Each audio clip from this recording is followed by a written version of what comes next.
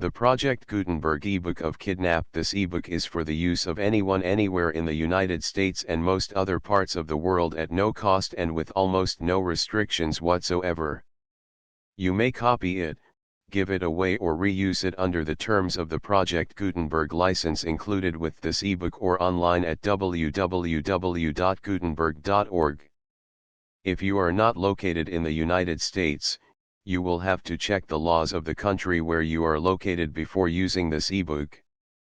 Title: Kidnapped. Author: Robert Louis Stevenson. Release date: January 16, 2006. Ebook number 421. Most recently updated, March 11, 2024. Language: English. Credits: produced by an anonymous volunteer and David Widger. Start of the Project Gutenberg ebook Kidnapped. Kidnapped by Robert Louis Stevenson. Illustrated by Louis Riad. Being memoirs of the adventures of David Balfour in the year 1751. How he was kidnapped and cast away, his sufferings in a desert isle, his journey in the wild highlands, his acquaintance with Alan Breck Stewart and other notorious Highland Jacobites, with all that he suffered at the hands of his uncle, Ebenezer Balfour of Shaw's, falsely so called, written by himself and now set forth by Robert Louis Stevenson with a preface by M.R.S. Stevenson. Preface to the biographical edition. Dedication. Chapter I, Chapter 2, Chapter 3, Chapter 4, Chapter V, Chapter 6, Chapter 7, Chapter 8, Chapter 9, Chapter X, Chapter 11, Chapter 12, Chapter 13, Chapter 14, Chapter 15, Chapter 16, Chapter 17, Chapter 18, Chapter 19, Chapter XX, Chapter XXI, Chapter XXII, Chapter XXII, Chapter XXIV, Chapter XXV, Chapter XXVI, Chapter XXVII, Chapter XXVII, Chapter XXIX, Chapter XXX. I set off upon my journey to the house of Shaw's. I come to my journey's end. I make acquaintance of my uncle. I run a great danger in the house of Shaw's. I go to the Queen's Ferry. What befell at the Queen's Ferry? I go to sea in the brig Covenant of Dysart. The round house. The man with the belt of gold. The siege of the round house. The captain knuckles under. I hear of the Red Fox. The loss of the brig. The islet. The lad with the silver button. Through the Isle of Mull. The lad with the silver button. Across Morven. The death of the Red Fox. Talk with Allen in the wood of Lettermore. The house of fear. The flight in the heather. The rocks. The flight in the heather. The hug of Corrynakeeg. The flight in the heather. The Moor Clooney's cage. The flight in the heather. The quarrel in Balquhidder. End of the flight. We pass the fourth. I come to Mr. Rankeillor. I go in quest of my inheritance. I come into my kingdom. Goodbye. Preface to the biographical edition. While my husband and Mr. Henley were engaged in writing plays in Bournemouth, they made a number of titles, hoping to use them in the future. Dramatic composition was not what my husband preferred, but the torrent of Mr. Henley's enthusiasm swept him off his feet. However, after several plays had been finished, and his health seriously impaired by his endeavors to keep up with Mr. Henley, playwriting was abandoned forever, and my husband returned to his legitimate vocation. Having added one of the titles, The Hanging Judge, to the list of projected plays, now thrown aside, and emboldened by my husband's offer to give me any help needed, I concluded to try and write it myself. As I wanted a trial scene in the Old Bailey, I chose the period of 1700 for my purpose, but being shamefully ignorant of my subject, and my husband confessing to little more knowledge than I possessed, a London bookseller was commissioned to send us everything he could procure bearing on Old Bailey trials. A great package came in response to our order, and very soon we were both absorbed, not so much in the trials as in following the brilliant career of a Mr. Garrow, who appeared as counsel in many of the cases. We sent for more books, and yet more, still intent on Mr. Garrow, whose subtle cross-examination of witnesses and masterly, if sometimes startling, methods of arriving at the truth seemed more thrilling to us than any novel. Occasionally other trials than those of the Old Bailey would be included in the package of books we received from London. Among these my husband found and read with avidity the Trial of James Stewart in Auchern in Durer of Appin for the murder of Colin Campbell of Gleanure, Efk, factor for his majesty on the forfeited estate of Ardfheal. My husband was always interested in this period of his country's history, and had already the intention of writing a story that should turn on the Appin murder. The tale was to be of a boy, David Balfour, supposed to belong to my husband's own family, who should travel in Scotland as though it were a foreign country, meeting with various adventures and misadventures by the way. From the trial of James Stewart my husband gleaned much valuable material for his novel, the most important being the character of Alan Breck. Aside from having described him as smallish in stature, my husband seems to have taken Alan Breck's personal appearance, even to his clothing, from the book. A letter from James Stewart to Mr. John Macfarlane, introduced as evidence in the trial, says, "There is one Alan Stewart, a distant friend of the late Ardshiels, who is in the French service, and came over in March last, as he said to some, in order to settle at home, to others, that he was to go soon back, and was, as I hear, the day that the murder was committed, seen not far from the place where it happened, and is not now to be seen, by which it is believed he was the actor. He is a desperate foolish fellow, and if he is guilty, came to the country for that very purpose. He is a tall, pock-pitted lad, very black hair, and wore a blue coat and metal buttons, an old red vest, and breeches of the same color. A second witness testified to having seen him wearing a blue coat with silver buttons, a red waistcoat, black shag breeches, tartan hose, and a feathered hat, with a big coat, dun-colored, a costume referred to by one of the council as French cloathes, which were remarkable. There are many incidents given in the trial that point to Alan's fiery spirit and Highland quickness to take offence. One witness declared also that the said Alan Breck threatened that he would challenge Baliviolan and his sons to fight because of his removing the declarant last year from Glendurr. On another page, Duncan Campbell, changekeeper at Anat, aged 35 years, married, witness cited, sworn, purged and examined ut supra, depones, that, in the month of April last, the deponent met with Alan Breck Stewart, with whom he was not acquainted, and John Stewart, in Auchnacoan, in the house of the walk miller of Auchofregan, and went on with them to the house. Alan Breck Stewart said, that he hated all the name of Campbell, and the deponent said, he had no reason for doing so. But Alan said, he had very good reason for it, that thereafter they left that house, and, after drinking a dram at another house, came to the deponent's house, where they went in, and drunk some drams, and Alan Breck renewed the former conversation, and the deponent, making the same answer, Alan said, that, if the deponent had any respect for his friends, he would tell them, that if they offered to turn out the possessors of Ardshiel's estate, he would make black cocks of them, before they entered into possession, by which the deponent understood shooting them, it being a common phrase in the country.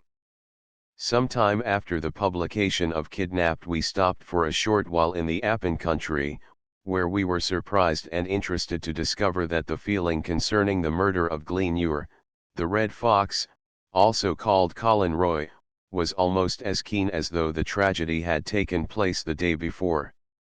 For several years my husband received letters of expostulation or commendation from members of the Campbell and Stewart clans.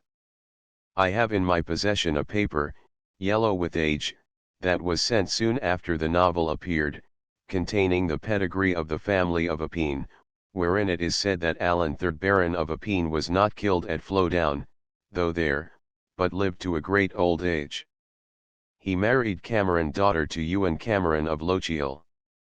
Following this is a paragraph stating that John Stewart, first of Ardshiel of his descendants Alan Breck, had better be omitted. Duncan Bayon Stewart in Achindarroch, his father was a bastard. One day, while my husband was busily at work, I sat beside him reading an old cookery book called The Complete Housewife, or Accomplished Gentlewoman's Companion. In the midst of receipts for rabbits, and chickens mumbled, pickled samphire, scurrid pie, baked tansy, and other forgotten delicacies, there were directions for the preparation of several lotions for the preservation of beauty. One of these was so charming that I interrupted my husband to read it aloud. "Just what I wanted," he exclaimed, and the receipt for the lily of the valley water was instantly incorporated into Kidnapped.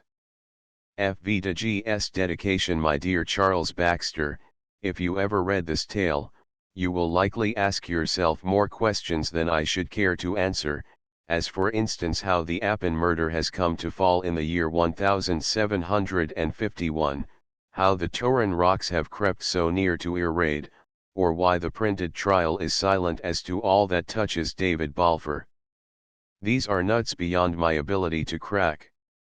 But if you tried me on the point of Alan's guilt or innocence, I think I could defend the reading of the text. To this day you will find the tradition of Appin clear in Alan's favor. If you inquire, you may even hear that the descendants of the other man who fired the shot are in the country to this day. But that other man's name, inquire as you please, you shall not hear, for the Highlander values a secret for itself and for the congenial exercise of keeping it. I might go on for long to justify one point and own another indefensible. It is more honest to confess at once how little I am touched by the desire of accuracy.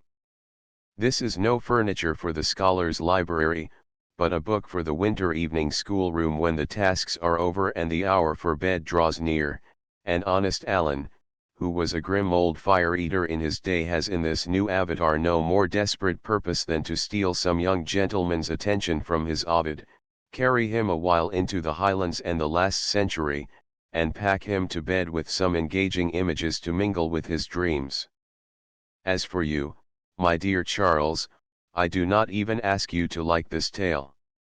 But perhaps when he is older, your son will.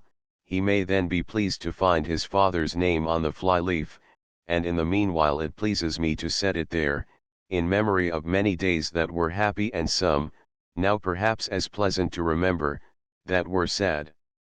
If it is strange for me to look back from a distance both in time and space on these bygone adventures of our youth, it must be stranger for you who tread the same streets, who may tomorrow open the door of the old speculative, where we begin to rank with Scott and Robert Emmet and the beloved and inglorious Mahabeen, or may pass the corner of the close where that great society, the LJR, held its meetings and drank its beer, sitting in the seats of Burns and his companions. I think I see you, moving there by plain daylight, beholding with your natural eyes those places that have now become for your companion a part of the scenery of dreams. How, in the intervals of present business, the past must echo in your memory. Let it not echo often without some kind thoughts of your friend, R.L.S. Scarivore, Bournemouth. Chapter I set off upon my journey to the house of Shaws will begin the story of my adventures with a certain morning early in the month of June, the year of grace 1751, when I took the key for the last time out of the door of my father's house.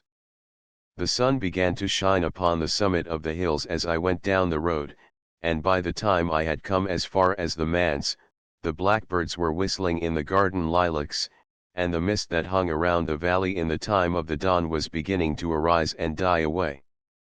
Mr. Campbell, the minister of Essendian, was waiting for me by the garden gate. Good man. He asked me if I had breakfasted, and hearing that I lacked for nothing, he took my hand in both of his and clapped it kindly under his arm. "Well, Davy, lad," said he, "I will go with you as far as the ford, to set you on the way." And we began to walk forward in silence. "Are ye sorry to leave Essendian?" said he, after a while. "Why, sir," said I, "if I knew where I was going, or what was likely to become of me, I would tell you candidly.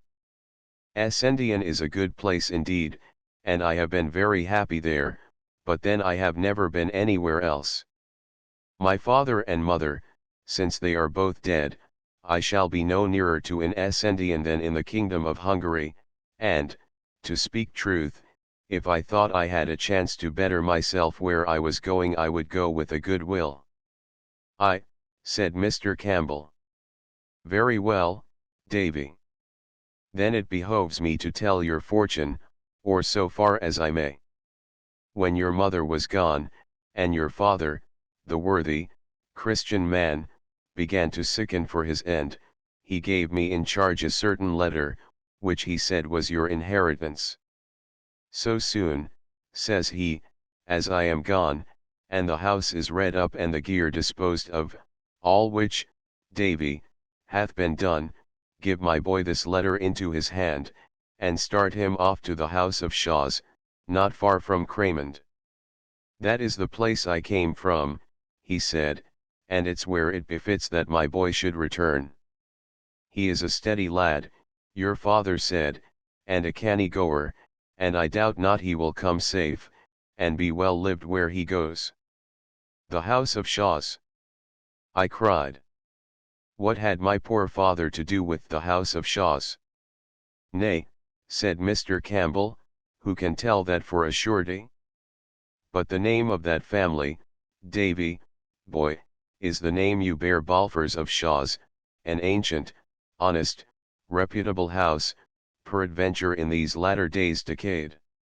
Your father, too, was a man of learning as befitted his position, no man more plausibly conducted school, nor had he the manner or the speech of a common dominie, but, as ye will yourself remember, I took a pleasure to have him to the manse to meet the gentry, and those of my own house, Campbell of Keelrenay, Campbell of Dunswire, Campbell of Minch, and others, all well-kenned gentlemen, had pleasure in his society. Lastly, to put all the elements of this affair before you, here is the testamentary letter itself, superscribed by the own hand of our departed brother. He gave me the letter, which was addressed in these words, to the hands of Ebenezer Balfour, Esquire, of Shaws, in his house of Shaws. These will be delivered by my son, David Balfour. My heart was beating hard at this great prospect now suddenly opening before a lad of 17 years of age, the son of a poor country dominie in the forest of Ettrick. Mr. Campbell, I stammered, and if you were in my shoes, would you go? Of a surety, said the minister, that would I, and without pause. A pretty lad like you should get to Craymond, which is near in by Edinburgh, in 2 days of walk. If the worst came to the worst, and your high relations, as I cannot but suppose them to be somewhat of your blood, should put you to the door, ye can but walk the 2 days back again and risp at the man's door. But I would rather hope that ye shall be well received, as your poor father forecast for you, and for anything that I can come to be a great man in time. And here, Davy, laddie, he resumed, it lies near upon my conscience to improve this parting, and set you on the right guard against the dangers of the world.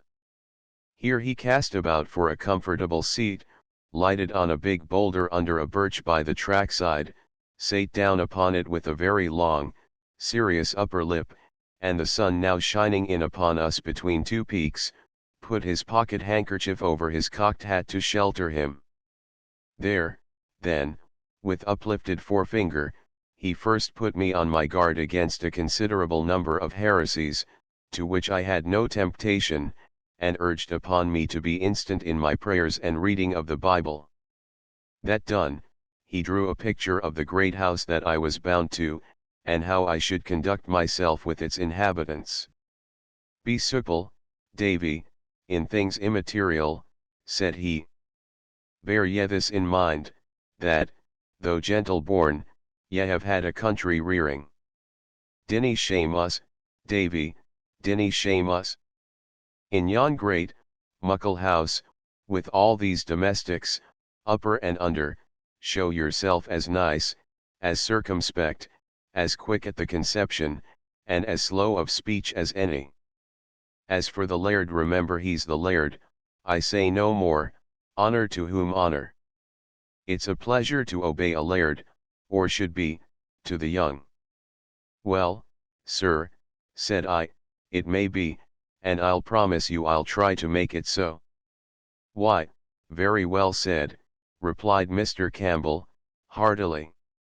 And now to come to the material, or, to make a quibble, to the immaterial. I have here a little packet which contains 4 things. He tugged it, as he spoke, and with some great difficulty, from the skirt pocket of his coat. Of these 4 things, the first is your legal due, the little pickle money for your father's books and plenishing, which I have bought, as I have explained from the first, in the design of reselling at a profit to the incoming dominie. The other 3 are gifties that Mrs. Campbell and myself would be blithe of your acceptance. The first, which is round, will likely please ye best at the first off-go, but, oh Davy, laddie, it's but a drop of water in the sea, it'll help you but a step, and vanish like the morning. The second, which is flat and square and written upon, will stand by you through life, like a good staff for the road, and a good pillow to your head in sickness. And as for the last, which is cubical, that'll see you, it's my prayerful wish, into a better land. With that he got upon his feet, took off his hat, and prayed a little while aloud, and in affecting terms, for a young man setting out into the world, then suddenly took me in his arms and embraced me very hard, then held me at arm's length, looking at me with his face all working with sorrow, and then whipped about, and crying good-bye to me, set off backward by the way that we had come at a sort of jogging run. It might have been laughable to another, but I was in no mind to laugh. I watched him as long as he was in sight, and he never stopped hurrying, nor once looked back. Then it came in upon my mind that this was all his sorrow at my departure, and my conscience smote me hard and fast, because I, for my part, was overjoyed to get away out of that quiet countryside, and go to a great, busy house, among rich and respected gentlefolk of my own name and blood. Davy, I thought, was ever seen such black ingratitude? Can you forget old favors and old friends at the mere whistle of a name? Fie, think shame. And I sat down on the boulder the good man had just left, and opened the parcel to see the nature of my gifts.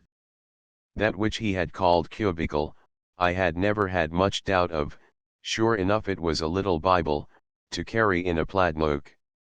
That which he had called round, I found to be a shilling piece, and the third, which was to help me so wonderfully both in health and sickness all the days of my life, was a little piece of coarse yellow paper, written upon thus in red ink, to make Lily of the Valley water take the flowers of Lily of the Valley and distill them in sack, and drink a spoonful or 2 as there is occasion. It restores speech to those that have the dumb palsy. It is good against the gout, it comforts the heart and strengthens the memory, and the flowers, put into a glass, close stopped, and set into on a hill of ants for a month, then take it out, and you will find a liquor which comes from the flowers, which keep in a vial, it is good, ill, or well, and whether man or woman. And then, in the minister's own hand, was added, likewise for sprains, rub it in, and for the colic, a great spoonful in the hour. To be sure, I laughed over this, but it was rather tremulous laughter, and I was glad to get my bundle on my staff's end and set out over the ford and up the hill upon the farther side, till, just as I came on the green drove road running wide through the heather, I took my last look of Kirk Essendian, the trees about the manse, and the big rowans in the kirkyard where my father and my mother lay. Chapter 2 I come to my journey's end, and the forenoon of the second day, coming to the top of a hill, I saw all the country fall away before me down to the sea, and in the midst of this descent, on a long ridge, the city of Edinburgh smoking like a kill. There was a flag upon the castle, and ships moving or lying anchored in the firth, both of which, for as far away as they were, I could distinguish clearly, and both brought my country heart into my mouth. Presently after, I came by a house where a shepherd lived, and got a rough direction for the neighborhood of Cramond, and so, from one to another, worked my way to the westward of the capital by Colinton, till I came out upon the Glasgow road. And there, to my great pleasure and wonder, I beheld a regiment marching to the fifes, every foot in time, an old red-faced general on a grey horse at the one end, and at the other the company of grenadiers, with their pope's hats. The pride of life seemed to mount into my brain at the sight of the red coats and the hearing of that merry music. A little farther on, and I was told I was in Cramond parish, and began to substitute in my inquiries the name of the house of Shaws. It was a word that seemed to surprise those of whom I sought my way. At first I thought the plainness of my appearance, in my country habit, and that all dusty from the road, consorted ill with the greatness of the place to which I was bound. But after two, or maybe three, had given me the same look and the same answer, I began to take it in my head there was something strange about the Shaws itself. The better to set this fear at rest, I changed the form of my inquiries, and spying an honest fellow coming along a lane on the shaft of his cart, I asked him if he had ever heard tell of a house they called the House of Shaws. He stopped his cart and looked at me, like the others. I said he. What for? It's a great house. I asked. Doubtless, says he. The house is a big, muckle house. Said I, but the folk that are in it. Folk, cried he. Are ye daft? There's nae folk there to call folk. What, say I, not Mr. Ebenezer. Oh you, I says the man, there's the laird, to be sure, if it's him you're wanting. What'll like be your business, Manny? I was led to think that I would get a situation, I said, looking as modest as I could. What, cries the carter, in so sharp a note that his very horse started, and then, well, Manny, he added, it's none of my affairs, but ye seem a decent spoken lad, and if ye'll take a word from me, ye'll keep clear of the Shaws. The next person I came across was a dapper little man in a beautiful white wig, whom I saw to be a barber on his rounds, and knowing well that barbers were great gossips, I asked him plainly what sort of a man was Mr. Balfour of the Shaws. Hoot, hoot, said the barber, nae kind of a man, nae kind of a man at all, and began to ask me very shrewdly what my business was, but I was more than a match for him at that, and he went on to his next customer no wiser than he came. I cannot well describe the blow this dealt to my illusions. The more indistinct the accusations were, the less I liked them, for they left the wider field to fancy. What kind of a great house was this, that all the parish should start and stare to be asked the way to it? Or what sort of a gentleman, that his ill fame should be thus current on the wayside? If an hour's walking would have brought me back to Essendian, I had left my adventure then and there, and returned to Mr. Camel's. But when I had come so far away already, mere shame would not suffer me to desist till I had put the matter to the touch of proof. I was bound, out of mere self-respect, to carry it through, and little as I liked the sound of what I heard, and slow as I began to travel, I still kept asking my way and still kept advancing. It was drawing on to sundown when I met a stout, dark, sour-looking woman coming trudging down a hill, and she, when I had put my usual question, turned sharp about, accompanied me back to the summit she had just left, and pointed to a great bulk of building standing very bare upon a green in the bottom of the next valley. The country was pleasant round about, running in low hills, pleasantly watered and wooded, and the crops, to my eyes, wonderfully good, but the house itself appeared to be a kind of ruin. No road led up to it, no smoke arose from any of the chimneys, nor was there any semblance of a garden. My heart sank. That, I cried. The woman's face lit up with a malignant anger. That is the house of Shaw's, she cried. Blood built it, blood stopped the building of it, blood shall bring it down. See here, she cried again. I spit upon the ground, and crack my thumb at it. Black be its fall.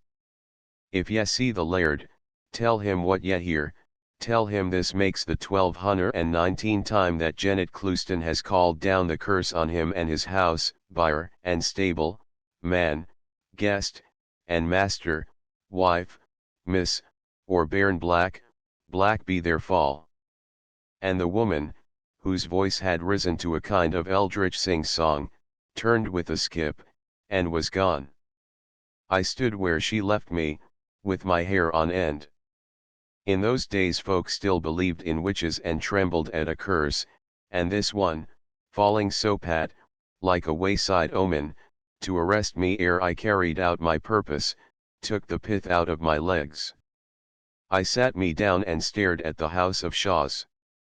The more I looked, the pleasanter that countryside appeared, being all set with hawthorn bushes full of flowers, the fields dotted with sheep, a fine flight of rooks in the sky, and every sign of a kind soil and climate, and yet the barrack in the midst of it went sore against my fancy. Country folk went by from the fields as I sat there on the side of the ditch, but I lacked the spirit to give them a good e'en. At last the sun went down, and then, right up against the yellow sky, I saw a scroll of smoke go mounting, not much thicker, as it seemed to me, than the smoke of a candle, but still there it was, and meant a fire, and warmth, and cookery, and some living inhabitant that must have lit it, and this comforted my heart. So I set forward by a little faint track in the grass that led in my direction. It was very faint indeed to be the only way to a place of habitation, yet I saw no other. Presently it brought me to stone uprights, with an unroofed lodge beside them, and coats of arms upon the top. A main entrance it was plainly meant to be, but never finished. Instead of gates of wrought iron, a pair of hurdles were tied across with a straw rope, and as there were no park walls, nor any sign of avenue, the track that I was following passed on the right hand of the pillars, and went wandering on toward the house. The nearer I got to that, the drearier it appeared. It seemed like the one wing of a house that had never been finished. What should have been the inner end stood open on the upper floors, and showed against the sky with steps and stairs of uncompleted masonry. Many of the windows were unglazed, and bats flew in and out like doves out of a dovecote. The night had begun to fall as I got close, and in 3 of the lower windows, which were very high up and narrow, and well barred, the changing light of a little fire began to glimmer. Was this the palace I had been coming to? Was it within these walls that I was to seek new friends and begin great fortunes? Why, in my father's house on Essen Waterside, the fire and the bright lights would show a mile away, and the door open to a beggar's knock. I came forward cautiously, and giving ear as I came, heard some one rattling with dishes, and a little dry, eager cough that came in fits, but there was no sound of speech, and not a dog barked. The door, as well as I could see it in the dim light, was a great piece of wood all studded with nails, and I lifted my hand with a faint heart under my jacket, and knocked once. Then I stood and waited. The house had fallen into a dead silence, a whole minute passed away, and nothing stirred but the bats overhead. I knocked again, and hearkened again. By this time my ears had grown so accustomed to the quiet, that I could hear the ticking of the clock inside as it slowly counted out the seconds, but whoever was in that house kept deadly still, and must have held his breath. I was in 2 minds whether to run away, but anger got the upper hand, and I began instead to rain kicks and buffets on the door, and to shout out aloud for Mr. Balfour. I was in full career, when I heard the cough right overhead, and jumping back and looking up, beheld a man's head in a tall nightcap, and the bell mouth of a blunderbuss, at one of the first-story windows. "It's loaded," said a voice. "I have come here with a letter," I said, "to Mr. Ebenezer Balfour of Shaw's." "Is he here?" "From whom is it?" asked the man with the blunderbuss. "That is neither here nor there," said I, for I was growing very wroth. "Well," was the reply, "ye can put it down upon the doorstep, and be off with ye." "I will do no such thing," I cried. "I will deliver it into Mr. Balfour's hands, as it was meant I should. It is a letter of introduction." "Eh, what?" cried the voice, sharply. I repeated what I had said. "Who are ye, yourself?" was the next question, after a considerable pause. "I am not ashamed of my name," said I. "They call me David Balfour." At that, I made sure the man started, for I heard the blunderbuss rattle on the window sill, and it was after quite a long pause, and with a curious change of voice, that the next question followed: "Is your father dead?" I was so much surprised at this, that I could find no voice to answer, but stood staring. The man resumed, "He'll be dead, no doubt, and that'll be what brings ye chapping to my door." Another pause, and then defiantly, "Well, man," he said, "I'll let ye in," and he disappeared from the window.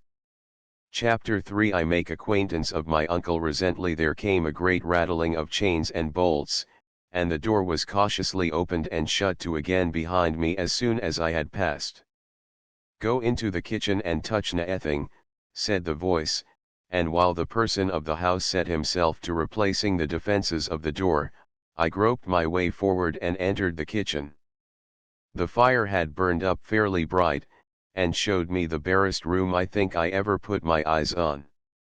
Half a dozen dishes stood upon the shelves, the table was laid for supper with a bowl of porridge, a horn spoon, and a cup of small beer. Besides what I have named, there was not another thing in that great, stone-vaulted, empty chamber but lock-fast chests arranged along the wall and a corner cupboard with a padlock. As soon as the last chain was up, the man rejoined me.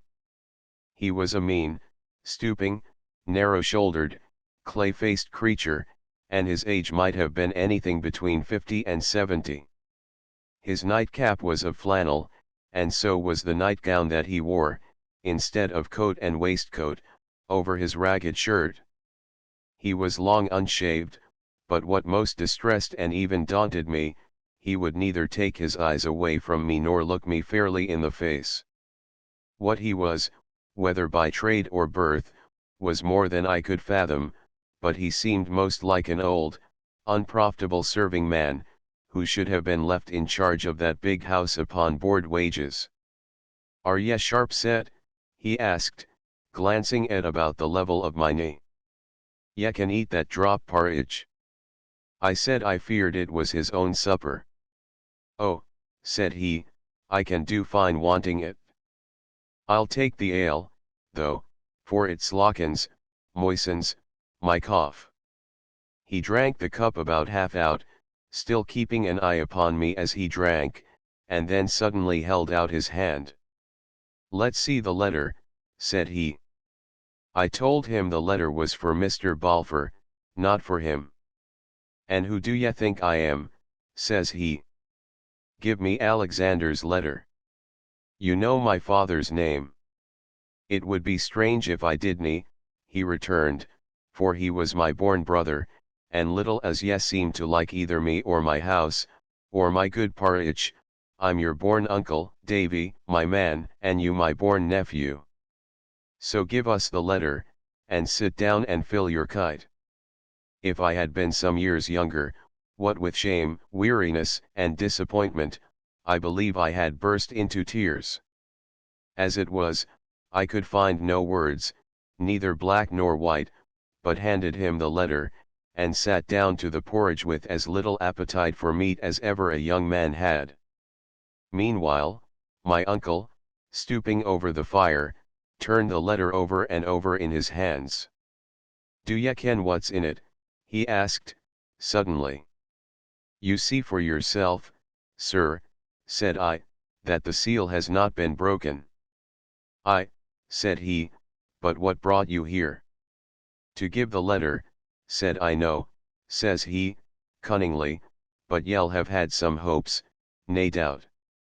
I confess, sir, said I, when I was told that I had kinsfolk well to do, I did indeed indulge the hope that they might help me in my life. But I am no beggar, I look for no favours at your hands, and I want none that are not freely given. For as poor as I appear, I have friends of my own that will be blithe to help me. Hoot toot, said Uncle Ebenezer, dinny fly up in the snuff at me. We'll agree fine yet. And, Davy, my man, if you're done with that bit porridge, I could just take a sup of it myself. He continued, as soon as he had ousted me from the stool and spoon, they're fine, halesome food, they're grand food, porridge. He murmured a little grace to himself and fell to. Your father was very fond of his meat, I mind, he was a hearty, if not a great eater, but as for me, I could never do mair than pike at food. He took a pull at the small beer, which probably reminded him of hospitable duties, for his next speech ran thus, if ye're dry ye'll find water behind the door. To this I returned no answer, standing stiffly on my 2 feet, and looking down upon my uncle with a mighty angry heart. He, on his part, continued to eat like a man under some pressure of time, and to throw out little darting glances now at my shoes and now at my homespun stockings. Once only, when he had ventured to look a little higher, our eyes met, and no thief taken with a hand in a man's pocket could have shown more lively signals of distress. This set me in a muse, whether his timidity arose from too long a disuse of any human company, and whether perhaps, upon a little trial, it might pass off, and my uncle change into an altogether different man. From this I was awakened by his sharp voice. Your father's been long dead, he asked. 3 weeks, sir, said I. He was a secret man, Alexander, a secret, silent man, he continued. He never said muckle when he was young. He'll never have spoken muckle of me. I never knew, sir, till you told it me yourself, that he had any brother. Dear me, said Ebenezer. Nor yet of Shaw's, I dare say. Not so much as the name, sir, said I. To think o' that, said he. A strange nature of a man. For all that, he seemed singularly satisfied, but whether with himself, or me, or with this conduct of my father's, was more than I could read. Certainly, however, he seemed to be outgrowing that distaste, or ill will, that he had conceived at first against my person, for presently he jumped up, came across the room behind me, and hit me a smack upon the shoulder. We'll agree fine yet, he cried.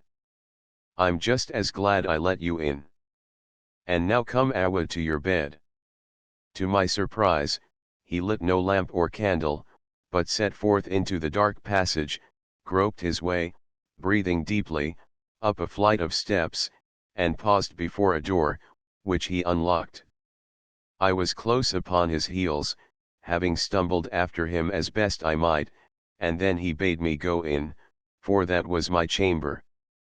I did as he bid, but paused after a few steps, and begged a light to go to bed with. Hoot toot, said Uncle Ebenezer, there's a fine moon.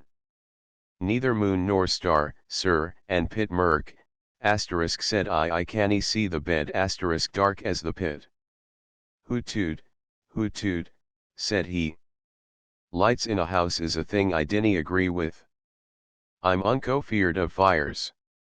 Good night to ye, Davy, my man. And before I had time to add a further protest, he pulled the door to, and I heard him lock me in from the outside. I did not know whether to laugh or cry. The room was as cold as a well, and the bed, when I had found my way to it, as damp as a peat hag, but by good fortune I had caught up my bundle and my plaid, and rolling myself in the latter, I lay down upon the floor under lee of the big bedstead, and fell speedily asleep. With the first peep of day I opened my eyes, to find myself in a great chamber, hung with stamped leather, furnished with fine embroidered furniture, and lit by 3 fair windows. 10 years ago, or perhaps 20, it must have been as pleasant a room to lie down or to awake in as a man could wish, but damp, dirt, disuse, and the mice and spiders had done their worst since then. Many of the window panes, besides, were broken, and indeed this was so common a feature in that house, that I believe my uncle must at some time have stood a siege from his indignant neighbors, perhaps with Janet Clouston at their head. Meanwhile the sun was shining outside, and being very cold in that miserable room, I knocked and shouted till my jailer came and let me out. He carried me to the back of the house, where was a draw-well, and told me to wash my face there, if I wanted, and when that was done, I made the best of my own way back to the kitchen, where he had lit the fire and was making the porridge. The table was laid with 2 bowls and 2 horn spoons, but the same single measure of small beer. Perhaps my eye rested on this particular with some surprise, and perhaps my uncle observed it, for he spoke up as if in answer to my thought, asking me if I would like to drink ale, for so he called it. I told him such was my habit, but not to put himself about. N.A., said he, I'll deny you nothing in reason. He fetched another cup from the shelf, and then, to my great surprise, instead of drawing more beer, he poured an accurate half from one cup to the other.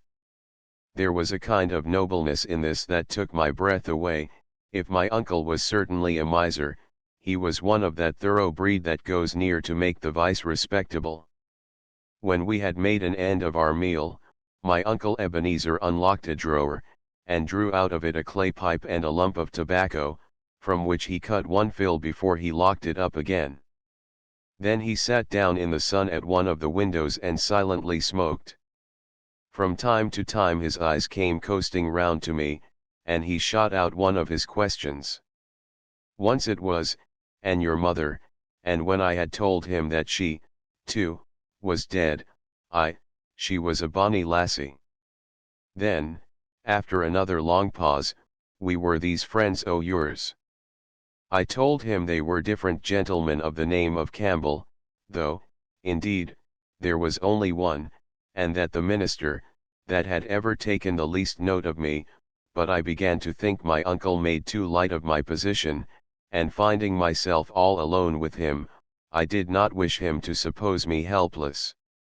He seemed to turn this over in his mind, and then, "Davy, my man," said he, "ye come to the right bit when ye came to your uncle Ebenezer.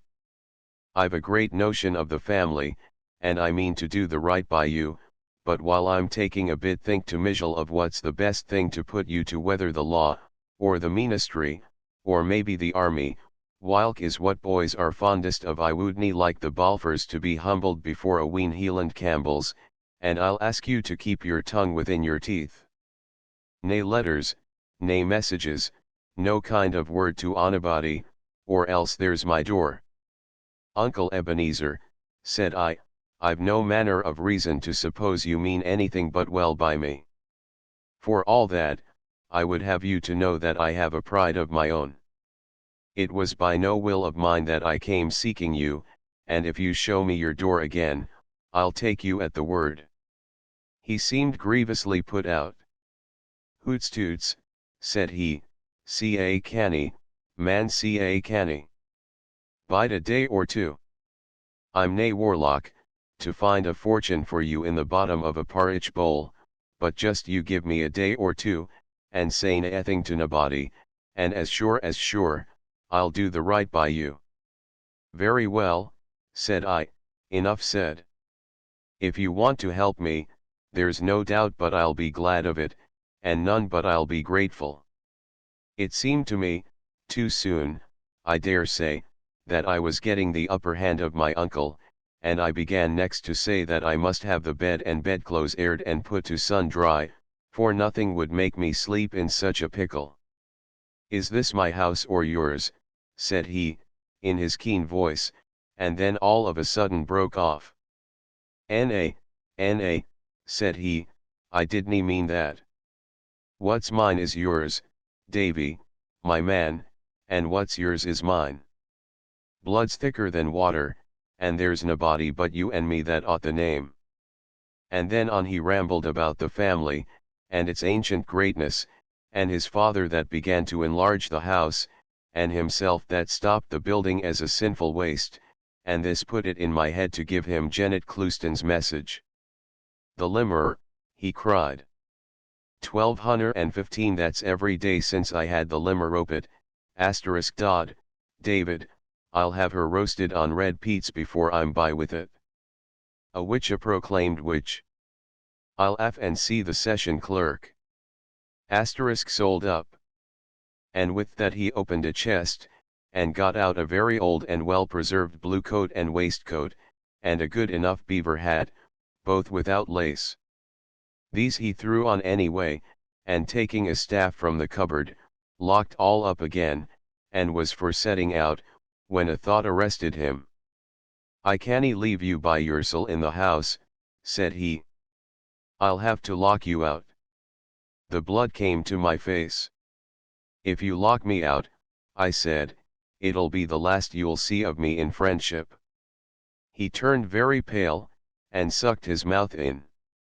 "This is no the way," he said, looking wickedly at a corner of the floor, "this is no the way to win my favor, David."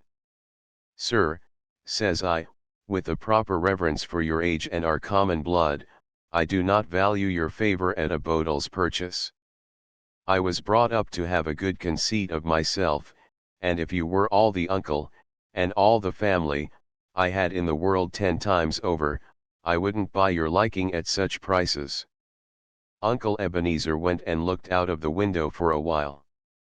I could see him all trembling and twitching, like a man with palsy. But when he turned round, he had a smile upon his face. "Well, well," said he, "we must bear and forbear. I'll no go, that's all that's to be said of it." "Uncle Ebenezer," I said, "I can make nothing out of this. You use me like a thief, you hate to have me in this house, you let me see it, every word and every minute, it's not possible that you can like me, and as for me, I've spoken to you as I never thought to speak to any man. Why do you seek to keep me, then? Let me gang back to the friends I have, and that like me." "N.A., N.A., N.A., N.A., he said, very earnestly. "I like you fine, we'll agree fine yet, and for the honor of the house I couldn't let you leave the way ye came. Bide here quiet, there's a good lad, just you bide here quiet a bitty, and ye'll find that we agree." "Well, sir," said I, after I had thought the matter out in silence, "I'll stay a while. It's more just I should be helped by my own blood than strangers, and if we don't agree, I'll do my best it shall be through no fault of mine." Chapter 4 I run a great danger in the house of Shaw's, or a day that was begun so ill, the day passed fairly well. We had the porridge cold again at noon, and hot porridge at night. Porridge and small beer was my uncle's diet. He spoke but little, and that in the same way as before, shooting a question at me after a long silence, and when I sought to lead him to talk about my future, slipped out of it again. In a room next door to the kitchen, where he suffered me to go, I found a great number of books, both Latin and English, in which I took great pleasure all the afternoon. Indeed, the time passed so lightly in this good company, that I began to be almost reconciled to my residence at Shaw's, and nothing but the sight of my uncle, and his eyes playing hide and seek with mine, revived the force of my distrust. One thing I discovered, which put me in some doubt. This was an entry on the flyleaf of a chap book, one of Patrick Walker's, plainly written by my father's hand and thus conceived, to my brother Ebenezer on his 5th birthday. Now, what puzzled me was this, that, as my father was of course the younger brother, he must either have made some strange error, or he must have written, before he was yet 5, an excellent, clear manly hand of writing. I tried to get this out of my head, but though I took down many interesting authors, old and new, history, poetry, and storybook, this notion of my father's hand of writing stuck to me, and when at length I went back into the kitchen, and sat down once more to porridge and small beer, the first thing I said to Uncle Ebenezer was to ask him if my father had not been very quick at his book. Alexander? Know him, was the reply. I was far quicker, Mijel, I was a clever chappie when I was young.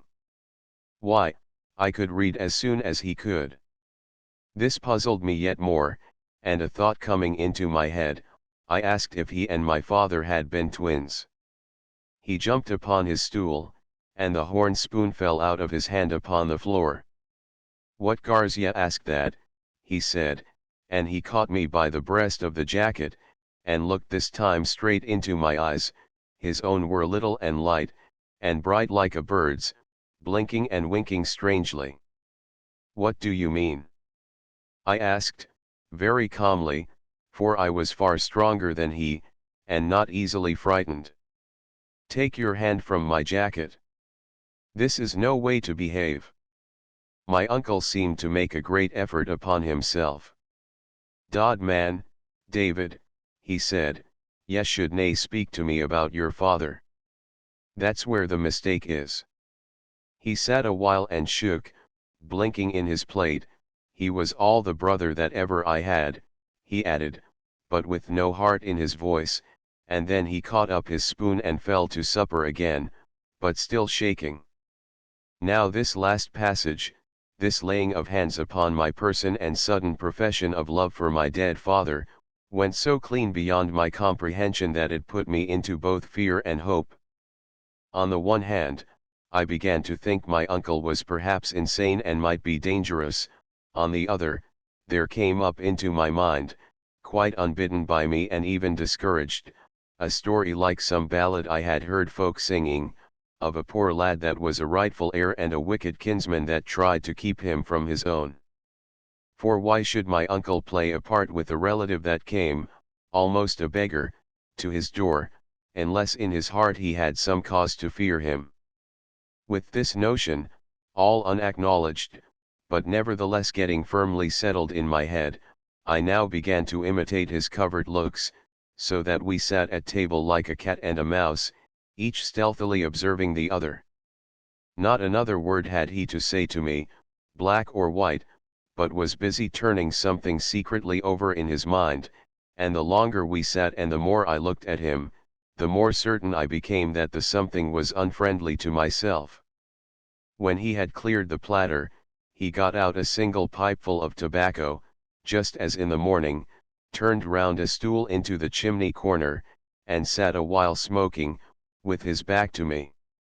Davy, he said, at length, I been thinking. Then he paused, and said it again. There's a wee bit siller that I have promised ye before ye were born, he continued, promised it to your father. Oh, naething legal, ye understand, just gentlemen daffing at their wine. Well, I keep it that bit money separate. It was a great expense, but a promise is a promise, and it has grown by now to be a matter of just precisely, just exactly, and here he paused and stumbled, of just exactly £40. This last he rapped out with a sidelong glance over his shoulder, and the next moment added, almost with a scream, Scots. The pound Scots being the same thing as an English shilling, the difference made by this second thought was considerable. I could see, besides, that the whole story was a lie, invented with some end which it puzzled me to guess, and I made no attempt to conceal the tone of raillery in which I answered, oh, think again, sir. Pounds sterling, I believe. "That's what I said," returned my uncle, "pounds sterling. And if you'll step out by to the door a minute, just to see what kind of a night it is, I'll get it out to ye and call ye in again." I did his will, smiling to myself in my contempt that he should think I was so easily to be deceived. It was a dark night, with a few stars low down, and as I stood just outside the door, I heard a hollow moaning of wind far off among the hills. I said to myself there was something thundery and changeful in the weather, and little knew of what a vast importance that should prove to me before the evening passed. When I was called in again, my uncle counted out into my hand 37 golden guinea pieces, the rest was in his hand, in small gold and silver, but his heart failed him there, and he crammed the change into his pocket. "There," said he, "that'll show you. I'm a queer man, and strange wi strangers, but my word is my bond, and there's the proof of it." Now, my uncle seemed so miserly that I was struck dumb by this sudden generosity, and could find no words in which to thank him. "No a word," said he. "Nay thanks, I want nae thanks. I do my duty. I'm no saying that everybody would have done it, but for my part, though I'm a careful body, too, it's a pleasure to me to do the right by my brother's son, and it's a pleasure to me to think that now we'll agree as such near friends should." I spoke him in return as handsomely as I was able, but all the while I was wondering what would come next, and why he had parted with his precious guineas, for as to the reason he had given, a baby would have refused it. Presently he looked towards me sideways. "And see here," says he, "tit for tat." I told him I was ready to prove my gratitude in any reasonable degree, and then waited, looking for some monstrous demand. And yet, when at last he plucked up courage to speak, it was only to tell me, very properly, as I thought, that he was growing old and a little broken, and that he would expect me to help him with the house and the bit garden. I answered, and expressed my readiness to serve. "Well," he said, "let's begin." He pulled out of his pocket a rusty key. "There," says he, "there's the key of the stair tower at the far end of the house.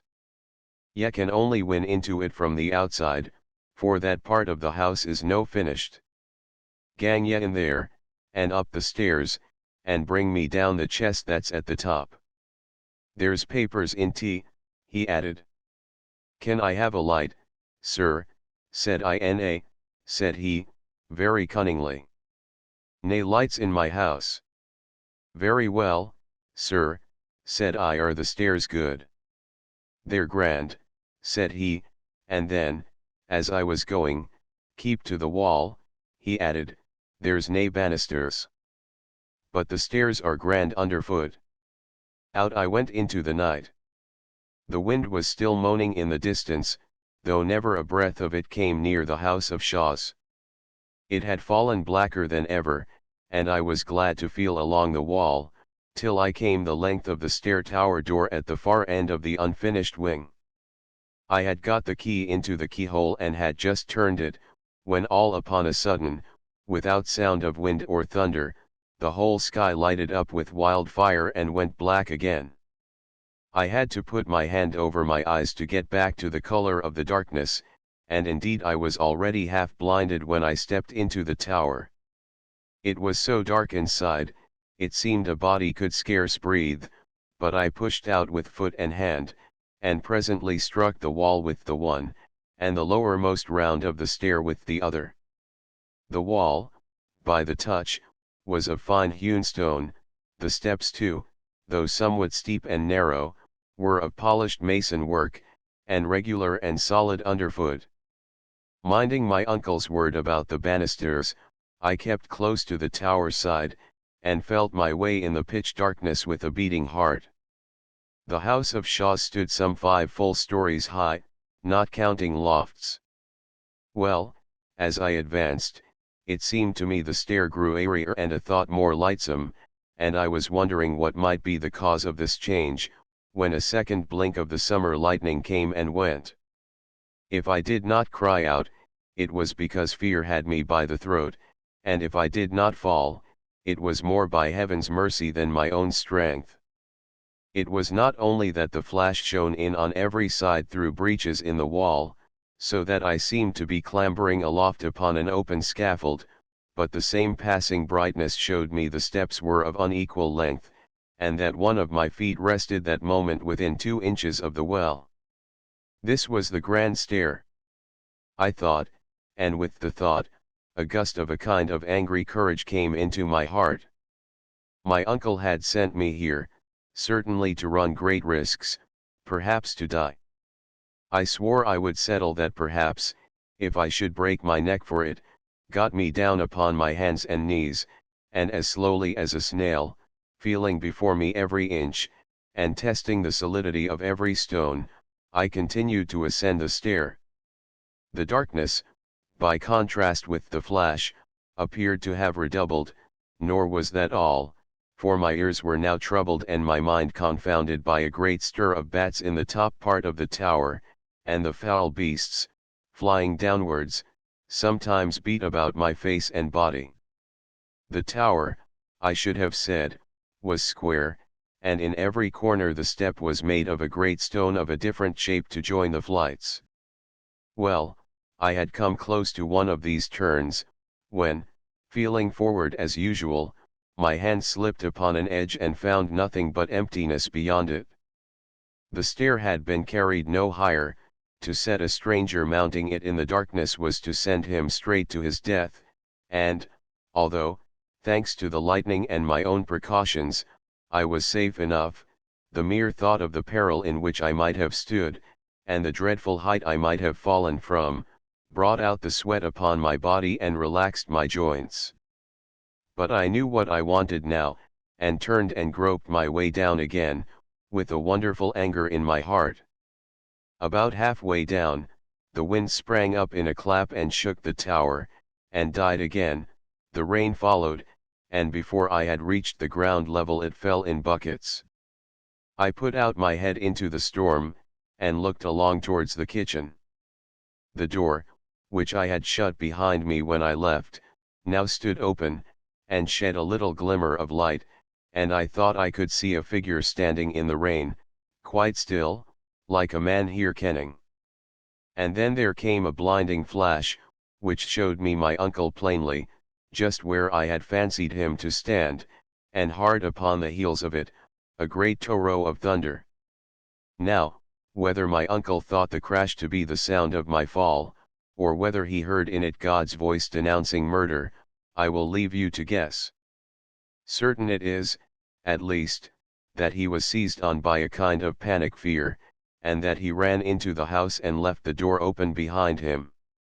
I followed as softly as I could, and, coming unheard into the kitchen, stood and watched him. He had found time to open the corner cupboard and bring out a great case bottle of aqua vitae, and now sat with his back towards me at the table. Ever and again he would be seized with a fit of deadly shuddering and groan aloud, and carrying the bottle to his lips, drink down the raw spirits by the mouthful. I stepped forward, came close behind him where he sat, and suddenly clapping my 2 hands down upon his shoulders, "Ah!" cried I. My uncle gave a kind of broken cry like a sheep's bleat, flung up his arms, and tumbled to the floor like a dead man. I was somewhat shocked at this, but I had myself to look to first of all, and did not hesitate to let him lie as he had fallen. The keys were hanging in the cupboard, and it was my design to furnish myself with arms before my uncle should come again to his senses and the power of devising evil. In the cupboard were a few bottles, some apparently of medicine, a great many bills and other papers, which I should willingly enough have rummaged, had I had the time, and a few necessaries that were nothing to my purpose. Thence I turned to the chests. The first was full of meal, the second of money bags and papers tied into sheaves, in the third, with many other things, and these for the most part clothes, I found a rusty, ugly-looking Highland dirk without the scabbard. This, then, I concealed inside my waistcoat, and turned to my uncle. He lay as he had fallen, all huddled, with one knee up and one arm sprawling abroad. His face had a strange color of blue, and he seemed to have ceased breathing. Fear came on me that he was dead. Then I got water and dashed it in his face, and with that he seemed to come a little to himself, working his mouth and fluttering his eyelids. At last he looked up and saw me, and there came into his eyes a terror that was not of this world. "Come, come," said I, "sit up. Are ya alive?" he sobbed. "Oh man, are ya alive?"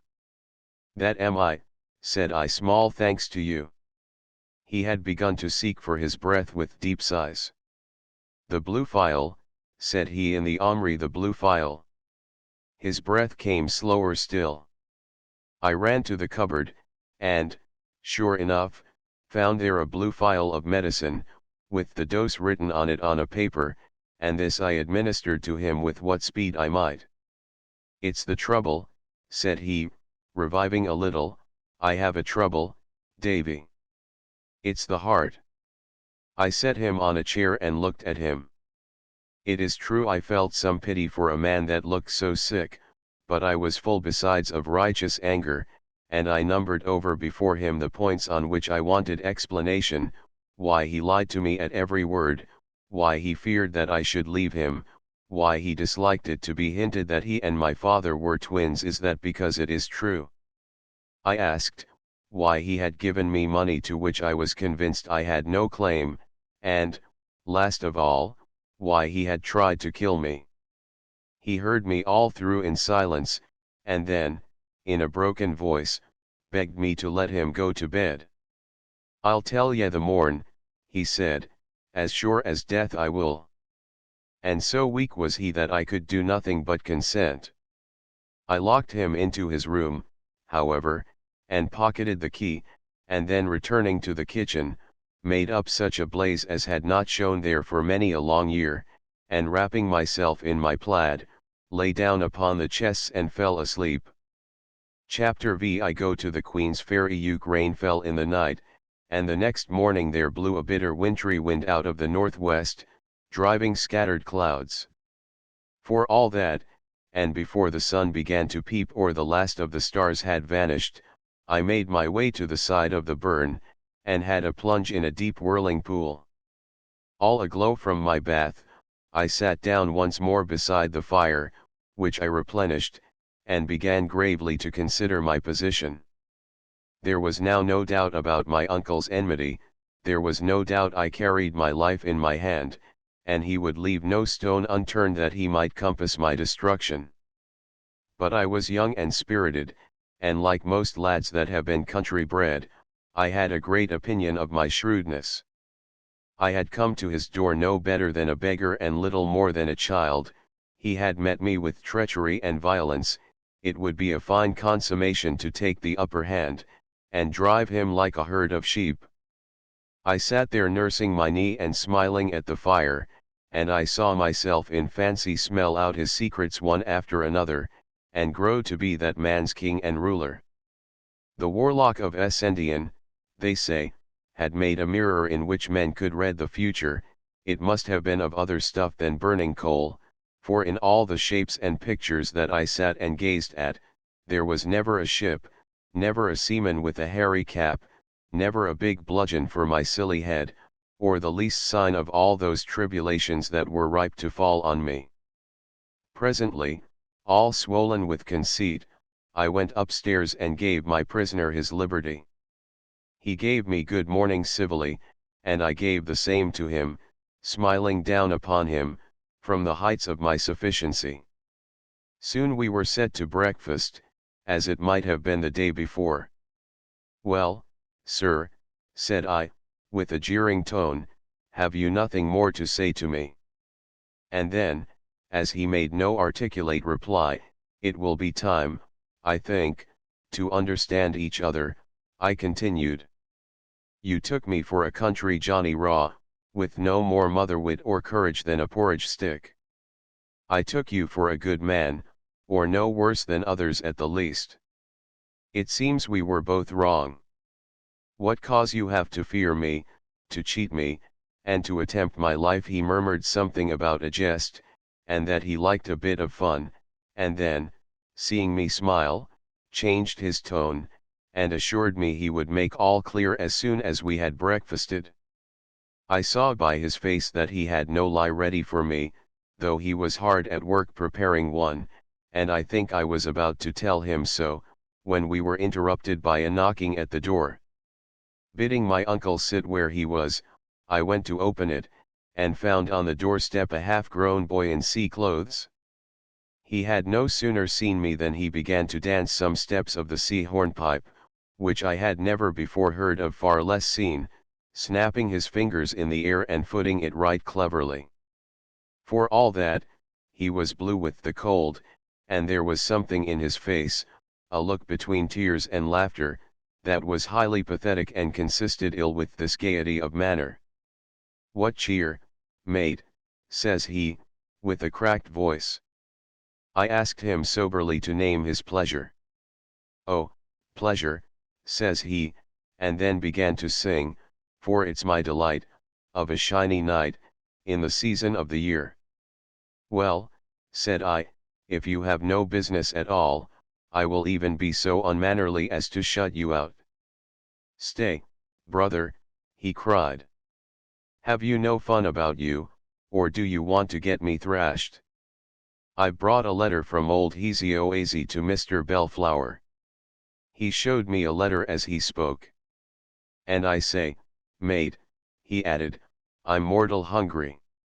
"Well," said I, "come into the house, and you shall have a bite if I go empty for it." With that I brought him in and set him down to my own place, where he fell to greedily on the remains of breakfast, winking to me between whiles, and making many faces, which I think the poor soul considered manly. Meanwhile, my uncle had read the letter and sat thinking. Then, suddenly, he got to his feet with a great air of liveliness, and pulled me apart into the farthest corner of the room. "Read that," said he, and put the letter in my hand. "Here it is, lying before me as I write, the Hawes Inn, at the Queen's Ferry. Sir, I lie here with my hawser up and down, and send my cabin boy to inform. If you have any further commands for overseas, today will be the last occasion, as the wind will serve us well out of the Firth. I will not seek to deny that I have had crosses with your doer Mr. Rankeillor, of which, if not speedily read up, you may look to see some losses follow. I have drawn a bill upon you, as per margin, and am, sir, your most obed, humble servant, Elias Hosezin. Agent. You see, Davy, resumed my uncle, as soon as he saw that I had done, I have a venture with this man Hosezin, the captain of a trading brig, the Covenant, of Dysart. Now, if you and me was to walk over with yon lad, I could see the captain at the hawse, or maybe on board the Covenant if there was papers to be signed, and so far from a loss of time, we can jog on to the lawyer, Mr. Rankeillor's. After a that's come and gone, ye would be sway to believe me upon my naked word, but ye'll believe Rankeillor.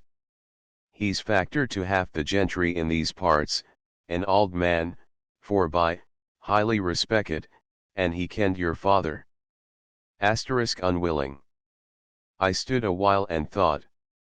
I was going to some place of shipping, which was doubtless populous, and where my uncle durst attempt no violence, and, indeed, even the society of the cabin boy so far protected me. Once there, I believed I could force on the visit to the lawyer, even if my uncle were now insincere in proposing it, and, perhaps, in the bottom of my heart, I wished a nearer view of the sea and ships. You are to remember I had lived all my life in the inland hills, and just 2 days before had my first sight of the Firth lying like a blue floor, and the sailed ships moving on the face of it, no bigger than toys. One thing with another, I made up my mind. Very well, says I, let us go to the ferry. My uncle got into his hat and coat, and buckled an old rusty cutlass on, and then we trod the fire out, locked the door, and set forth upon our walk. The wind, being in that cold quarter the northwest, blew nearly in our faces as we went. It was the month of June, the grass was all white with daisies, and the trees with blossom, but, to judge by our blue nails and aching wrists, the time might have been winter and the whiteness a December frost.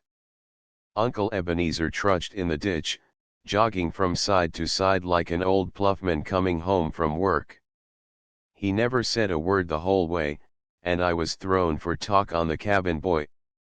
He told me his name was Ransom, and that he had followed the sea since he was 9, but could not say how old he was, as he had lost his reckoning. He showed me tattoo marks, bearing his breast in the teeth of the wind, and in spite of my remonstrances, for I thought it was enough to kill him, he swore horribly whenever he remembered, but more like a silly schoolboy than a man, and boasted of many wild and bad things that he had done, stealthy thefts, false accusations, and even murder, but all with such a dearth of likelihood in the details, and such a weak and crazy swagger in the delivery, as disposed me rather to pity than to believe him.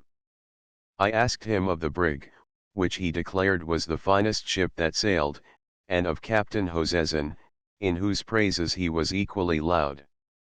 Hesioase, for so he still named the skipper, was a man, by his account, that minded for nothing either in heaven or earth, one that, as people said, would crack on all sail into the day of judgment, rough, fierce, unscrupulous, and brutal, and all this my poor cabin boy had taught himself to admire as something seamanlike and manly.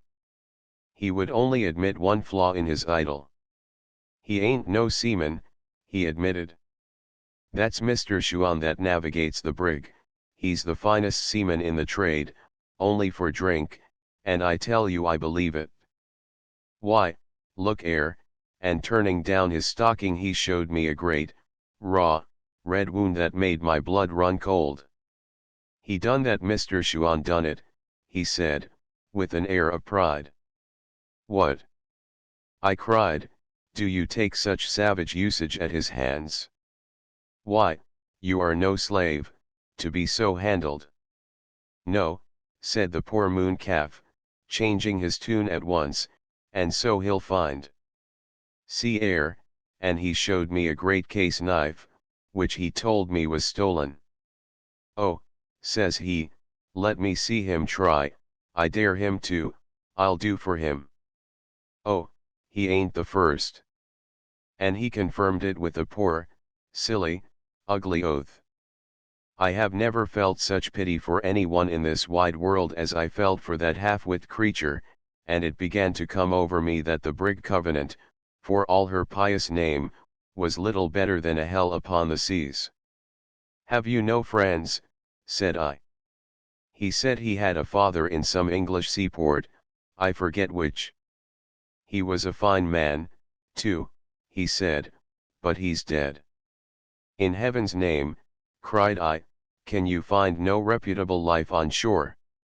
Oh, no, says he, winking and looking very sly, they would put me to a trade. I know a trick worth 2 of that, I do.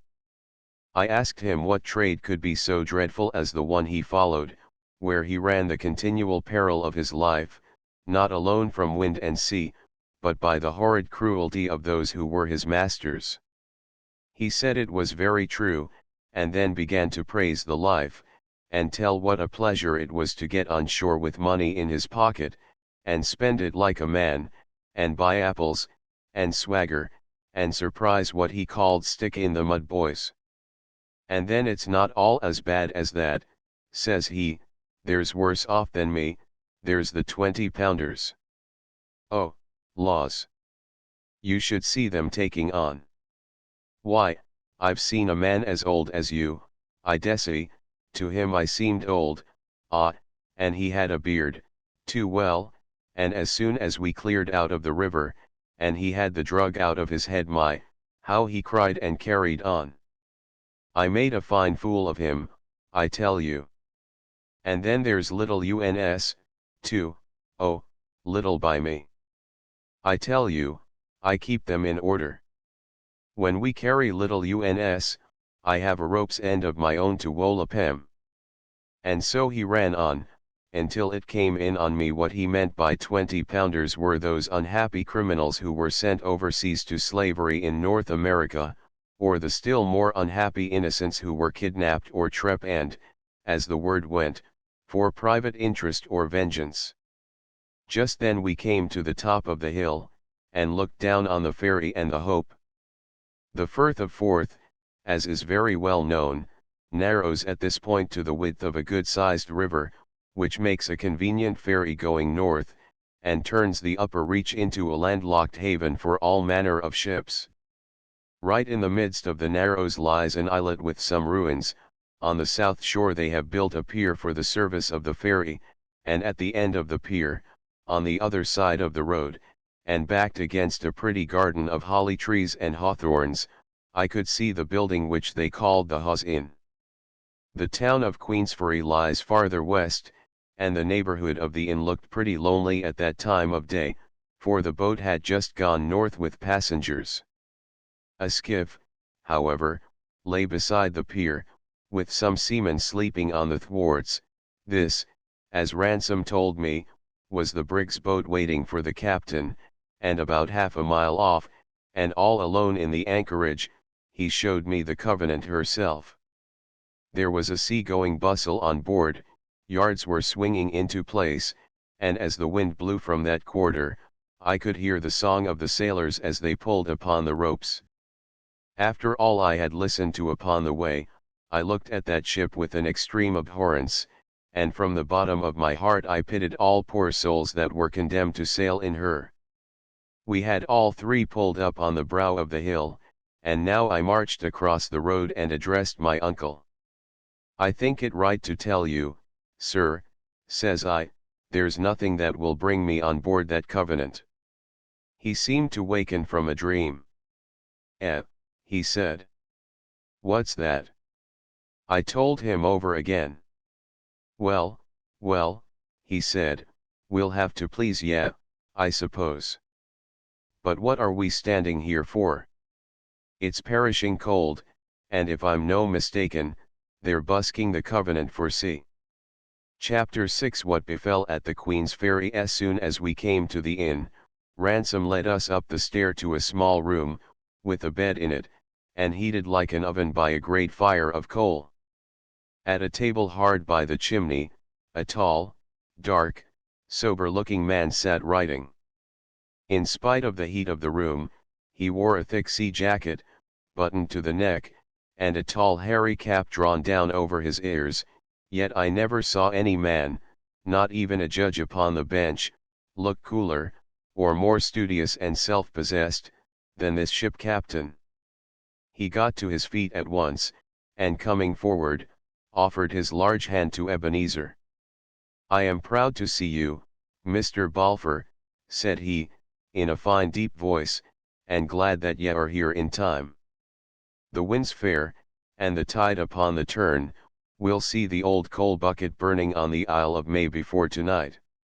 Captain Hoseson, returned my uncle, you keep your room unco hot. It's a habit I have, Mr. Balfour, said the skipper. I'm a cold rife man by my nature, I have a cold blood, sir. There's neither fur, nor flannel no, sir, nor hot rum, will warm up what they call the temperature. Sir, it's the same with most men that have been carbonaded, as they call it, in the tropic seas. Well, Captain, replied my uncle, we must all be the way we're made. But it chanced that this fancy of the captain's had a great share in my misfortunes. For though I had promised myself not to let my kinsman out of sight, I was both so impatient for a nearer look of the sea, and so sickened by the closeness of the room, that when he told me to run downstairs and play myself a while, I was fool enough to take him at his word. Away I went, therefore, leaving the two men sitting down to a bottle and a great mass of papers, and crossing the road in front of the inn, walked down upon the beach. With the wind in that quarter, only little wavelets, not much bigger than I had seen upon a lake, beat upon the shore. But the weeds were new to me, some green, some brown and long, and some with little bladders that crackled between my fingers. Even so far up the firth, the smell of the sea water was exceedingly salt and stirring.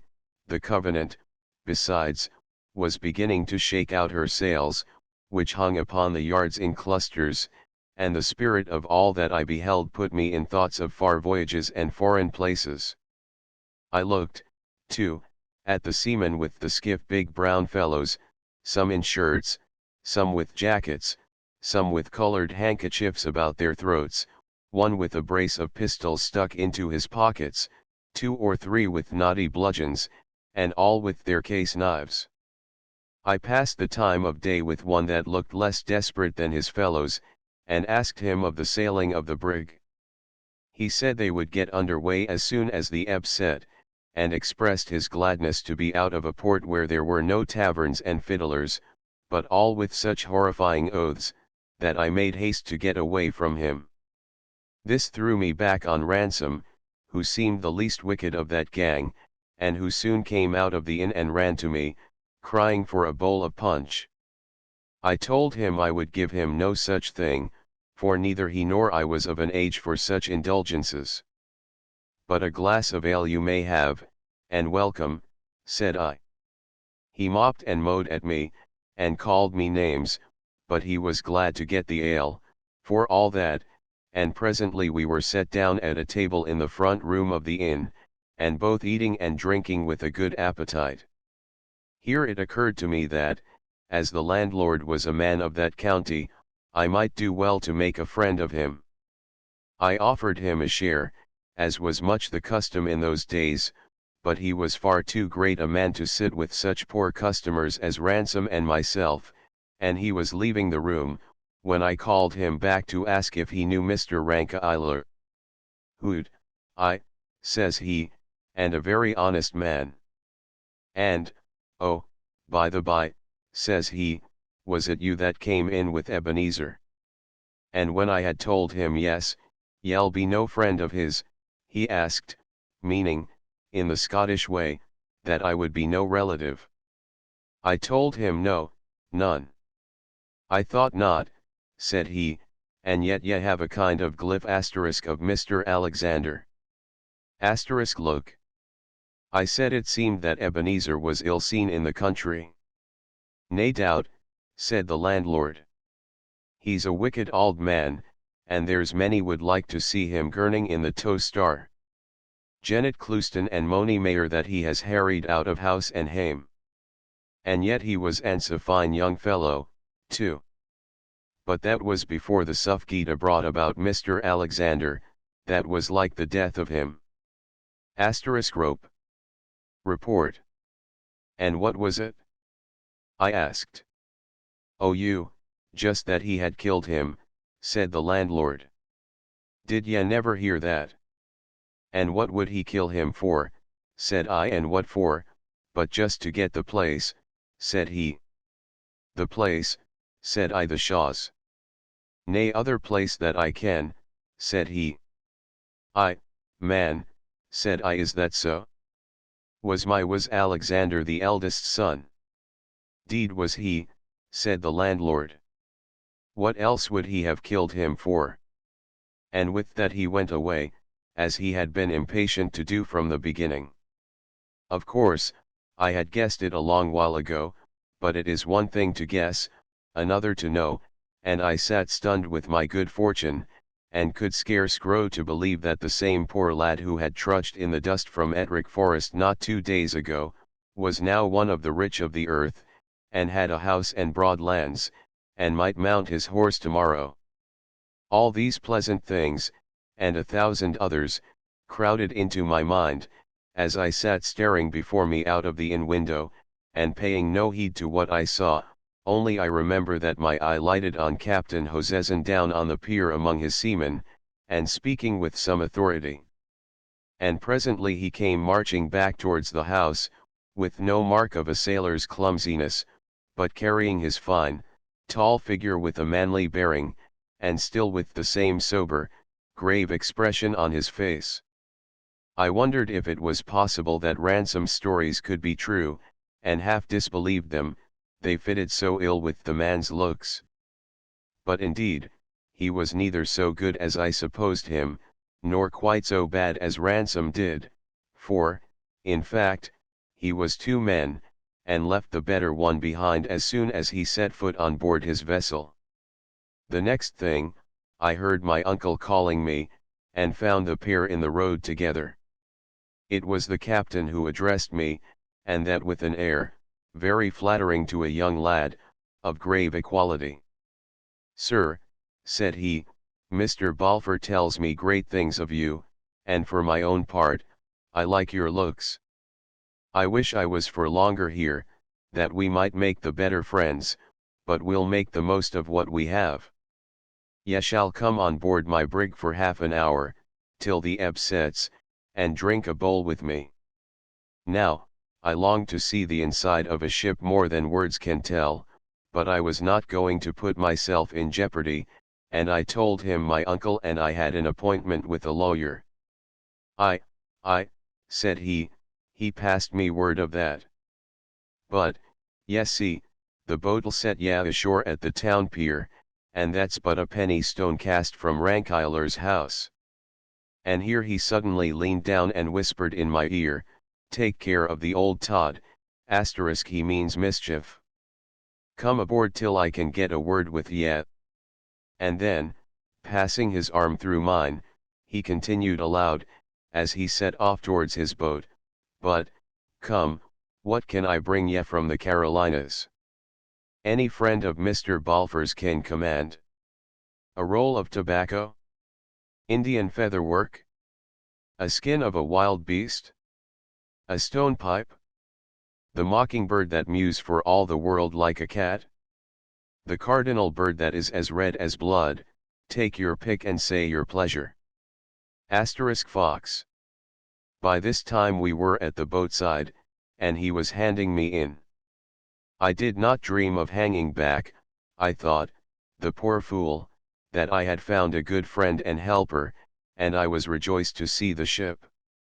As soon as we were all set in our places, the boat was thrust off from the pier and began to move over the waters, and what with my pleasure in this new movement and my surprise at our low position, and the appearance of the shores, and the growing bigness of the brig as we drew near to it, I could hardly understand what the captain said, and must have answered him at random. As soon as we were alongside, where I sat fairly gaping at the ship's height, the strong humming of the tide against its sides, and the pleasant cries of the seamen at their work, Hoseson, declaring that he and I must be the first aboard, ordered a tackle to be sent down from the main yard. In this I was whipped into the air and set down again on the deck, where the captain stood ready waiting for me, and instantly slipped back his arm under mine.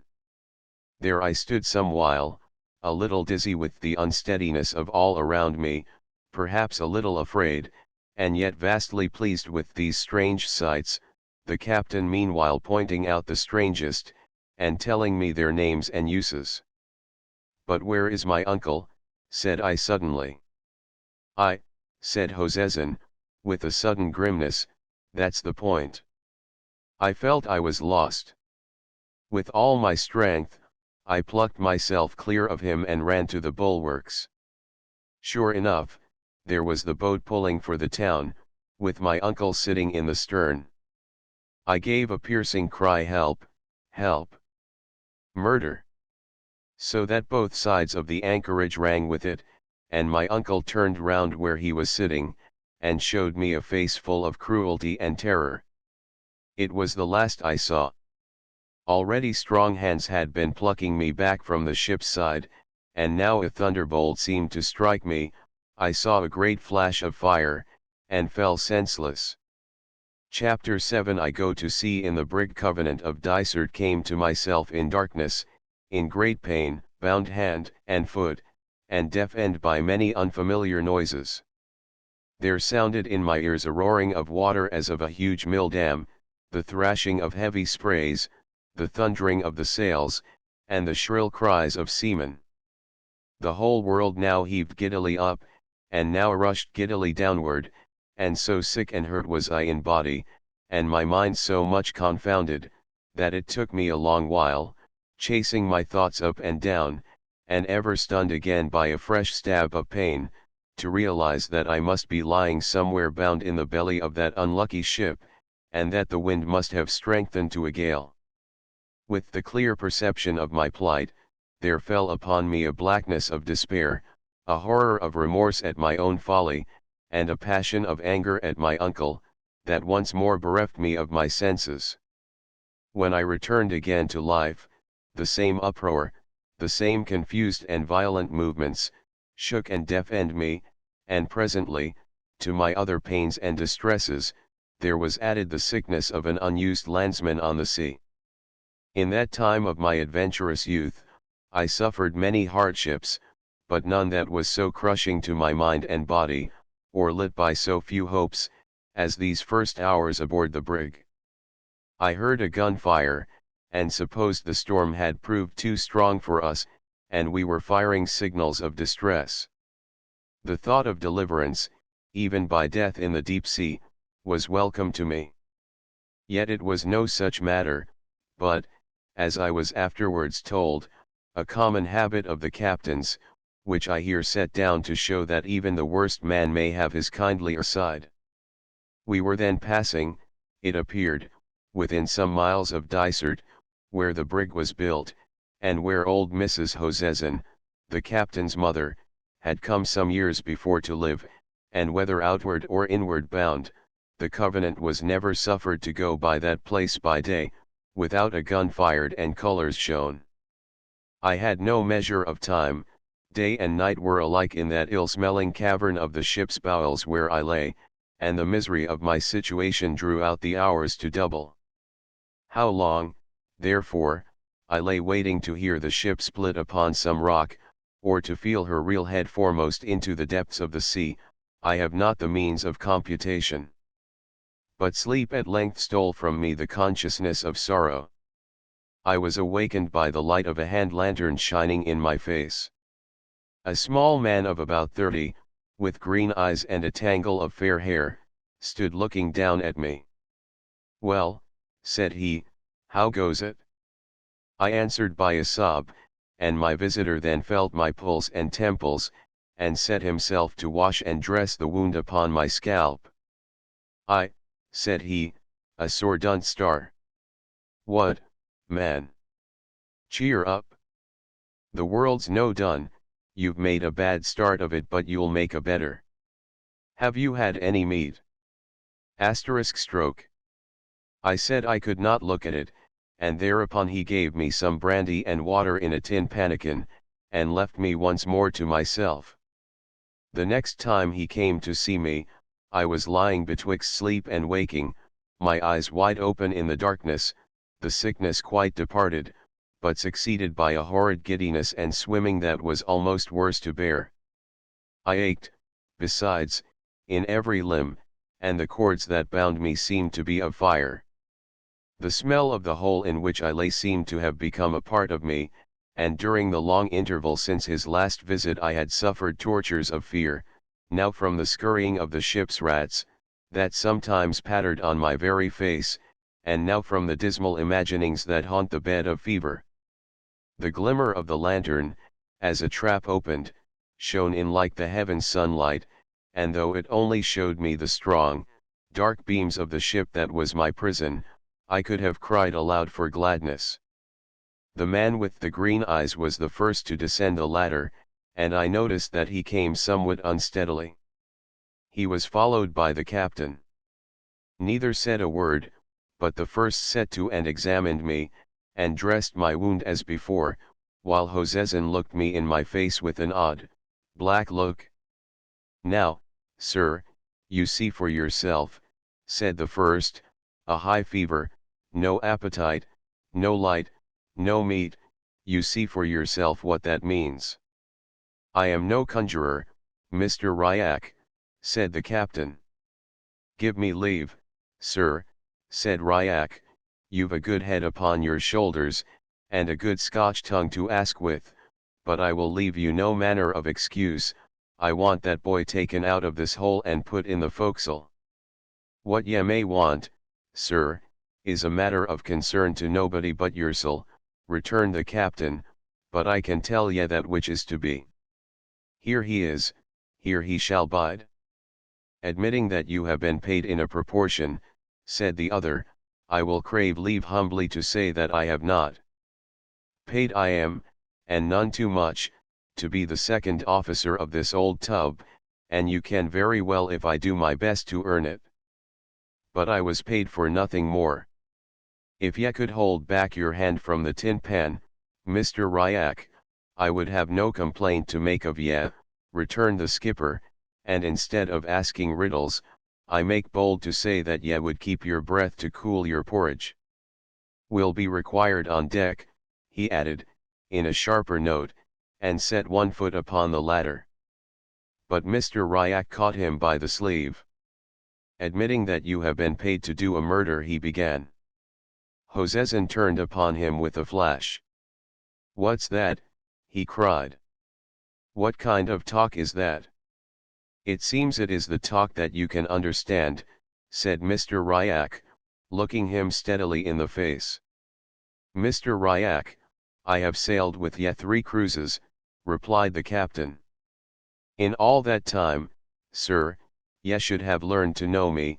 I'm a stiff man, and a dour man, but for what ye say the now fie, it comes from a bad heart and a black conscience." "If ye say the lad will die, will he," said Mr. Ryak. "Well, sir, is not that enough?" said Hoseason. "Flit him where ye please." Thereupon the captain ascended the ladder, and I, who had lain silent throughout this strange conversation, beheld Mr. Ryak turn after him and bow as low as to his knees in what was plainly a spirit of derision. Even in my then state of sickness, I perceived 2 things, that the mate was touched with liquor, as the captain hinted, and that, drunk or sober, he was like to prove a valuable friend. 5 minutes afterwards my bonds were cut, I was hoisted on a man's back, carried up to the forecastle, and laid in a bunk on some sea blankets, where the first thing that I did was to lose my senses. It was a blessed thing indeed to open my eyes again upon the daylight, and to find myself in the society of men. The forecastle was a roomy place enough, set all about with berths, in which the men of the watch below were seated smoking, or lying down asleep. The day being calm and the wind fair, the scuttle was open, and not only the good daylight, but from time to time, as the ship rolled, a dusty beam of sunlight shone in, and dazzled and delighted me. I had no sooner moved, moreover, than one of the men brought me a drink of something healing which Mr. Ryak had prepared, and bade me lie still and I should soon be well again. There were no bones broken, he explained, a clower asterisk on the head was naething. "Man," said he, "it was me that gave it ye. Asterisk blow. Here I lay for the space of many days a close prisoner, and not only got my health again, but came to know my companions. They were a rough lot indeed, as sailors mostly are, being men rooted out of all the kindly parts of life, and condemned to toss together on the rough seas, with masters no less cruel. There were some among them that had sailed with the pirates and seen things it would be a shame even to speak of. Some were men that had run from the king's ships, and went with a halter round their necks, of which they made no secret, and all, as the saying goes, were at a word and a blow with their best friends. Yet I had not been many days shut up with them before I began to be ashamed of my first judgment, when I had drawn away from them at the ferry pier, as though they had been unclean beasts. No class of man is altogether bad, but each has its own faults and virtues, and these shipmates of mine were no exception to the rule. Rough they were, sure enough, and bad, I suppose, but they had many virtues. They were kind when it occurred to them, simple even beyond the simplicity of a country lad like me, and had some glimmerings of honesty. There was one man, of maybe 40, that would sit on my berthside for hours and tell me of his wife and child. He was a fisher that had lost his boat, and thus been driven to the deep sea voyaging. Well, it is years ago now, but I have never forgotten him. His wife, who was young by him, as he often told me, waited in vain to see her man return. He would never again make the fire for her in the morning, nor yet keep the bairn when she was sick. Indeed, many of these poor fellows, as the event proved, were upon their last cruise. The deep seas and cannibal fish received them, and it is a thankless business to speak ill of the dead. Among other good deeds that they did, they returned my money, which had been shared among them, and though it was about a third short, I was very glad to get it, and hoped great good from it in the land I was going to. The ship was bound for the Carolinas, and you must not suppose that I was going to that place merely as an exile. The trade was even then much depressed, since that, and with the rebellion of the colonies and the formation of the United States, it has, of course, come to an end, but in those days of my youth, white men were still sold into slavery on the plantations, and that was the destiny to which my wicked uncle had condemned me. The cabin boy Ransom, from whom I had first heard of these atrocities, came in at times from the round house, where he berthed and served, now nursing a bruised limb in silent agony, now raving against the cruelty of Mr. Shuan. It made my heart bleed, but the men had a great respect for the chief mate, who was, as they said, the only seaman of the whole jing-bang, and none such a bad man when he was sober. Indeed, I found there was a strange peculiarity about our two mates, that Mr. Ryak was sullen, unkind, and harsh when he was sober, and Mr. Shuan would not hurt a fly except when he was drinking. I asked about the captain, but I was told drink made no difference upon that man of iron. I did my best in the small time allowed me to make something like a man, or rather I should say something like a boy, of the poor creature, Ransom. But his mind was scarce truly human.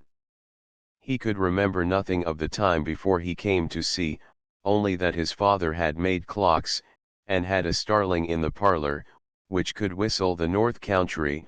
All else had been blotted out in these years of hardship and cruelties. He had a strange notion of the dry land, picked up from sailors' stories, that it was a place where lads were put to some kind of slavery called a trade, and where apprentices were continually lashed and clapped into foul prisons. In a town, he thought every second person a decoy, and every third house a place in which seamen would be drugged and murdered. To be sure, I would tell him how kindly I had myself been used upon that dry land he was so much afraid of, and how well fed and carefully taught both by my friends and my parents, and if he had been recently hurt, he would weep bitterly and swear to run away, but if he was in his usual crack-brained humor, or, still more, if he had had a glass of spirits in the round house, he would deride the notion. It was Mr. Ryak, heaven forgive him, who gave the boy drink, and it was, doubtless, kindly meant, but besides that it was ruin to his health, it was the pitifullest thing in life to see this unhappy, unfriended creature staggering and dancing and talking he knew not what. Some of the men laughed, but not all. Others would grow as black as thunder, thinking, perhaps, of their own childhood or their own children, and bid him stop that nonsense, and think what he was doing. As for me, I felt ashamed to look at him, and the poor child still comes about me in my dreams. All this time, you should know, the Covenant was meeting continual headwinds and tumbling up and down against head seas, so that the scuttle was almost constantly shut, and the forecastle lighted only by a swinging lantern on a beam. There was constant labor for all hands, The sails had to be made and shortened every hour, the strain told on the men's temper, there was a growl of quarreling all day long from berth to berth, and as I was never allowed to set my foot on deck, you can picture to yourselves how weary of my life I grew to be, and how impatient for a change. And a change I was to get, as you shall hear, but I must first tell of a conversation I had with Mr. Ryak, which put a little heart in me to bear my troubles. Getting him in a favorable stage of drink, for indeed he never looked near me when he was sober, I pledged him to secrecy, and told him my whole story. He declared it was like a ballad, that he would do his best to help me, that I should have paper, pen, and ink, and write one line to Mr. Campbell and another to Mr. Rankeeiler, and that if I had told the truth, 10 to 1 he would be able, with their help, to pull me through and set me in my rights. And in the meantime, says he, keep your heart up. You're not the only one, I'll tell you that. There's many a man hoeing tobacco overseas that should be mounting his horse at his own door at home, many and many. And life is all a variorum, at the best. Look at me, I'm a laird's son and more than half a doctor, and here I am, man Jack to Hoseson. I thought it would be civil to ask him for his story. He whistled loud. Never had one, said he. I like fun, that's all. And he skipped out of the forecastle. Chapter 8 The roundhouse any night, about 11 o'clock, a man of Mr. Ryaka's watch, which was on deck, came below for his jacket, and instantly there began to go a whisper about the forecastle that Chuan had done for him at last.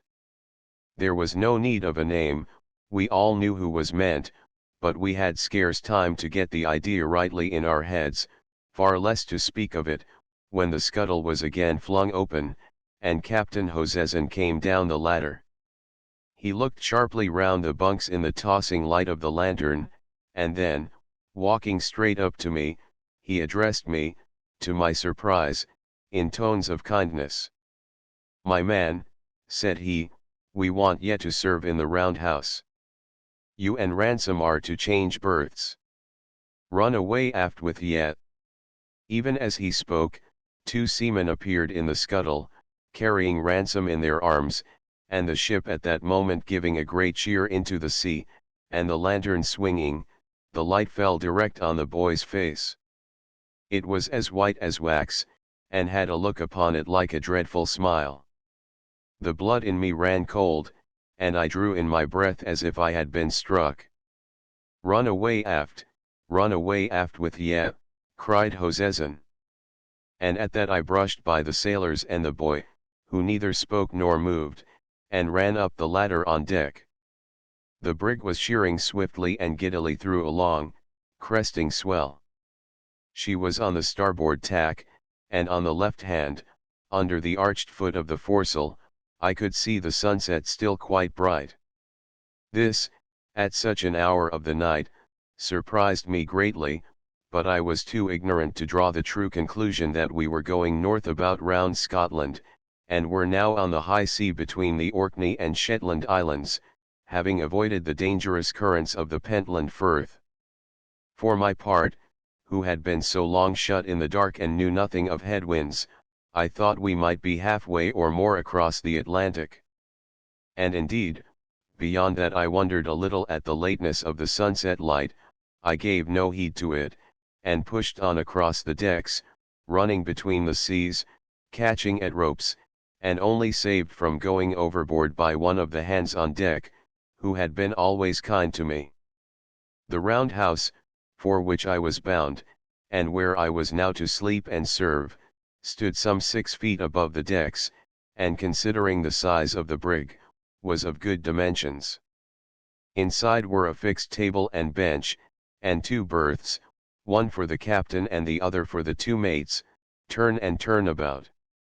It was all fitted with lockers from top to bottom, so as to stow away the officers' belongings and a part of the ship's stores. There was a second storeroom underneath, which you entered by a hatchway in the middle of the deck.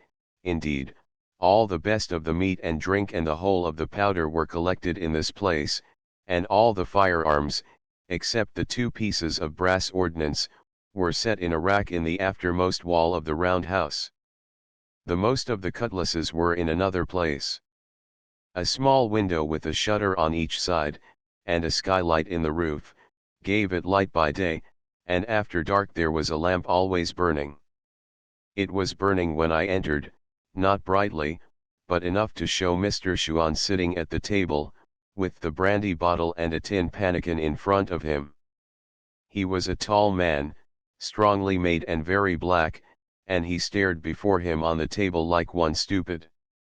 He took no notice of my coming in, nor did he move when the captain followed and leant on the berth beside me, looking darkly at the mate. I stood in great fear of Hosezin, and had my reasons for it, but something told me I need not be afraid of him just then, and I whispered in his ear, "How is he?" He shook his head like one that does not know and does not wish to think, and his face was very stern. Presently Mr. Ryak came in. He gave the captain a glance that meant the boy was dead as plain as speaking, and took his place like the rest of us, so that we all 3 stood without a word, staring down at Mr. Chuan, and Mr. Chuan, on his side, sat without a word, looking hard upon the table. All of a sudden he put out his hand to take the bottle, and at that Mr. Ryak started forward and caught it away from him, rather by surprise than violence, crying out, with an oath, that there had been too much of this work altogether, and that a judgment would fall upon the ship. And as he spoke, the weather sliding doors standing open, he tossed the bottle into the sea. Mr. Chuan was on his feet in a trice, he still looked dazed, but he meant murder, and would have done it, for the second time that night, had not the captain stepped in between him and his victim. "Sit down," roars the captain. "Ye sot and swine, do ye know what ye've done? Ye've murdered the boy." Mr. Chuan seemed to understand, for he sat down again, and put up his hand to his brow. "Well," he said, "he brought me a dirty pannikin." At that word, the captain, and I and Mr. Ryak all looked at each other for a second with a kind of frightened look, and then Hosezin walked up to his chief officer, took him by the shoulder, led him across to his bunk, and bade him lie down and go to sleep, as you might speak to a bad child. The murderer cried a little, but he took off his sea boots and obeyed. "Ah," cried Mr. Ryak, with a dreadful voice, "ye should have interfered long syne. It's too late now." "Mr. Ryak," said the captain, "this night's work must never be kent in Dysart. The boy went overboard, sir, that's what the story is, and I would give £5 out of my pocket it was true." He turned to the table. "What made ye throw the good bottle away?" he added. "There was nae sense in that, sir. Here, David, draw me another. They're in the bottom locker," and he tossed me a key. "Ye'll need a glass yourself, sir," he added to Ryak. Yon was an ugly thing to see. So the pair sat down and hobnobbed, and while they did so, the murderer, who had been lying and whimpering in his berth, raised himself upon his elbow and looked at them and at me. That was the first night of my new duties, and in the course of the next day I had got well into the run of them. I had to serve at the meals, which the captain took at regular hours, sitting down with the officer who was off duty. All the day through I would be running with a dram to one or other of my 3 masters, and at night I slept on a blanket thrown on the deck boards at the aftermost end of the round house, and right in the draught of the 2 doors. It was a hard and a cold bed, nor was I suffered to sleep without interruption, for some one would be always coming in from deck to get a dram, and when a fresh watch was to be set, 2 and sometimes all 3 would sit down and brew a bowl together. How they kept their health, I know not, any more than how I kept my own. And yet in other ways it was an easy service.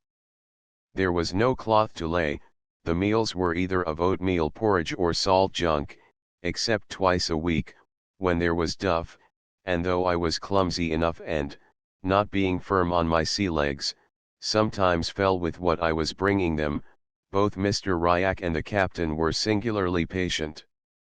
I could not but fancy they were making up leeway with their consciences, and that they would scarce have been so good with me if they had not been worse with Ransom. As for Mr. Shuan, the drink, or his crime, or the two together, had certainly troubled his mind. I cannot say I ever saw him in his proper wits. He never grew used to my being there, stared at me continually, sometimes, I could have thought, with terror, and more than once drew back from my hand when I was serving him. I was pretty sure from the first that he had no clear mind of what he had done, and on my second day in the roundhouse I had the proof of it. We were alone, and he had been staring at me a long time, when all at once, up he got, as pale as death, and came close up to me, to my great terror. But I had no cause to be afraid of him. "You were not here before?" he asked. "No, sir," said I. "There was another boy," he asked again, and when I had answered him, "Ah," says he, "I thought that," and went and sat down, without another word, except to call for brandy. You may think it strange, but for all the horror I had, I was still sorry for him.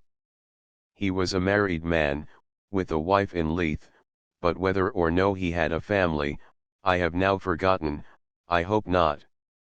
Altogether it was no very hard life for the time it lasted, which, as you are to hear, was not long. I was as well fed as the best of them, even their pickles, which were the great dainty, I was allowed my share of, and had I liked I might have been drunk from morning to night, like Mr. Shuan. I had company, too, and good company of its sort. Mr. Ryak, who had been to the college, spoke to me like a friend when he was not sulking, and told me many curious things, and some that were informing, and even the captain, though he kept me at the stick's end the most part of the time, would sometimes unbuckle a bit, and tell me of the fine countries he had visited. The shadow of poor Ransom, to be sure, lay on all four of us, and on me and Mr. Shuan in particular, most heavily. And then I had another trouble of my own.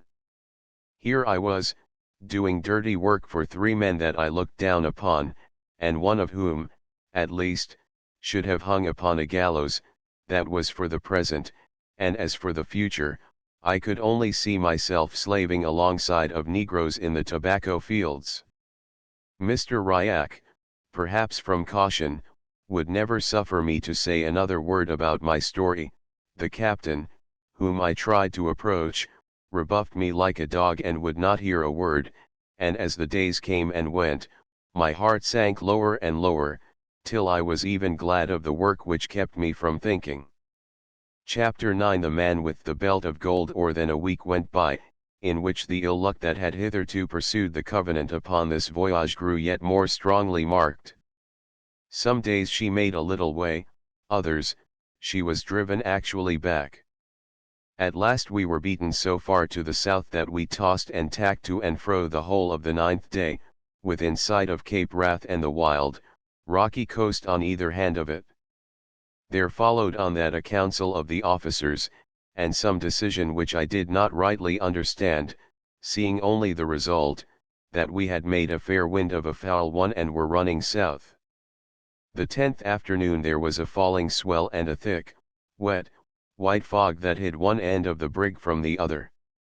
All afternoon, when I went on deck, I saw men and officers listening hard over the bulwarks for breakers, they said, and though I did not so much as understand the word, I felt danger in the air, and was excited. Maybe about 10 at night, I was serving Mr. Ryak and the captain at their supper, when the ship struck something with a great sound, and we heard voices singing out. My two masters leaped to their feet. "She's struck," said Mr. Ryak. "No, sir," said the captain. "We've only run a boat down." And they hurried out. The captain was in the right of it. We had run down a boat in the fog, and she had parted in the midst and gone to the bottom with all her crew but one. This man, as I heard afterwards, had been sitting in the stern as a passenger, while the rest were on the benches rowing. At the moment of the blow, the stern had been thrown into the air, and the man, having his hands free, and for all he was encumbered with a frieze overcoat that came below his knees, had leaped up and caught hold of the brig's bowsprit. It showed he had luck and much agility and unusual strength, that he should have thus saved himself from such a pass.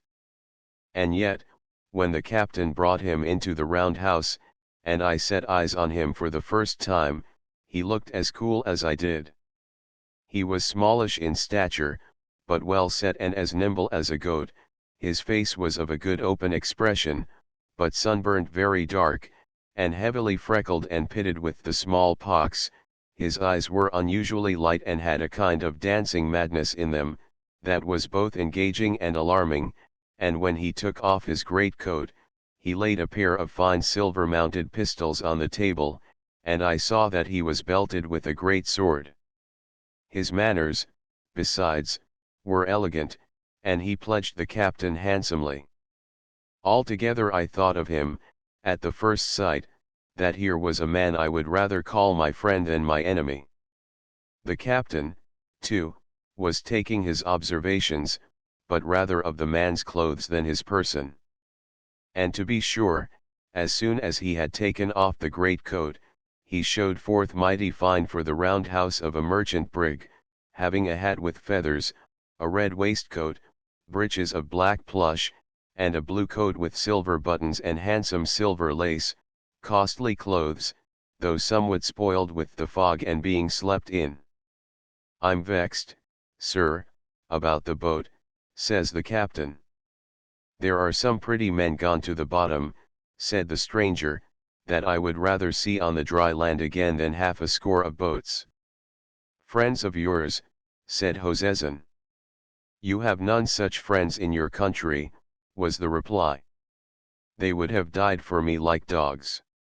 "Well, sir," said the captain, still watching him, "there are more men in the world than boats to put them in." "And that's true, too," cried the other, "and ye seem to be a gentleman of great penetration." "I have been in France, sir," says the captain, so that it was plain he meant more by the words than showed upon the face of them. "Well, sir," says the other, "and so has many a pretty man, for the matter of that." "No doubt, sir," says the captain, "and fine coats." "Oh ho," says the stranger, "is that how the wind sets?" And he laid his hand quickly on his pistols. "Don't be hasty," said the captain. "Don't do a mischief before ye see the need of it. Ye've a French soldier's coat upon your back and a Scotch tongue in your head, to be sure, but so has many an honest fellow in these days, and I dare say none the worse of it." "So," said the gentleman in the fine coat, "are ye of the honest party?" Meaning, was he a Jacobite, for each side, in these sort of civil broils, takes the name of honesty for its own. "Why, sir," replied the captain, "I am a true blue Protestant, and I thank God for it." It was the first word of any religion I had ever heard from him, but I learnt afterwards he was a great church-goer while on shore. "But, for all that," says he, "I can be sorry to see another man with his back to the wall." "Can ye so, indeed?" asked the Jacobite. "Well, sir, to be quite plain with ye, I am one of those honest gentlemen that were in trouble about the years 45 and 6, and, to be still quite plain with ye, if I got into the hands of any of the red-coated gentry, it's like it would go hard with me. Now, sir, I was for France, and there was a French ship cruising here to pick me up, but she gave us the go-by in the fog as I wish from the heart that ye had done yoursel. and the best that I can say is this: if ye can set me ashore where I was going, I have that upon me will reward you highly for your trouble. In France, says the captain. No, sir, that I cannot do. But where ye come from we might talk of that. And then, unhappily, he observed me standing in my corner, and packed me off to the galley to get supper for the gentlemen. I lost no time, I promise you, and when I came back into the round house, I found the gentleman had taken a money belt from about his waist, and poured out a guinea or two upon the table. The captain was looking at the guineas, and then at the belt, and then at the gentleman's face, and I thought he seemed excited. "Half of it," he cried, "and I'm your man." The other swept back the guineas into the belt, and put it on again under his waistcoat. "I have told ye, sir," said he, "that not one doit of it belongs to me. It belongs to my chieftain," and here he touched his hat, "and while I would be but a silly messenger to grudge some of it that the rest might come safe, I should show myself a hound indeed if I bought my own carcase any too dear. 30 guineas on the seaside, or 60 if ye set me on the Linhay lock. Take it, if ye will, if not, ye can do your worst." "I," said Hosezin. "And if I give ye over to the soldiers?" "Ye would make a fool's bargain," said the other. "My chief, let me tell you, sir, is forfeited, like every honest man in Scotland. His estate is in the hands of the man they call King George, and it is his officers that collect the rents, or try to collect them. But for the honour of Scotland, the poor tenant bodies take a thought upon their chief lying in exile, and this money is a part of that very rent for which King George is looking. Now, sir, ye seem to me to be a man that understands things. Bring this money within the reach of government, and how much of it'll come to you?" "Little enough, to be sure," said Hosezin, and then, "if they knew," he added, drily. "But I think, if I was to try, that I could hold my tongue about it." "Ah, but I'll begouk ye there," cried the gentleman. "Play me false, and I'll play you cunning. If a hand is laid upon me, they shall ken what money it is. Be full." "Well," returned the captain, "what must be must. 60 guineas, and done. Here's my hand upon it." "And here's mine," said the other. And thereupon the captain went out, rather hurriedly, I thought, and left me alone in the round house with the stranger. At that period, so soon after the 45, there were many exiled gentlemen coming back at the peril of their lives, either to see their friends or to collect a little money, and as for the Highland chiefs that had been forfeited, it was a common matter of talk how their tenants would stint themselves to send them money, and their clansmen outface the soldiery to get it in, and run the gauntlet of our great navy to carry it across.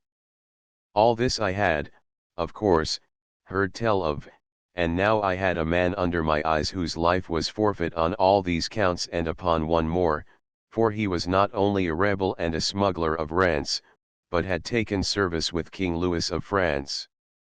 And as if all this were not enough, he had a belt full of golden guineas round his loins. Whatever my opinions, I could not look on such a man without a lively interest. "And so you're a Jacobite," said I, as I set meat before him. "I," said he, beginning to eat. "And you, by your long face, should be a Whig." Whig or Whigamore was the cant name for those who were loyal to King George. "Betwixt and between," said I, not to annoy him, for indeed I was as good a Whig as Mr. Campbell could make me. "And that's naething," said he. "But I'm saying, Mr. Betwixt and between," he added, "this bottle of yours is dry, and it's hard if I'm to pay 60 guineas and be grudged a dram upon the back of it." "I'll go and ask for the key," said I, and stepped on deck. The fog was as close as ever, but the swell almost down. They had laid the brig to, not knowing precisely where they were, and the wind, what little there was of it, not serving well for their true course. Some of the hands were still here kenning for breakers, but the captain and the two officers were in the waist with their heads together.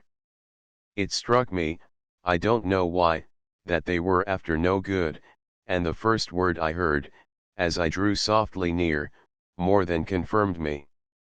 It was Mr. Ryak, crying out as if upon a sudden thought, couldn't we wile him out of the roundhouse?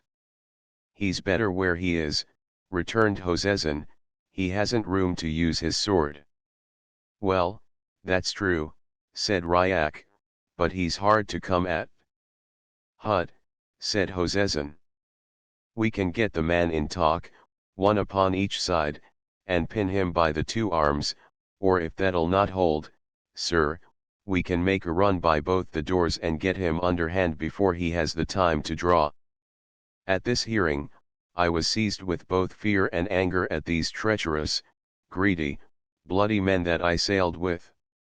My first mind was to run away, my second was bolder. Captain, said I, the gentleman is seeking a dram, and the bottle's out.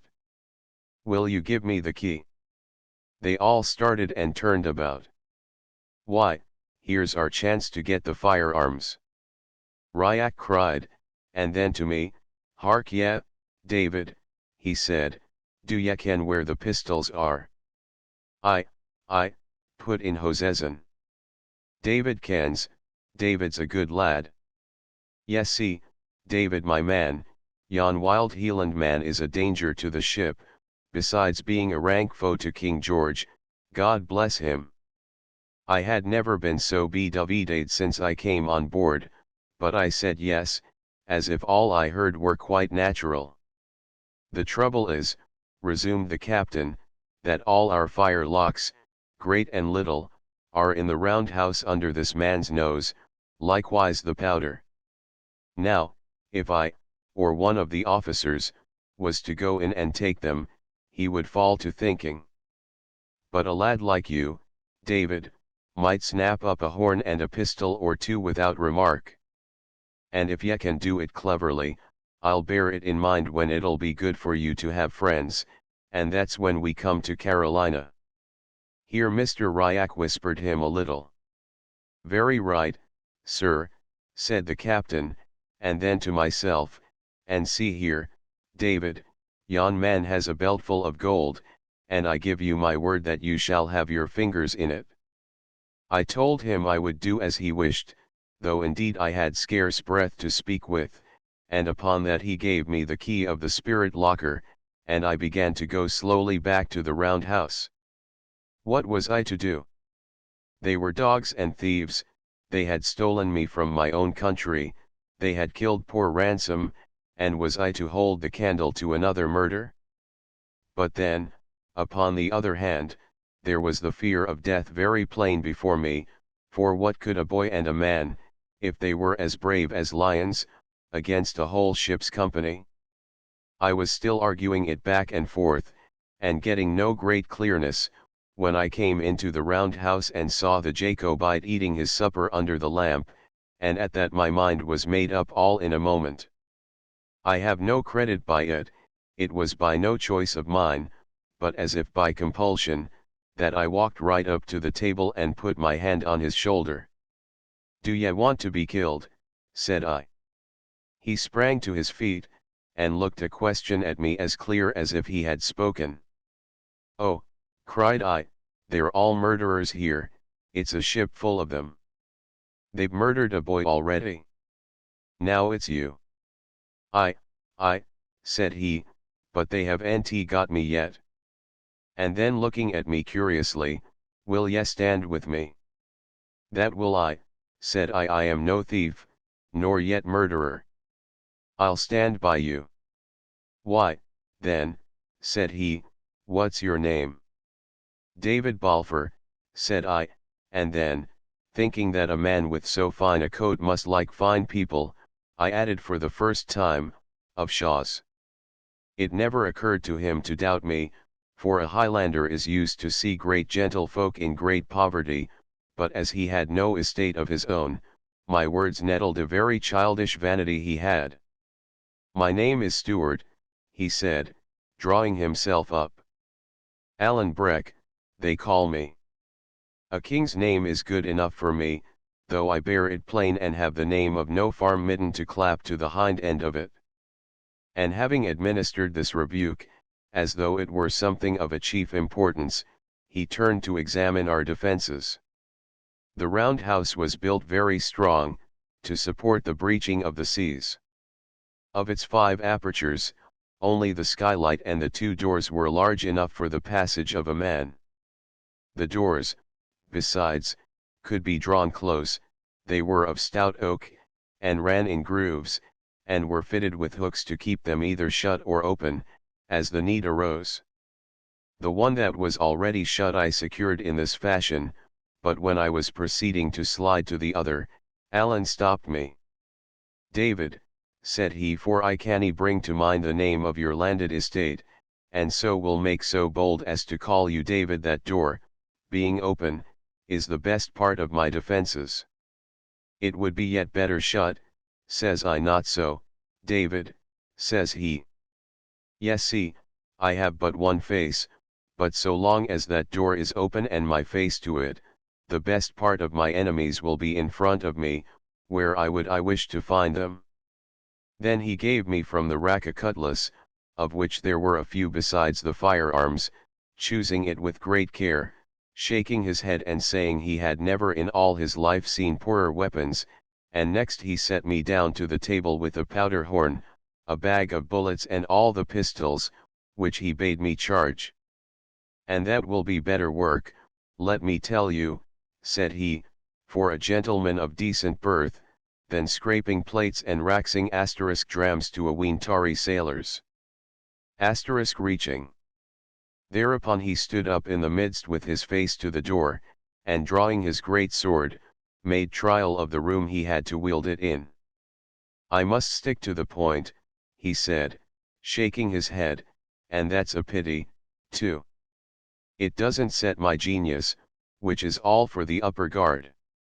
And, now, said he, do you keep on charging the pistols, and give heed to me. I told him I would listen closely. My chest was tight, my mouth dry, the light dark to my eyes, the thought of the numbers that were soon to leap in upon us kept my heart in a flutter, and the sea, which I heard washing round the brig, and where I thought my dead body would be cast ere morning, ran in my mind strangely. First of all, said he, how many are against us? I reckoned them up, and such was the hurry of my mind, I had to cast the numbers twice. 15, said I. Alan whistled. Well, said he, that can't be cured. And now follow me. It is my part to keep this door, where I look for the main battle. In that, ye have no hand. And mind and dinny fire to the side unless they get me down, for I would rather have 10 foes in front of me than one friend like you cracking pistols at my back. I told him, indeed I was no great shot. And that's very bravely said, he cried, in a great admiration of my candour. There's many a pretty gentleman that wouldn't dare to say it. But then, sir, said I, there is the door behind you, which they may perhaps break in. Aye, said he, and that is a part of your work. No sooner the pistols charged, than ye must climb up into yon bed where ye're handy at the window, and if they lift hand against the door, ye're to shoot. But that's not all. Let's make a bit of a soldier of ye, David. What else have ye to guard? There's the skylight, said I, but indeed, Mr. Stewart, I would need to have eyes upon both sides to keep the 2 of them, for when my face is at the one, my back is to the other. And that's very true, said Alan. But have ye no ears to your head? To be sure, cried I must hear the bursting of the glass. Ye have some rudiments of sense, said Alan, grimly. Chapter X The siege of the roundhouse ut. Now our time of truce was come to an end. Those on deck had waited for my coming till they grew impatient, and scarce had Allen spoken, when the captain showed face in the open door. "Stand," cried Allen, and pointed his sword at him. The captain stood, indeed, but he neither winced nor drew back a foot. "A naked sword," says he. "This is a strange return for hospitality." "Do ye see me?" said Allen. "I am come of kings, I bear a king's name. My badge is the oak. Do ye see my sword? It has slashed the heads off mayor Whigamoras than you have toes upon your feet. Call up your vermin to your back, sir, and fall on. The sooner the clash begins, the sooner ye'll taste the steel throughout your vitals." The captain said nothing to Allen, but he looked over at me with an ugly look. "David," said he, "I'll mind this," and the sound of his voice went through me with a jar. Next moment he was gone. "And now," said Allen, "let your hand keep your head, for the grip is coming." Allen drew a dirk, which he held in his left hand in case they should run in under his sword. I, on my part, clambered up into the berth with an armful of pistols and something of a heavy heart, and set open the window where I was to watch. It was a small part of the deck that I could overlook, but enough for our purpose. The sea had gone down, and the wind was steady and kept the sails quiet, so that there was a great stillness in the ship, in which I made sure I heard the sound of muttering voices. A little after, and there came a clash of steel upon the deck, by which I knew they were dealing out the cutlasses and one had been let fall, and after that, silence again. I do not know if I was what you call afraid, but my heart beat like a bird's, both quick and little, and there was a dimness came before my eyes which I continually rubbed away, and which continually returned. As for hope, I had none, but only a darkness of despair and a sort of anger against all the world that made me long to sell my life as dear as I was able. I tried to pray, I remember, but that same hurry of my mind, like a man running, would not suffer me to think upon the words, and my chief wish was to have the thing begin and be done with it. It came all of a sudden when it did, with a rush of feet and a roar, and then a shout from Allen, and a sound of blows and some one crying out as if hurt. I looked back over my shoulder, and saw Mr. Shuan in the doorway, crossing blades with Allen. "That's him that killed the boy," I cried. "Look to your window," said Allen, and as I turned back to my place, I saw him pass his sword through the mate's body. It was none too soon for me to look to my own part, for my head was scarce back at the window, before 5 men, carrying a spare yard for a battering ram, ran past me and took post to drive the door in. I had never fired with a pistol in my life, and not often with a gun, far less against a fellow creature. But it was now or never, and just as they swung the yard, I cried out, "Take that," and shot into their midst.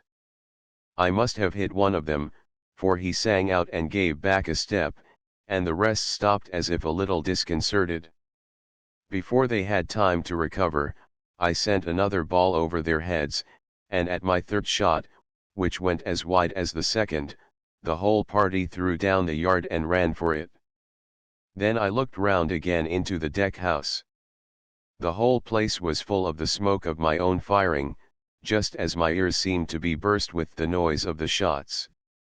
But there was Allen, standing as before, only now his sword was running blood to the hilt, and himself so swelled with triumph and fallen into so fine an attitude, that he looked to be invincible. Right before him on the floor was Mr. Shuan, on his hands and knees, the blood was pouring from his mouth, and he was sinking slowly lower, with a terrible, white face, and just as I looked, some of those from behind caught hold of him by the heels and dragged him bodily out of the roundhouse. I believe he died as they were doing it. "There's one of your Whigs for ye," cried Allen, and then turning to me, he asked if I had done much execution. I told him I had winged one, and thought it was the captain. "And I've settled too," says he. "No, there's not enough blood let, they'll be back again. To your watch, David." This was but a dram before meat. I settled back to my place, recharging the 3 pistols I had fired, and keeping watch with both eye and ear. Our enemies were disputing not far off upon the deck, and that so loudly that I could hear a word or two above the washing of the seas. "It was Schuan botchled it," I heard one say. Bungled. And another answered him with a wheesht, "Man, he's paid the piper." After that the voices fell again into the same muttering as before.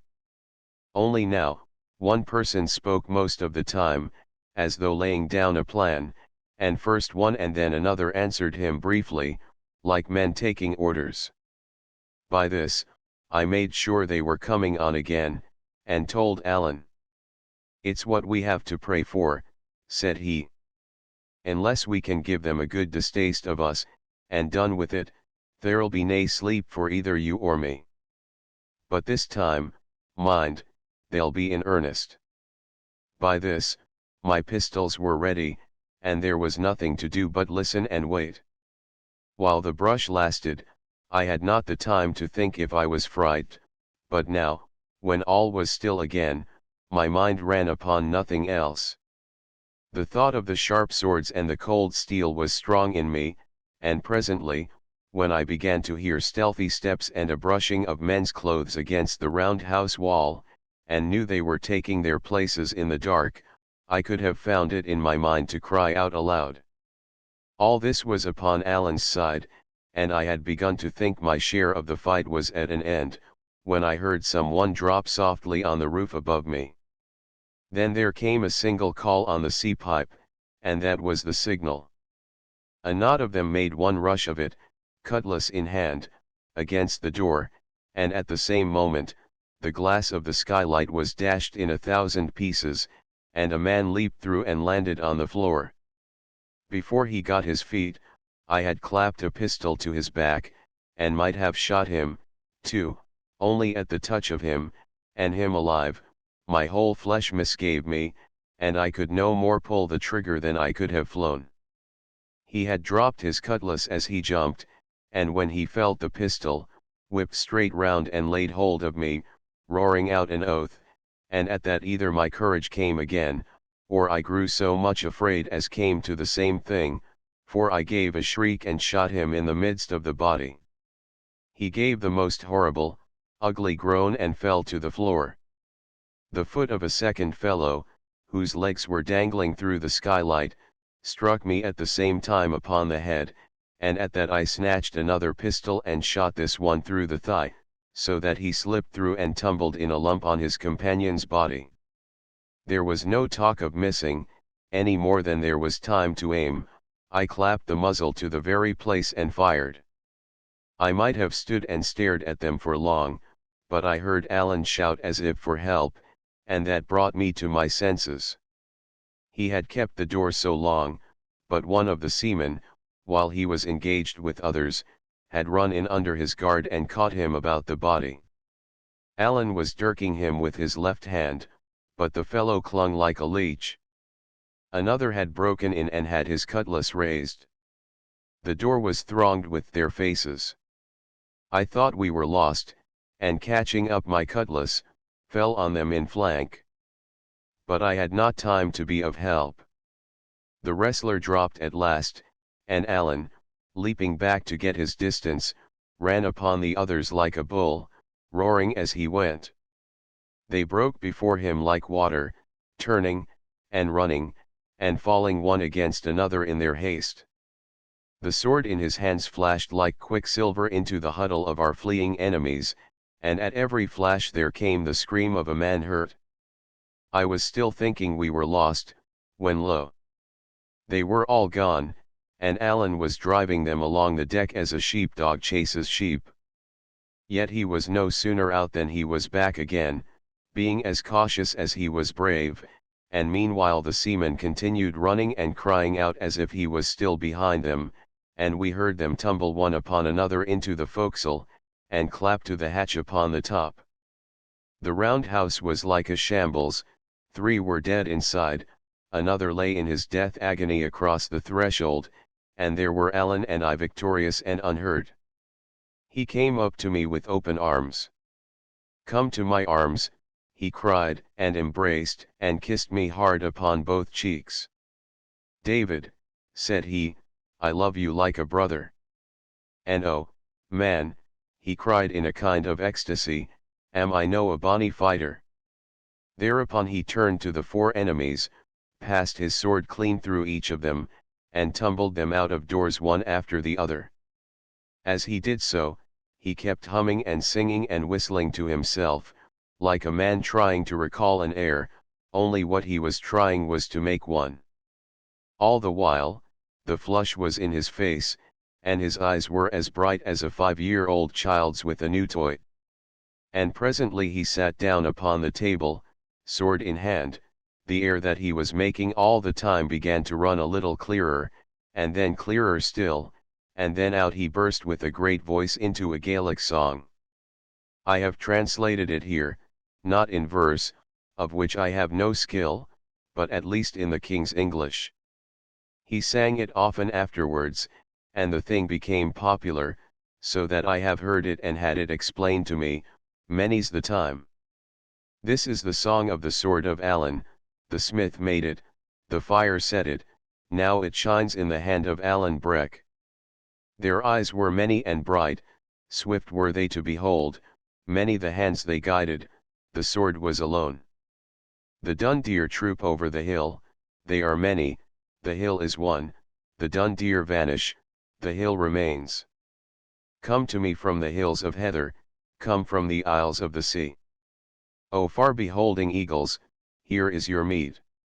Now this song which he made, both words and music, in the hour of our victory, is something less than just to me, who stood beside him in the tussle. Mr. Shuan and 5 more were either killed outright or thoroughly disabled, but of these, 2 fell by my hand, the 2 that came by the skylight. 4 more were hurt, and of that number, 1, and he not the least important, got his hurt from me.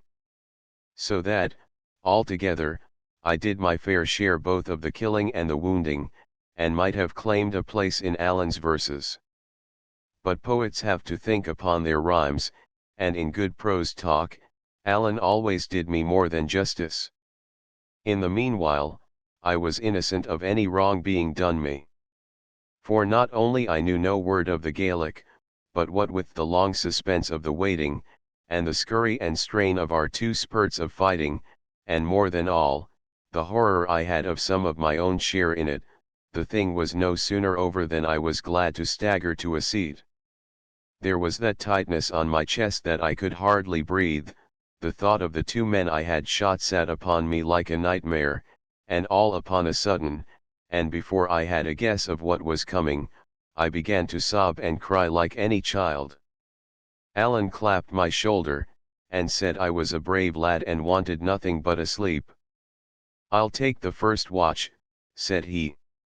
"Ye've done well by me, David, first and last, and I wouldn't lose you for all Appin no, nor for Breedalbane." So I made up my bed on the floor, and he took the first spell, pistol in hand and sword on knee, 3 hours by the captain's watch upon the wall. Then he roused me up, and I took my turn of 3 hours, before the end of which it was broad day, and a very quiet morning, with a smooth, rolling sea that tossed the ship and made the blood run to and fro on the round house floor, and a heavy rain that drummed upon the roof. All my watch there was nothing stirring, and by the banging of the helm, I knew they had even no one at the tiller. Indeed, as I learned afterwards, there were so many of them hurt or dead, and the rest in so ill a temper, that Mr. Ryak and the captain had to take turn and turn like Allen and me, or the brig might have gone ashore and nobody the wiser. It was a mercy the night had fallen so still, for the wind had gone down as soon as the rain began. Even as it was, I judged by the wailing of a great number of gulls that went crying and fishing round the ship, that she must have drifted pretty near the coast or one of the islands of the Hebrides, and at last, looking out of the door of the round house, I saw the great stone hills of Skye on the right hand, and, a little more astern, the strange Isle of Rum. Chapter 11. The captain knuckles under land and I sat down to breakfast about 6 of the clock. The floor was covered with broken glass and in a horrid mess of blood, which took away my hunger. In all other ways we were in a situation not only agreeable but merry, having ousted the officers from their own cabin, and having at command all the drink in the ship, both wine and spirits and all the dainty part of what was eatable, such as the pickles and the fine sort of bread. This, of itself, was enough to set us in good humor, but the richest part of it was this, that the two thirstiest men that ever came out of Scotland, Mr. Shuan being dead, were now shut in the forepart of the ship and condemned to what they hated most, cold water. And depend upon it, Allen said, we shall hear more of them ere long. Ye may keep a man from the fighting, but never from his bottle. We made good company for each other. Allen, indeed, expressed himself most lovingly, and taking a knife from the table, cut me off one of the silver buttons from his coat. I had them, says he, from my father, Duncan Stewart, and now give ye one of them to be a keepsake for last night's work. And wherever ye go and show that button, the friends of Alan Breck will come around you. He said this as if he had been Charlemagne, and commanded armies, and indeed, much as I admired his courage, I was always in danger of smiling at his vanity, in danger, I say, for had I not kept my countenance, I would be afraid to think what a quarrel might have followed. As soon as we were through with our meal he rummaged in the captain's locker till he found a clothes brush, and then taking off his coat, began to visit his suit and brush away the stains, with such care and labor as I suppose to have been only usual with women. To be sure, he had no other, and, besides, as he said, it belonged to a king and so behoved to be royally looked after. For all that, when I saw what care he took to pluck out the threads where the button had been cut away, I put a higher value on his gift. He was still so engaged when we were hailed by Mr. Ryak from the deck, asking for a parley, and I, climbing through the skylight and sitting on the edge of it, pistol in hand and with a bold front, though inwardly in fear of broken glass, hailed him back again and bade him speak out. He came to the edge of the round house, and stood on a coil of rope, so that his chin was on a level with the roof, and we looked at each other a while in silence. Mr. Ryak, as I do not think he had been very forward in the battle, so he had got off with nothing worse than a blow upon the cheek, but he looked out of heart and very weary, having been all night afoot, either standing watch or doctoring the wounded. This is a bad job, said he at last, shaking his head. It was none of our choosing, said I. The captain, says he, would like to speak with your friend. They might speak at the window. And how do we know what treachery he means, cried I. He means none, David, returned Mr. Ryak, and if he did, I'll tell ye the honest truth, we couldn't get the men to follow. Is that so, said I. I'll tell ye more than that, said he. It's not only the men, it's me. I'm Fritch and, Davy. And he smiled across at me. No, he continued, what we want is to be shut of him. Thereupon I consulted with Allen, and the parley was agreed to and parole given upon either side, but this was not the whole of Mr. Ryaka's business, and he now begged me for a dram with such instancy and such reminders of his former kindness, that at last I handed him a pannikin with about a gill of brandy. He drank a part, and then carried the rest down upon the deck, to share it, I suppose, with his superior. A little after, the captain came, as was agreed, to one of the windows, and stood there in the rain, with his arm in a sling, and looking stern and pale, and so old that my heart smote me for having fired upon him. Allen at once held a pistol in his face. "Put that thing up," said the captain. "Have I not passed my word, sir, or do ye seek to affront me?" "Captain," says Allen, "I doubt your word is a breakable. Last night ye haggled and argle-bargled like an apple wife, and then passed me your word, and gave me your hand to back it, and ye ken very well what was the upshot." "Be damned to your word," says he. "Well, well, sir," said the captain, "ye'll get little good by swearing." And truly that was a fault of which the captain was quite free. "But we have other things to speak," he continued, bitterly. "Ye've made a sore hash of my brig, I haven't hands enough left to work her, and my first officer, whom I could ill spare, has got your sword throughout his vitals, and passed without speech.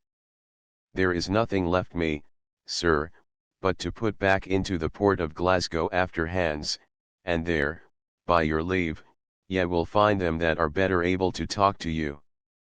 "Aye," said Allen, "and faith, I'll have a talk with them mijel. Unless there's nobody speaks English in that town, I have a bonny tale for them. 15 tarry sailors upon the one side, and a man and a halfling boy upon the other. Oh, man, it's pitiful." Hoseason flushed red. "No," continued Allen, "that'll no do. Ye'll just have to set me ashore as we agreed." "Aye," said Hoseason, "but my first officer is dead. Ye ken best how. There's none of the rest of us acquaint with this coast, sir, and it's one very dangerous to ships." "I give ye your choice," says Allen. "Set me on dry ground in Appin, or Ardgour, or in Morven, or Arisig, or Morar, or, in brief, where ye please, within 30 miles of my own country, except in a country of the Campbells. That's a broad target. If ye miss that, ye must be as feckless at the sailoring as I have found ye at the fighting. Why, my poor country people in their bit cobles pass from island to island in all weathers, aye, and by night too, for the matter of that. Coble, a small boat used in fishing." "A cobless, not a ship, sir," said the captain. "It has nae draught of water."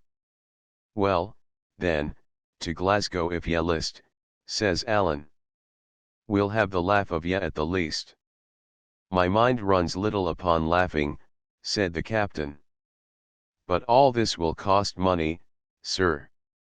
"Well, sir," says Allen, "I am nae weathercock. 30 guineas, if ye land me on the seaside, and 60, if ye put me in the Linhay lock.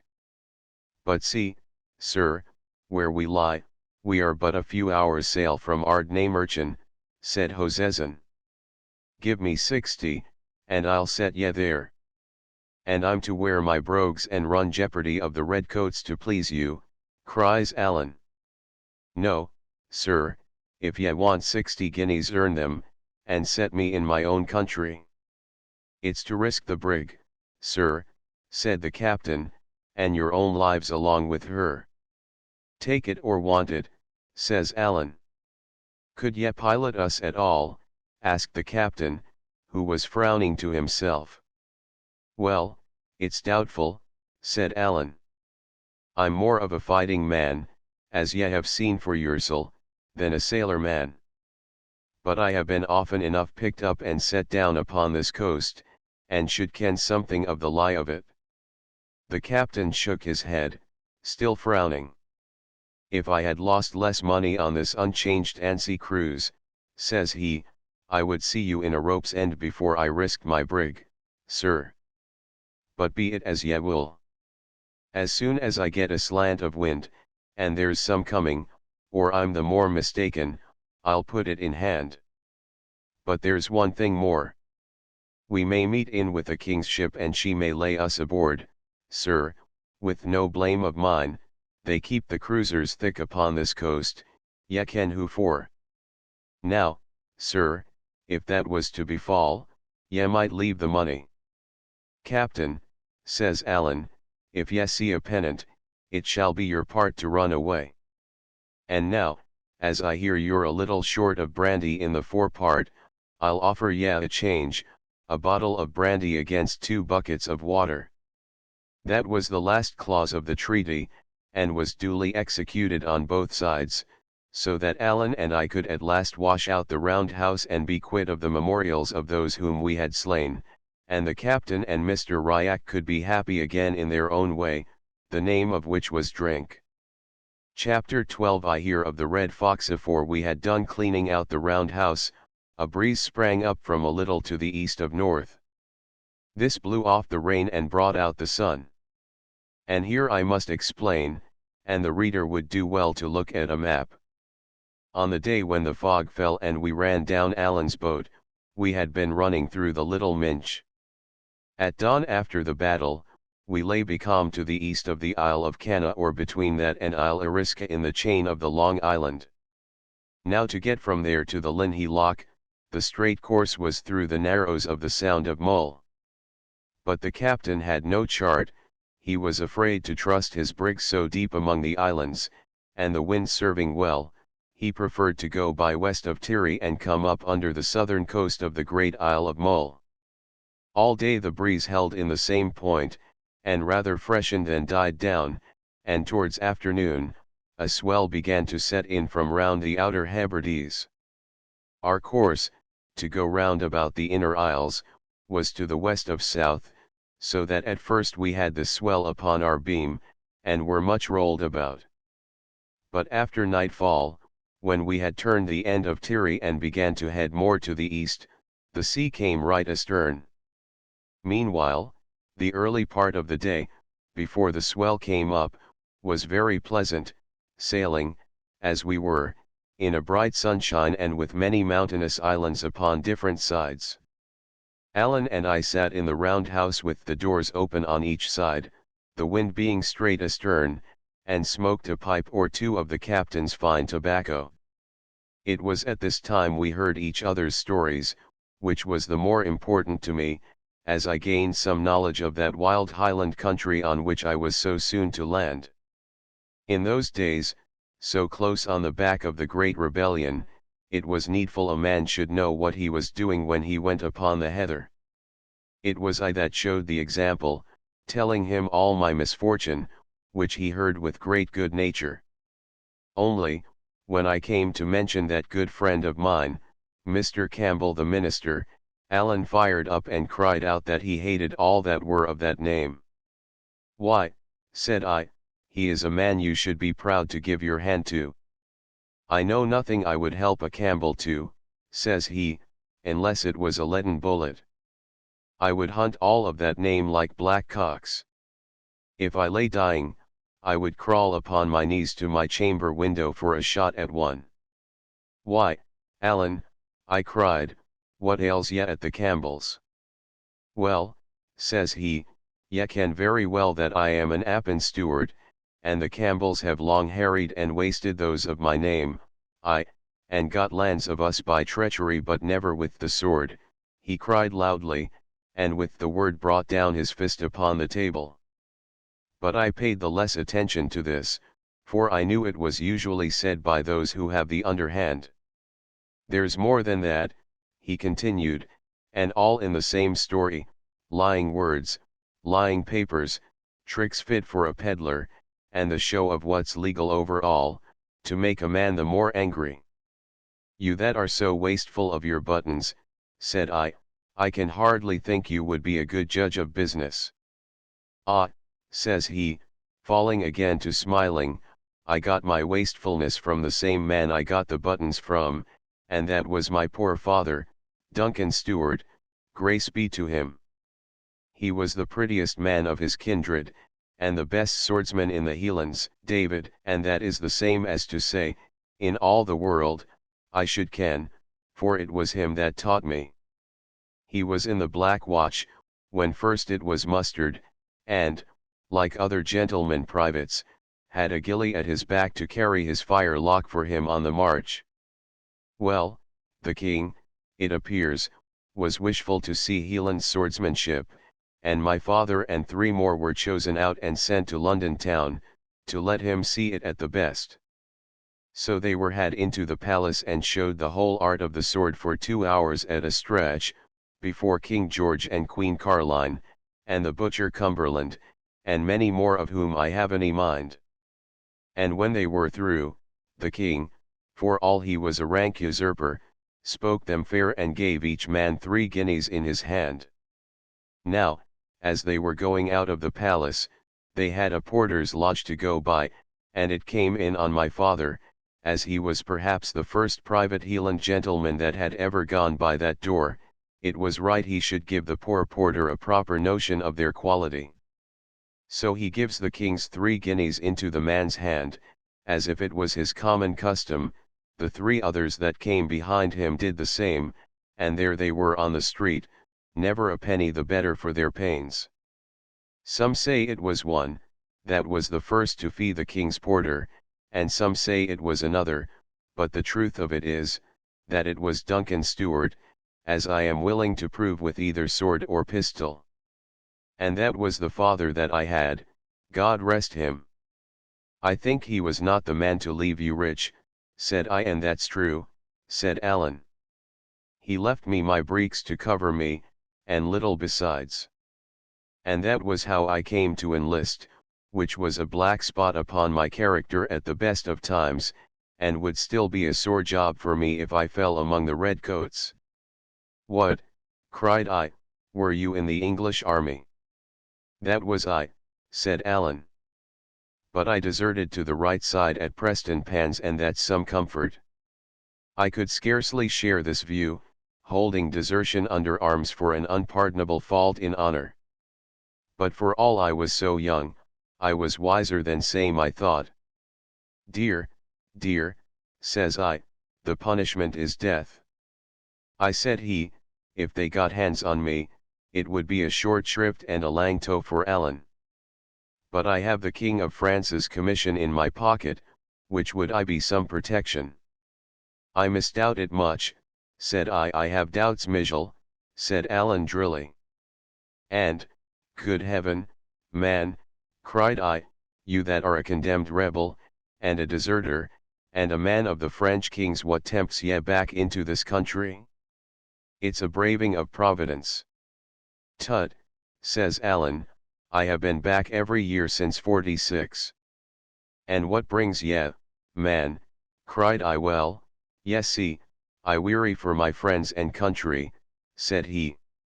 France is a braw place, nae doubt, but I weary for the heather and the deer. And then I have bit things that I attend to. Whiles I pick up a few lads to serve the King of France, recruits, yes see, and that's I a little money. But the heart of the matter is the business of my chief, Art Shiel. I thought they called your chief Appin, said I, but Art Shiel is the captain of the clan, said he, which scarcely cleared my mind.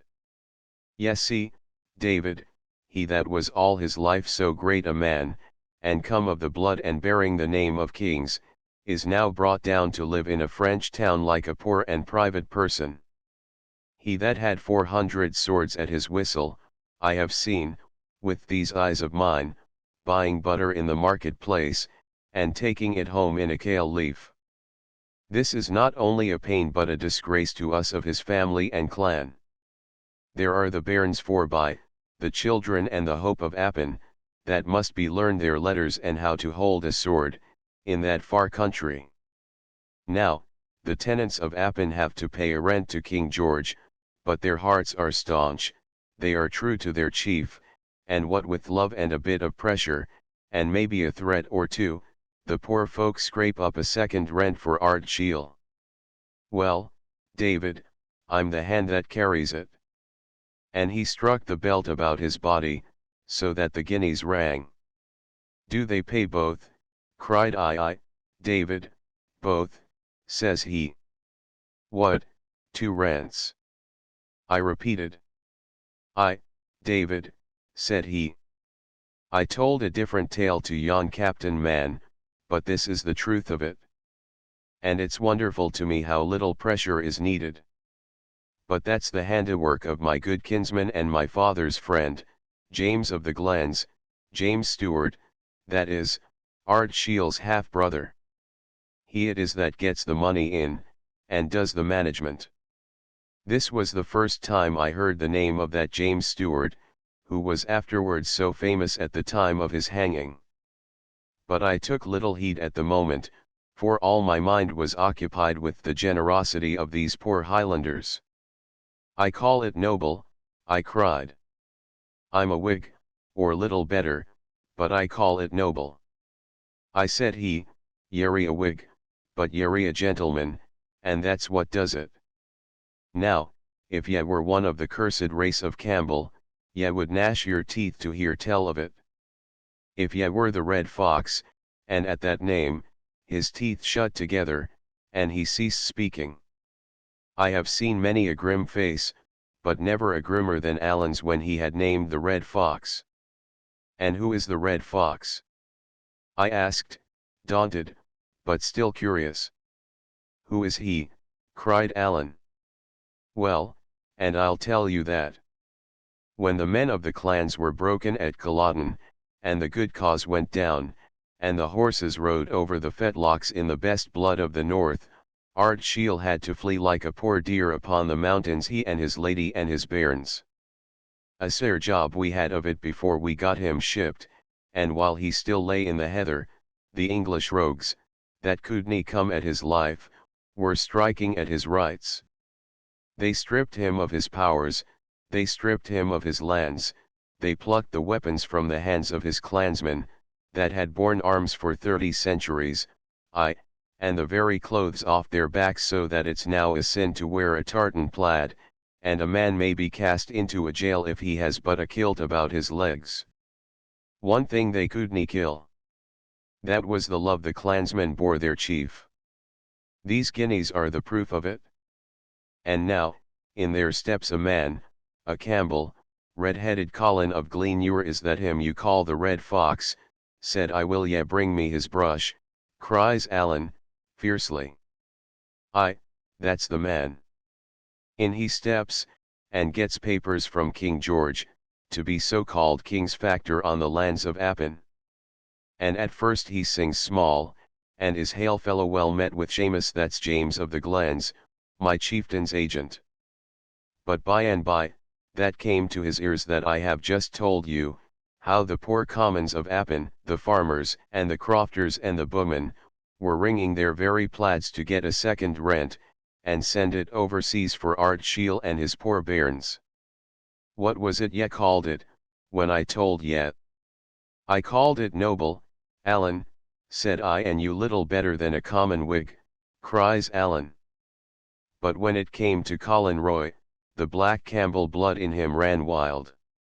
He sat gnashing his teeth at the wine table. What? Should a steward get a bite of bread, and him not be able to prevent it? Ah!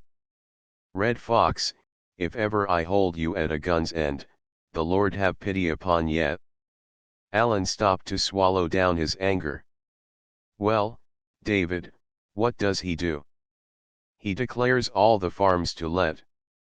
And, thinks he, in his black heart, I'll soon get other tenants that'll overbid these Stewarts and McColls and Macrobs, for these are all names in my clan, David, and then, thinks he, Art Shiel will have to hold his bonnet on a French roadside." "Well," said I, "what followed?" Alan laid down his pipe, which he had long since suffered to go out, and set his 2 hands upon his knees. "I," said he, "ye'll never guess that. For these same Stewarts and McColls and Macrobs, that had 2 rents to pay, one to King George by stark force, and one to Art Shiel by natural kindness, offered him a better price than any Campbell in all broad Scotland, and far he sent seeking them as far as to the sides of Clyde and the cross of Edinburgh, seeking and fleeching and begging them to come, where there was a Stewart to be starved and a red-headed hound of a Campbell to be pleasured." "Well, Alan," said I, "that is a strange story, and a fine one, too." And Whig as I may be, I am glad the man was beaten. Him beaten, echoed Allen. It's little ye ken of Campbell's, and less of the Red Fox. Him beaten? No, nor will be, till his blood's on the hillside. But if the day comes, David man, that I can find time and leisure for a bit of hunting, there grows not enough heather in all Scotland to hide him from my vengeance.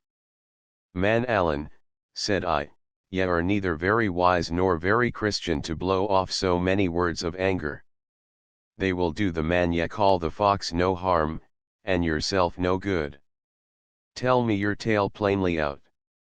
What did he next? And that's a good observe, David, said Allen. Troth and indeed, they will do him no harm, the more's the pity. And barring that about Christianity, of which my opinion is quite otherwise, or I would be nae Christian, I am much of your mind. Opinion here or opinion there, said I, it's a kent thing that Christianity forbids revenge. I said it's well seen it was a Campbell taught yet. It would be a convenient world for them and their sort, if there was no such a thing as a lad and a gun behind a heather bush. But that's nothing to the point. This is what he did. I said come to that.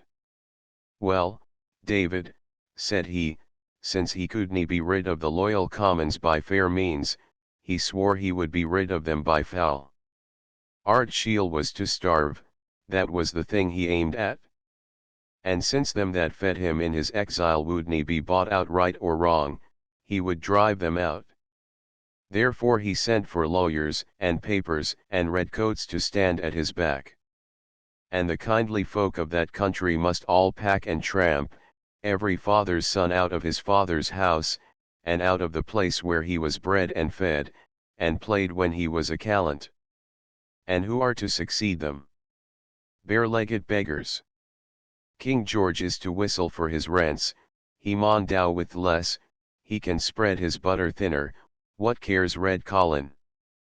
If he can hurt Art Shiel, he has his wish, if he can pluck the meat from my chieftain's table, and the bit toys out of his children's hands, he will gang hame singing to Gleanure.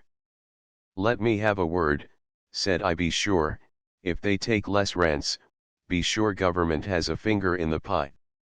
It's not this camel's fault, man, it's his orders. And if ye killed this Colin tomorrow, what better would ye be? There would be another factor in his shoes, as fast as spur can drive. Ye're a good lad in a fight, said Allen, but, man, ye have Whig blood in ye. He spoke kindly enough, but there was so much anger under his contempt that I thought it was wise to change the conversation. I expressed my wonder how, with the Highlands covered with troops, and guarded like a city in a siege, a man in his situation could come and go without arrest. It's easier than ye would think, said Allen. A bare hillside, ye see, is like all one road, if there's a sentry at one place, ye just go by another. And then the heather's a great help. And everywhere there are friends' houses and friends' byres and haystacks. And besides, when folk talk of a country covered with troops, it's but a kind of a byword at the best. A soldier covers nae mair of it than his boot soles. I have fished a water with a sentry on the other side of the brae, and killed a fine trout, and I have sat in a heather bush within 6 feet of another, and learned a real bonny tune from his whistling. This was it, said he, and whistled me the air.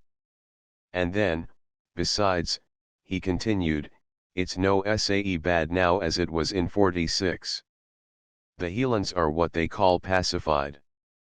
Small wonder, with never a gun or a sword left from Cantyre to Cape Wrath, but what tenty asterisk folk have hidden in their thatch. But what I would like to ken, David, is just how long. Not long, ye would think, with men like Art Shiel in exile and men like the Red Fox sitting birling the wine and oppressing the poor at home. But it's a kittle thing to decide what folk'll bear, and what they will not. Or why would Red Colin be riding his horse all over my poor country of Appin, and never a pretty lad to put a bullet in him? Asterisk careful. And with this Alan fell into a muse, and for a long time sate very sad and silent. I will add the rest of what I have to say about my friend, that he was skilled in all kinds of music, but principally pipe music, was a well-considered poet in his own tongue, had read several books both in French and English, was a dead shot, a good angler, and an excellent fencer with the small sword as well as with his own particular weapon. For his faults, they were on his face, and I now knew them all. But the worst of them, his childish propensity to take offense and to pick quarrels, he greatly laid aside in my case, out of regard for the battle of the Round House. But whether it was because I had done well myself, or because I had been a witness of his own much greater prowess, is more than I can tell. For though he had a great taste for courage in other men, yet he admired it most in Alan Breck. Chapter 13. The loss of the brig T was already late at night, and as dark as it ever would be at that season of the year, and that is to say, it was still pretty bright, when Hoseason clapped his head into the round house door. "Here," said he, "come out and see if ye can pilot." "Is this one of your tricks?" asked Alan. "Do I look like tricks?" cries the captain. "I have other things to think of. My brig's in danger." By the concerned look of his face, and, above all, by the sharp tones in which he spoke of his brig, it was plain to both of us he was in deadly earnest, and so Alan and I, with no great fear of treachery, stepped on deck. The sky was clear, it blew hard, and was bitter cold, a great deal of daylight lingered, and the moon, which was nearly full, shone brightly. The brig was close hauled, so as to round the southwest corner of the island of Mull, the hills of which, and Ben More above them all, with a wisp of mist upon the top of it, lay full upon the larboard bow. Though it was no good point of sailing for the Covenant, she tore through the seas at a great rate, pitching and straining, and pursued by the westerly swell. Altogether it was no such ill night to keep the seas in, and I had begun to wonder what it was that sat so heavily upon the captain, when the brig rising suddenly on the top of a high swell, he pointed and cried to us to look. Away on the lee bow, a thing like a fountain rose out of the moonlit sea, and immediately after we heard a low sound of roaring. "What do ye call that?" asked the captain, gloomily. "The sea breaking on a reef," said Alan. "And now ye ken where it is, and what better would ye have?" "Aye," said Hoseason, "if it was the only one." And sure enough, just as he spoke there came a second fountain farther to the south. "There," said Hoseason. "Ye see for yourself. If I had kent of these reefs, if I had had a chart, or if Shuan had been spared, it's not 60 guineas, no, nor 600, would have made me risk my brig in sic a stone yard. But you, sir, that was to pilot us, have ye never a word?" "I'm thinking," said Alan, "these'll be what they call the Toran rocks." "Are there many of them?" says the captain. "Truly, sir, I am nae pilot," said Alan, "but it sticks in my mind there are 10 miles of them." Mr. Ryak and the captain looked at each other. "There's a way through them, I suppose," said the captain. "Doubtless," said Alan, "but where? But it somehow runs in my mind once more that it is clearer under the land." "So," said Hoseason. "We'll have to haul our wind then, Mr. Ryak, we'll have to come as near in about the end of Mull as we can take her, sir, and even then we'll have the land to keep the wind off us, and that stone yard on our lee. Well, we're in for it now, and may as well crack on." With that he gave an order to the steersman, and sent Ryak to the foretop. There were only 5 men on deck, counting the officers, these being all that were fit, or, at least, both fit and willing, for their work. So, as I say, it fell to Mr. Ryak to go aloft, and he sat there looking out and hailing the deck with news of all he saw. "The sea to the south is thick," he cried, "and then, after a while, it does seem clearer in by the land." "Well, sir," said Hoseson to Allen, "we'll try your way of it. But I think I might as well trust to a blind fiddler." "Pray God you're right." "Pray God I am," says Allen to me. "But where did I hear it?" "Well, well, it will be as it must." As we got nearer to the turn of the land, the reefs began to be sown here and there on our very path, and Mr. Ryak sometimes cried down to us to change the course.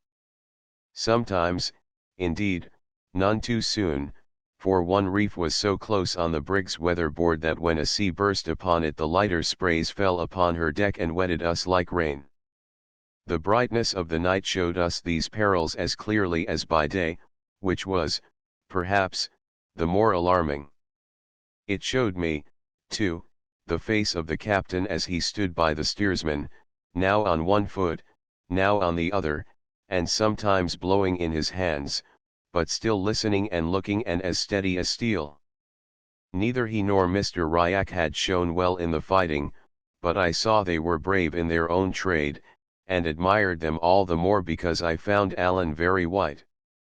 "Ochone, David," says he, "this is no the kind of death I fancy."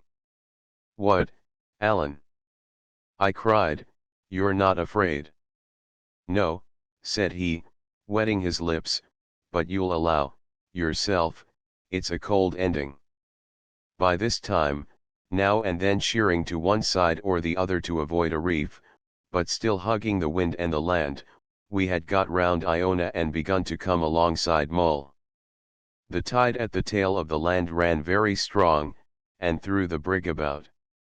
2 hands were put to the helm, and Hoseson himself would sometimes lend a help, and it was strange to see 3 strong men throw their weight upon the tiller, and it, like a living thing, struggle against and drive them back. This would have been the greater danger had not the sea been for some while free of obstacles. Mr. Ryak, besides, announced from the top that he saw clear water ahead. "Ye were right," said Hoseson to Allen. "Ye have saved the brig, sir. I'll mind that when we come to clear accounts." And I believe he not only meant what he said, but would have done it, so high a place did the covenant hold in his affections. But this is matter only for conjecture, things having gone otherwise than he forecast. "Keep her away a point," sings out Mr. Ryak. "Reef to windward." And just at the same time the tide caught the brig, and threw the wind out of her sails. She came round into the wind like a top, and the next moment struck the reef with such a dunch as threw us all flat upon the deck, and came near to shake Mr. Ryak from his place upon the mast. I was on my feet in a minute. The reef on which we had struck was close in under the southwest end of Mull, off a little isle they call Irrade, which lay low and black upon the larboard. Sometimes the swell broke clean over us, sometimes it only ground the poor brig upon the reef, so that we could hear her beat herself to pieces, and what with the great noise of the sails, and the singing of the wind, and the flying of the spray in the moonlight, and the sense of danger, I think my head must have been partly turned, for I could scarcely understand the things I saw. Presently I observed Mr. Ryak and the seamen busy round the skiff, and, still in the same blank, ran over to assist them, and as soon as I set my hand to work, my mind came clear again. It was no very easy task, for the skiff lay amidships and was full of hamper, and the breaking of the heavier seas continually forced us to give over and hold on, but we all wrought like horses while we could. Meanwhile such of the wounded as could move came clambering out of the forescuttle and began to help, while the rest that lay helpless in their bunks harrowed me with screaming and begging to be saved. The captain took no part. It seemed he was struck stupid. He stood holding by the shrouds, talking to himself and groaning out aloud whenever the ship hammered on the rock. His brig was like wife and child to him. He had looked on, day by day, at the mishandling of poor Ransom, but when it came to the brig, he seemed to suffer along with her. All the time of our working at the boat, I remember only one other thing, that I asked Alan, looking across at the shore, what country it was, and he answered, it was the worst possible for him, for it was a land of the Campbells. We had one of the wounded men told off to keep a watch upon the seas and cry us warning. Well, we had the boat about ready to be launched, when this man sang out pretty shrill, for God's sake, hold on. We knew by his tone that it was something more than ordinary, and sure enough, there followed a sea so huge that it lifted the brig right up and canted her over on her beam. Whether the cry came too late, or my hold was too weak, I know not, but at the sudden tilting of the ship I was cast clean over the bulwarks into the sea. I went down, and drank my fill, and then came up, and got a blink of the moon, and then down again. They say a man sinks a third time for good. I cannot be made like other folk, then, for I would not like to write how often I went down, or how often I came up again. All the while, I was being hurled along, and beaten upon and choked, and then swallowed whole, and the thing was so distracting to my wits, that I was neither sorry nor afraid. Presently, I found I was holding to a spar, which helped me somewhat. And then all of a sudden I was in quiet water, and began to come to myself. It was the spare yard I had got hold of, and I was amazed to see how far I had travelled from the brig. I hailed her, indeed, but it was plain she was already out of cry.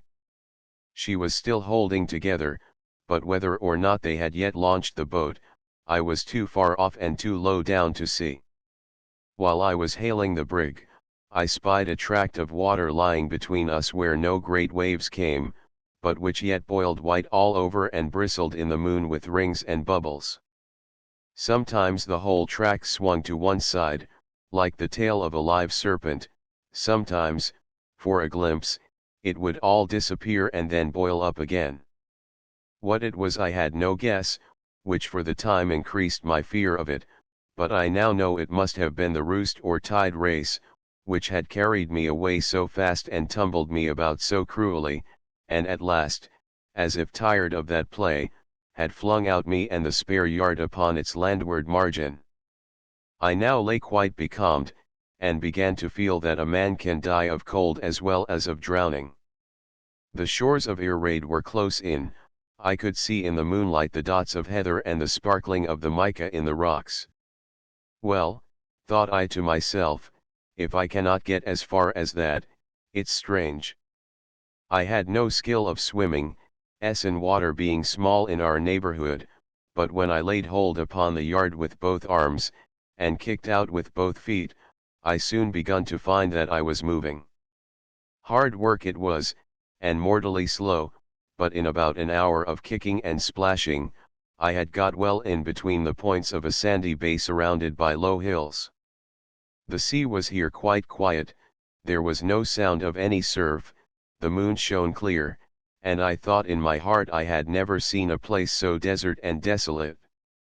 But it was dry land, and when at last it grew so shallow that I could leave the yard and wade ashore upon my feet, I cannot tell if I was more tired or more grateful. Both, at least, I was, tired as I never was before that night, and grateful to God as I trust one have been often, though never with more cause. Chapter 14 The islet ith my stepping ashore I began the most unhappy part of my adventures. It was 12:30 in the morning, and though the wind was broken by the land, it was a cold night. I dared not sit down, for I thought I should have frozen, but took off my shoes and walked to and fro upon the sand, barefoot, and beating my breast with infinite weariness. There was no sound of man or cattle, not a cock crew, though it was about the hour of their first waking, only the surf broke outside in the distance, which put me in mind of my perils and those of my friend.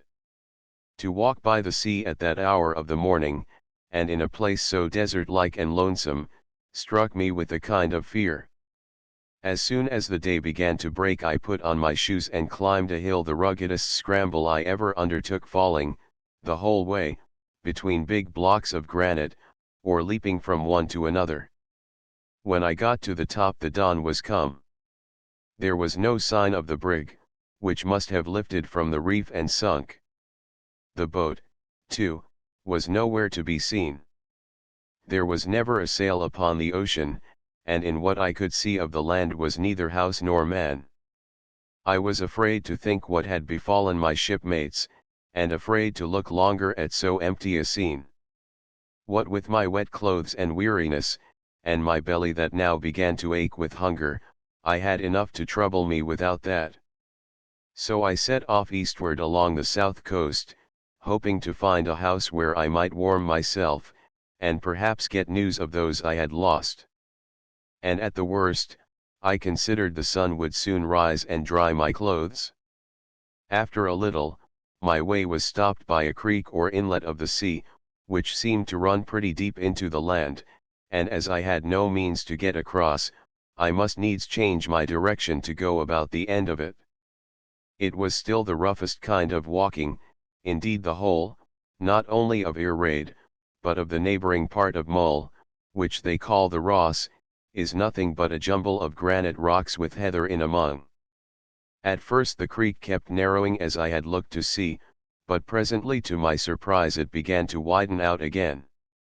At this I scratched my head, but had still no notion of the truth, until at last I came to a rising ground, and it burst upon me all in a moment that I was cast upon a little barren isle, and cut off on every side by the salt seas. Instead of the sun rising to dry me, it came on to rain, with a thick mist, so that my case was lamentable. I stood in the rain, and shivered, and wondered what to do, till it occurred to me that perhaps the creek was fordable. Back I went to the narrowest point and waded in. But not 3 yards from shore, I plumped in head over ears, and if ever I was heard of more, it was rather by God's grace than my own prudence. I was no wetter, for that could hardly be, but I was all the colder for this mishap, and having lost another hope was the more unhappy. And now, all at once, the yard came in my head. What had carried me through the roost would surely serve me to cross this little quiet creek in safety. With that I set off, undaunted, across the top of the isle, to fetch and carry it back. It was a weary tramp in all ways, and if hope had not buoyed me up, I must have cast myself down and given up. Whether with the sea salt, or because I was growing fevered, I was distressed with thirst, and had to stop, as I went, and drink the peaty water out of the hags. I came to the bay at last, more dead than alive, and at the first glance, I thought the yard was something farther out than when I left it. In I went, for the third time, into the sea.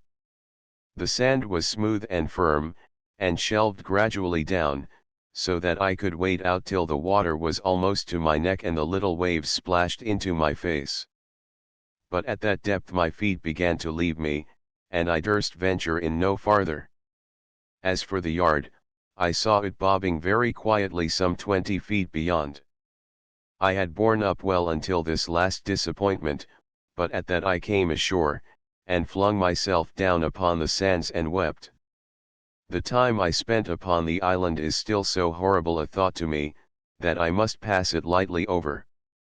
In all the books I have read of people cast away, they had either their pockets full of tools, or a chest of things would be thrown upon the beach along with them, as if on purpose. My case was very different. I had nothing in my pockets but money and Allen's silver button, and being inland bred, I was as much short of knowledge as of means. I knew indeed that shellfish were counted good to eat, and among the rocks of the isle I found a great plenty of limpets, which at first I could scarcely strike from their places, not knowing quickness to be needful. There were, besides, some of the little shells that we call buckies. I think periwinkle is the English name. Of these two I made my whole diet, devouring them cold and raw as I found them, and so hungry was I, that at first they seemed to me delicious. Perhaps they were out of season, or perhaps there was something wrong in the sea about my island. But at least I had no sooner eaten my first meal than I was seized with giddiness and retching, and lay for a long time no better than dead. A second trial of the same food, indeed I had no other, did better with me, and revived my strength. But as long as I was on the island, I never knew what to expect when I had eaten. Sometimes all was well, and sometimes I was thrown into a miserable sickness, nor could I ever distinguish what particular fish it was that hurt me. All day it streamed rain, the island ran like a sop, there was no dry spot to be found, and when I lay down that night, between two boulders that made a kind of roof, my feet were in a bog. The second day I crossed the island to all sides. There was no one part of it better than another, it was all desolate and rocky, nothing living on it but game birds which I lacked the means to kill, and the gulls which haunted the outlying rocks in a prodigious number. But the creek, or strait, that cut off the isle from the mainland of the Ross, opened out on the north into a bay, and the bay again opened into the Sound of Iona, and it was the neighborhood of this place that I chose to be my home, though if I had thought upon the very name of home in such a spot, I must have burst out weeping. I had good reasons for my choice. There was in this part of the isle a little hut of a house like a pig's hut, where fishers used to sleep when they came there upon their business, but the turf roof of it had fallen entirely in, so that the hut was of no use to me, and gave me less shelter than my rocks. What was more important, the shellfish on which I lived grew there in great plenty. When the tide was out I could gather a peck at a time, and this was doubtless a convenience. But the other reason went deeper. I had become in no way used to the horrid solitude of the isle, but still looked round me on all sides, like a man that was hunted, between fear and hope that I might see some human creature coming. Now, from a little up the hillside over the bay, I could catch a sight of the great, ancient church and the roofs of the people's houses in Iona. And on the other hand, over the low country of the Ross, I saw smoke go up, morning and evening, as if from a homestead in a hollow of the land. I used to watch the smoke, when I was wet and cold, and had my head half turned with loneliness, and think of the fireside and the company, till my heart burned. It was the same with the roofs of Iona. Altogether, this sight I had of men's homes and comfortable lives, although it put a point on my own sufferings, yet it kept hope alive, and helped me to eat my raw shellfish, which had soon grown to be a disgust, and saved me from the sense of horror I had whenever I was quite alone with dead rocks and fowls and the rain, and the cold sea. I say it kept hope alive, and indeed it seemed impossible that I should be left to die on the shores of my own country, and within view of a church tower and the smoke of men's houses. But the second day passed, and though as long as the light lasted I kept a bright lookout for boats on the Sound or men passing on the Ross, no help came near me. It still rained, and I turned into sleep, as wet as ever, and with a cruel sore throat, but a little comforted, perhaps, by having said good night to my next neighbors, the people of Iona. Charles II declared a man could stay outdoors more days in the year in the climate of England than in any other. This was very like a king, with a palace at his back and changes of dry clothes. But he must have had better luck on his flight from Worcester than I had on that miserable isle. It was the height of the summer, yet it rained for more than 24 hours, and did not clear until the afternoon of the third day.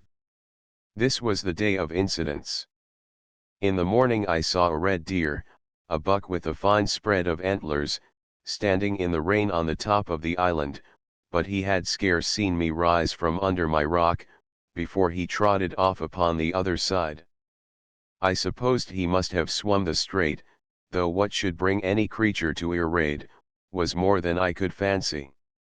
A little after, as I was jumping about after my limpets, I was startled by a guinea piece, which fell upon a rock in front of me and glanced off into the sea. When the sailors gave me my money again, they kept back not only about a third of the whole sum, but my father's leather purse, so that from that day out, I carried my gold loose in a pocket with a button. I now saw there must be a hole, and clapped my hand to the place in a great hurry. But this was to lock the stable door after the steed was stolen. I had left the shore at Queensferry with near on £50, now I found no more than 2 guinea pieces and a silver shilling. It is true I picked up a third guinea a little after, where it lay shining on a piece of turf. That made a fortune of £3 and 4 shillings, English money, for a lad, the rightful heir of an estate, and now starving on an isle at the extreme end of the wild Highlands. This state of my affairs dashed me still further, and, indeed my plight on that third morning was truly pitiful. My clothes were beginning to rot, my stockings in particular were quite worn through, so that my shanks went naked, my hands had grown quite soft with the continual soaking, my throat was very sore, my strength had much abated, and my heart so turned against the horrid stuff I was condemned to eat, that the very sight of it came near to sicken me. And yet the worst was not yet come.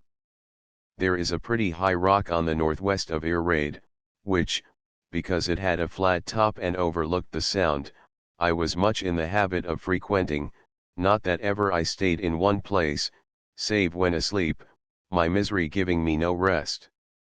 Indeed, I wore myself down with continual and aimless goings and combings in the rain.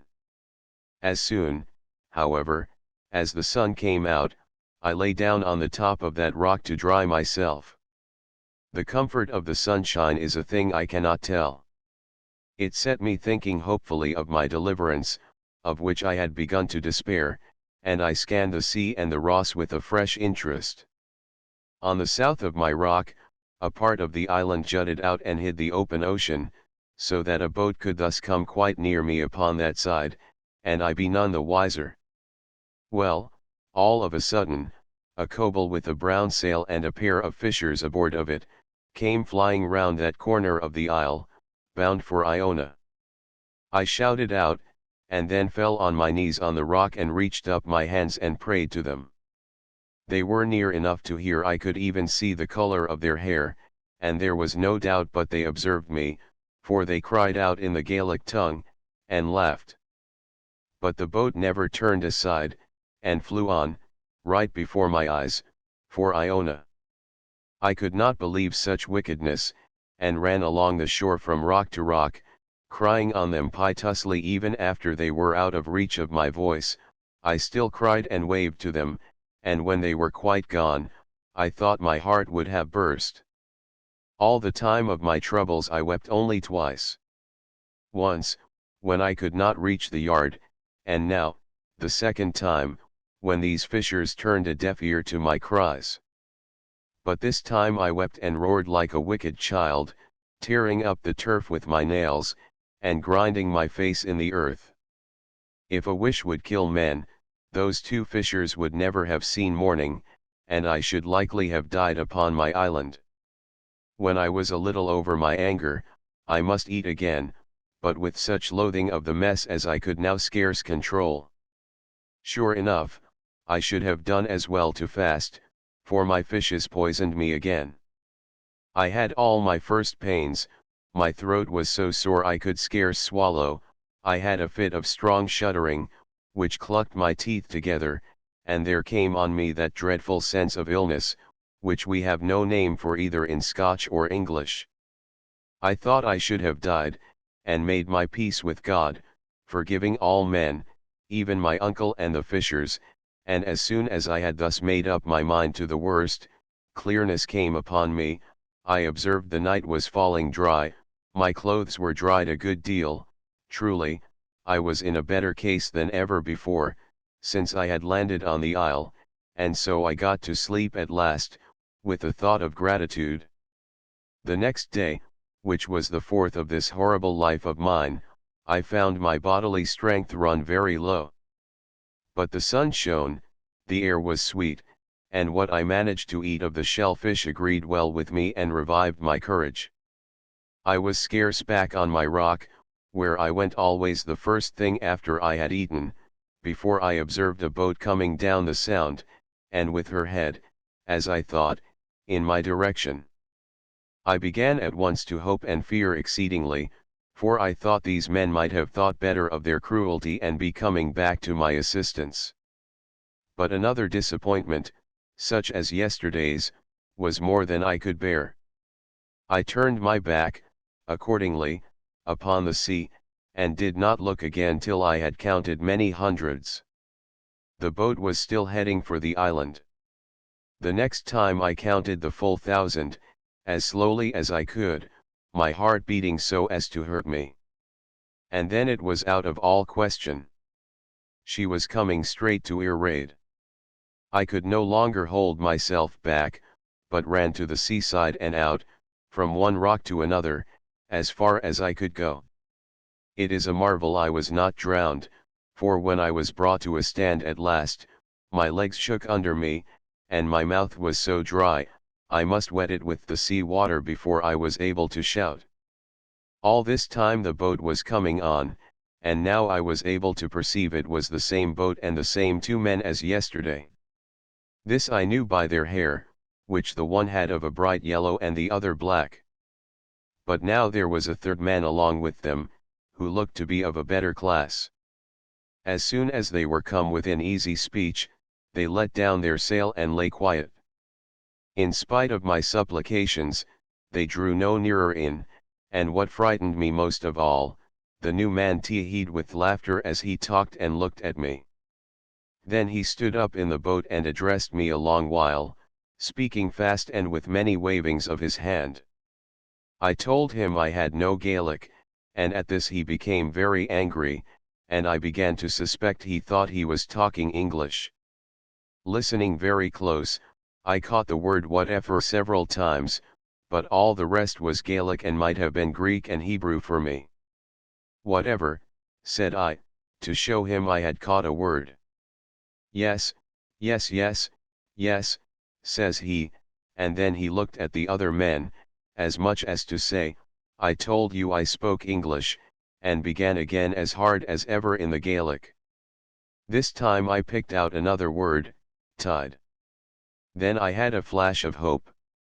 I remembered he was always waving his hand towards the mainland of the Ross. Do you mean when the tide is out? I cried, and could not finish. Yes, yes, said he. Tide. At that I turned tail upon their boat, where my adviser had once more begun to tee-hee with laughter, leaped back the way I had come, from one stone to another, and set off running across the isle as I had never run before. In about half an hour I came out upon the shores of the creek, and, sure enough, it was shrunk into a little trickle of water, through which I dashed, not above my knees, and landed with a shout on the main island. A sea-bred boy would not have stayed a day on Irraid, which is only what they call a tidal islet, and except in the bottom of the neaps, can be entered and left twice in every 24 hours, either dry shod, or at the most by wading. Even I, who had the tide going out and in before me in the bay, and even watched for the ebbs, the better to get my shellfish, even I say, if I had sat down to think, instead of raging at my fate, must have soon guessed the secret, and got free. It was no wonder the fishers had not understood me. The wonder was rather that they had ever guessed my pitiful illusion, and taken the trouble to come back. I had starved with cold and hunger on that island for close upon 100 hours. But for the fishers, I might have left my bones there, in pure folly. And even as it was, I had paid for it pretty dear, not only in past sufferings, but in my present case, being clothed like a beggar man, scarce able to walk, and in great pain of my sore throat. I have seen wicked men and fools, a great many of both, and I believe they both get paid in the end, but the fools first. Chapter 15 The Lad with the Silver Button. Through the Isle of Mull he Ross of Mull, which I had now got upon, was rugged and trackless, like the isle I had just left, being all bog and briar and big stone. There may be roads for them that know that country well, but for my part I had no better guide than my own nose, and no other landmark than Ben Moor. I aimed as well as I could for the smoke I had seen so often from the island, and with all my great weariness and the difficulty of the way came upon the house in the bottom of a little hollow about 5 or 6 at night. It was low and longish, roofed with turf and built of unmortared stones, and on a mound in front of it, an old gentleman sat smoking his pipe in the sun. With what little English he had, he gave me to understand that my shipmates had got safe ashore, and had broken bread in that very house on the day after. Was there one, I asked, dressed like a gentleman? He said they all wore rough greatcoats, but to be sure, the first of them, the one that came alone, wore breeches and stockings, while the rest had sailors' trousers. Ah, said I, and he would have a feathered hat. He told me, no, that he was bareheaded like myself. At first I thought Alan might have lost his hat, and then the rain came in my mind, and I judged it more likely he had it out of harm's way under his greatcoat. This set me smiling, partly because my friend was safe, partly to think of his vanity in dress. And then the old gentleman clapped his hand to his brow, and cried out that I must be the lad with the silver button. Why, yes, said I, in some wonder. Well, then, said the old gentleman, I have a word for you, that you are to follow your friend to his country, by Torresey. He then asked me how I had fared, and I told him my tale. A south country man would certainly have laughed, but this old gentleman, I call him so because of his manners, for his clothes were dropping off his back, heard me all through with nothing but gravity and pity. When I had done, he took me by the hand, led me into his hut, it was no better, and presented me before his wife, as if she had been the queen and I a duke. The good woman set oat bread before me and a cold grouse, patting my shoulder and smiling to me all the time, for she had no English, and the old gentleman, not to be behind, brewed me a strong punch out of their country spirit. All the while I was eating, and after that when I was drinking the punch, I could scarce come to believe in my good fortune, and the house, though it was thick with the peat smoke and as full of holes as a colander, seemed like a palace. The punch threw me in a strong sweat and a deep slumber, the good people let me lie, and it was near noon of the next day before I took the road, my throat already easier and my spirits quite restored by good fare and good news. The old gentleman, although I pressed him hard, would take no money, and gave me an old bonnet for my head, though I am free to own I was no sooner out of view of the house than I very jealously washed this gift of his in a wayside fountain. Thought I to myself, if these are the wild Highlanders, I could wish my own folk wilder. I not only started late, but I must have wandered nearly half the time. True, I met plenty of people, grubbing in little miserable fields that would not keep a cat, or herding little kine about the bigness of asses. The Highland dress being forbidden by law since the rebellion, and the people condemned to the lowland habit, which they much disliked, it was strange to see the variety of their array. Some went bare, only for a hanging cloak or greatcoat, and carried their trousers on their backs like a useless burthen.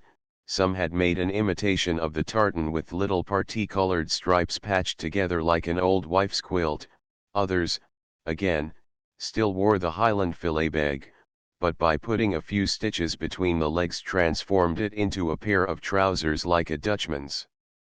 All those makeshifts were condemned and punished, for the law was harshly applied, in hopes to break up the clan spirit, but in that out of the way, sea-bound isle, there were few to make remarks and fewer to tell tales. They seemed in great poverty, which was no doubt natural, now that rapine was put down, and the chiefs kept no longer an open house, and the roads, even such a wandering, country by-track as the one I followed, were infested with beggars.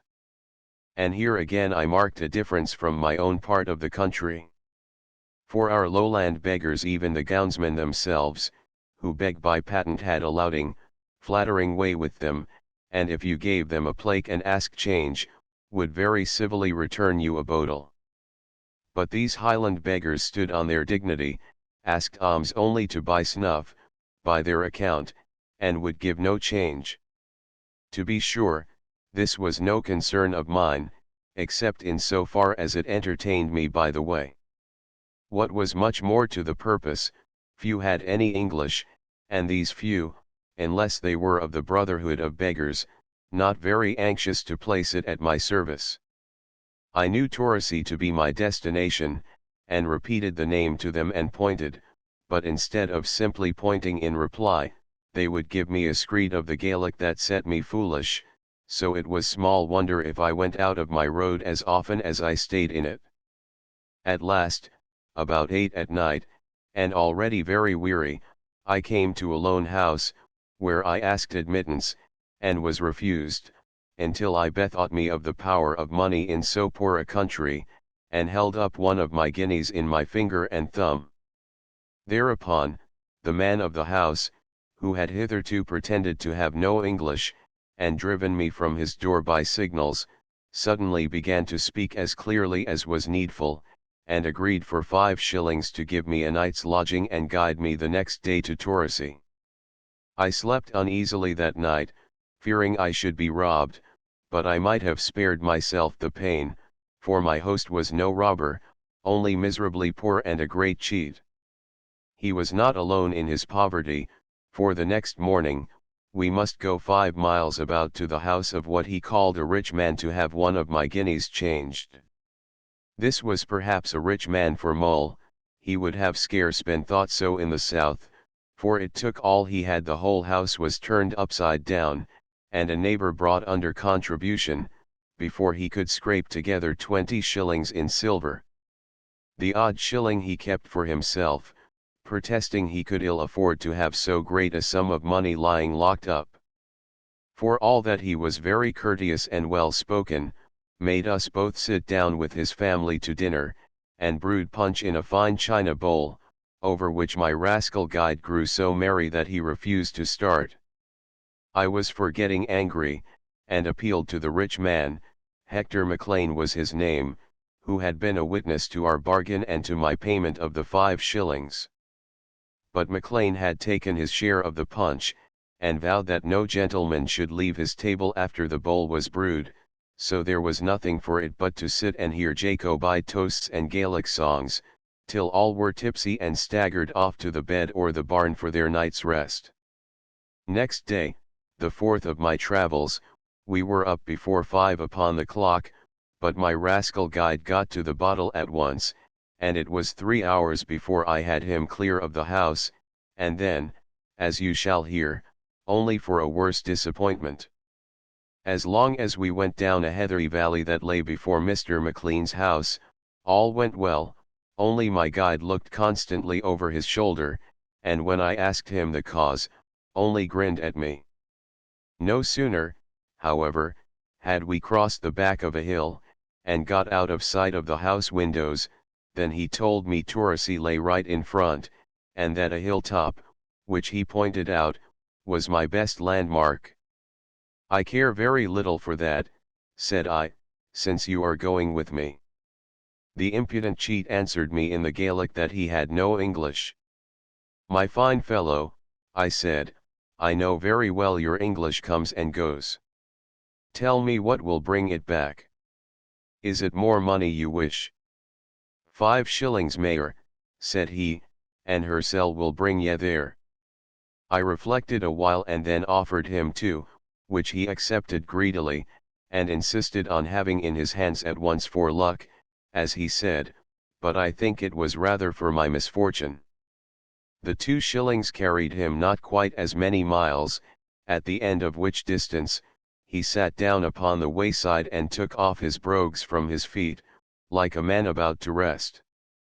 I was now red hot. "Ha," said I, "have you no more English?" He said impudently, "No." At that I boiled over, and lifted my hand to strike him, and he, drawing a knife from his rags, squatted back and grinned at me like a wild cat. At that, forgetting everything but my anger, I ran in upon him, put aside his knife with my left, and struck him in the mouth with the right. I was a strong lad and very angry, and he but a little man, and he went down before me heavily. By good luck, his knife flew out of his hand as he fell. I picked up both that and his brogues, wished him a good morning, and set off upon my way, leaving him barefoot and disarmed. I chuckled to myself as I went, being sure I was done with that rogue, for a variety of reasons. First, he knew he could have no more of my money; next, the brogues were worth in that country only a few pence, and, lastly, the knife, which was really a dagger, it was against the law for him to carry. In about half an hour of walk, I overtook a great, ragged man, moving pretty fast but feeling before him with a staff. He was quite blind, and told me he was a catechist, which should have put me at my ease. But his face went against me, it seemed dark and dangerous and secret, and presently, as we began to go on alongside, I saw the steel butt of a pistol sticking from under the flap of his coat pocket. To carry such a thing meant a fine of £15 sterling upon a first offence, and transportation to the colonies upon a second. Nor could I quite see why a religious teacher should go armed, or what a blind man could be doing with a pistol. I told him about my guide, for I was proud of what I had done, and my vanity for once got the heels of my prudence. At the mention of the 5 shillings he cried out so loud that I made up my mind I should say nothing of the other 2, and was glad he could not see my blushes. Was it too much? I asked, a little faltering. Too much, cries he. Why, I will guide you to Torosay myself for a dram of brandy, and give you the great pleasure of my company, me that is a man of some learning, in the bargain. I said I did not see how a blind man could be a guide, but at that he laughed aloud, and said his stick was eyes enough for an eagle. In the Isle of Mull, at least, says he, where I know every stone and heather bush by mark of head. See, now, he said, striking right and left, as if to make sure, down there a burn is running, and at the head of it there stands a bit of a small hill with a stone cocked upon the top of that, and it's hard at the foot of the hill, that the way runs by to Torosay, and the way here, being for droves, is plainly trodden, and will show grassy through the heather. I had to own he was right in every feature, and told my wonder. Ha, says he, that's nothing. Would ye believe me now, that before the act came out, and when there were weapons in this country, I could shoot? Could I, cries he, and then with a leer, if ye had such a thing as a pistol here to try with, I would show ye how it's done. I told him I had nothing of the sort, and gave him a wider berth. If he had known, his pistol stuck at that time quite plainly out of his pocket, and I could see the sun twinkle on the steel of the butt. But by the better luck for me, he knew nothing, thought all was covered, and lied on in the dark. He then began to question me cunningly, where I came from, whether I was rich, whether I could change a 5-shilling piece for him, which he declared he had that moment in his sporran, and all the time he kept edging up to me and I avoiding him.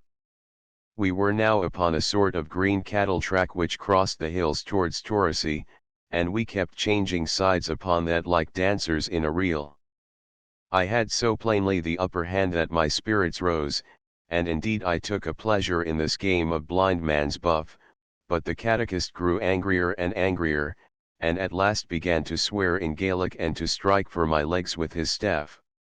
Then I told him that, sure enough, I had a pistol in my pocket as well as he, and if he did not strike across the hill due south I would even blow his brains out.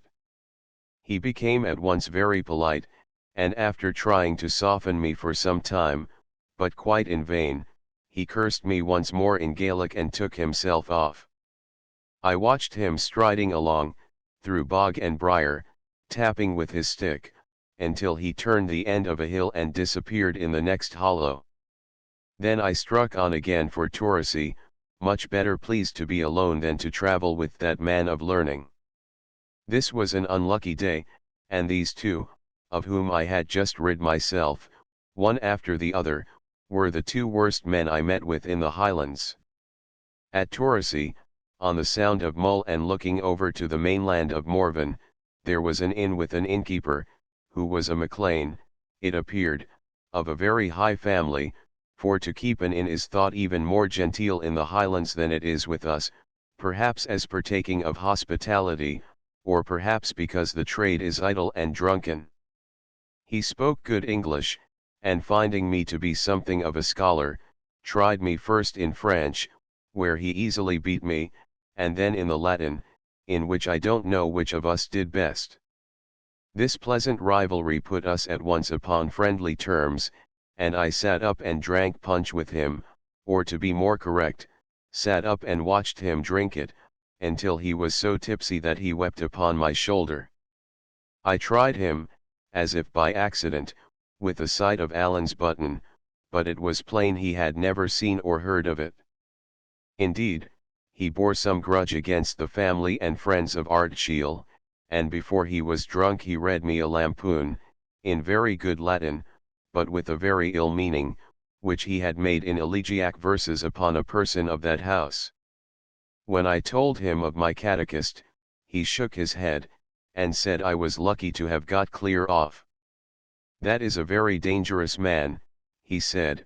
Duncan Mackeig is his name, he can shoot by the ear at several yards, and has been often accused of highway robberies, and once of murder. The cream of it is, says I, that he called himself a catechist. And why should he not, says he, when that is what he is? It was MacLean of Duart gave it to him because he was blind.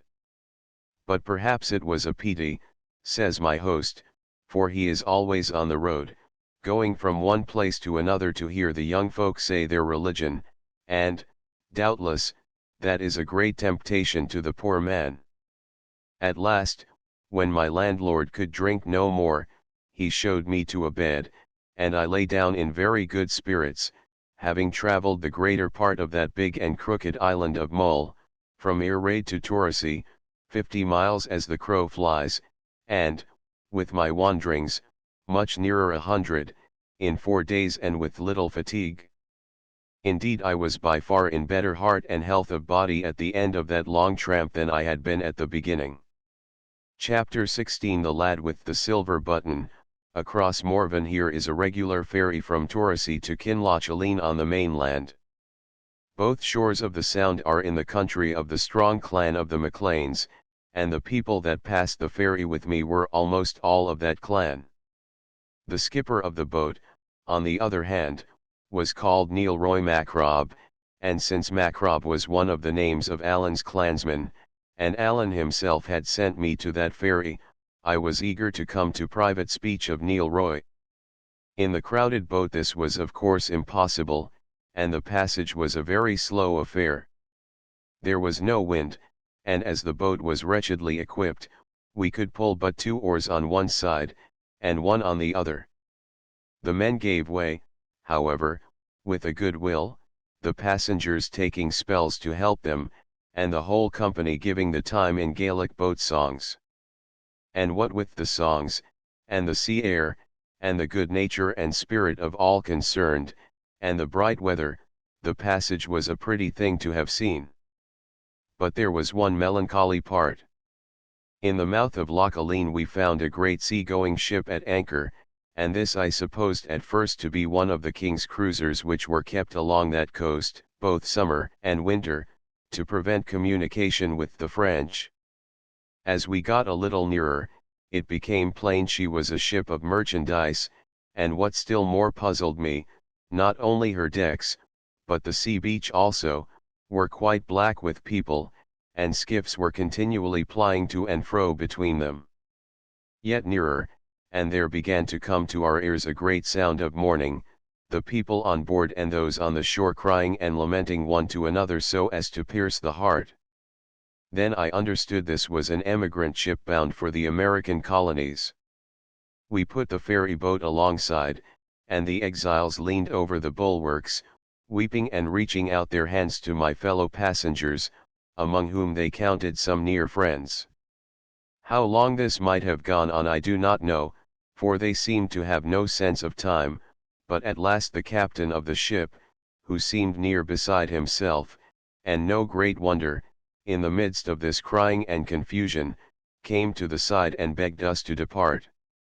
Thereupon Neil sheered off, and the chief singer in our boat struck into a melancholy air, which was presently taken up both by the emigrants and their friends upon the beach, so that it sounded from all sides like a lament for the dying. I saw the tears run down the cheeks of the men and women in the boat, even as they bent at the oars, and the circumstances and the music of the song, which is one called Loch Haber no more, were highly affecting even to myself. At Kinlochaline I got Neil Roy upon one side on the beach, and said I made sure he was one of Appin's men. And what for no, said he. I am seeking somebody, said I, and it comes in my mind that you will have news of him. Alan Breck Stewart is his name. And very foolishly, instead of showing him the button, I saw to pass a shilling in his hand. At this he drew back. I am very much affronted, he said, and this is not the way that one gentleman should behave to another at all. The man you ask for is in France, but if he was in my sporran, says he, and your belly full of shillings, I would not hurt a hair upon his body. I saw I had gone the wrong way to work, and without wasting time upon apologies, showed him the button lying in the hollow of my palm. A wheel, said Neil, and I think ye might have begun with that end of the stick, whatever. But if ye are the lad with the silver button, all is well, and I have the word to see that ye come safe. But if ye will pardon me to speak plainly, says he, there is a name that you should never take into your mouth, and that is the name of Alan Breck, and there is a thing that ye would never do, and that is to offer your dirty money to a Hieland gentleman. It was not very easy to apologize, for I could scarce tell him, what was the truth, that I had never dreamed he would set up to be a gentleman until he told me so. Neil on his part had no wish to prolong his dealings with me, only to fulfill his orders and be done with it, and he made haste to give me my route. This was to lie the night in Kinlochaline in the public inn, to cross Morven the next day to Ardgour, and lie the night in the house of one John of the Claymore, who was warned that I might come, the third day, to be set across one loch at Coran and another at Ballachulish, and then ask my way to the house of James of the Glens, at Auchern in Durer of Appin. There was a good deal of ferrying, as you hear, the sea in all this part running deep into the mountains and winding about their roots. It makes the country strong to hold and difficult to travel, but full of prodigious wild and dreadful prospects. I had some other advice from Neil, to speak with no one by the way, to avoid Whigs, Campbells, and the Red soldiers, to leave the road and lie in a bush if I saw any of the latter coming, for it was never chancy to meet in with them, and in brief, to conduct myself like a robber or a Jacobite agent, as perhaps Neil thought me. The inn at Kinlochaline was the most beggarly vile place that ever pigs were stayed in, full of smoke, vermin, and silent Highlanders. I was not only discontented with my lodging, but with myself for my mismanagement of Neil, and thought I could hardly be worse off. But very wrongly, as I was soon to see, for I had not been half an hour at the inn, standing in the door most of the time, to ease my eyes from the peat smoke, when a thunderstorm came close by. The springs broke in a little hill on which the inn stood, and one end of the house became a running water. Places of public entertainment were bad enough all over Scotland in those days, yet it was a wonder to myself, when I had to go from the fireside to the bed in which I slept, wading over the shoes. Early in my next day's journey I overtook a little, stout, solemn man, walking very slowly with his toes turned out, sometimes reading in a book and sometimes marking the place with his finger, and dressed decently and plainly in something of a clerical style. This I found to be another catechist, but of a different order from the blind man of Mull, being indeed one of those sent out by the Edinburgh Society for propagating Christian knowledge, to evangelize the more savage places of the Highlands. His name was Hend Erland. He spoke with the broad south country tongue, which I was beginning to weary for the sound of, and besides common countryship, we soon found we had a more particular bond of interest. For my good friend, the minister of Essendian, had translated into the Gaelic in his by time a number of hymns and pious books which Hend Erland used in his work, and held in great esteem. Indeed, it was one of these he was carrying and reading when we met. We fell in company at once, our ways lying together as far as to King Airloak. As we went, he stopped and spoke with all the wayfarers and workers that we met or passed, and though of course I could not tell what they discoursed about, yet I judged Mr. Hend Erland must be well liked in the countryside, for I observed many of them to bring out their mulls and share a pinch of snuff with him. I told him as far in my affairs as I judged wise, as far, that is, as they were none of Allen's, and gave Ballachulish as the place I was travelling to meet a friend, for I thought Auchern, or even Durer, would be too particular, and might put him on the scent. On his part, he told me much of his work and the people he worked among, the hiding priests and Jacobites, the disarming act, the dress, and many other curiosities of the time and place.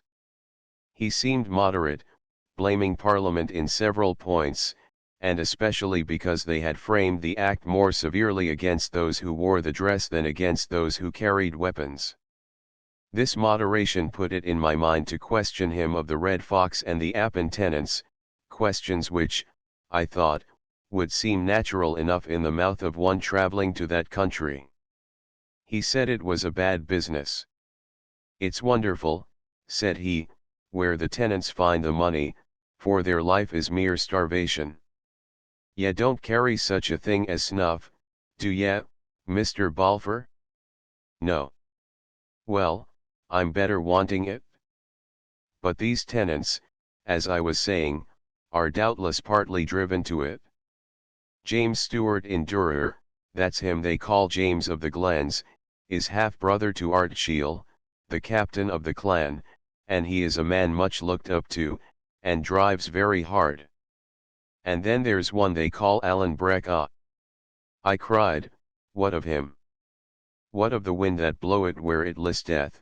said Hend Erland. "He's here an awa, here today and gone tomorrow, a fair heather cat. He might be glowering at the two of us out of yon whin bush, and I wouldn't wonder. Ye'll no carry such a thing as snuff, will ye?" I told him no, and that he had asked the same thing more than once. "It's highly possible," said he, sighing. "But it seems strange ye shouldn't carry it. However, as I was saying, this Alan Breck is a bold, desperate customer, and well kent to be James's right hand. His life is forfeit already, he would boggle at naething, and maybe, if a tenant body was to hang back he would get a dirk in his wame."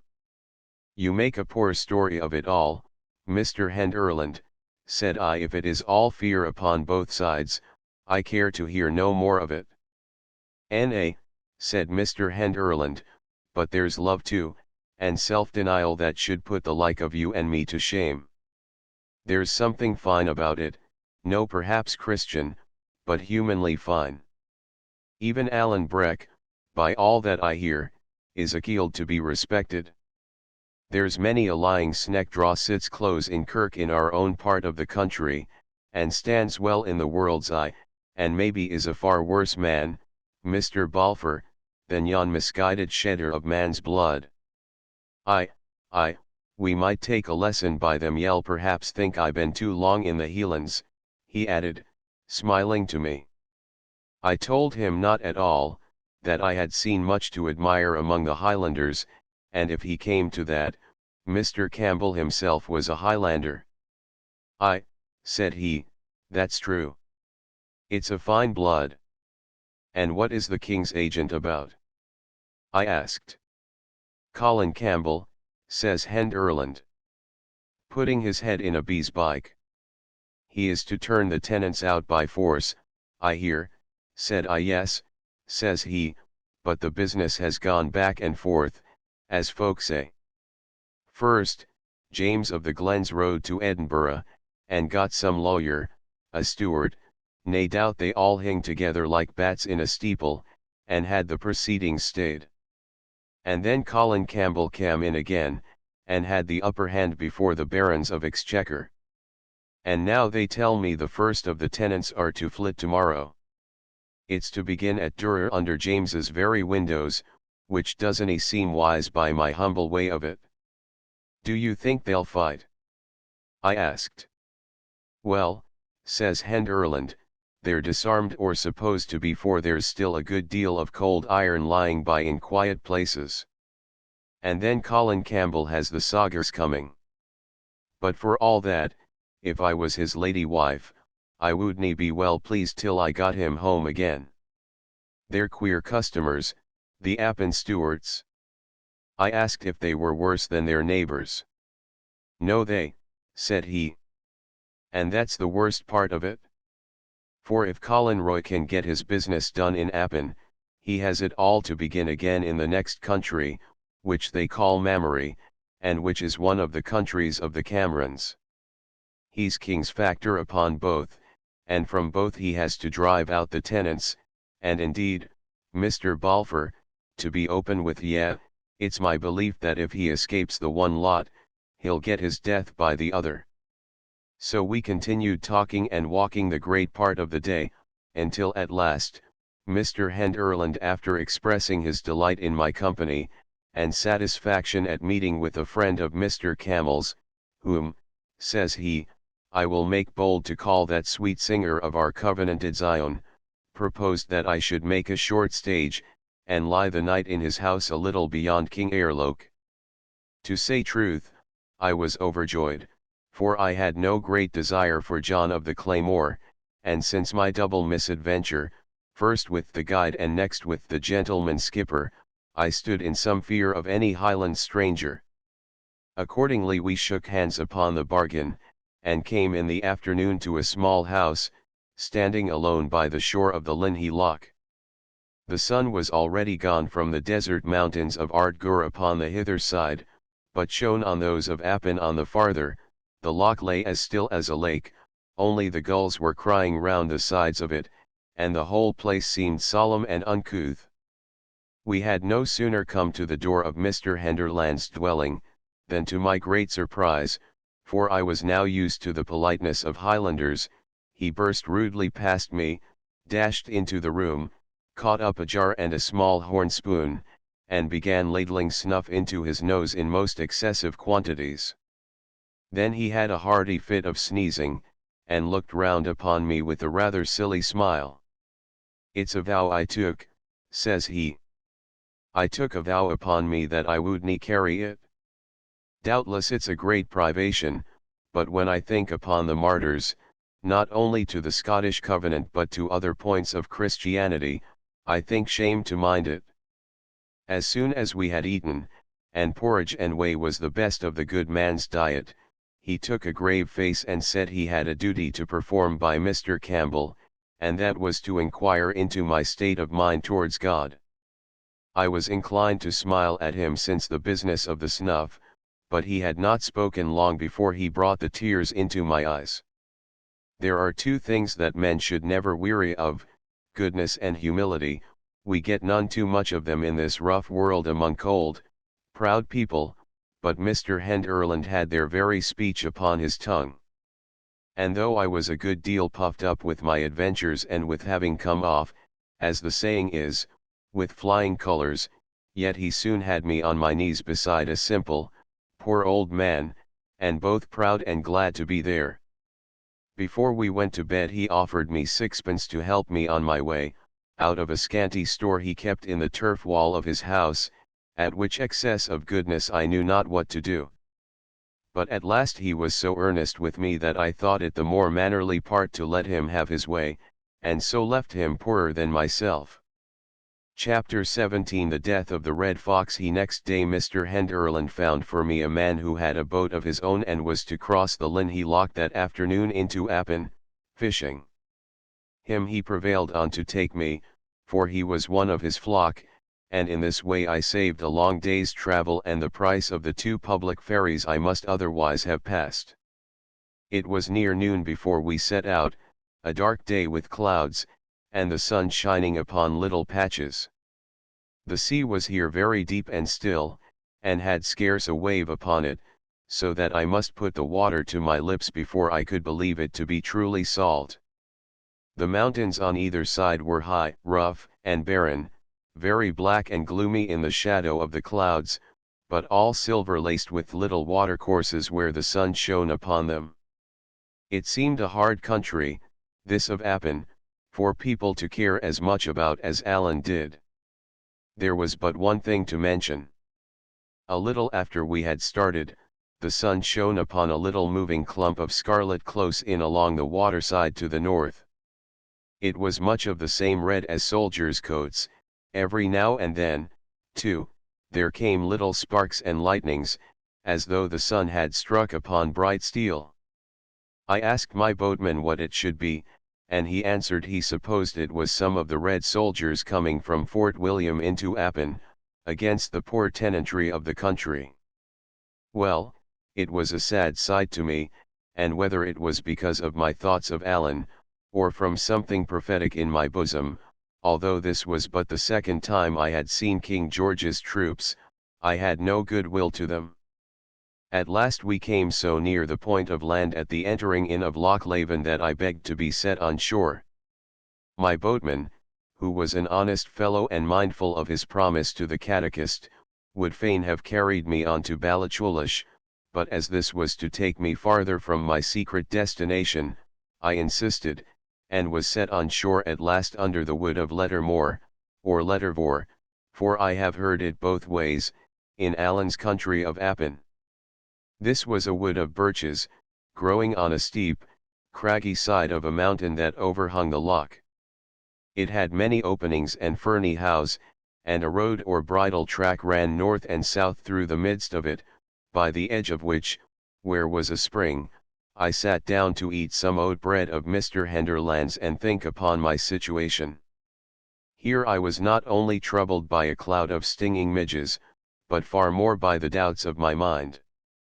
What I ought to do, why I was going to join myself with an outlaw and a would-be murderer like Allen, whether I should not be acting more like a man of sense to tramp back to the south country direct, by my own guidance and at my own charges, and what Mr. Campbell or even Mr. Henderland would think of me if they should ever learn my folly and presumption. These were the doubts that now began to come in on me stronger than ever. As I was so sitting and thinking, a sound of men and horses came to me through the wood, and presently after, at a turning of the road, I saw 4 travelers come into view. The way was in this part so rough and narrow that they came single and led their horses by the reins. The first was a great, red-headed gentleman, of an imperious and flushed face, who carried his hat in his hand and fanned himself, for he was in a breathing heat. The second, by his decent black garb and white wig, I correctly took to be a lawyer. The third was a servant, and wore some part of his clothes in tartan, which showed that his master was of a Highland family, and either an outlaw or else in singular good odor with the government, since the wearing of tartan was against the act. If I had been better versed in these things, I would have known the tartan to be of the Argyle, or Campbell, colours. This servant had a good-sized portmanteau strapped on his horse, and a net of lemons, to brew punch with, hanging at the saddle-bow, as was often enough the custom with luxurious travellers in that part of the country. As for the fourth, who brought up the tale, I had seen his like before, and knew him at once to be a sheriff's officer. I had no sooner seen these people coming than I made up my mind, for no reason that I can tell, to go through with my adventure, and when the first came alongside of me, I rose up from the bracken and asked him the way to Auchern. He stopped and looked at me, as I thought, a little oddly, and then, turning to the lawyer, "Mungo," said he, "there's many a man would think this more of a warning than tupiates. Here am I on my road to Durer on the job ye ken, and here is a young lad starts up out of the bracken, and speers if I am on the way to Auchern." "Gleanure," said the other, "this is an ill subject for jesting." These two had now drawn close up and were gazing at me, while the two followers had halted about a stone cast in the rear. "And what seek ye in Auchern?" said Colin Roy Campbell of Gleanure, him they called the Red Fox, for he it was that I had stopped. "The man that lives there," said I. "James of the Glens," says Gleanure, musingly, and then to the lawyer, "is he gathering his people, think ye?" "Anyway," says the lawyer, "we shall do better to bide where we are, and let the soldiers rally us." "If you are concerned for me," said I am neither of his people nor yours, but an honest subject of King George, owing no man and fearing no man." "Why, very well said," replies the factor. "But if I may make so bold as ask, what does this honest man so far from his country, and why does he come seeking the brother of Ardshiel? I have power here, I must tell you. I am king's factor upon several of these estates, and have 12 files of soldiers at my back. I have heard a waif word in the country," said I, a little nettled, "that you were a hard man to drive." He still kept looking at me, as if in doubt. "Well," said he, at last, "your tongue is bold, but I am no unfriend to plainness. If ye had asked me the way to the door of James Stewart on any other day but this, I would have set ye right and bidden ye Godspeed. But today, Mungo." And he turned again to look at the lawyer. But just as he turned there came the shot of a firelock from higher up the hill, and with the very sound of it Gleanure fell upon the road. "Oh, I am dead," he cried, several times over. The lawyer had caught him up and held him in his arms, the servant standing over and clasping his hands.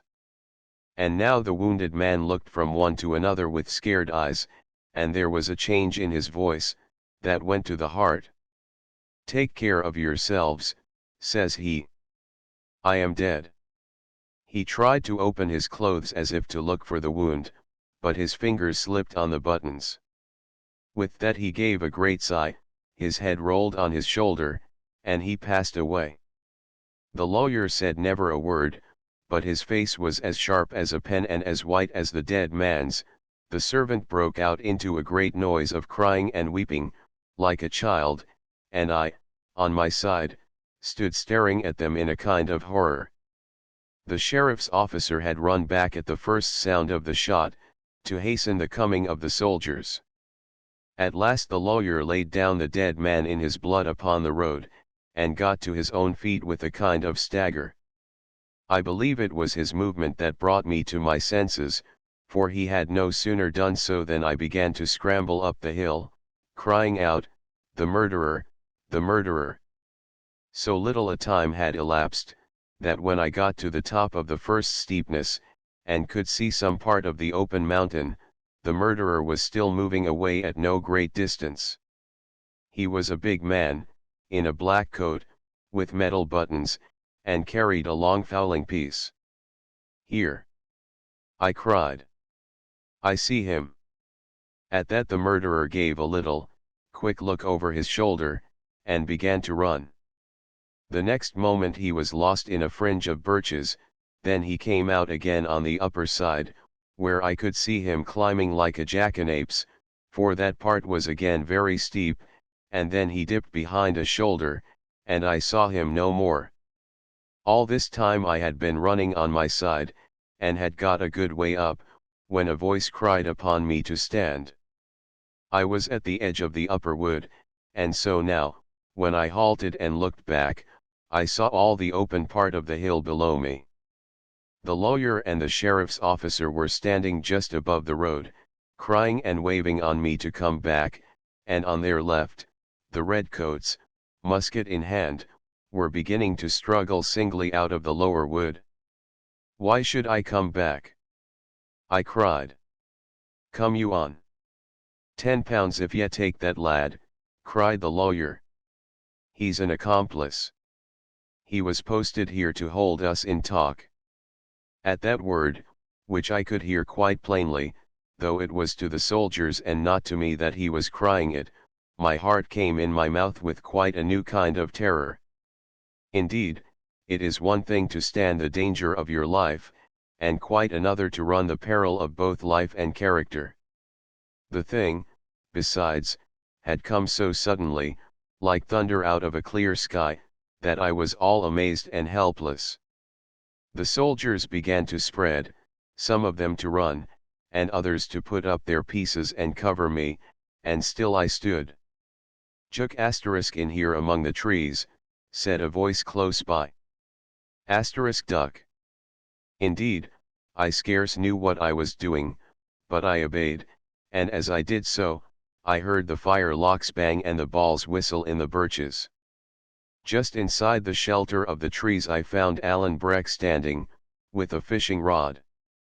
He gave me no salutation, indeed it was no time for civilities, "Only come," says he, and set off running along the side of the mountain towards Balachulish, and I, like a sheep, to follow him. Now we ran among the birches, now stooping behind low humps upon the mountain side, now crawling on all fours among the heather. The pace was deadly, my heart seemed bursting against my ribs, and I had neither time to think nor breath to speak with. Only I remember seeing with wonder, that Alan every now and then would straighten himself to his full height and look back, and every time he did so, there came a great far-away cheering and crying of the soldiers. Quarter of an hour later, Alan stopped, clapped down flat in the heather, and turned to me. "Now," said he, "it's earnest. Do as I do, for your life." And at the same speed, but now with infinitely more precaution, we traced back again across the mountainside by the same way that we had come, only perhaps higher, till at last Alan threw himself down in the upper wood of Lettermore, where I had found him at the first, and lay, with his face in the bracken, panting like a dog. My own side so ached, my head so swam, my tongue so hung out of my mouth with heat and dryness, that I lay beside him like one dead. Chapter 18 I Talk with Alan in the wood of Lettermore Land was the first to come round. He rose, went to the border of the wood, peered out a little, and then returned and sat down. "Well," said he, "yon was a hot burst, David." I said nothing, nor so much as lifted my face. I had seen murder done, and a great, ruddy, jovial gentleman struck out of life in a moment. The pity of that sight was still sore within me, and yet that was but a part of my concern. Here was murder done upon the man Alan hated, here was Alan skulking in the trees and running from the troops, and whether his was the hand that fired or only the head that ordered, signified but little. By my way of it, my only friend in that wild country was blood guilty in the first degree. I held him in horror, I could not look upon his face.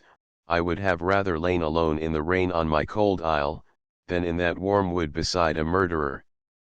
"Are ye still wearied?" he asked again. "No," said I, still with my face in the bracken, "no, I am not wearied now, and I can speak." You and me must twine, asterisk I said. I liked you very well, Alan, but your ways are not mine, and they're not God's, and the short and the long of it is just that we must twine. Asterisk part. I will hardly twine from ye, David, without some kind of reason for the same, said Alan, mighty gravely. If ye can anything against my reputation, it's the least thing that ye should do, for old acquaintance' sake, to let me hear the name of it, and if ye have only taken a distaste to my society, it will be proper for me to judge if I'm insulted. Alan, said I, what is the sense of this? Ye ken very well yon Campbell man lies in his blood upon the road. He was silent for a little, then says he, did ever ye hear tell of the story of the man and the good people? By which he meant the fairies. No, said I, nor do I want to hear it. With your permission, Mr. Balfour, I will tell it you, whatever, says Alan. The man, ye should ken, was cast upon a rock in the sea, where it appears the good people were in use to come and rest as they went through to Ireland. The name of this rock is called the Skerryvore, and it's not far from where we suffered shipwreck. Well, it seems the man cried so sore, if he could just see his little bairn before he died, that at last the king of the good people took pity upon him, and sent one flying that brought back the bairn in a poke asterisk and laid it down beside the man where he lay sleeping. So when the man woke, there was a poke beside him and something into the inside of it that moved. Well, it seems he was one of these gentry that think I the worst of things, and for greater security, he stuck his dirk throughout that poke before he opened it, and there was his bairn dead. I am thinking to myself, Mr. Balfour, that you and the man are very much alike. Asterisk bag. Do you mean you had no hand in it? Cried I, sitting up. I will tell you first of all, Mr. Balfour of Shaw's, as one friend to another, said Alan, that if I were going to kill a gentleman, it would not be in my own country, to bring trouble on my clan, and I would not go wanting sword and gun, and with a long fishing rod upon my back. Well, said I, that's true. And now, continued Alan, taking out his dirk and laying his hand upon it in a certain manner, I swear upon the holy iron I had neither art nor part, act, nor thought in it. I thank God for that, cried I, and offered him my hand. He did not appear to see it. And here is a great deal of work about a Campbell, said he. They are not so scarce, that I can. At least, said I, you cannot justly blame me, for you know very well what you told me in the brig. But the temptation and the act are different, I thank God again for that. We may all be tempted, but to take a life in cold blood, Alan. And I could say no more for the moment. And do you know who did it? I added. Do you know that man in the black coat? I have nae clear mind about his coat, said Alan cunningly, but it sticks in my head that it was blue. Blue or black, did ye know him? Said I couldn't just conscientiously swear to him, says Alan. He gied very close by me, to be sure, but it's a strange thing that I should just have been tying my brogues. Can you swear that you don't know him, Alan? I cried, half angered, half in a mind to laugh at his evasions. Not yet, says he, but I've a grand memory for forgetting, David. And yet there was one thing I saw clearly, said I, and that was, that you exposed yourself and me to draw the soldiers. It's very likely, said Alan, and so would any gentleman. You and me were innocent of that transaction. The better reason, since we were falsely suspected, that we should get clear, I cried. The innocent should surely come before the guilty. Why, David, said he, the innocent have I a chance to get assoiled in court, but for the lad that shot the bullet, I think the best place for him will be the heather. Them that have any dipped their hands in any little difficulty, should be very mindful of the case of them that have. And that is the good Christianity. For if it was the other way round about, and the lad whom I couldn't just clearly see had been in our shoes, and we in his, as might very well have been, I think we would be a good deal obliged to him ourselves if he would draw the soldiers. When it came to this, I gave Allen up. But he looked so innocent all the time, and was in such clear good faith in what he said, and so ready to sacrifice himself for what he deemed his duty, that my mouth was closed. Mr. Henderland's words came back to me, that we ourselves might take a lesson by these wild Highlanders. Well, here I had taken mine. Allen's morals were all tale first, but he was ready to give his life for them, such as they were. Allen, said I, I'll not say it's the good Christianity as I understand it, but it's good enough. And here I offer ye my hand for the second time. Whereupon he gave me both of his, saying surely I had cast a spell upon him, for he could forgive me anything. Then he grew very grave, and said we had not much time to throw away, but must both flee that country, he, because he was a deserter, and the whole of Appin would now be searched like a chamber, and every one obliged to give a good account of himself, and I, because I was certainly involved in the murder. Oh, says I, willing to give him a little lesson, I have no fear of the justice of my country. As if this was your country, said he. Or as if ye would be tried here, in a country of Stuarts. It's all Scotland, said I. Man, I whiles wonder at ye, said Allen. This is a Campbell that's been killed. Well, it'll be tried in Inverara, the Campbell's head place, with 15 Campbells in the jury box and the biggest Campbell of all, and that's the Duke, sitting cocking on the bench. Justice, David. The same justice, by all the world, as Gleanure found a while ago at the roadside. This frightened me a little, I confess, and would have frightened me more if I had known how nearly exact were Allen's predictions. Indeed it was but in one point that he exaggerated, there being but 11 Campbells on the jury, though as the other 4 were equally in the Duke's dependence, it mattered less than might appear. Still, I cried out that he was unjust to the Duke of Argyll, who, for all he was a Whig, was yet a wise and honest nobleman. Hoot, said Allen, the man's a Whig, nae doubt, but I would never deny he was a good chieftain to his clan. And what would the clan think if there was a Campbell shot, and nobody hanged, and their own chief the Justice General? But I have often observed, says Allen, that you low country bodies have no clear idea of what's right and wrong. At this I did at last laugh out aloud, when to my surprise, Allen joined in, and laughed as merrily as myself. N.A., N.A., said he, we're in the Hielands, David, and when I tell ye to run, take my word and run. Nae doubt it's a hard thing to skulk and starve in the heather, but it's harder yet to lie shackled in a red-coat prison.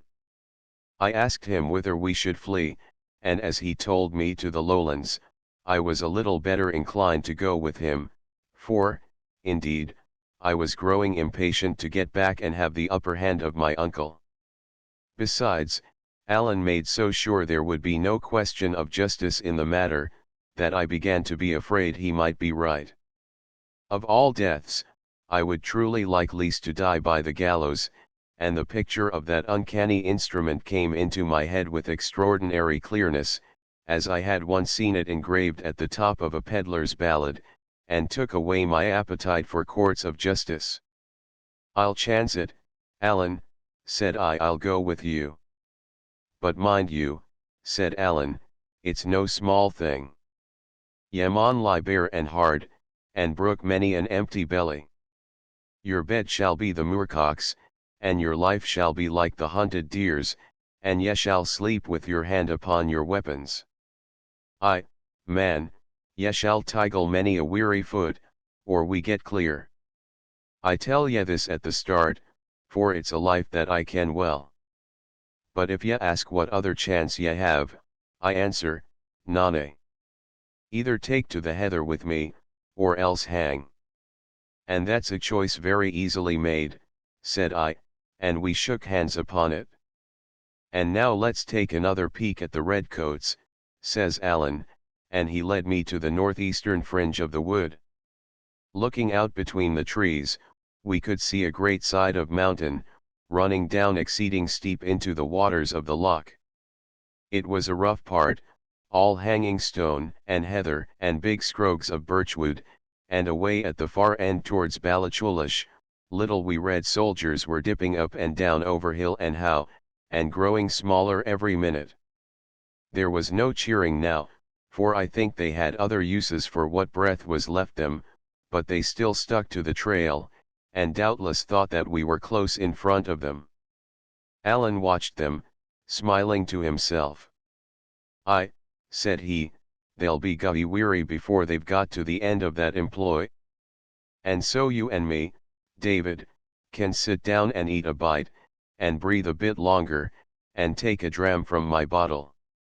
Then we'll strike for Auchern, the house of my kinsman, James of the Glens, where I must get my clothes, and my arms, and money to carry us along, and then, David, we'll cry forth, fortune, and take a cast among the heather."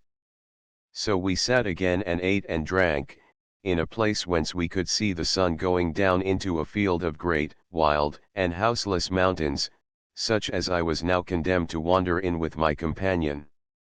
Partly as we so sat, and partly afterwards, on the way to Auchern, each of us narrated his adventures, and I shall here set down so much of Allen's as seems either curious or needful.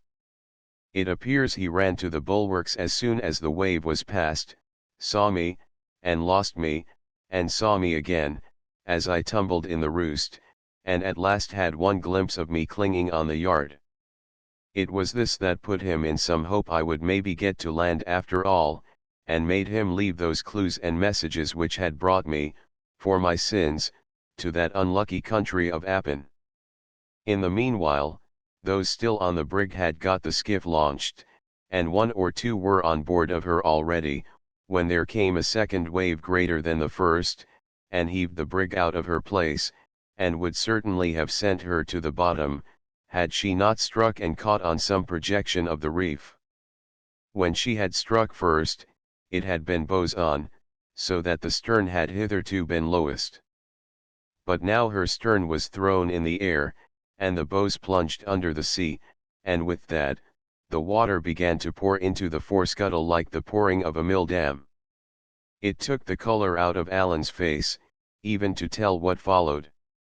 For there were still two men lying impotent in their bunks, and these, seeing the water pour in and thinking the ship had foundered, began to cry out aloud, and that with such harrowing cries that all who were on deck tumbled one after another into the skiff and fell to their oars.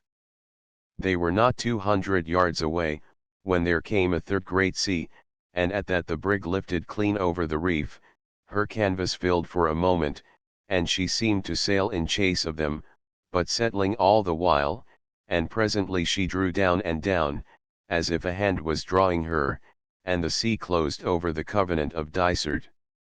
Never a word they spoke as they pulled ashore, being stunned with the horror of that screaming, but they had scarce set foot upon the beach when Hosezin woke up, as if out of a muse, and bade them lay hands upon Allen.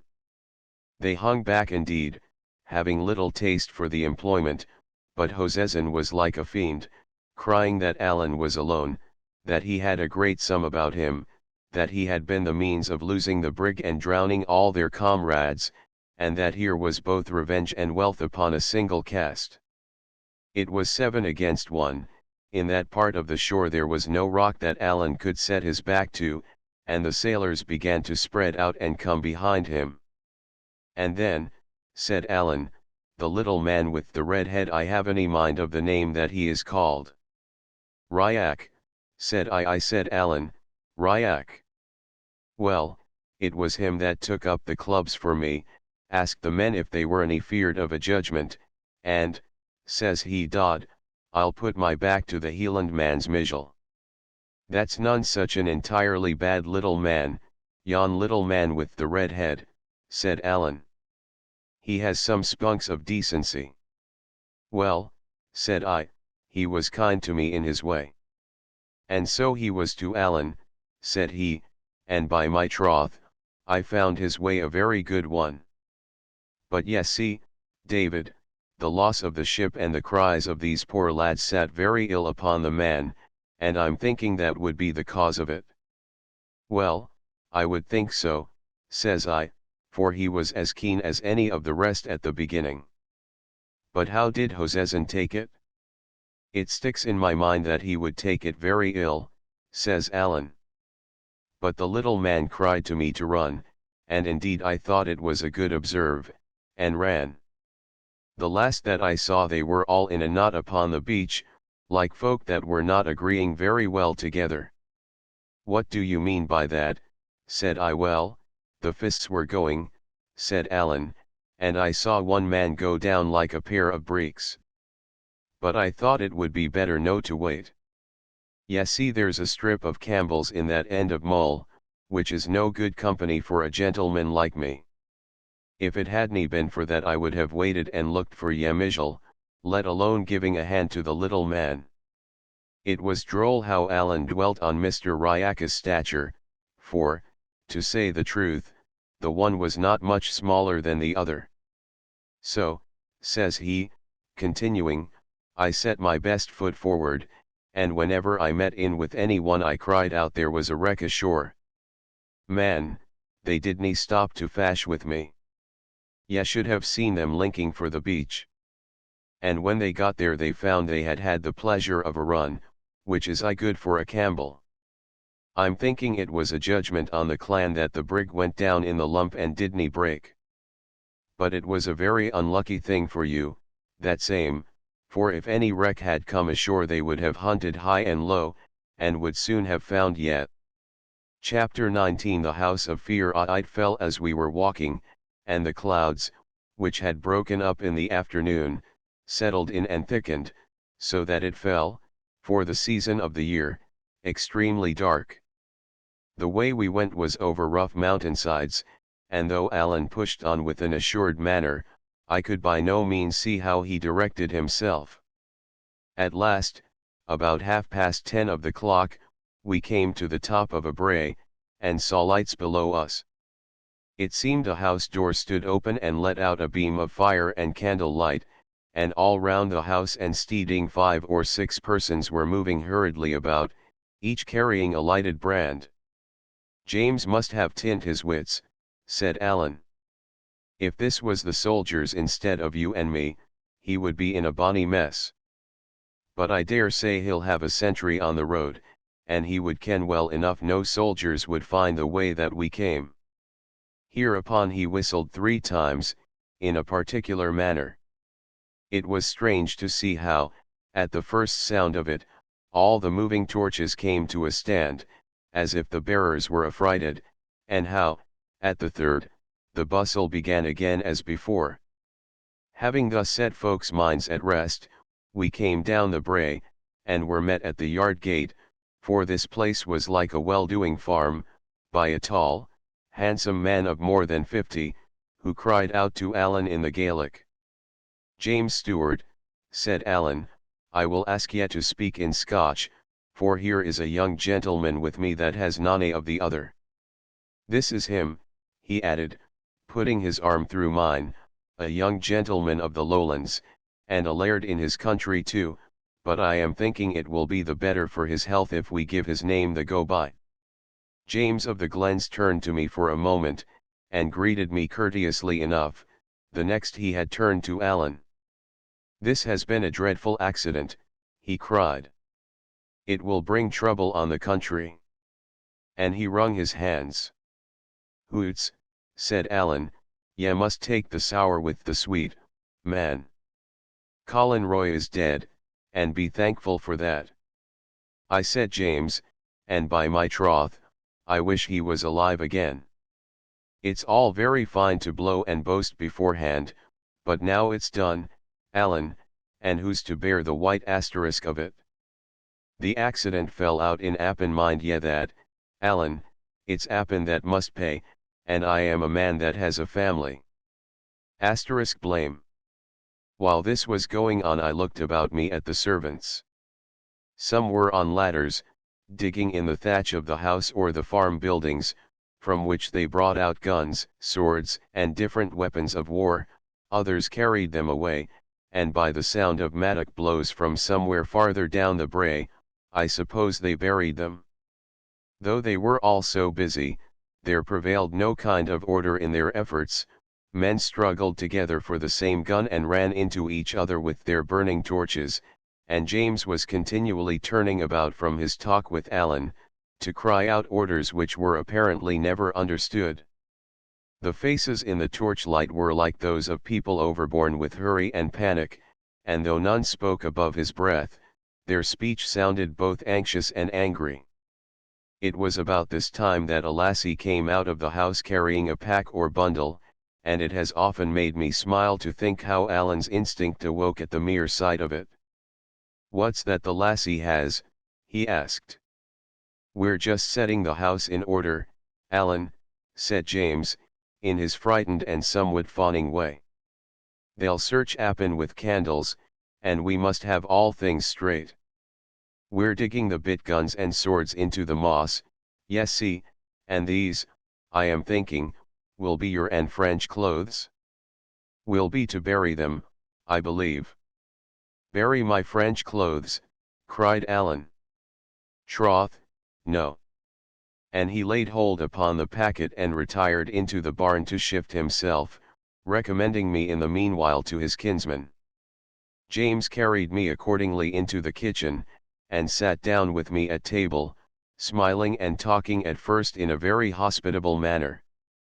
But presently the gloom returned upon him, he sat frowning and biting his fingers, only remembered me from time to time, and then gave me but a word or two and a poor smile, and back into his private terrors. His wife sat by the fire and wept, with her face in her hands. His eldest son was crouched upon the floor, running over a great mass of papers and now and again setting one alight and burning it to the bitter end, all the while a servant lass with a red face was rummaging about the room, in a blind hurry of fear, and whimpering as she went, and every now and again one of the men would thrust in his face from the yard, and cry for orders. At last James could keep his seat no longer, and begged my permission to be so unmannerly as walk about. "I am but poor company altogether, sir," says he, "but I can think of nothing but this dreadful accident, and the trouble it is like to bring upon quite innocent persons." A little after he observed his son burning a paper which he thought should have been kept, and at that his excitement burst out so that it was painful to witness. He struck the lad repeatedly. "Are you gone, Gide?" Asterisk, he cried. "Do you wish to hang your father?" and forgetful of my presence, carried on at him a long time together in the Gaelic, the young man answering nothing, only the wife, at the name of hanging, throwing her apron over her face and sobbing out louder than before. Asterisk mad. This was all wretched for a stranger like myself to hear and see, and I was right glad when Alan returned, looking like himself in his fine French clothes, though, to be sure, they were now grown almost too battered and withered to deserve the name of fine. I was then taken out in my turn by another of the sons, and given that change of clothing of which I had stood so long in need, and a pair of Highland brogues made of deer leather, rather strange at first, but after a little practice very easy to the feet. By the time I came back Alan must have told his story, for it seemed understood that I was to fly with him, and they were all busy upon our equipment.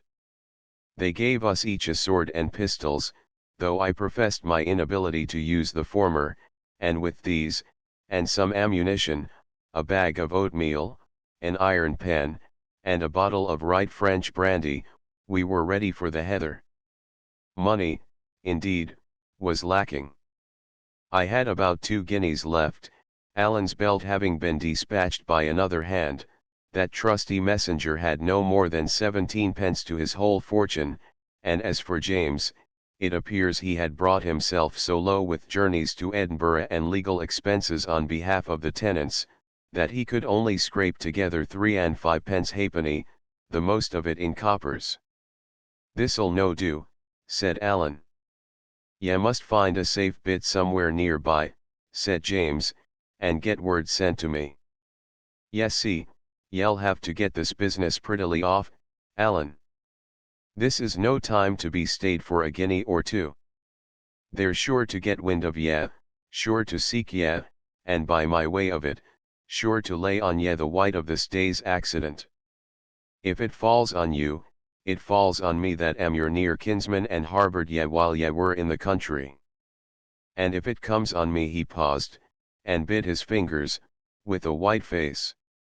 "It would be a painful thing for our friends if I was to hang," said he. "It would be an ill day for Appin," says Allen. "It's a day that sticks in my throat," said James. "Oh man, man, man Allen, you and me have spoken like two fools," he cried, striking his hand upon the wall so that the house rang again. "Well, and that's true, too," said Allen, "and my friend from the lowlands here, nodding at me, gave me a good word upon that head, if I would only have listened to him. But see here," said James, returning to his former manner, "if they lay me by the heels, Allen, it's then that you'll be needing the money. For with all that I have said and that you have said, it will look very black against the two of us, do ye mark that?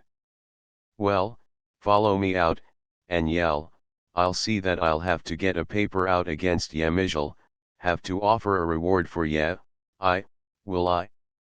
It's a sore thing to do between such near friends, but if I get the dirtum asterisk of this dreadful accident, I'll have to fend for myself, man. Do ye see that? Asterisk blame." He spoke with a pleading earnestness, taking Allen by the breast of the coat. "I said, Allen, I see that. And ye'll have to be clear of the country, Allen, and clear of Scotland you and your friend from the lowlands, too. For I'll have to paper your friend from the lowlands. Ye see that, Allen, say that ye see that." I thought Allen flushed a bit. "This is unco hard on me that brought him here, James," said he, throwing his head back. "It's like making me a traitor." "Now, Allen, man," cried James. "Look things in the face. He'll be papered anyway, Mungo Campbell'll be sure to paper him, what matters if I paper him too? And then, Allen, I am a man that has a family." And then, after a little pause on both sides, "And, Allen, it'll be a jury of Campbells," said he. "There's one thing," said Allen, musingly, "that nobody kens his name. Nor yet they shall nie, Allen." "There's my hand on that," cried James, for all the world as if he had really known my name and was foregoing some advantage. "But just the habit he was in, and what he looked like, and his age, and the like. I couldn't well do less." "I wonder at your father's son," cried Allen, sternly. "Would ye sell the lad with a gift? Would ye change his clothes and then betray him?" "No, no, Allen," said James. "No, no, the habit he took off, the habit Mungo saw him in. But I thought he seemed crestfallen, indeed, he was clutching at every straw, and all the time, I dare say, saw the faces of his hereditary foes on the bench, and in the jury box, and the gallows in the background.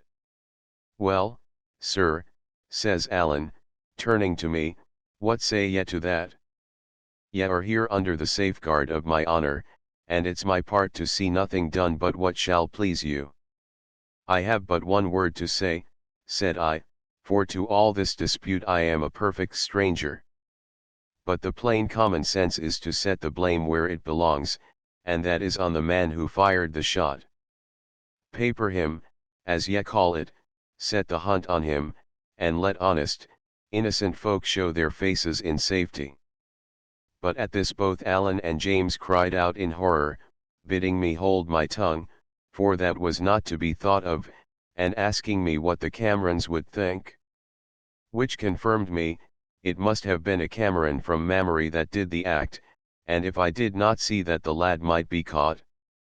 Ye haven't surely thought of that, said they, with such innocent earnestness, that my hands dropped at my side and I despaired of argument.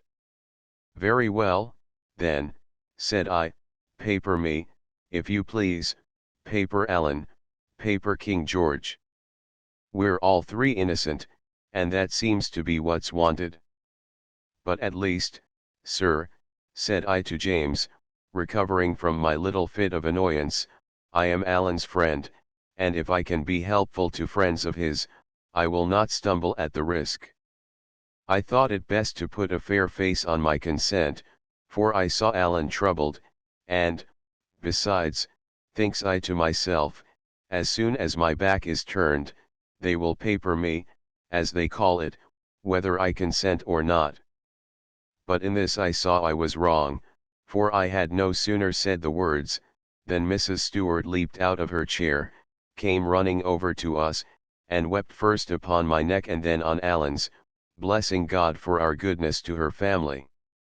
As for you, Alan, it was no more than your bounden duty, she said.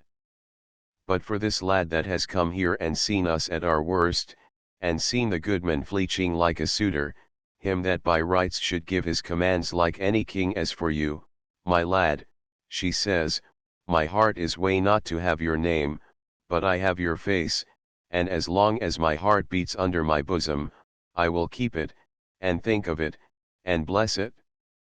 And with that she kissed me, and burst once more into such sobbing, that I stood abashed. Hoot, hoot, said Alan, looking mighty silly. The day comes unco soon in this month of July, and tomorrow there'll be a fine to do in Appin, a fine riding of dragoons, and crying of cruacan. Asterisk and running of red coats, and it behoves you and me to the sooner be gone. Asterisk the rallying word of the Campbells. Thereupon we said farewell, and set out again, bending somewhat eastwards, in a fine mild dark night, and over much the same broken country as before. Chapter XX The flight in the heather, the rocks. Ometimes we walked, sometimes ran, and as it drew on to morning, walked ever the less and ran the more. Though, upon its face, that country appeared to be a desert, yet there were huts and houses of the people, of which we must have passed more than 20, hidden in quiet places of the hills. When we came to one of these, Alan would leave me in the way, and go himself and rap upon the side of the house and speak a while at the window with some sleeper awakened. This was to pass the news, which, in that country, was so much of a duty that Alan must pause to attend to it even while fleeing for his life, and so well attended to by others, that in more than half of the houses where we called they had heard already of the murder. In the others, as well as I could make out, standing back at a distance and hearing a strange tongue, the news was received with more of consternation than surprise. For all our hurry, day began to come in while we were still far from any shelter. It found us in a prodigious valley, strewn with rocks and where ran a foaming river. Wild mountains stood around it, there grew there neither grass nor trees, and I have sometimes thought since then, that it may have been the valley called Glencoe, where the massacre was in the time of King William. But for the details of our itinerary, I am all to seek, our way lying now by short cuts, now by great detours, our pace being so hurried, our time of journeying usually by night, and the names of such places as I asked and heard being in the Gaelic tongue and the more easily forgotten. The first peep of morning, then, showed us this horrible place, and I could see Alan knit his brow. "This is no fit place for you and me," he said. "This is a place they're bound to watch." And with that he ran harder than ever down to the waterside, in a part where the river was split in two among three rocks. It went through with a horrid thundering that made my belly quake, and there hung over the Lynn a little mist of spray. Alan looked neither to the right nor to the left, but jumped clean upon the middle rock and fell there on his hands and knees to check himself, for that rock was small and he might have pitched over on the far side. I had scarce time to measure the distance or to understand the peril before I had followed him, and he had caught and stopped me. So there we stood, side by side upon a small rock slippery with spray, a far broader leap in front of us, and the river dinning upon all sides. When I saw where I was, there came on me a deadly sickness of fear, and I put my hand over my eyes. Alan took me and shook me. I saw he was speaking, but the roaring of the falls and the trouble of my mind prevented me from hearing, only I saw his face was red with anger, and that he stamped upon the rock. The same look showed me the water raging by, and the mist hanging in the air, and with that I covered my eyes again and shuddered. The next minute Alan had set the brandy bottle to my lips, and forced me to drink about a gill, which sent the blood into my head again. Then, putting his hands to his mouth, and his mouth to my ear, he shouted, "Hang or drown," and turning his back upon me, leaped over the farther branch of the stream, and landed safe. I was now alone upon the rock, which gave me the more room.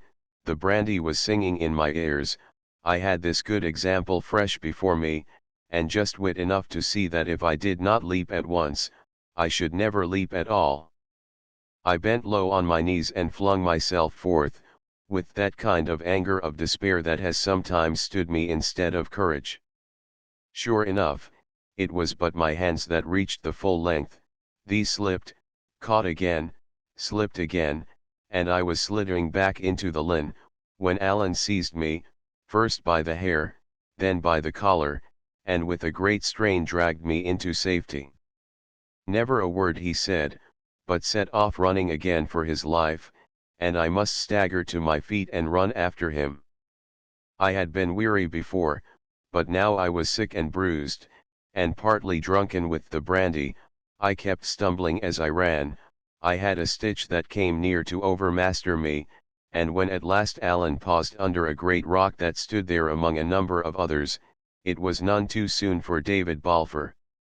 A great rock, I have said, but by rights it was two rocks leaning together at the top, both some 20 feet high, and at the first sight inaccessible. Even Alan, though you may say he had as good as 4 hands, failed twice in an attempt to climb them, and it was only at the third trial, and then by standing on my shoulders and leaping up with such force as I thought must have broken my collar bone, that he secured a lodgment. Once there, he let down his leathern girdle, and with the aid of that and a pair of shallow footholds in the rock, I scrambled up beside him. Then I saw why we had come there, for the two rocks, being both somewhat hollow on the top and sloping one to the other, made a kind of dish or saucer, where as many as 3 or 4 men might have lain hidden. All this while Alan had not said a word, and had run and climbed with such a savage, silent frenzy of hurry, that I knew that he was in mortal fear of some miscarriage. Even now we were on the rock he said nothing, nor so much as relaxed the frowning look upon his face, but clapped flat down, and keeping only one eye above the edge of our place of shelter scouted all round the compass. The dawn had come quite clear. We could see the stony sides of the valley, and its bottom, which was bestrewed with rocks, and the river, which went from one side to another, and made white falls, but nowhere the smoke of a house, nor any living creature but some eagles screaming round a cliff. Then at last Alan smiled. "I," said he, "now we have a chance," and then looking at me with some amusement, "Yeri no very glek asterisk at the jumping," said he. Asterisk brisk. At this I suppose I colored with mortification, for he added at once, "Hoots, small blame to yet. To be feared of a thing and yet to do it, is what makes the prettiest kind of a man." And then there was water there, and whater's a thing that dauntons even me. No, no, said Alan, it's no you that's to blame, it's me. I asked him why. Why, said he, I have proved myself a gomeril this night.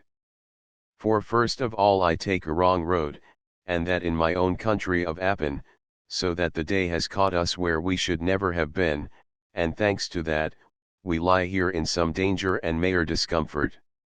And next, which is the worst of the two, for a man that has been so much among the heather as myself, I have come wanting a water bottle, and here we lie for a long summer's day with naething but neat spirit. Ye may think that a small matter, but before it comes night, David, ye'll give me news of it? I was anxious to redeem my character, and offered, if he would pour out the brandy, to run down and fill the bottle at the river. I wouldn't waste the good spirit either, says he. It's been a good friend to you this night, or in my poor opinion, ye would still be cocking on yon stone. And what's mayor, says he, ye may have observed, you that's a man of so much penetration, that Alan Breck Stewart was perhaps walking quicker than his ordiner. You! I cried, you were running fit to burst. Was I so, said he. Well, then, ye may depend upon it, there was nae time to be lost. And now here is enough said, gang you to your sleep, lad, and I'll watch. Accordingly, I lay down to sleep. A little peaty earth had drifted in between the top of the two rocks, and some bracken grew there, to be a bed to me. The last thing I heard was still the crying of the eagles. I dare say it would be 9 in the morning when I was roughly awakened, and found Alan's hand pressed upon my mouth. Wheesht, he whispered. Ye were snoring. Well, said I, surprised at his anxious and dark face, and why not? He peered over the edge of the rock, and signed to me to do the like. It was now high day, cloudless, and very hot. The valley was as clear as in a picture. About half a mile up the water was a camp of redcoats, a big fire blazed in their midst, at which some were cooking, and nearby, on the top of a rock about as high as ours, there stood a sentry, with the sun sparkling on his arms. All the way down along the riverside were posted other sentries, here near together, there widely scattered, some planted like the first, on places of command, some on the ground level and marching and counter-marching, so as to meet halfway. Higher up the glen, where the ground was more open, the chain of posts was continued by horse soldiers, whom we could see in the distance riding to and fro. Lower down, the infantry continued, but as the stream was suddenly swelled by the confluence of a considerable burn, they were more widely set, and only watched the fords and stepping stones. I took but one look at them, and ducked again into my place. It was strange indeed to see this valley, which had lain so solitary in the hour of dawn, bristling with arms and dotted with the red coats and breeches. Yes, see, said Alan, this was what I was afraid of, Davy, that they would watch the burnside. They began to come in about 2 hours ago, and, man, but ye're a grand hand at the sleeping. We're in a narrow place.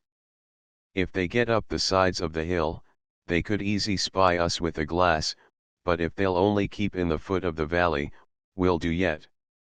The posts are thinner down the water, and, come night, we'll try our hand at getting by them.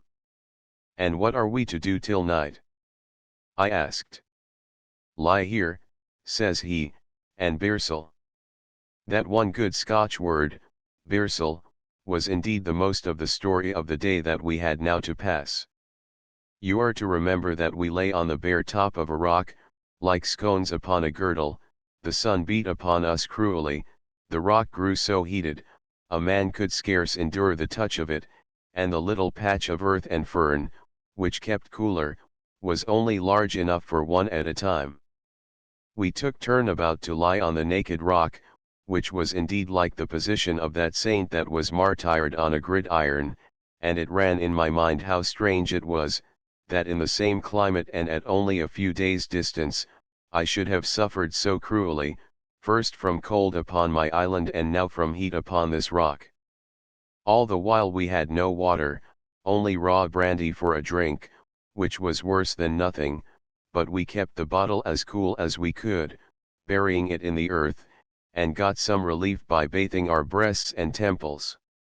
The soldiers kept stirring all day in the bottom of the valley, now changing guard, now in patrolling parties hunting among the rocks. These lay round in so great a number, that to look for men among them was like looking for a needle in a bottle of hay, and being so hopeless a task, it was gone about with the less care. Yet we could see the soldiers pike their bayonets among the heather, which sent a cold thrill into my vitals, and they would sometimes hang about our rock, so that we scarce dared to breathe. It was in this way that I first heard the right English speech, one fellow as he went by actually clapping his hand upon the sunny face of the rock on which we lay, and plucking it off again with an oath. "I tell you it's OT, says he, and I was amazed at the clipping tones and the odd sing-song in which he spoke, and no less at that strange trick of dropping out the letter H. To be sure, I had heard ransom, but he had taken his ways from all sorts of people, and spoke so imperfectly at the best, that I set down the most of it to childishness. My surprise was all the greater to hear that manner of speaking in the mouth of a grown man, and indeed I have never grown used to it, nor yet altogether with the English grammar, as perhaps a very critical eye might here and there spy out even in these memoirs. The tediousness and pain of these hours upon the rock grew only the greater as the day went on, the rock getting still the hotter and the sun fiercer. There were giddiness and sickness and sharp pangs like rheumatism, to be supported. I minded then, and have often minded since, on the lines in our Scotch psalm, "The moon by night thee shall not smite, nor yet the sun by day," and indeed it was only by God's blessing that we were neither of us sun-smitten. At last, about 2, it was beyond men's bearing, and there was now temptation to resist, as well as pain to thole. For the sun being now got a little into the west, there came a patch of shade on the east side of our rock, which was the side sheltered from the soldiers. "As well one death as another," said Allen, and slipped over the edge and dropped on the ground on the shadowy side.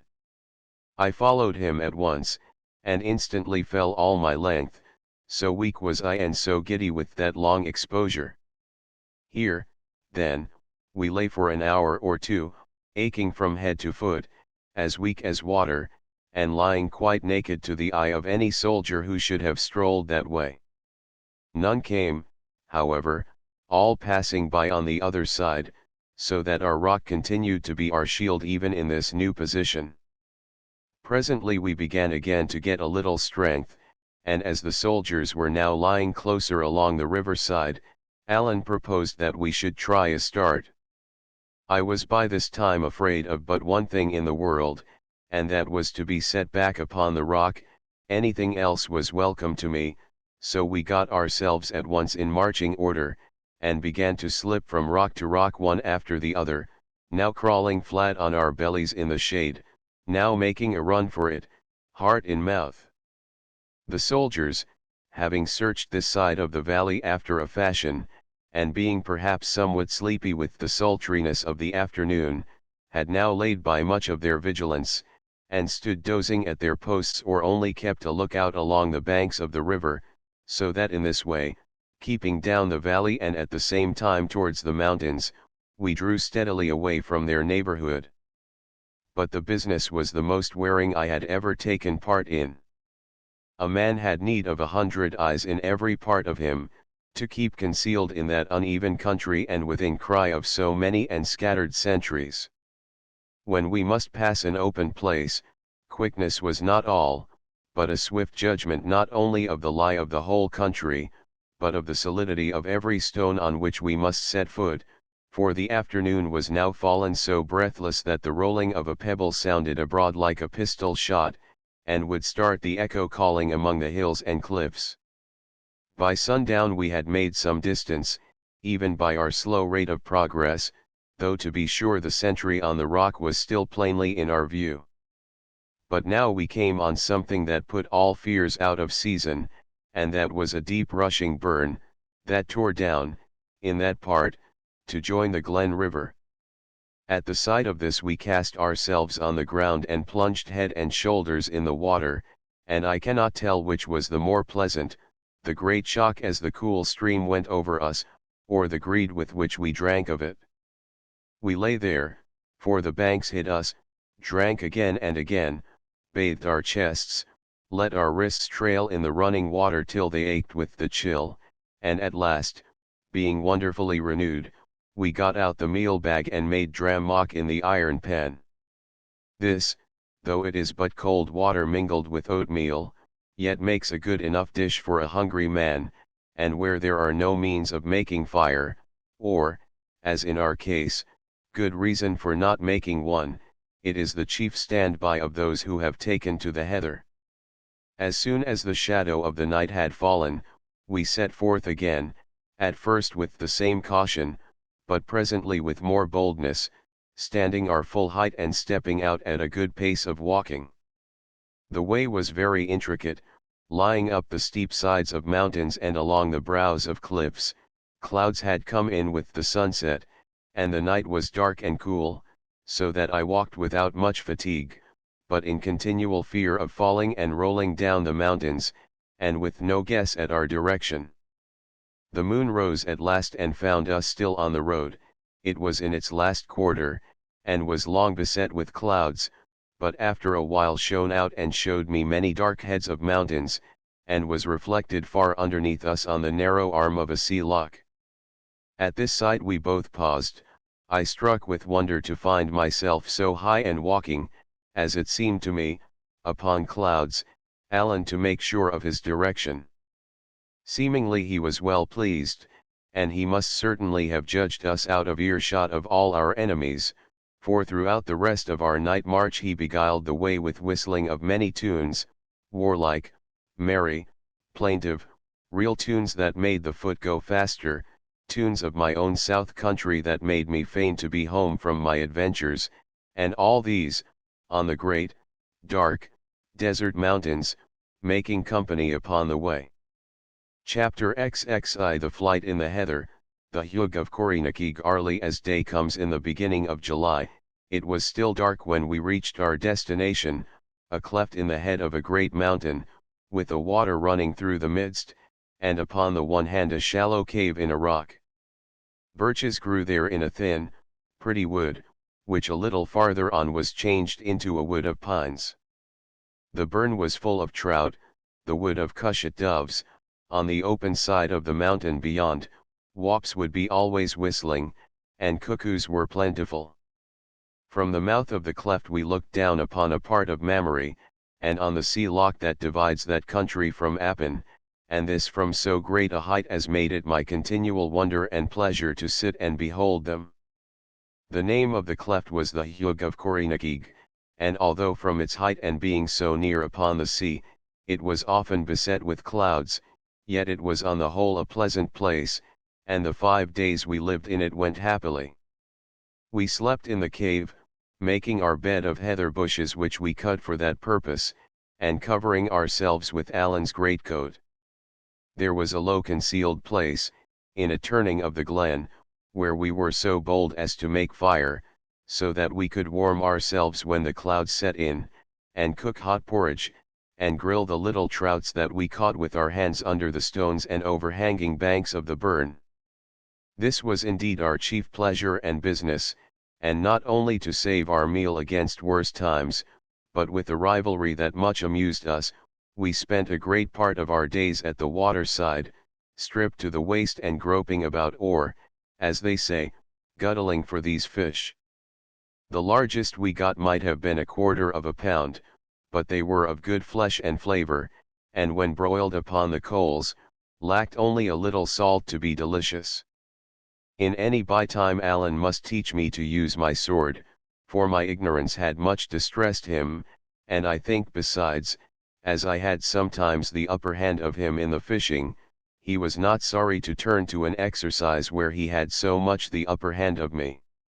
He made it somewhat more of a pain than need have been, for he stormed at me all through the lessons in a very violent manner of scolding, and would push me so close that I made sure he must run me through the body. I was often tempted to turn tail, but held my ground for all that, and got some profit of my lessons, if it was but to stand on guard with an assured countenance, which is often all that is required. So, though I could never in the least please my master, I was not altogether displeased with myself. In the meanwhile, you are not to suppose that we neglected our chief business, which was to get away. It will be many a long day, Alan said to me on our first morning, before the redcoats think upon seeking Corrynakieg, so now we must get word sent to James, and he must find the siller for us. And how shall we send that word, says I. We are here in a desert place, which yet we dare not leave, and unless ye get the fowls of the air to be your messengers, I see not what we shall be able to do. I, said Alan. Ye a man of small contrivance, David. Thereupon he fell in a muse, looking in the embers of the fire, and presently, getting a piece of wood, he fashioned it in a cross, the four ends of which he blackened on the coals. Then he looked at me a little shyly. Could ye lend me my button, says he. It seems a strange thing to ask a gift again, but I own I am loath to cut another. I gave him the button, whereupon he strung it on a strip of his greatcoat which he had used to bind the cross, and tying in a little sprig of birch and another of fir, he looked upon his work with satisfaction. Now, said he, there is a little clachan, what is called a hamlet in the English, not very far from Corrynakieg, and it has the name of Coalis Nacoan. There are living many friends of mine whom I could trust with my life, and some that I am no just so sure of. Yes, see, David, there will be money set upon our heads, James himself is to set money on them, and as for the Campbells, they would never spare siller where there was a steward to be hurt. If it was otherwise, I would go down to Coalis Nacoan whatever, and trust my life into these people's hands as lightly as I would trust another with my glove. But being so, said I. Being so, said he, I would as lief they didn't see me. There's bad folk everywhere, and what's far worse, weak ones. So when it comes dark again, I will steal down into that clachan, and set this that I have been making in the window of a good friend of mine, John Breck McCole, a bowman of Appins. A bowman is a tenant who takes stock from the landlord and shares with him the increase. With all my heart, says I, and if he finds it, what is he to think? Well, says Alan, I wish he was a man of more penetration, for by my troth I am afraid he will make little enough of it. But this is what I have in my mind. This cross is something in the nature of the cross starry, or fiery cross, which is the signal of gathering in our clans, yet he will know well enough the clan is not to rise, for there it is standing in his window, and no word with it. So he will say to himself, the clan is not to rise, but there is something. Then he will see my button, and that was Duncan Stewart's. And then he will say to himself, the son of Duncan is in the heather, and has need of me. Well, said I, it may be. But even supposing so, there is a good deal of heather between here and the Forth. And that is a very true word, says Alan. But then John Breck will see the sprig of birch and the sprig of pine, and he will say to himself, if he is a man of any penetration at all, which I misdoubt, Alan will be lying in a wood which is both of pines and birches. Then he will think to himself, that is not so very rife hereabout, and then he will come and give us a look up in Corrynakieg. And if he does not, David, the devil may fly away with him, for what I care, for he will no be worth the salt to his porridge. Man, said I, drolling with him a little, you're very ingenious. But would it not be simpler for you to write him a few words in black and white? And that is an excellent observe, Mr. Balfour of Shaw's, says Allen, drolling with me, and it would certainly be much simpler for me to write to him, but it would be a sore job for John Breck to read it. He would have to go to the school for 2-3 years, and it's possible we might be wearied waiting on him. So that night Allen carried down his fiery cross and set it in the bowman's window. He was troubled when he came back, for the dogs had barked and the folk run out from their houses, and he thought he had heard a clatter of arms and seen a redcoat come to one of the doors. On all accounts we lay the next day in the borders of the wood and kept a close look-out, so that if it was John Breck that came we might be ready to guide him, and if it was the redcoats we should have time to get away. About noon a man was to be spied, straggling up the open side of the mountain in the sun, and looking round him as he came, from under his hand. No sooner had Allen seen him than he whistled, the man turned and came a little towards us, then Allen would give another peep, and the man would come still nearer, and so by the sound of whistling, he was guided to the spot where we lay. He was a ragged, wild, bearded man, about 40, grossly disfigured with the smallpox, and looked both dull and savage. Although his English was very bad and broken, yet Allen, according to his very handsome use, whenever I was by, would suffer him to speak no Gaelic. Perhaps the strange language made him appear more backward than he really was, but I thought he had little goodwill to serve us, and what he had was the child of terror. Allen would have had him carry a message to James, but the bowman would hear of no message. She was forgetted, he said in his screaming voice, and would either have a letter or wash his hands of us. I thought Allen would be gravelled at that, for we lacked the means of riding in that desert.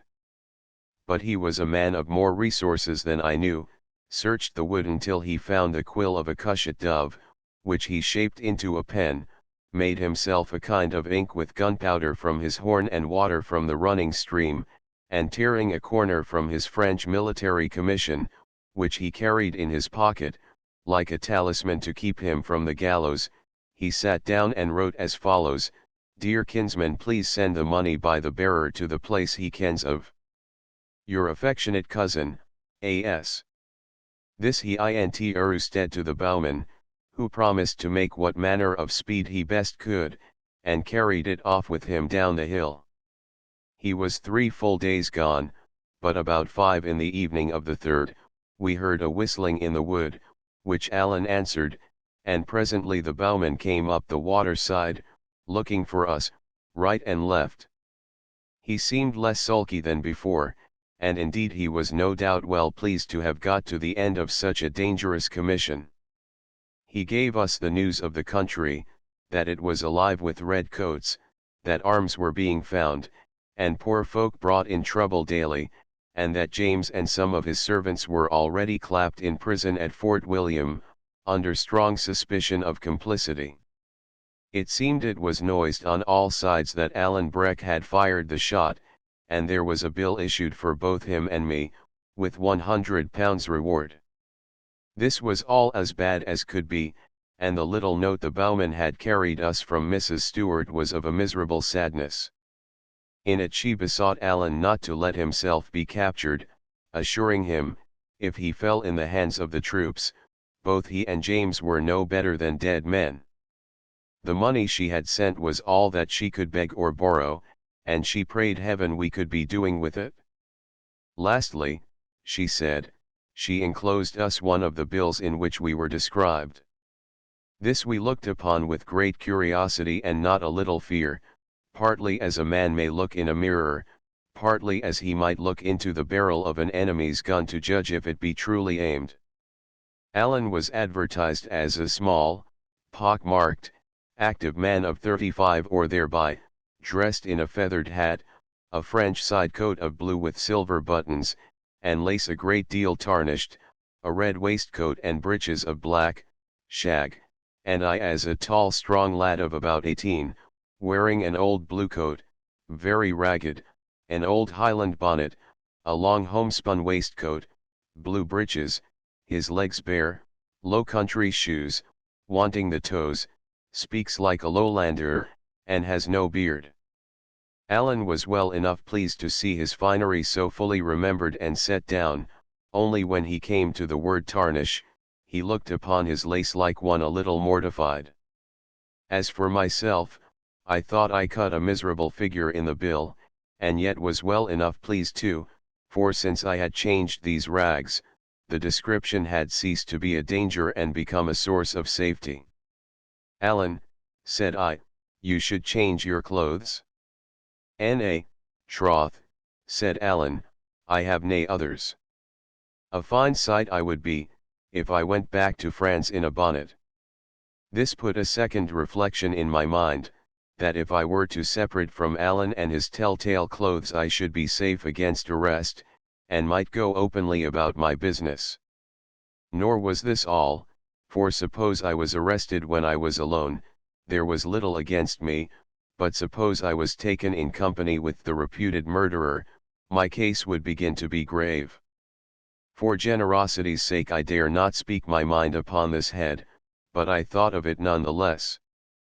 I thought of it all the more, too, when the bowman brought out a green purse with 4 guineas in gold, and the best part of another in small change. True, it was more than I had. But then Alan, with less than 5 guineas, had to get as far as France, I, with my less than 2, not beyond Queensferry, so that taking things in their proportion, Alan's society was not only a peril to my life, but a burden on my purse. But there was no thought of the sort in the honest head of my companion. He believed he was serving, helping, and protecting me. And what could I do but hold my peace, and chafe, and take my chance of it? It's little enough, said Alan, putting the purse in his pocket, but it'll do my business. And now, John Breck, if ye will hand me over my button, this gentleman and me will be for taking the road. But the bowman, after feeling about in a hairy purse that hung in front of him in the Highland manner, though he wore otherwise the lowland habit, with sea trousers, began to roll his eyes strangely, and at last said, her nainsel will loss it, meaning he thought he had lost it. What, cried Alan, you will lose my button, that was my father's before me. Now I will tell you what is in my mind, John Breck, it is in my mind this is the worst day's work that ever ye did since ye was born. And as Alan spoke, he set his hands on his knees and looked at the bowman with a smiling mouth, and that dancing light in his eyes that meant mischief to his enemies.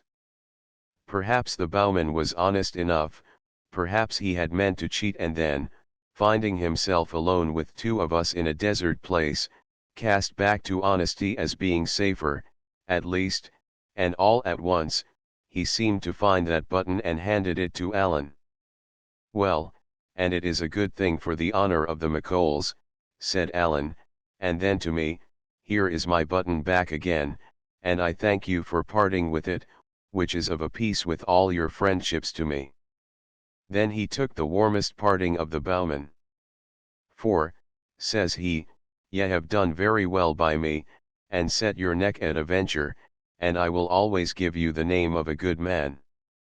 Lastly, the bowman took himself off by one way, and Alan and I, getting our chattels together, struck into another to resume our flight.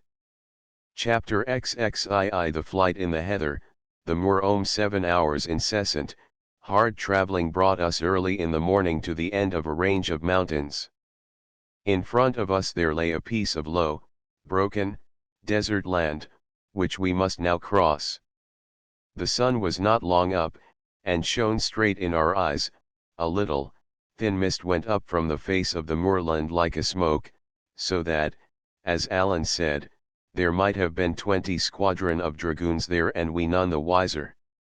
We sat down, therefore, in a how of the hillside till the mist should have risen, and made ourselves a dish of dram mock, and held a council of war. David, said Allen, this is the kittle bit. Shall we lie here till it comes night, or shall we risk it, and stave on ahead?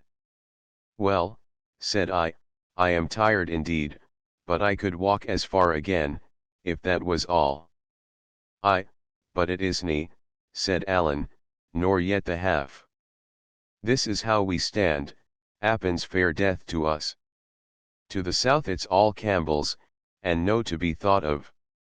To the north, well, there's no muckle to be gained by going north, neither for you, that wants to get to Queensferry, nor yet for me, that wants to get to France. Well, then, we'll can strike east. East be it, says I, quite cheerily, but I was thinking into myself, oh, man, if you would only take one point of the compass and let me take any other, it would be the best for both of us. Well, then, east, yes see, we have the muirs, said Allen. Once there, David, it's mere pitch and toss. Out on yon bald, naked, flat place, where can a body turn to? Let the redcoats come over a hill, they can spy you miles away, and the sorrows in their horses' heels, they would soon ride you down. It's no good place, David, and I'm free to say, it's worse by daylight than by dark. Allen, said I, hear my way of it. Appens death for us, we have none too much money, nor yet meal, the longer they seek, the nearer they may guess where we are, it's all a risk, and I give my word to go ahead until we drop. Allen was delighted. There are whiles, said he, when ye are altogether too canny and wiggish to be company for a gentleman like me, but there come other whiles when ye show yoursel a metal spark, and it's then, David, that I love ye like a brother. The mist rose and died away, and showed us that country lying as waste as the sea, only the moorfowl and the peewees crying upon it, and far over to the east, a herd of deer, moving like dots. Much of it was red with heather, much of the rest broken up with bogs and hags and peaty pools, some had been burnt black in a heath fire, and in another place there was quite a forest of dead firs, standing like skeletons. A wearier-looking desert man never saw, but at least it was clear of troops, which was our point. We went down accordingly into the waste, and began to make our toilsome and devious travel towards the eastern verge. There were the tops of mountains all round, you are to remember, from whence we might be spied at any moment, so it behoved us to keep in the hollow parts of the moor, and when these turned aside from our direction to move upon its naked face with infinite care. Sometimes, for half an hour together, we must crawl from one heather bush to another, as hunters do when they are hard upon the deer. It was a clear day again, with a blazing sun, the water in the brandy bottle was soon gone, and altogether, if I had guessed what it would be to crawl half the time upon my belly and to walk much of the rest stooping nearly to the knees, I should certainly have held back from such a killing enterprise. Toiling and resting and toiling again, we wore away the morning, and about noon lay down in a thick bush of heather to sleep. Allen took the first watch, and it seemed to me I had scarce closed my eyes before I was shaken up to take the second. We had no clock to go by, and Allen stuck a sprig of heath in the ground to serve instead, so that as soon as the shadow of the bush should fall so far to the east, I might know to rouse him. But I was by this time so weary that I could have slept 12 hours at a stretch, I had the taste of sleep in my throat, my joints slept even when my mind was waking, the hot smell of the heather, and the drone of the wild bees, were like possets to me, and every now and again I would give a jump and find I had been dozing. The last time I woke I seemed to come back from farther away, and thought the sun had taken a great start in the heavens. I looked at the sprig of heath, and at that I could have cried aloud, for I saw I had betrayed my trust.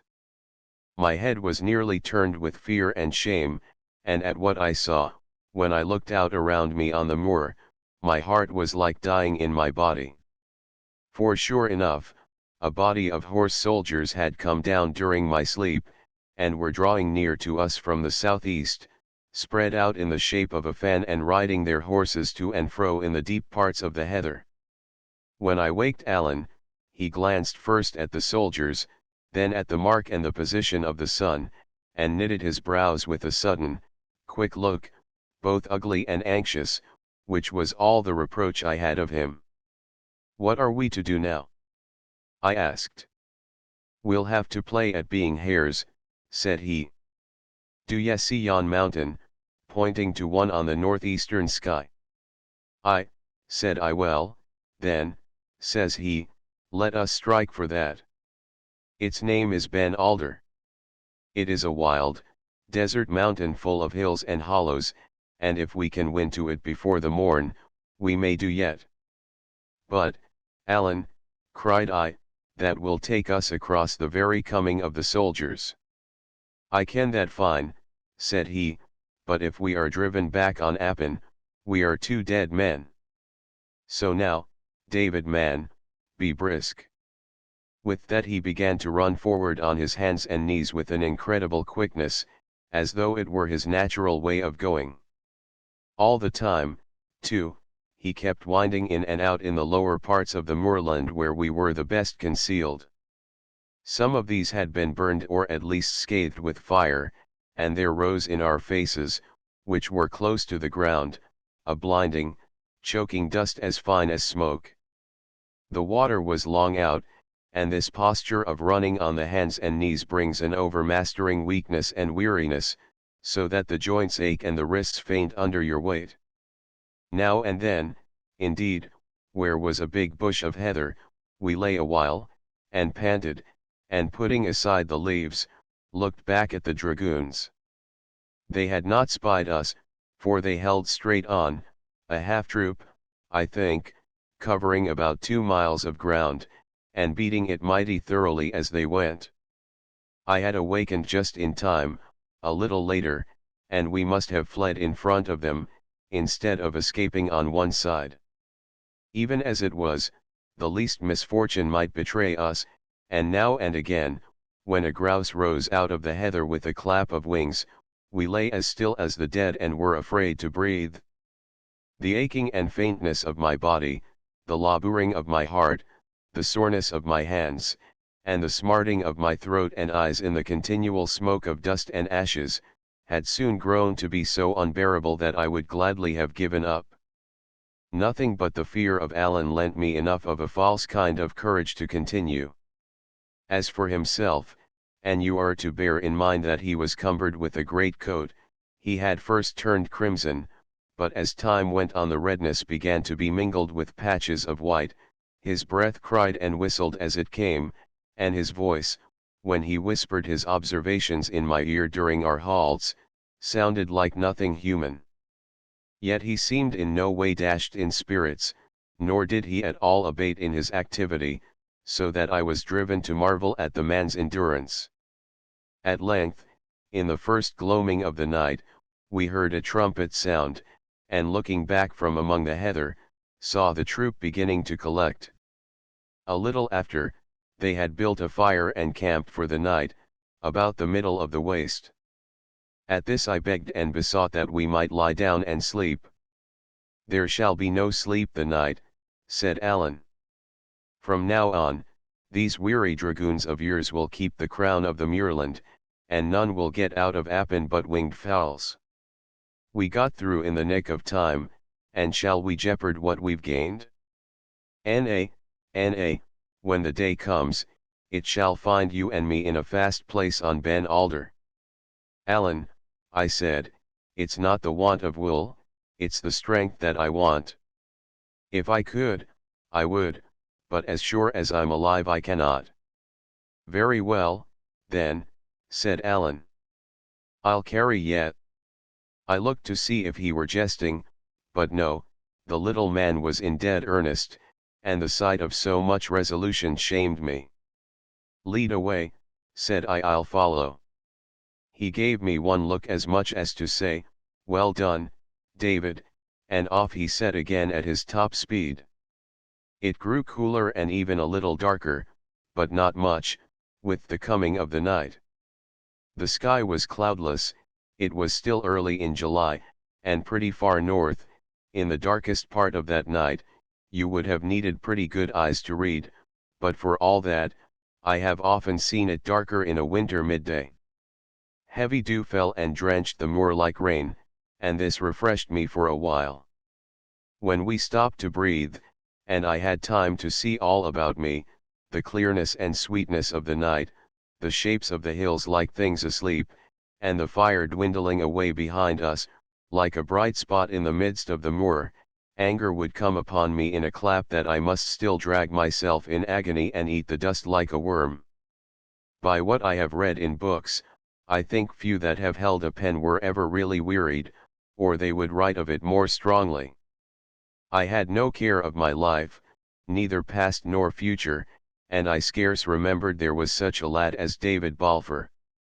I did not think of myself, but just of each fresh step which I was sure would be my last, with despair, and of Alan, who was the cause of it, with hatred.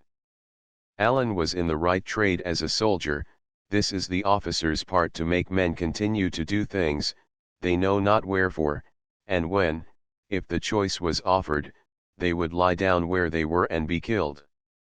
And I dare say I would have made a good enough private, for in these last hours it never occurred to me that I had any choice but just to obey as long as I was able, and die obeying.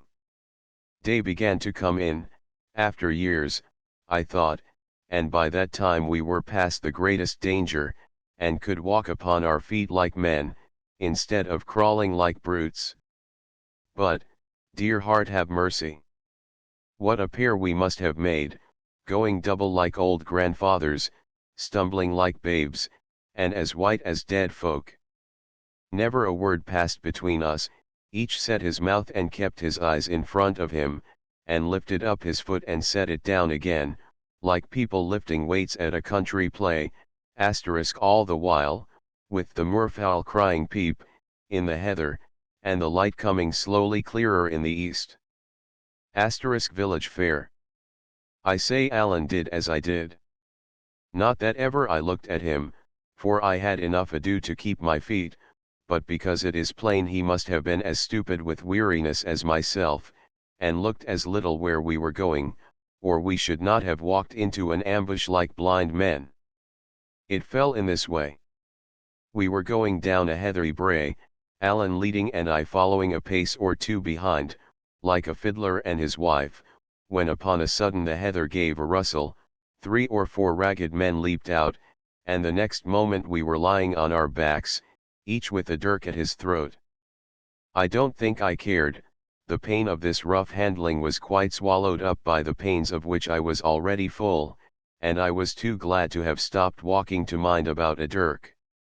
I lay looking up in the face of the man that held me, and I mind his face was black with the sun, and his eyes very light, but I was not afraid of him. I heard Alan and another whispering in the Gaelic, and what they said was all one to me. Then the dirks were put up, our weapons were taken away, and we were set face to face, sitting in the heather. "They are Clooney's men," said Alan. "We couldn't have fallen better.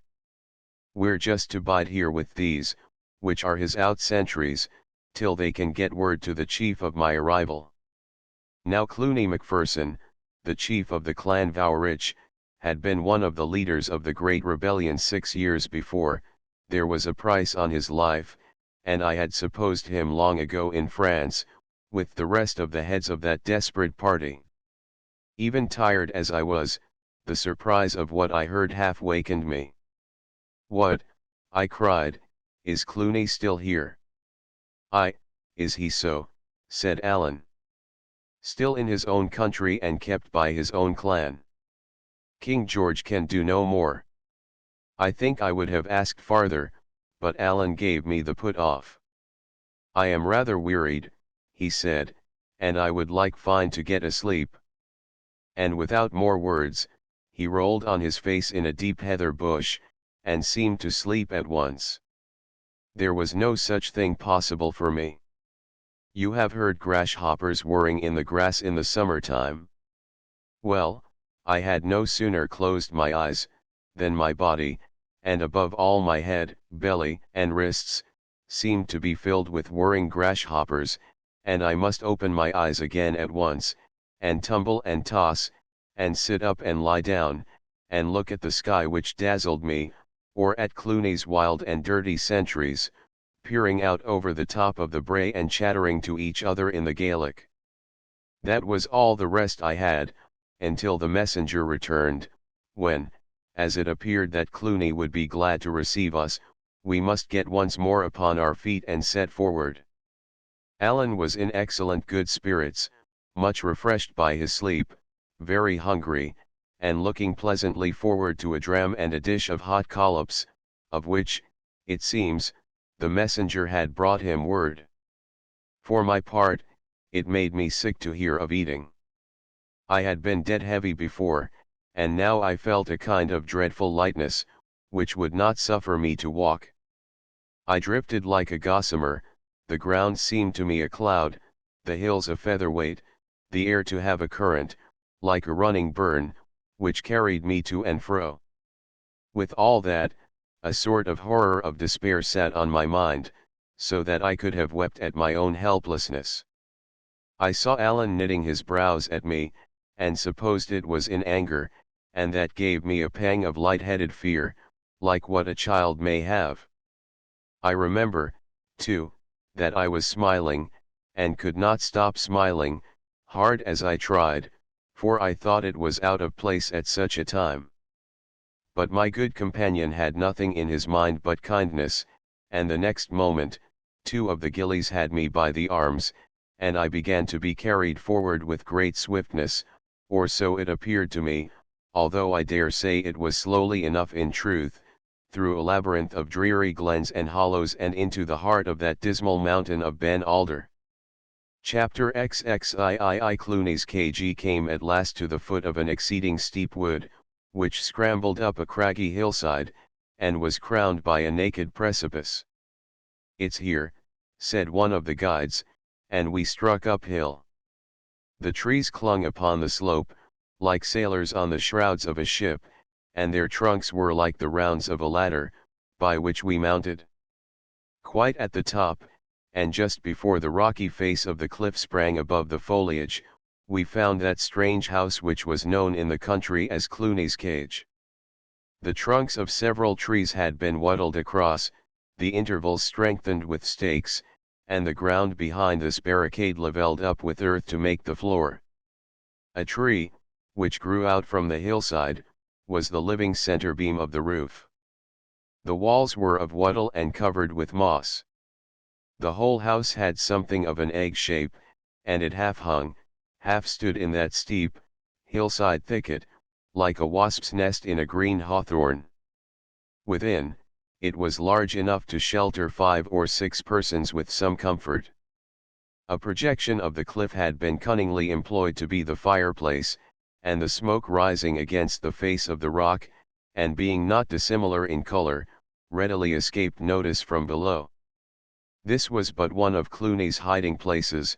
He had caves, besides, and underground chambers in several parts of his country, and following the reports of his scouts, he moved from one to another as the soldiers drew near or moved away. By this manner of living, and thanks to the affection of his clan, he had not only stayed all this time in safety, while so many others had fled or been taken and slain, but stayed 4 or 5 years longer, and only went to France at last by the express command of his master. There he soon died, and it is strange to reflect that he may have regretted his cage upon Ben Alder. When we came to the door he was seated by his rock chimney, watching a gillie about some cookery. He was mighty plainly habited, with a knitted nightcap drawn over his ears, and smoked a foul cutty pipe. For all that he had the manners of a king, and it was quite a sight to see him rise out of his place to welcome us. "Well, Mr. Stewart, come awa, sir," said he, and bring in your friend that as yet I dinna ken the name of. And how is yourself, Clooney, said Alan. I hope ye do brawly, sir. And I am proud to see ye, and to present to ye my friend the Laird of Shaws, Mr. David Balfour. Alan never referred to my estate without a touch of a sneer, when we were alone, but with strangers, he rang the words out like a herald. Step in by, the both of ye, gentlemen, says Clooney. I make ye welcome to my house, which is a queer, rude place for certain, but one where I have entertained a royal personage. Mr. Stewart, ye doubtless ken the personage I have in my eye. We'll take a dram for luck, and as soon as this handless man of mine has the collops ready, we'll dine and take a hand at the carts as gentlemen should. My life is a bit dreeg, says he, pouring out the brandy. I see little company, and sit and twirl my thumbs, and mind upon a great day that is gone by, and weary for another great day that we all hope will be upon the road. And so here's a toast to ye, the Restoration. Thereupon we all touched glasses and drank. I am sure I wished no ill to King George, and if he had been there himself in proper person, it's like he would have done as I did. No sooner had I taken out the drain than I felt hugely better, and could look on and listen, still a little mistily perhaps, but no longer with the same groundless horror and distress of mind. It was certainly a strange place, and we had a strange host. In his long hiding, Clooney had grown to have all manner of precise habits, like those of an old maid. He had a particular place, where no one else must sit. The cage was arranged in a particular way, which none must disturb. Cookery was one of his chief fancies, and even while he was greeting us in, he kept an eye to the collops. It appears, he sometimes visited or received visits from his wife and one or two of his nearest friends, under the cover of night, but for the more part lived quite alone, and communicated only with his sentinels and the gillies that waited on him in the cage. The first thing in the morning, one of them, who was a barber, came and shaved him, and gave him the news of the country, of which he was immoderately greedy. There was no end to his questions, he put them as earnestly as a child, and at some of the answers, laughed out of all bounds of reason, and would break out again laughing at the mere memory, hours after the barber was gone. To be sure, there might have been a purpose in his questions, for though he was thus sequestered, and like the other landed gentlemen of Scotland, stripped by the late Act of Parliament of legal powers, he still exercised a patriarchal justice in his clan. Disputes were brought to him in his hiding hole to be decided, and the men of his country, who would have snapped their fingers at the Court of Session, laid aside revenge and paid down money at the bare word of this forfeited and hunted outlaw. When he was angered, which was often enough, he gave his commands and breathed threats of punishment like any king, and his gillies trembled and crouched away from him like children before a hasty father. With each of them, as he entered, he ceremoniously shook hands, both parties touching their bonnets at the same time in a military manner.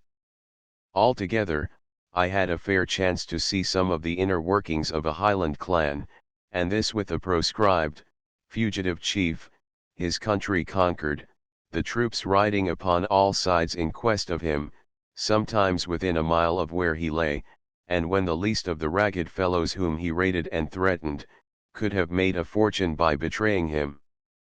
On that first day, as soon as the collops were ready, Clooney gave them with his own hand a squeeze of a lemon, for he was well supplied with luxuries, and bade us draw in to our meal. They, said he, meaning the collops, are such as I gave his Royal Highness in this very house, bating the lemon juice, for at that time we were glad to get the meat and never fashed for kitchen. Indeed, there were mayor dragoons than lemons in my country in the year 46. Condiment. I do not know if the collops were truly very good, but my heart rose against the sight of them, and I could eat but little. All the while Clooney entertained us with stories of Prince Charlie's stay in the cage, giving us the very words of the speakers, and rising from his place to show us where they stood. By these, I gathered the prince was a gracious, spirited boy, like the son of a race of polite kings, but not so wise as Solomon. I gathered, too, that while he was in the cage, he was often drunk, so the fault that has since, by all accounts, made such a wreck of him, had even then begun to show itself. We were no sooner done eating than Clooney brought out an old, thumbed, greasy pack of cards, such as you may find in a mean inn, and his eyes brightened in his face as he proposed that we should fall to playing. Now this was one of the things I had been brought up to eschew like disgrace, it being held by my father neither the part of a Christian nor yet of a gentleman to set his own livelihood and fish for that of others, on the cast of painted pasteboard. To be sure, I might have pleaded my fatigue, which was excuse enough, but I thought it behoved that I should bear a testimony. I must have got very red in the face, but I spoke steadily, and told them I had no call to be a judge of others, but for my own part, it was a matter in which I had no clearness. Clooney stopped mingling the cards. "What in Deal's name is this?" says he. "What kind of Whiggish, containg talk is this, for the house of Clooney Macpherson?" "I will put my hand in the fire for Mr. Balfour," says Allen. "He is an honest and a metal gentleman, and I would have ye bear in mind who says it." "I bear a king's name," says he, cocking his hat, "and I and any that I call friend are company for the best. But the gentleman is tired, and should sleep, if he has no mind to the cards, it will never hinder you and me. And I'm fit and willing, sir, to play ye any game that ye can name." "Sir," says Clooney, "in this poor house of mine I would have you to ken that any gentleman may follow his pleasure. If your friend would like to stand on his head, he is welcome. And if either he, or you, or any other man, is not precisely satisfied, I will be proud to step outside with him. I had no will that these two friends should cut their throats for my sake." "Sir," said I am very wearied, as Allen says, and what's more, as you are a man that likely has sons of your own, I may tell you it was a promise to my father." Say nay, mayor," said Clooney, and pointed me to a bed of heather in a corner of the cage. For all that he was displeased enough, looked at me askance, and grumbled when he looked. And indeed it must be owned that both my scruples and the words in which I declared them, smack somewhat of the Covenanter, and were little in their place among wild Highland Jacobites. What with the brandy and the venison, a strange heaviness had come over me, and I had scarce lain down upon the bed before I fell into a kind of trance, in which I continued almost the whole time of our stay in the cage. Sometimes I was brought awake and understood what passed, sometimes I only heard voices, or men snoring, like the voice of a silly river, and the plaids upon the wall dwindled down and swelled out again, like firelight shadows on the roof. I must sometimes have spoken or cried out, for I remember I was now and then amazed at being answered, yet I was conscious of no particular nightmare, only of a general, black, abiding horror, a horror of the place I was in, and the bed I lay in, and the plaids on the wall, and the voices, and the fire, and myself. The barber Gilly, who was a doctor too, was called in to prescribe for me, but as he spoke in the Gaelic, I understood not a word of his opinion, and was too sick even to ask for a translation. I knew well enough I was ill, and that was all I cared about. I paid little heed while I lay in this poor pass. But Allen and Clooney were most of the time at the cards, and I am clear that Allen must have begun by winning, for I remember sitting up, and seeing them hard at it, and a great glittering pile of as much as 60 or 100 guineas on the table. It looked strange enough, to see all this wealth in a nest upon a cliffside, waddled about growing trees. And even then, I thought it seemed deep water for Alan to be riding, who had no better battle horse than a green purse and a matter of £5. The luck, it seems, changed on the second day. About noon I was wakened as usual for dinner, and as usual refused to eat, and was given a dram with some bitter infusion which the barber had prescribed. The sun was shining in at the open door of the cage, and this dazzled and offended me. Clooney sat at the table, biting the pack of cards. Alan had stooped over the bed, and had his face close to my eyes, to which, troubled as they were with the fever, it seemed of the most shocking bigness. He asked me for a loan of my money.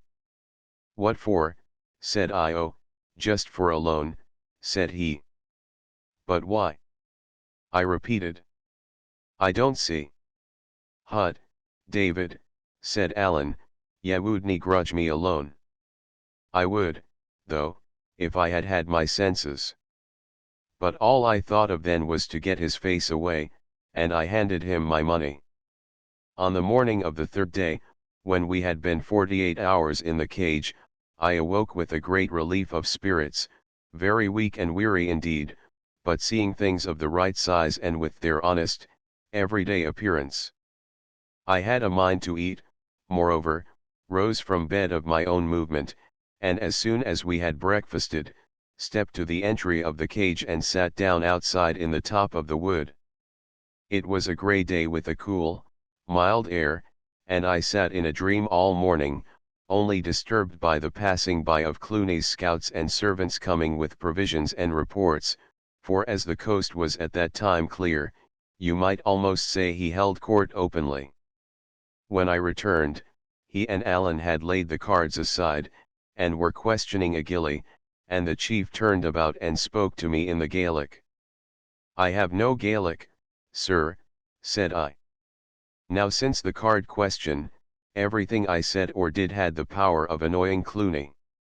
"Your name has more sense than yourself, then," said he angrily, "for it's good Gaelic. But the point is this. My scout reports all clear in the south, and the question is, have ye the strength to go?" I saw cards on the table, but no gold, only a heap of little written papers, and these all on Clooney's side. Alan, besides, had an odd look, like a man not very well content, and I began to have a strong misgiving. "I do not know if I am as well as I should be," said I, looking at Alan, "but the little money we have has a long way to carry us." Alan took his under lip into his mouth, and looked upon the ground. "David," says he at last, "I've lost it, there's the naked truth." "My money too," said I. "Your money too," says Alan, with a groan. "Ye shouldn't have given it me. I'm daft when I get to the carts." Hoot toot," said Clooney. "It was all daffing, it's all nonsense. Of course you'll have your money back again, and the double of it, if ye'll make so free with me. It would be a singular thing for me to keep it. It's not to be supposed that I would be any hindrance to gentlemen in your situation, that would be a singular thing," cries he, and began to pull gold out of his pocket with a mighty red face. Alan said nothing, only looked on the ground. "Will you step to the door with me, sir?" said I. Clooney said he would be very glad, and followed me readily enough, but he looked flustered and put out. "And now, sir," says I must first acknowledge your generosity." "Nonsensical nonsense," cries Clooney. "Where's the generosity? This is just a most unfortunate affair, but what would ye have me do boxed up in this beeskep of a cage of mine but just set my friends to the carts, when I can get them? And if they lose, of course, it's not to be supposed," and here he came to a pause. "Yes," said I, "if they lose, you give them back their money, and if they win, they carry away yours in their pouches. I have said before that I grant your generosity, but to me, sir, It's a very painful thing to be placed in this position. There was a little silence, in which Clooney seemed always as if he was about to speak, but said nothing. All the time he grew redder and redder in the face. "I am a young man," said I, "and I ask your advice. Advise me as you would your son. My friend fairly lost his money, after having fairly gained a far greater sum of yours. Can I accept it back again? Would that be the right part for me to play? Whatever I do, you can see for yourself it must be hard upon a man of any pride. It's rather hard on me, too, Mr. Balfour," said Clooney, "and ye give me very much the look of a man that has entrapped poor people to their hurt. I wouldn't have my friends come to any house of mine to accept affronts, no," he cried, with a sudden heat of anger, "nor yet to give them. And so you see, sir," said I, "there is something to be said upon my side, and this gambling is a very poor employ for gentlefolks. But I am still waiting your opinion. I am sure if ever Clooney hated any man it was David Balfour." He looked me all over with a warlike eye, and I saw the challenge at his lips. But either my youth disarmed him, or perhaps his own sense of justice. Certainly it was a mortifying matter for all concerned, and not least Clooney, the more credit that he took it as he did. "Mr. Balfour," said he, "I think you are too nice and covenanting, but for all that you have the spirit of a very pretty gentleman. Upon my honest word, ye may take this money, it's what I would tell my son, and here's my hand along with it." Chapter XXIV. The flight in the heather. The Quarrel Lan and I were put across Loch Arrocht under cloud of night, and went down its eastern shore to another hiding place near the head of Loch Rannoch, whither we were led by one of the gillies from the cage. This fellow carried all our luggage and Alan's greatcoat in the bargain, trotting along under the burthen, far less than the half of which used to weigh me to the ground, like a stout hill pony with a feather, yet he was a man that, in plain contest, I could have broken on my knee. Doubtless it was a great relief to walk disencumbered, and perhaps without that relief, and the consequent sense of liberty and lightness, I could not have walked at all.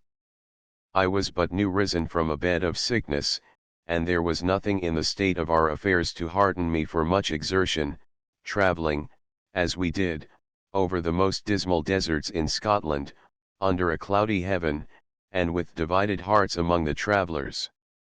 For long, we said nothing, marching alongside or one behind the other, each with a set countenance, I, angry and proud, and drawing what strength I had from these two violent and sinful feelings, Alan angry and ashamed that he had lost my money, angry that I should take it so ill. The thought of a separation ran always the stronger in my mind, and the more I approved of it, the more ashamed I grew of my approval. It would be a fine, handsome, generous thing, indeed, for Alan to turn round and say to me, "Go, I am in the most danger, and my company only increases yours." But for me to turn to the friend who certainly loved me, and say to him, "You are in great danger, I am in but little, your friendship is a burden, go, take your risks and bear your hardships alone," no, that was impossible, and even to think of it privily to myself, made my cheeks to burn. And yet Alan had behaved like a child, and, what is worse, a treacherous child. Wheedling my money from me while I lay half conscious was scarce better than theft, and yet here he was trudging by my side, without a penny to his name, and by what I could see, quite blithe to sponge upon the money he had driven me to beg. True, I was ready to share it with him, but it made me rage to see him count upon my readiness. These were the two things uppermost in my mind, and I could open my mouth upon neither without black ungenerosity. So I did the next worst, and said nothing, nor so much as looked once at my companion, save with the tail of my eye. At last, upon the other side of Loch Arrocht, going over a smooth, rushy place, where the walking was easy, he could bear it no longer, and came close to me. "David," says he, "this is no way for two friends to take a small accident. I have to say that I'm sorry, and so that's said. And now if you have anything, you'd better say it."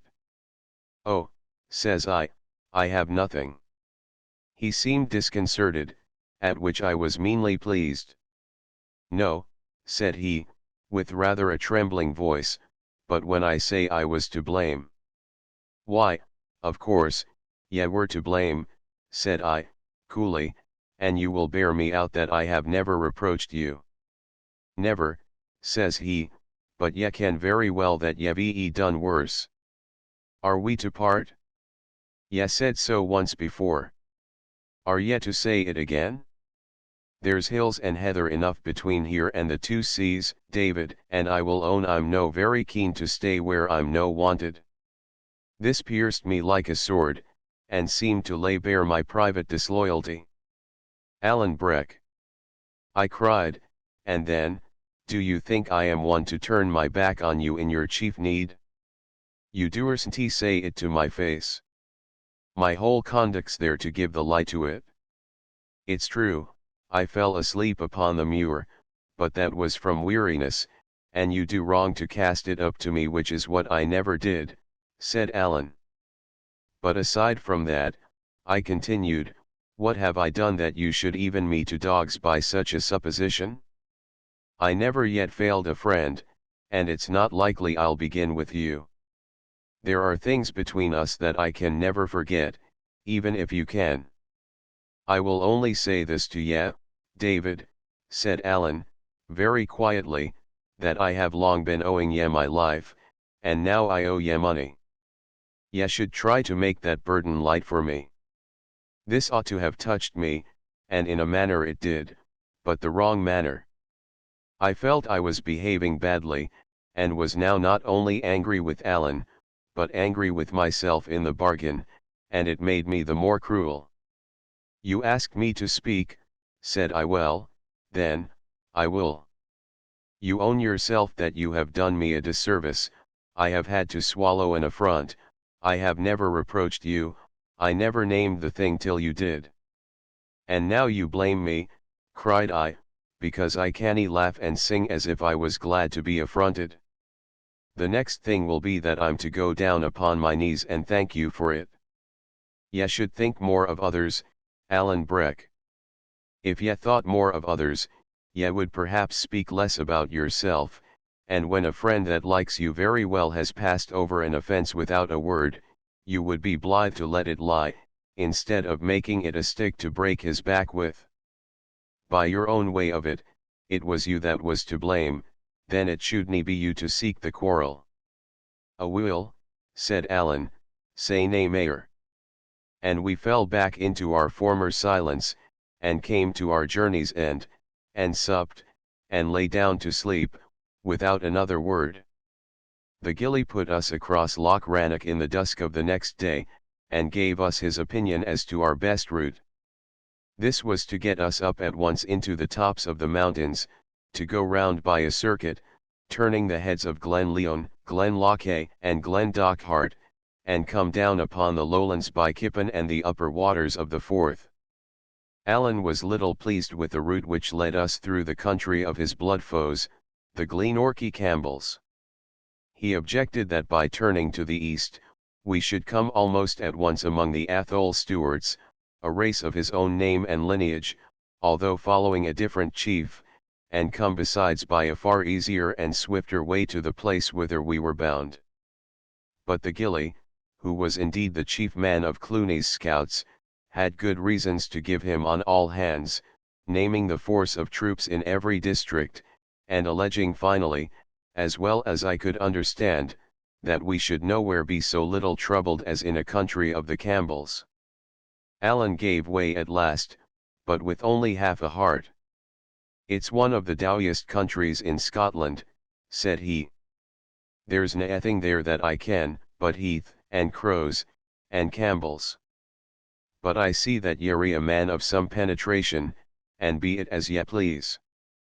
We set forth accordingly by this itinerary, and for the best part of 3 nights travelled on eerie mountains and among the wellheads of wild rivers, often buried in mist, almost continually blown and rained upon, and not once cheered by any glimpse of sunshine. By day, we lay and slept in the drenching heather; by night, incessantly clambered upon breakneck hills and among rude crags. We often wandered, we were often so involved in fog, that we must lie quiet till it lightened. A fire was never to be thought of. Our only food was dram and a portion of cold meat that we had carried from the cage, and as for drink, heaven knows we had no want of water. This was a dreadful time, rendered the more dreadful by the gloom of the weather and the country. I was never warm, my teeth chattered in my head, I was troubled with a very sore throat, such as I had on the isle, I had a painful stitch in my side, which never left me, and when I slept in my wet bed, with the rain beating above and the mud oozing below me, it was to live over again in fancy the worst part of my adventures, to see the Tower of Shaws lit by lightning, Ransom carried below on the men's backs, Shuan dying on the round-house floor, or Colin Campbell grasping at the bosom of his coat. From such broken slumbers, I would be aroused in the gloaming, to sit up in the same puddle where I had slept, and sup cold dram, the rain driving sharp in my face or running down my back in icy trickles, the mist enfolding us like as in a gloomy chamber, or, perhaps, if the wind blew, falling suddenly apart and showing us the gulf of some dark valley where the streams were crying aloud. The sound of an infinite number of rivers came up from all round. In this steady rain the springs of the mountain were broken up, every glen gushed water like a cistern, every stream was in high spate, and had filled and overflowed its channel. During our night tramps, it was solemn to hear the voice of them below in the valleys, now booming like thunder, now with an angry cry. I could well understand the story of the water kelpie, that demon of the streams, who is fabled to keep wailing and roaring at the ford until the coming of the doomed traveler. Alan I saw believed it, or half believed it, and when the cry of the river rose more than usually sharp, I was little surprised, though, of course, I would still be shocked, to see him cross himself in the manner of the Catholics. During all these horrid wanderings we had no familiarity, scarcely even that of speech. The truth is that I was sickening for my grave, which is my best excuse. But besides that I was of an unforgiving disposition from my birth, slow to take offence, slower to forget it, and now incensed both against my companion and myself. For the best part of 2 days he was unweariedly kind, silent, indeed, but always ready to help, and always hoping, as I could very well see, that my displeasure would blow by. For the same length of time I stayed in myself, nursing my anger, roughly refusing his services, and passing him over with my eyes as if he had been a bush or a stone. The second night, or rather the peep of the third day, found us upon a very open hill, so that we could not follow our usual plan and lie down immediately to eat and sleep. Before we had reached a place of shelter, the grey had come pretty clear, for though it still rained, the clouds ran higher, and Alan, looking in my face, showed some marks of concern. "Ye had better let me take your pack," said he, for perhaps the 9th time since we had parted from the scout beside Loch Rannoch. "I do very well, I thank you," said I, as cold as ice. Alan flushed darkly. "I'll not offer it again," he said. "I'm not a patient man, David." "I never said you were," said I, which was exactly the rude, silly speech of a boy of 10. Alan made no answer at the time, but his conduct answered for him. Henceforth, it is to be thought, he quite forgave himself for the affair at Cluny's, cocked his hat again, walked jauntily, whistled airs, and looked at me upon one side with a provoking smile. The third night we were to pass through the western end of the country of Balquhidder. It came clear and cold, with a touch in the air like frost, and a northerly wind that blew the clouds away and made the stars bright. The streams were full, of course, and still made a great noise among the hills, but I observed that Alan thought no more upon the Kelpie, and was in high good spirits. As for me, the change of weather came too late. I had lain in the mire so long that, as the Bible has it, my very clothes abhorred me.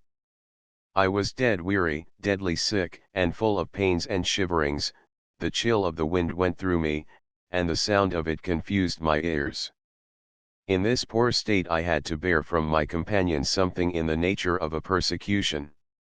He spoke a good deal, and never without a taunt. Whig was the best name he had to give me. Here, he would say, here's a dub for ye to jump, my Wiggy. I ken you're a fine jumper. And so on, all the time with a gibing voice and face. I knew it was my own doing, and no one else's, but I was too miserable to repent. I felt I could drag myself but little farther. Pretty soon, I must lie down and die on these wet mountains like a sheep or a fox, and my bones must whiten there like the bones of a beast. My head was light perhaps, but I began to love the prospect. I began to glory in the thought of such a death, alone in the desert, with the wild eagles besieging my last moments. Alan would repent then, I thought. He would remember, when I was dead, how much he owed me, and the remembrance would be torture. So I went like a sick, silly, and bad-hearted schoolboy, feeding my anger against a fellow man, when I would have been better on my knees, crying on God for mercy. And at each of Alan's taunts, I hugged myself. Ah, thinks I to myself, I have a better taunt in readiness. When I lie down and die, you will feel it like a buffet in your face. Ah, what a revenge! Ah, how you will regret your ingratitude and cruelty. All the while, I was growing worse and worse. Once I had fallen, my legs simply doubling under me, and this had struck Alan for the moment, but I was afoot so briskly, and set off again with such a natural manner, that he soon forgot the incident. Flushes of heat went over me, and then spasms of shuddering. The stitch in my side was hardly bearable. At last I began to feel that I could trail myself no farther, and with that, there came on me all at once the wish to have it out with Alan, let my anger blaze, and be done with my life in a more sudden manner. He had just called me Whig. I stopped. Mr. Stewart, said I, in a voice that quivered like a fiddle string, you are older than I am, and should know your manners. Do you think it either very wise or very witty to cast my politics in my teeth? I thought, where folk differed, it was the part of gentlemen to differ civilly, and if I did not, I may tell you I could find a better taunt than some of yours. Alan had stopped opposite to me, his hat cocked, his hands in his breeches pockets, his head a little on one side. He listened, smiling evilly, as I could see by the starlight, and when I had done he began to whistle a Jacobite air. It was the air made in mockery of General Cope's defeat at Preston Pans. Hey, Johnny Cope, are ye walkin' yet? And are your drums a beatin' yet? And it came in my mind that Alan, on the day of that battle, had been engaged upon the royal side. Why do ye take that air, Mr. Stewart? Said I. Is that to remind me you have been beaten on both sides? The air stopped on Alan's lips. David, said he. But it's time these manners ceased, I continued, and I mean you shall henceforth speak civilly of my king and my good friends the Campbells. I am a steward, began Alan. Oh, says I can ye bear a king's name. But you are to remember, since I have been in the Highlands, I have seen a good many of those that bear it, and the best I can say of them is this, that they would be none the worse of washing. Do you know that you insult me, said Alan, very low. I am sorry for that, said I, for I am not done, and if you distaste the sermon, I doubt the perlicu asterisk will please you as little. You have been chased in the field by the grown men of my party, it seems a poor kind of pleasure to outface a boy. Both the Campbells and the Whigs have beaten you, you have run before them like a hare. It behoves you to speak of them as of your betters. Asterisk a second sermon. Allen stood quite still, the tails of his greatcoat clapping behind him in the wind. This is a pity, he said at last. There are things said that cannot be passed over.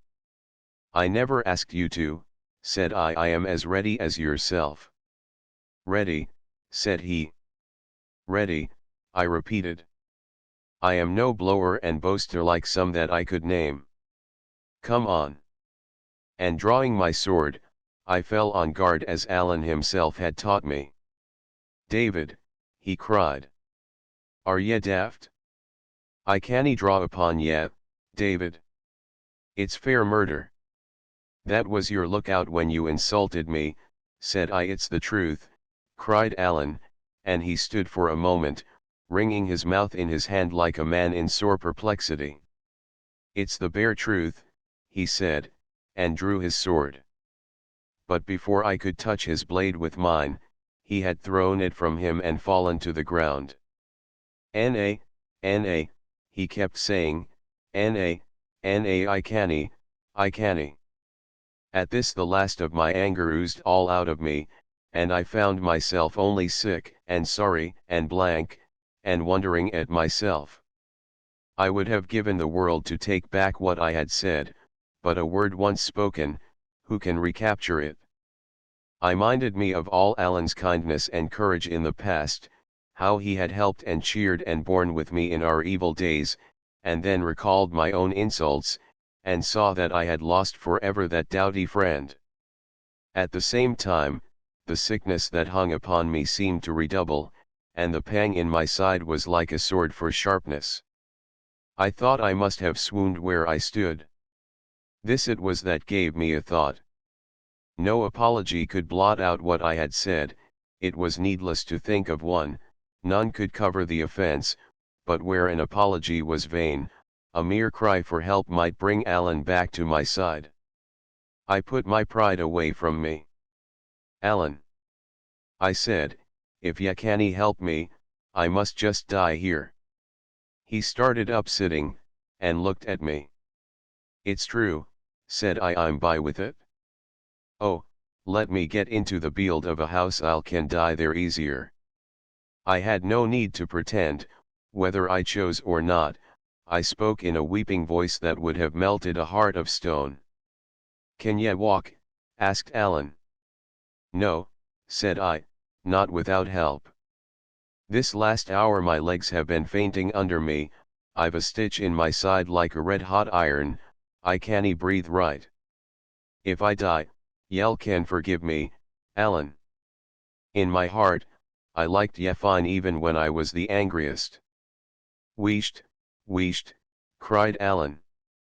Dinna say that. David man, ye can. He shut his mouth upon a sob.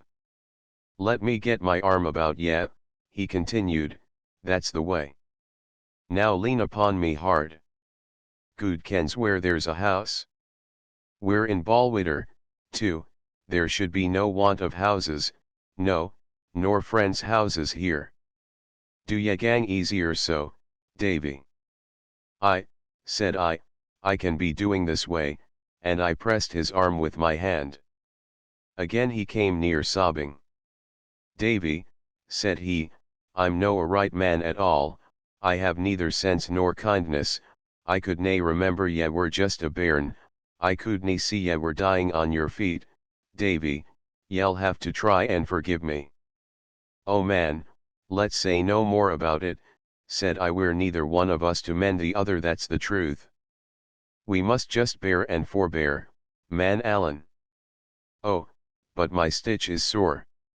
Is there nae house? I'll find a house to ye, David, he said, stoutly. We'll follow down the burn, where there's bound to be houses. My poor man, will ye no be better on my back? Oh, Alan, says I, and me a good 12 inches taller. Yerry no such a thing, cried Alan, with a start.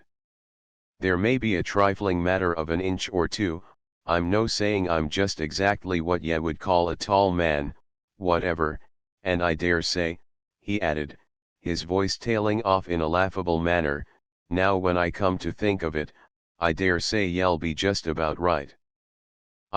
It'll be a foot, or near hand, or maybe even mayor. It was sweet and laughable to hear Alan eat his words up in the fear of some fresh quarrel. I could have laughed, had not my stitch caught me so hard, but if I had laughed, I think I must have wept too. Alan, cried I, what makes ye so good to me? What makes ye care for such a thankless fellow? "'Deed, and I don't know," said Alan. "For just precisely what I thought I liked about ye, was that ye never quarrelled, and now I like ye better." Chapter XXV. In Balquhidder T. The door of the first house we came to, Alan knocked, which was of no very safe enterprise in such a part of the Highlands as the Braes of Balquhidder. No great clan held rule there, it was filled and disputed by small septs, and broken remnants, and what they call chiefless folk, driven into the wild country about the springs of Forth and Teith by the advance of the Campbells. Here were Stewarts and Maclarens, which came to the same thing, for the Maclarens followed Alan's chief in war, and made but one clan with Appin. Here, too, were many of that old, proscribed, nameless, red-handed clan of the MacGregors. They had always been ill-considered, and now worse than ever, having credit with no side or party in the whole country of Scotland. Their chief, MacGregor of MacGregor, was in exile, the more immediate leader of that part of them about Balquhidder, James More, Rob Roy's eldest son, lay waiting his trial in Edinburgh Castle. They were in ill blood with Highlander and Lowlander, with the Grahams, the Maclarens, and the Stewarts, and Alan, who took up the quarrel of any friend, however distant, was extremely wishful to avoid them. Chance served us very well, for it was a household of Maclarens that we found, where Alan was not only welcome for his name's sake but known by reputation. Here then I was got to bed without delay, and a doctor fetched, who found me in a sorry plight. But whether because he was a very good doctor, or I a very young, strong man, I lay bedridden for no more than a week, and before a month I was able to take the road again with a good heart. All this time Alan would not leave me, though I often pressed him, and indeed his foolhardiness in staying was a common subject of outcry with the 2 or 3 friends that were let into the secret. He hid by day in a hole of the braes under a little wood, and at night, when the coast was clear, would come into the house to visit me. I need not say if I was pleased to see him. Mrs. Maclaren, our hostess, thought nothing good enough for such a guest, and as Duncan Dhu, which was the name of our host, had a pair of pipes in his house, and was much of a lover of music, this time of my recovery was quite a festival, and we commonly turned night into day. The soldiers let us be, although once a party of 2 companies and some dragoons went by in the bottom of the valley, where I could see them through the window as I lay in bed. What was much more astonishing, no magistrate came near me, and there was no question put of whence I came or whither I was going, and in that time of excitement, I was as free of all inquiry as though I had lain in a desert. Yet my presence was known before I left to all the people in Balquhidder and the adjacent parts, many coming about the house on visits, and these, after the custom of the country, spreading the news among their neighbours. The bills, too, had now been printed. There was one pinned near the foot of my bed, where I could read my own not very flattering portrait and, in larger characters, the amount of the blood money that had been set upon my life. Duncan Dhu and the rest that knew that I had come there in Alan's company, could have entertained no doubt of who I was, and many others must have had their guess. For though I had changed my clothes, I could not change my age or person, and lowland boys of 18 were not so rife in these parts of the world, and above all about that time, that they could fail to put one thing with another, and connect me with the bill. So it was, at least. Other folk keep a secret among 2 or 3 near friends, and somehow it leaks out, but among these clansmen, it is told to a whole countryside, and they will keep it for a century. There was but one thing happened worth narrating, and that is the visit I had of Robin Oig, one of the sons of the notorious Rob Roy. He was sought upon all sides on a charge of carrying a young woman from Balfrone and marrying her, as was alleged, by force, yet he stepped about Balquhidder like a gentleman in his own walled policy. It was he who had shot James MacLaren at the plough stilts, a quarrel never satisfied, yet he walked into the house of his blood enemies as a rider * might into a public inn * commercial traveller. Duncan had time to pass me word of who it was, and we looked at one another in concern. You should understand, it was then close upon the time of Alan's coming, the two were little likely to agree, and yet if we sent word or sought to make a signal, it was sure to arouse suspicion in a man under so dark a cloud as the MacGregor. He came in with a great show of civility, but like a man among inferiors, took off his bonnet to Mrs. MacLaren, but clapped it on his head again to speak to Duncan, and having thus set himself, as he would have thought, in a proper light, came to my bedside and bowed. "I am given to know, sir," says he, "that your name is Balfour." "They call me David Balfour," said I, "at your service." "I would give ye my name in return, sir," he replied, "but it's one somewhat blown upon of late days, and it'll perhaps suffice if I tell ye that I am own brother to James More Drummond or MacGregor, of whom ye will scarce have failed to hear." "No, sir," said I, a little alarmed, "nor yet of your father, MacGregor Campbell." And I sat up and bowed in bed, for I thought best to compliment him, in case he was proud of having had an outlaw to his father. He bowed in return. "But what I am come to say, sir," he went on, "is this. In the year 45, my brother raised a part of the Gregora and marched 6 companies to strike a stroke for the good side, and the surgeon that marched with our clan and cured my brother's leg when it was broken in the brush at Preston Pans, was a gentleman of the same name precisely as yourself. He was brother to Balfour of Bath, and if you are in any reasonable degree of nearness one of that gentleman's kin, I have come to put myself and my people at your command. You are to remember that I knew no more of my descent than any cadger's dog. My uncle, to be sure, had prated of some of our high connections, but nothing to the present purpose, and there was nothing left me but that bitter disgrace of owning that I could not tell. Robin told me shortly he was sorry he had put himself about, turned his back upon me without a sign of salutation, and as he went towards the door, I could hear him telling Duncan that I was only some kinless loon that didn't know his own father. Angry as I was at these words, and ashamed of my own ignorance, I could scarce keep from smiling that a man who was under the lash of the law, and was indeed hanged some 3 years later, should be so nice as to the descent of his acquaintances.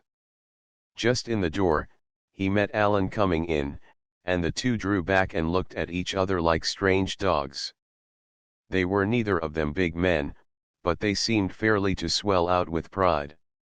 Each wore a sword, and by a movement of his haunch, thrust clear the hilt of it, so that it might be the more readily grasped and the blade drawn.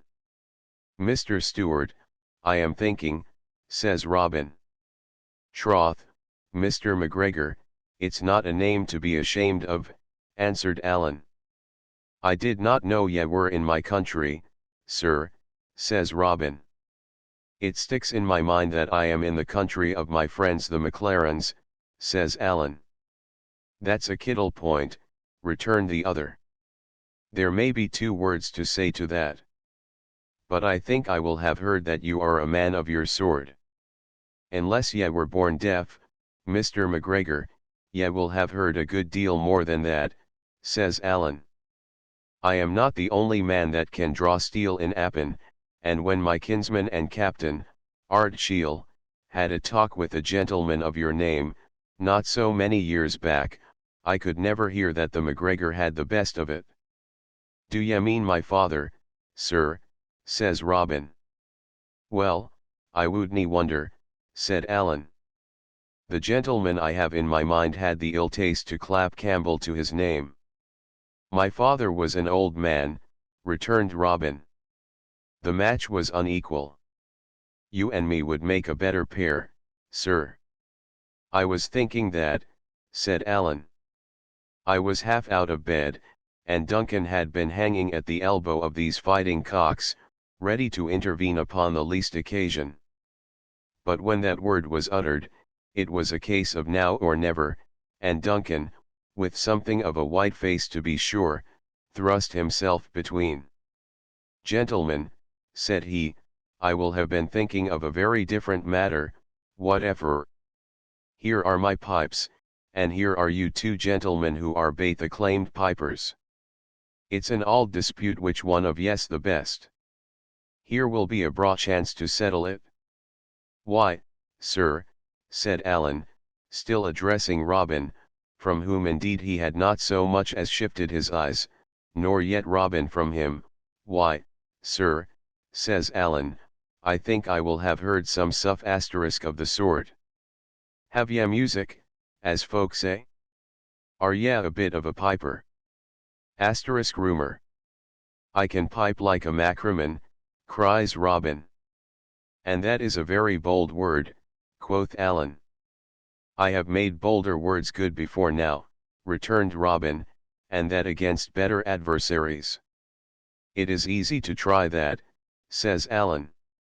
Duncan Dhu made haste to bring out the pair of pipes that was his principal possession, and to set before his guests a mutton ham and a bottle of that drink which they call Athole Brose, and which is made of old whiskey, strained honey and sweet cream, slowly beaten together in the right order and proportion. The two enemies were still on the very breach of a quarrel, but down they sat, one upon each side of the peat fire, with a mighty show of politeness. McLaren pressed them to taste his mutton ham and the wife's brose, reminding them the wife was out of Athole and had a name far and wide for her skill in that confection. But Robin put aside these hospitalities as bad for the breath.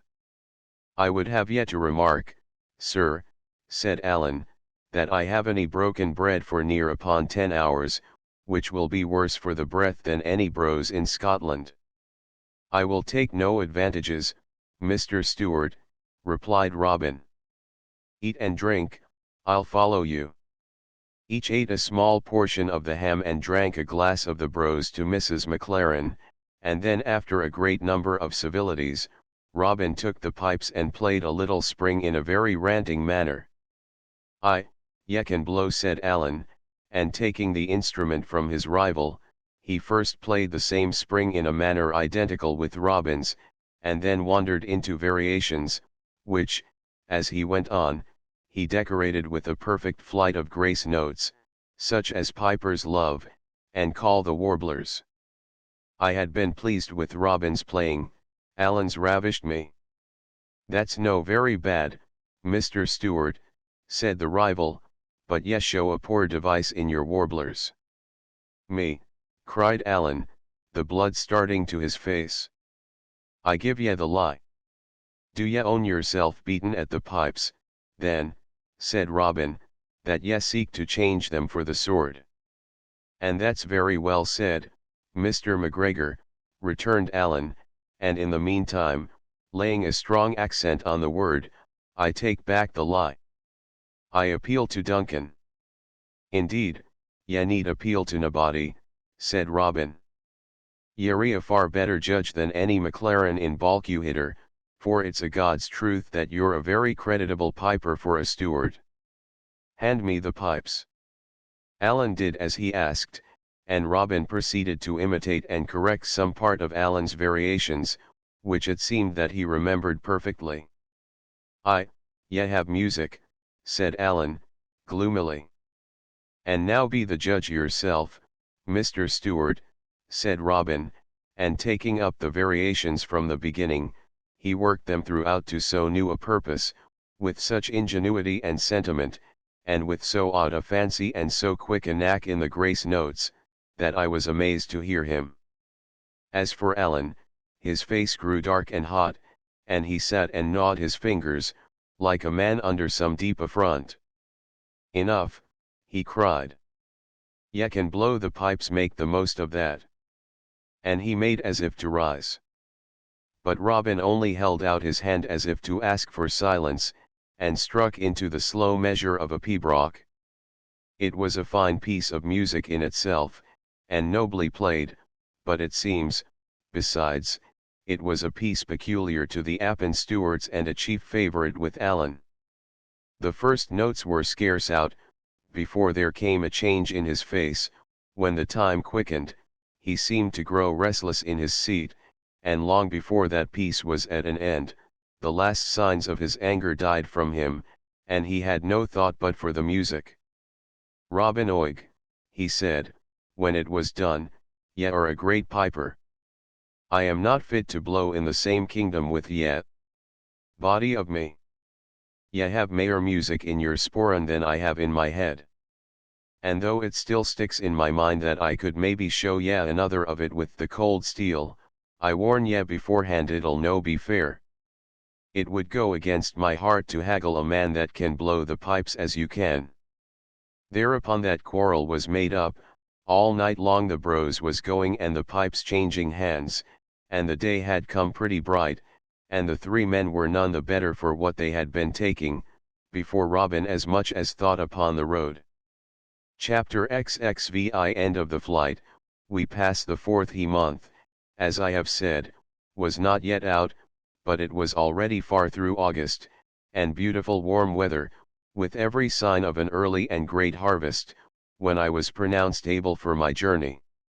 Our money was now run to so low an ebb that we must think first of all on speed, for if we came not soon to Mr. Rankeillor's, or if when we came there he should fail to help me, we must surely starve. In Alan's view, besides, the hunt must have now greatly slackened, and the line of the Forth and even Stirling Bridge, which is the main pass over that river, would be watched with little interest. "It's a chief principle in military affairs," said he, "to go where ye are least expected. Forth is our trouble, ye ken the saying, Forth bridles the wild Hieland man. Well, if we seek to creep round about the head of that river and come down by Kippen or Balfrone, it's just precisely there that they'll be looking to lay hands on us. But if we stave on straight to the auld brig of Stirling, I'll lay my sword they let us pass unchallenged." The first night, accordingly, we pushed to the house of a MacLaren in Strathire, a friend of Duncan's, where we slept the 21st of the month, and whence we set forth again about the fall of night to make another easy stage. The 22nd we lay in a heather bush on the hillside in Uamvar, within view of a herd of deer, the happiest 10 hours of sleep in a fine, breathing sunshine and on bone-dry ground, that I have ever tasted. That night we struck Allan Water, and followed it down, and coming to the edge of the hill saw the whole carse of Stirling underfoot, as flat as a pancake, with the town and castle on a hill in the midst of it, and the moon shining on the links of Forth. "Now," said Allan, "I kenna if ye care, but ye're in your own land again. We passed the Hieland line in the first hour, and now if we could but pass yon crooked water, we might cast our bonnets in the air." In Allan Water, near by where it falls into the Forth, we found a little sandy islet, overgrown with burdock, butterbur, and the like low plants, that would just cover us if we lay flat. Here it was we made our camp, within plain view of Stirling Castle, whence we could hear the drums beat as some part of the garrison paraded. Shearers worked all day in a field on one side of the river, and we could hear the stones going on the hooks and the voices and even the words of the men talking. It behoved to lie close and keep silent. But the sand of the little isle was sun-warm, the green plants gave us shelter for our heads, we had food and drink in plenty, and to crown all, we were within sight of safety. As soon as the shearers quit their work and the dusk began to fall, we waded ashore and struck for the bridge of Stirling, keeping to the fields and under the field fences. The bridge is close under the castle hill, an old, high, narrow bridge with pinnacles along the parapet, and you may conceive with how much interest I looked upon it, not only as a place famous in history, but as the very doors of salvation to Alan and myself. The moon was not yet up when we came there, a few lights shone along the front of the fortress, and lower down a few lighted windows in the town, but it was almighty still, and there seemed to be no guard upon the passage. I was for pushing straight across, but Alan was more wary. "It looks unco quiet," said he, "but for all that we'll lie down here cannily behind a dyke, and make sure." So we lay for about a quarter of an hour, whiles whispering, whiles lying still and hearing nothing earthly but the washing of the water on the piers. At last there came by an old, hobbling woman with a crutch stick, who first stopped a little, close to where we lay, and bemoaned herself and the long way she had travelled, and then set forth again up the steep spring of the bridge. The woman was so little, and the night still so dark, that we soon lost sight of her, only heard the sound of her steps, and her stick, and a cough that she had by fits, draw slowly farther away. "She's bound to be across now," I whispered. "N.A.," said Alan, "her foot still sounds boss asterisk upon the bridge. Asterisk hollow." And just then "Who goes?" cried a voice, and we heard the butt of a musket rattle on the stones. I must suppose the sentry had been sleeping, so that had we tried, we might have passed unseen, but he was awake now, and the chance forfeited. "This'll never do," said Alan. "This'll never, never do for us, David." And without another word, he began to crawl away through the fields, and a little after, being well out of eye-shot, got to his feet again, and struck along a road that led to the eastward. I could not conceive what he was doing, and indeed I was so sharply cut by the disappointment, that I was little likely to be pleased with anything. A moment back and I had seen myself knocking at Mr. Rankeillor's door to claim my inheritance, like a hero in a ballad, and here was I back again, a wandering, hunted blackguard, on the wrong side of Forth. "Well," said I. "Well," said Alan, "what would ye have? They're none such fools as I took them for. We have still the Forth to pass, Davy weary fall the rains that fed and the hillsides that guided it." "And why go east?" said I. "Oh, you, just upon the chance," said he. "If we canny pass the river, we'll have to see what we can do for the Firth." "There are fords upon the river, and none upon the Firth," said I. "To be sure there are fords, and a bridge forby," quoth Alan, "and of what service, when they are watched?" "Well," said I, "but a river can be swum." "By them that have the skill of it," returned he, "but I have yet to hear that either you or me is much of a hand at that exercise, and for my own part, I swim like a stone." "I'm not up to you in talking back, Alan," I said, "but I can see we're making bad worse. If it's hard to pass a river, it stands to reason it must be worse to pass a sea." "But there's such a thing as a boat," says Alan, "or I'm the more deceived." "Aye, and such a thing as money," says I. "But for us that have neither one nor other, they might just as well not have been invented." "Ye think so?" said Alan. "I do that," said I. "David," says he, "ye're a man of small invention and less faith. But let me set my wits upon the hone, and if I canny beg, borrow, nor yet steal a boat, I'll make one." "I think I see ye," said I, and what's more than all that, if ye pass a bridge, it can tell no tales, but if we pass the firth, there's the boat on the wrong side, somebody must have brought it, the countryside will all be in a biz dash. Man, cried Alan, if I make a boat, I'll make a body to take it back again. So deave me with no more of your nonsense, but walk, for that's what you've got to do, and let Alan think for ye.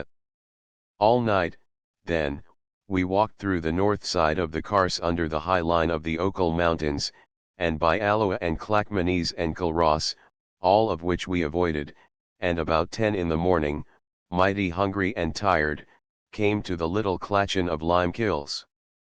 This is a place that sits near in by the waterside, and looks across the Hope to the town of the Queensferry. Smoke went up from both of these, and from other villages and farms upon all hands. The fields were being reaped, 2 ships lay anchored, and boats were coming and going on the Hope. It was altogether a right pleasant sight to me, and I could not take my fill of gazing at these comfortable, green, cultivated hills and the busy people both of the field and sea. For all that, there was Mr. Rankiler's house on the south shore, where I had no doubt wealth awaited me, and here was I upon the north, clad in poor enough attire of an outlandish fashion, with 3 silver shillings left to me of all my fortune, a price set upon my head, and an outlawed man for my sole company. Oh, Alan, said I, to think of it. Over there's all that heart could want waiting me, and the birds go over, and the boats go over, all that please can go, but just me only. Oh, man, but it's a heartbreak. In Limekills we entered a small change house, which we only knew to be a public by the wand over the door, and bought some bread and cheese from a good-looking lass that was the servant. This we carried with us in a bundle, meaning to sit and eat it in a bush of wood on the seashore, that we saw some third part of a mile in front. As we went, I kept looking across the water and sighing to myself, and though I took no heed of it, Alan had fallen into a muse. At last he stopped in the way. Did ye take heed of the lass we bought this of, says he, tapping on the bread and cheese. To be sure, said I, and a bonny lass she was. Ye thought that, cries he. Man, David, that's good news. In the name of all that's wonderful, why so, says I, what good can that do? Well, said Alan, with one of his droll looks, I was rather in hopes it would maybe get us that boat. If it were the other way about, it would be liker it, said I. That's all that you can, yes see, said Alan. I don't want the lass to fall in love with ye, I want her to be sorry for ye, David, to which end there is no manner of need that she should take you for a beauty. Let me see, looking me curiously over. I wish ye were a wee thing paler, but apart from that ye'll do fine for my purpose. Ye have a fine, hangdog, rag and tatter, clapper-macklaw kind of a look to ye, as if ye had stolen the coat from a potato bogle. Come, right about, and back to the change house for that boat of ours. I followed him, laughing. David Balfour, said he, ye're a very funny gentleman by your way of it, and this is a very funny employ for ye, no doubt. For all that, if ye have any affection for my neck, to say nothing of your own, ye will perhaps be kind enough to take this matter responsibly. I am going to do a bit of play acting, the bottom ground of which is just exactly as serious as the gallows for the pair of us. So bear it, if ye please, in mind, and conduct yourself according. Well, well, said I, have it as you will. As we got near the Clachan, he made me take his arm and hang upon it like one almost helpless with weariness, and by the time he pushed open the change house door, he seemed to be half carrying me. The maid appeared surprised, as well she might be, at our speedy return, but Alan had no words to spare for her in explanation, helped me to a chair, called for a tass of brandy with which he fed me in little sips, and then breaking up the bread and cheese helped me to eat it like a nursery lass, the whole with that grave, concerned, affectionate countenance, that might have imposed upon a judge. It was small wonder if the maid were taken with the picture we presented, of a poor, sick, overwrought lad and his most tender comrade. She drew quite near, and stood leaning with her back on the next table. "What's like wrong with him?" said she at last. Alan turned upon her, to my great wonder, with a kind of fury. "Wrong," cries he. "He's walked more hundreds of miles than he has hairs upon his chin, and slept oftener in wet heather than dry sheets." "Wrong," quo' she. "Wrong enough, I would think." "Wrong, indeed," and he kept grumbling to himself as he fed me, like a man ill-pleased. "He's young for the like of that," said the maid. "Our young," said Alan, with his back to her. "He would be better riding," says she. "And where could I get a horse to him?" cried Alan, turning on her with the same appearance of fury. "Would ye have me steal?" I thought this roughness would have sent her off in dudgeon, as indeed it closed her mouth for the time. But my companion knew very well what he was doing, and for as simple as he was in some things of life, had a great fund of roguishness in such affairs as these. "Ye needn't tell me," she said at last, "yery gentry." "Well," said Alan, softened a little, I believe against his will, by this artless comment, "and suppose we were? Did ever you hear that gent Rice put money in folks' pockets?" She sighed at this, as if she were herself some disinherited great lady. "No," says she, "that's true indeed."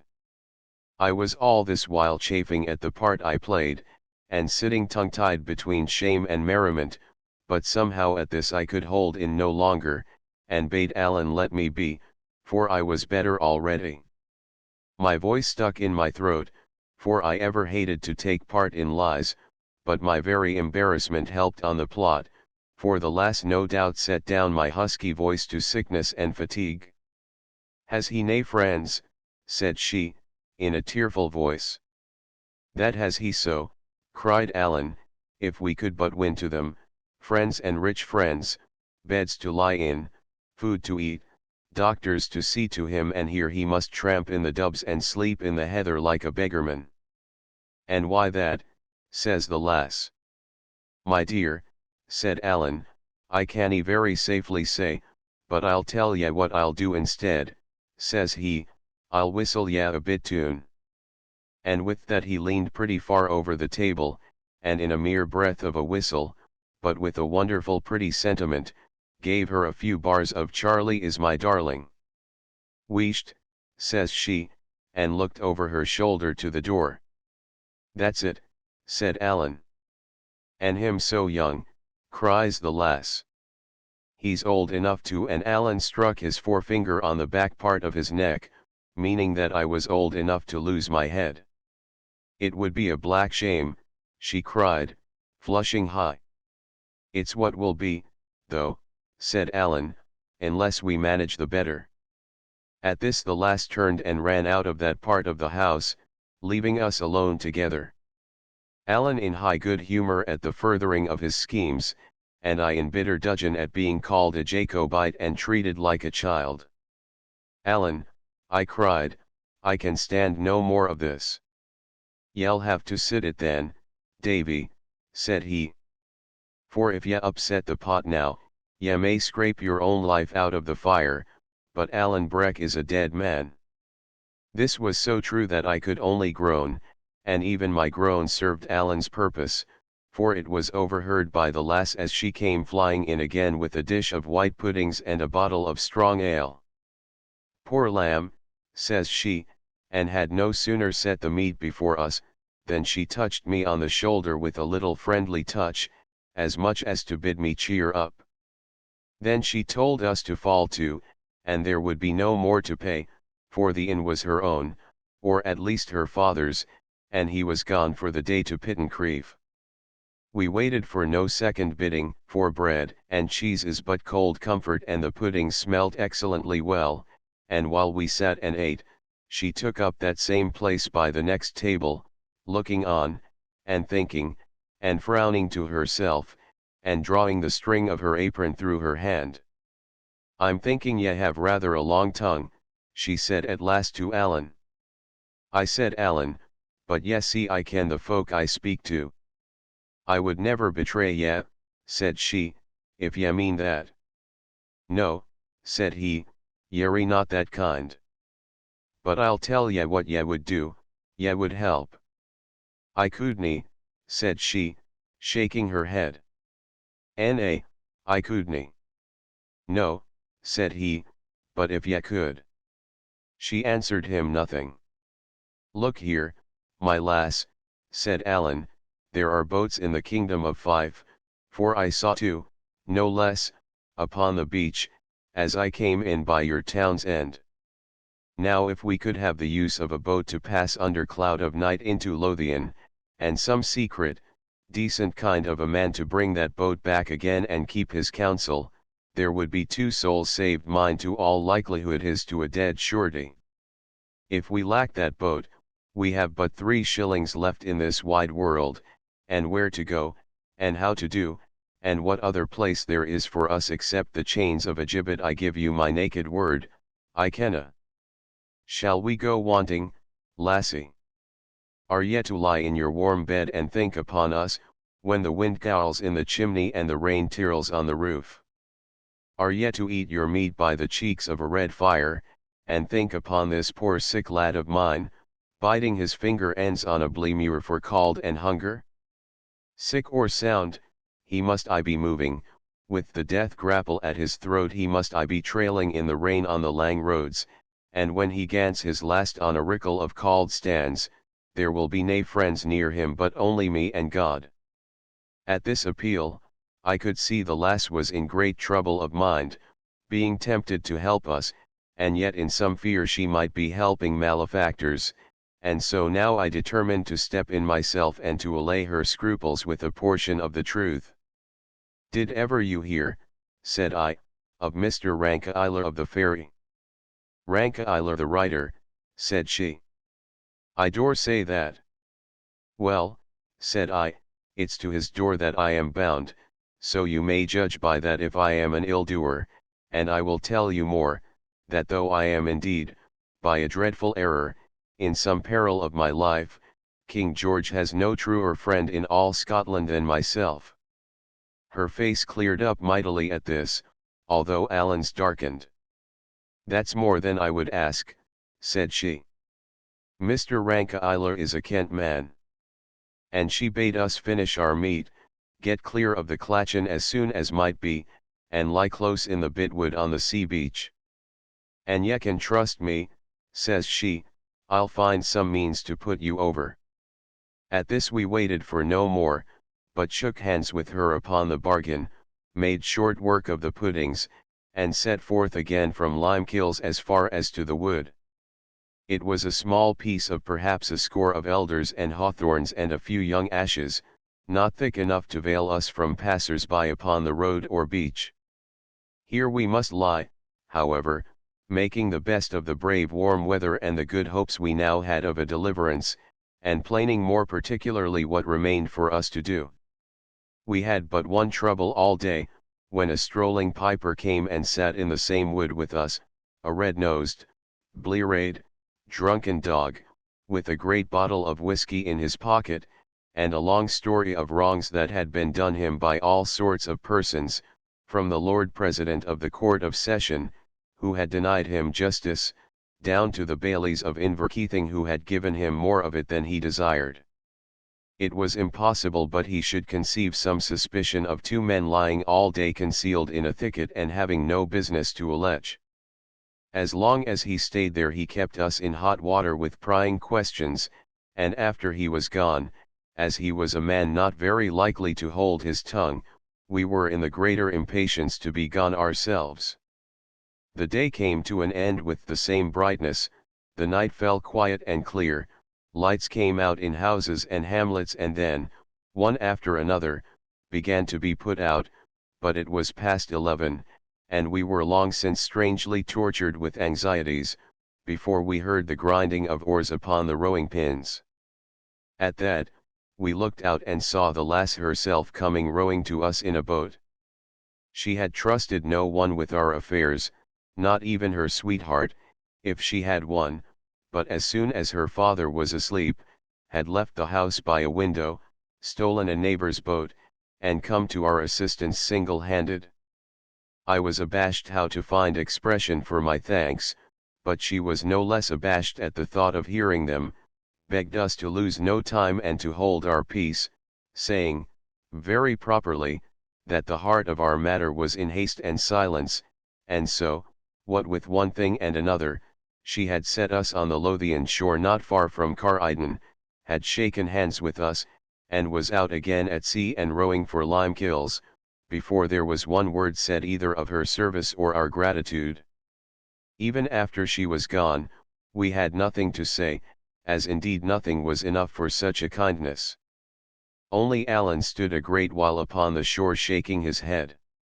"It is a very fine lass," he said at last. "David, it is a very fine lass." And a matter of an hour later, as we were lying in a den on the seashore and I had been already dozing, he broke out again in commendations of her character. For my part, I could say nothing. She was so simple a creature that my heart smote me both with remorse and fear, remorse because we had traded upon her ignorance, and fear lest we should have anyway involved her in the dangers of our situation. Chapter XXVII. I come to Mr. Rankiler. Next day it was agreed that Alan should fend for himself till sunset, but as soon as it began to grow dark, he should lie in the fields by the roadside near to Newhalls, and stir for naught until he heard me whistling.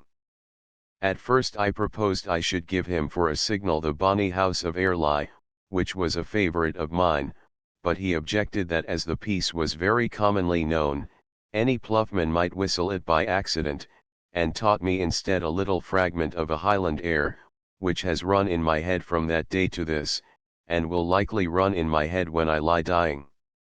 Every time it comes to me, it takes me off to that last day of my uncertainty, with Alan sitting up in the bottom of the den, whistling and beating the measure with a finger, and the grey of the dawn coming on his face.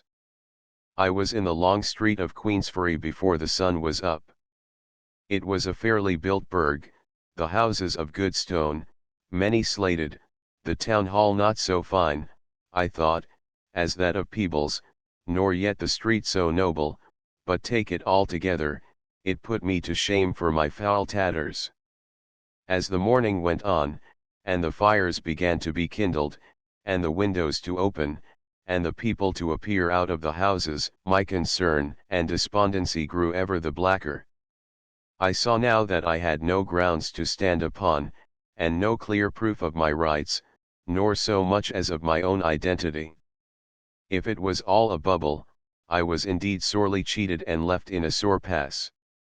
Even if things were as I conceived, it would in all likelihood take time to establish my contentions, and what time had I to spare with less than 3 shillings in my pocket, and a condemned, hunted man upon my hands to ship out of the country? Truly, if my hope broke with me, it might come to the gallows yet for both of us.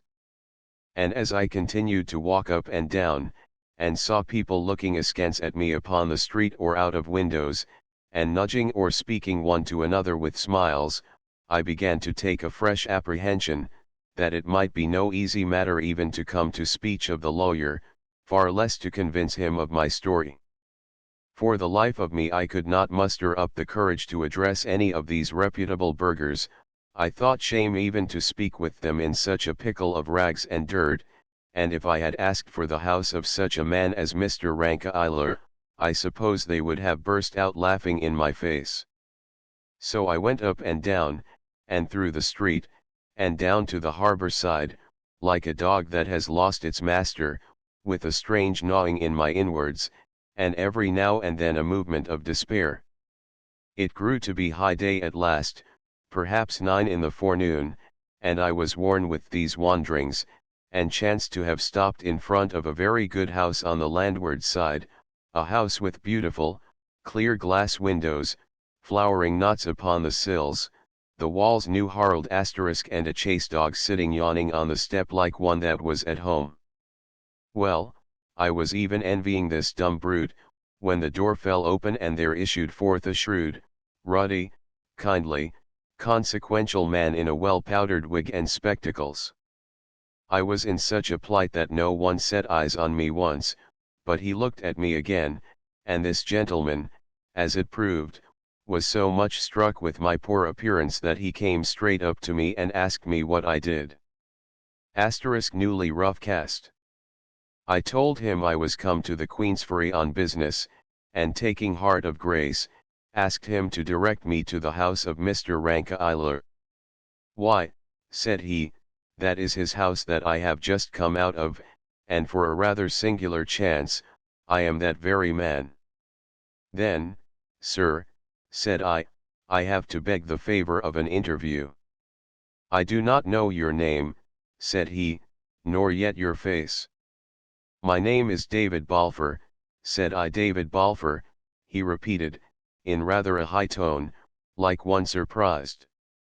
And where have you come from, Mr. David Balfour, he asked, looking me pretty drilly in the face. I have come from a great many strange places, sir, said I, but I think it would be as well to tell you where and how in a more private manner. He seemed to muse a while, holding his lip in his hand, and looking now at me and now upon the causeway of the street. Yes, says he, that will be the best, no doubt. And he led me back with him into his house, cried out to some one whom I could not see that he would be engaged all morning, and brought me into a little dusty chamber full of books and documents. Here he sate down, and bade me be seated, though I thought he looked a little ruefully from his clean chair to my muddy rags. And now, says he, if you have any business, pray be brief and come swiftly to the point. Nec gemino bellum Trojanum or diter of ovo. Do you understand that, says he, with a keen look. I will even do as Horace says, sir, I answered, smiling, and carry you in medias res. He nodded as if he was well pleased, and indeed his scrap of Latin had been set to test me. For all that, and though I was somewhat encouraged, the blood came in my face when I added, I have reason to believe myself some rights on the estate of Shaws. He got a paper book out of a drawer and set it before him open. Well, said he. But I had shot my bolt and sat speechless. Come, Mr. Balfour, said he, you must continue. Where were you born? In Essendian, sir, said I, the year 1733, the 12th of March. He seemed to follow the statement in his paper book, but what that meant I knew not. Your father and mother, said he. My father was Alexander Balfour, schoolmaster of that place, said I, and my mother Grace Pitero, I think her people were from Angus. Have you any papers proving your identity? Asked Mr. Rankeeiler. No, sir, said I, but they are in the hands of Mr. Campbell, the minister, and could be readily produced. Mr. Campbell, too, would give me his word, and for that matter, I do not think my uncle would deny me. Meaning Mr. Ebenezer Balfour, says he. The same, said I. Whom you have seen, he asked. By whom I was received into his own house, I answered. Did you ever meet a man of the name of Hoseson? Asked Mr. Rankeeiler. I did so, sir, for my sins, said I, for it was by his means and the procurement of my uncle, that I was kidnapped within sight of this town, carried to sea, suffered shipwreck and 100 other hardships, and stand before you today in this poor accoutrement. You say you were shipwrecked, said Rankeeiler, where was that? Off the south end of the Isle of Mull, said I. The name of the isle on which I was cast up is the island Irraid. Ah, says he, smiling, you are deeper than me in the geography. But so far, I may tell you, this agrees pretty exactly with other informations that I hold. But you say you were kidnapped, in what sense? In the plain meaning of the word, sir, said I. I was on my way to your house, when I was trepanned on board the brig, cruelly struck down, thrown below, and knew no more of anything till we were far at sea. I was destined for the plantations, a fate that, in God's providence, I have escaped. The brig was lost on June the 27th, says he, looking in his book, and we are now at August the 24th. Here is a considerable hiatus, Mr. Balfour, of near upon 2 months. It has already caused a vast amount of trouble to your friends, and I own I shall not be very well contented until it is set right. Indeed, sir, said I, these months are very easily filled up, but yet before I told my story, I would be glad to know that I was talking to a friend. This is to argue in a circle, said the lawyer. I cannot be convinced till I have heard you. I cannot be your friend till I am properly informed. If you were more trustful, it would better befit your time of life. And you know, Mr. Balfour, we have a proverb in the country that evildoers are evil dreaders. You are not to forget, sir, said I, that I have already suffered by my trustfulness, and was shipped off to be a slave by the very man that, if I rightly understand, is your employer. All this while I had been gaining ground with Mr. Rankeillor, and in proportion as I gained ground, gaining confidence. But at this sally, which I made with something of a smile myself, he fairly laughed aloud. No, no, said he, it is not so bad as that. Why, non sum. I was indeed your uncle's man of business, but while you, imberbis juvenis custode remoto, were gallivanting in the west, a good deal of water has run under the bridges, and if your ears did not sing, it was not for lack of being talked about. On the very day of your sea disaster, Mr. Campbell stalked into my office, demanding you from all the winds. I had never heard of your existence, but I had known your father, and from matters in my competence, to be touched upon hereafter, I was disposed to fear the worst. Mr. Ebenezer admitted having seen you, declared, what seemed improbable, that he had given you considerable sums, and that you had started for the continent of Europe, intending to fulfill your education, which was probable and praiseworthy. Interrogated how you had come to send no word to Mr. Campbell, he deponed that you had expressed a great desire to break with your past life. Further interrogated where you now were, protested ignorance, but believed you were in Leiden. That is a close sum of his replies. I am not exactly sure that anyone believed him, continued Mr. Rankeillor with a smile, and in particular he so much disrelished me expressions of mine that, in a word, he showed me to the door. We were then at a full stand, for whatever shrewd suspicions we might entertain, we had no shadow of probation. In the very article, comes Captain Hoseson with the story of your drowning, whereupon all fell through, with no consequences but concern to Mr. Campbell, injury to my pocket, and another blot upon your uncle's character, which could very ill afford it. And now, Mr. Balfour, said he, you understand the whole process of these matters, and can judge for yourself to what extent I may be trusted. Indeed he was more pedantic than I can represent him, and placed more scraps of Latin in his speech, but it was all uttered with a fine geniality of eye and manner which went far to conquer my distrust. Moreover, I could see he now treated me as if I was myself beyond a doubt, so that first point of my identity seemed fully granted. Sir, said I, if I tell you my story, I must commit a friend's life to your discretion. Pass me your word it shall be sacred, and for what touches myself, I will ask no better guarantee than just your face. He passed me his word very seriously. But, said he, these are rather alarming prolocutions, and if there are in your story any little jostles to the law, I would beg you to bear in mind that I am a lawyer, and pass lightly. Thereupon I told him my story from the first, he listening with his spectacles thrust up and his eyes closed, so that I sometimes feared he was asleep. But no such matter. He heard every word, as I found afterward, with such quickness of hearing and precision of memory as often surprised me. Even strange outlandish Gaelic names, heard for that time only, he remembered and would remind me of, years after. Yet when I called Alan Breck in full, we had an odd scene.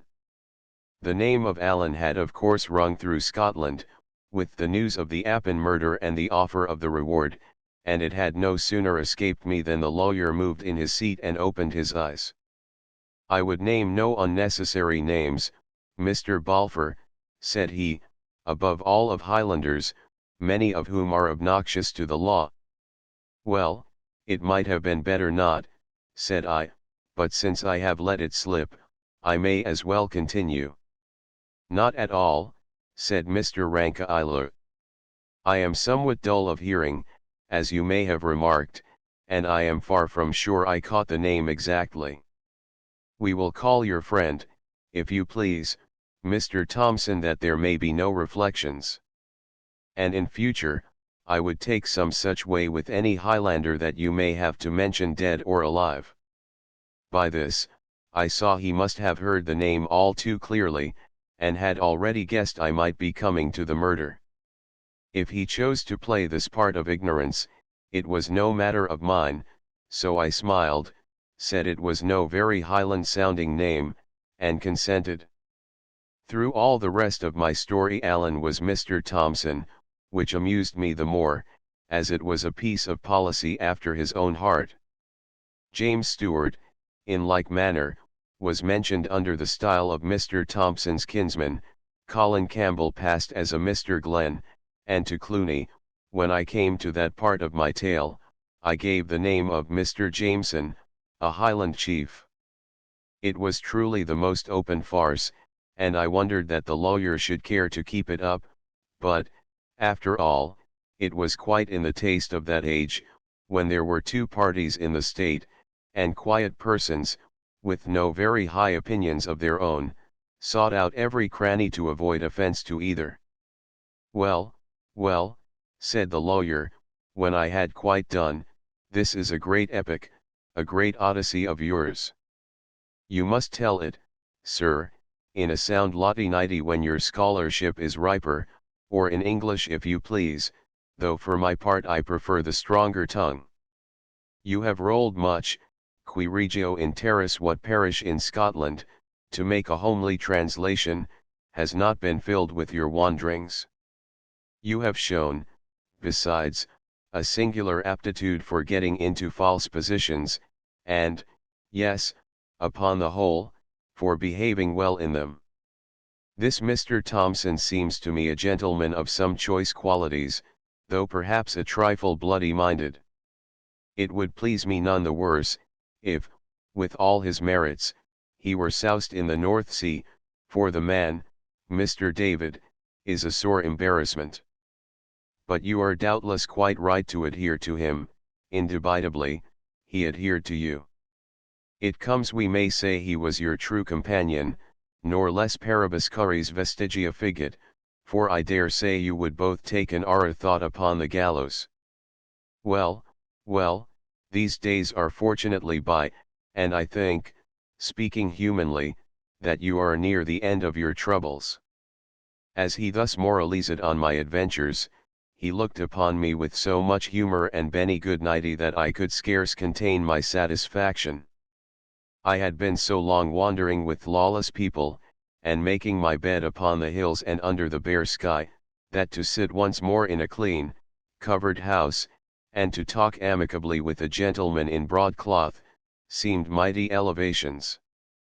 Even as I thought so, my eye fell on my unseemly tatters, and I was once more plunged in confusion. But the lawyer saw and understood me. He rose, called over the stair to lay another plate, for Mr. Balfour would stay to dinner, and led me into a bedroom in the upper part of the house.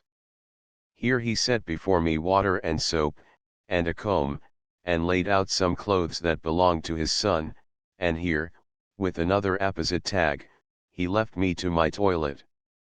Chapter XXVIII I go in quest of my inheritance made what change I could in my appearance, and blithe was I to look in the glass and find the beggarman a thing of the past, and David Balfour come to life again. And yet I was ashamed of the change too, and, above all, of the borrowed clothes. When I had done, Mr. Rankeillor caught me on the stair, made me his compliments, and had me again into the cabinet. "Sit ye down, Mr. David," said he, "and now that you are looking a little more like yourself, let me see if I can find you any news. You will be wondering, no doubt, about your father and your uncle? To be sure it is a singular tale, and the explanation is one that I blush to have to offer you. For," says he, really with embarrassment, "the matter hinges on a love affair." "Truly," said I cannot very well join that notion with my uncle." "But your uncle, Mr. David, was not always old," replied the lawyer, "and what may perhaps surprise you more, not always ugly. He had a fine, gallant air, people stood in their doors to look after him, as he went by upon a mettle horse. I have seen it with these eyes, and I ingenuously confess, not altogether without envy, for I was a plain lad myself and a plain man's son, and in those days it was a case of odite, qui bellis es, Sibel." "It sounds like a dream," said I, said the lawyer, "that is how it is with youth and age." Nor was that all, but he had a spirit of his own that seemed to promise great things in the future. In 1715, what must he do but run away to join the rebels? It was your father that pursued him, found him in a ditch, and brought him back multum gementem, to the mirth of the whole country. However, majora canimus the two lads fell in love, and that with the same lady. Mr. Ebenezer, who was the admired and the beloved, and the spoiled one, made, no doubt, mighty certain of the victory, and when he found he had deceived himself, screamed like a peacock. The whole country heard of it. Now he lay sick at home, with his silly family standing round the bed in tears. Now he rode from public house to public house, and shouted his sorrows into the lug of Tom, Dick, and Harry. Your father, Mr. David, was a kind gentleman, but he was weak, dolefully weak, took all this folly with a long countenance, and one day by your leave, resigned the lady. She was no such fool, however, it's from her you must inherit your excellent good sense, and she refused to be bandied from one to another. Both got upon their knees to her, and the upshot of the matter for that while was that she showed both of them the door.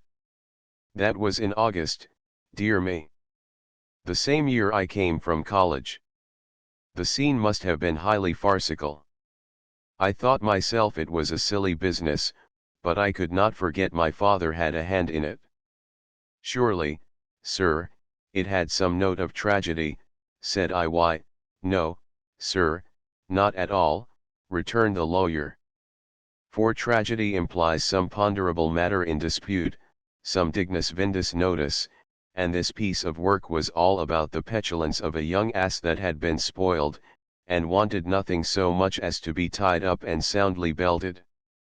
However, that was not your father's view, and the end of it was, that from concession to concession on your father's part, and from one height to another of squalling, sentimental selfishness upon your uncle's, they came at last to drive a sort of bargain, from whose ill results you have recently been smarting. The one man took the lady, the other the estate.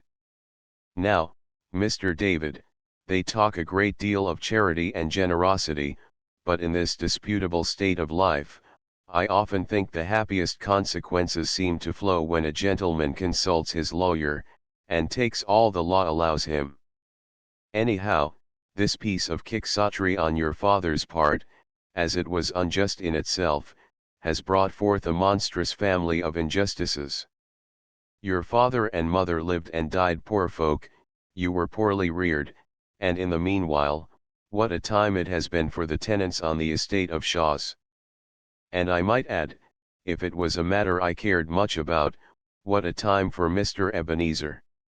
And yet that is certainly the strangest part of all, said I, that a man's nature should thus change. True, said Mr. Rankeillor.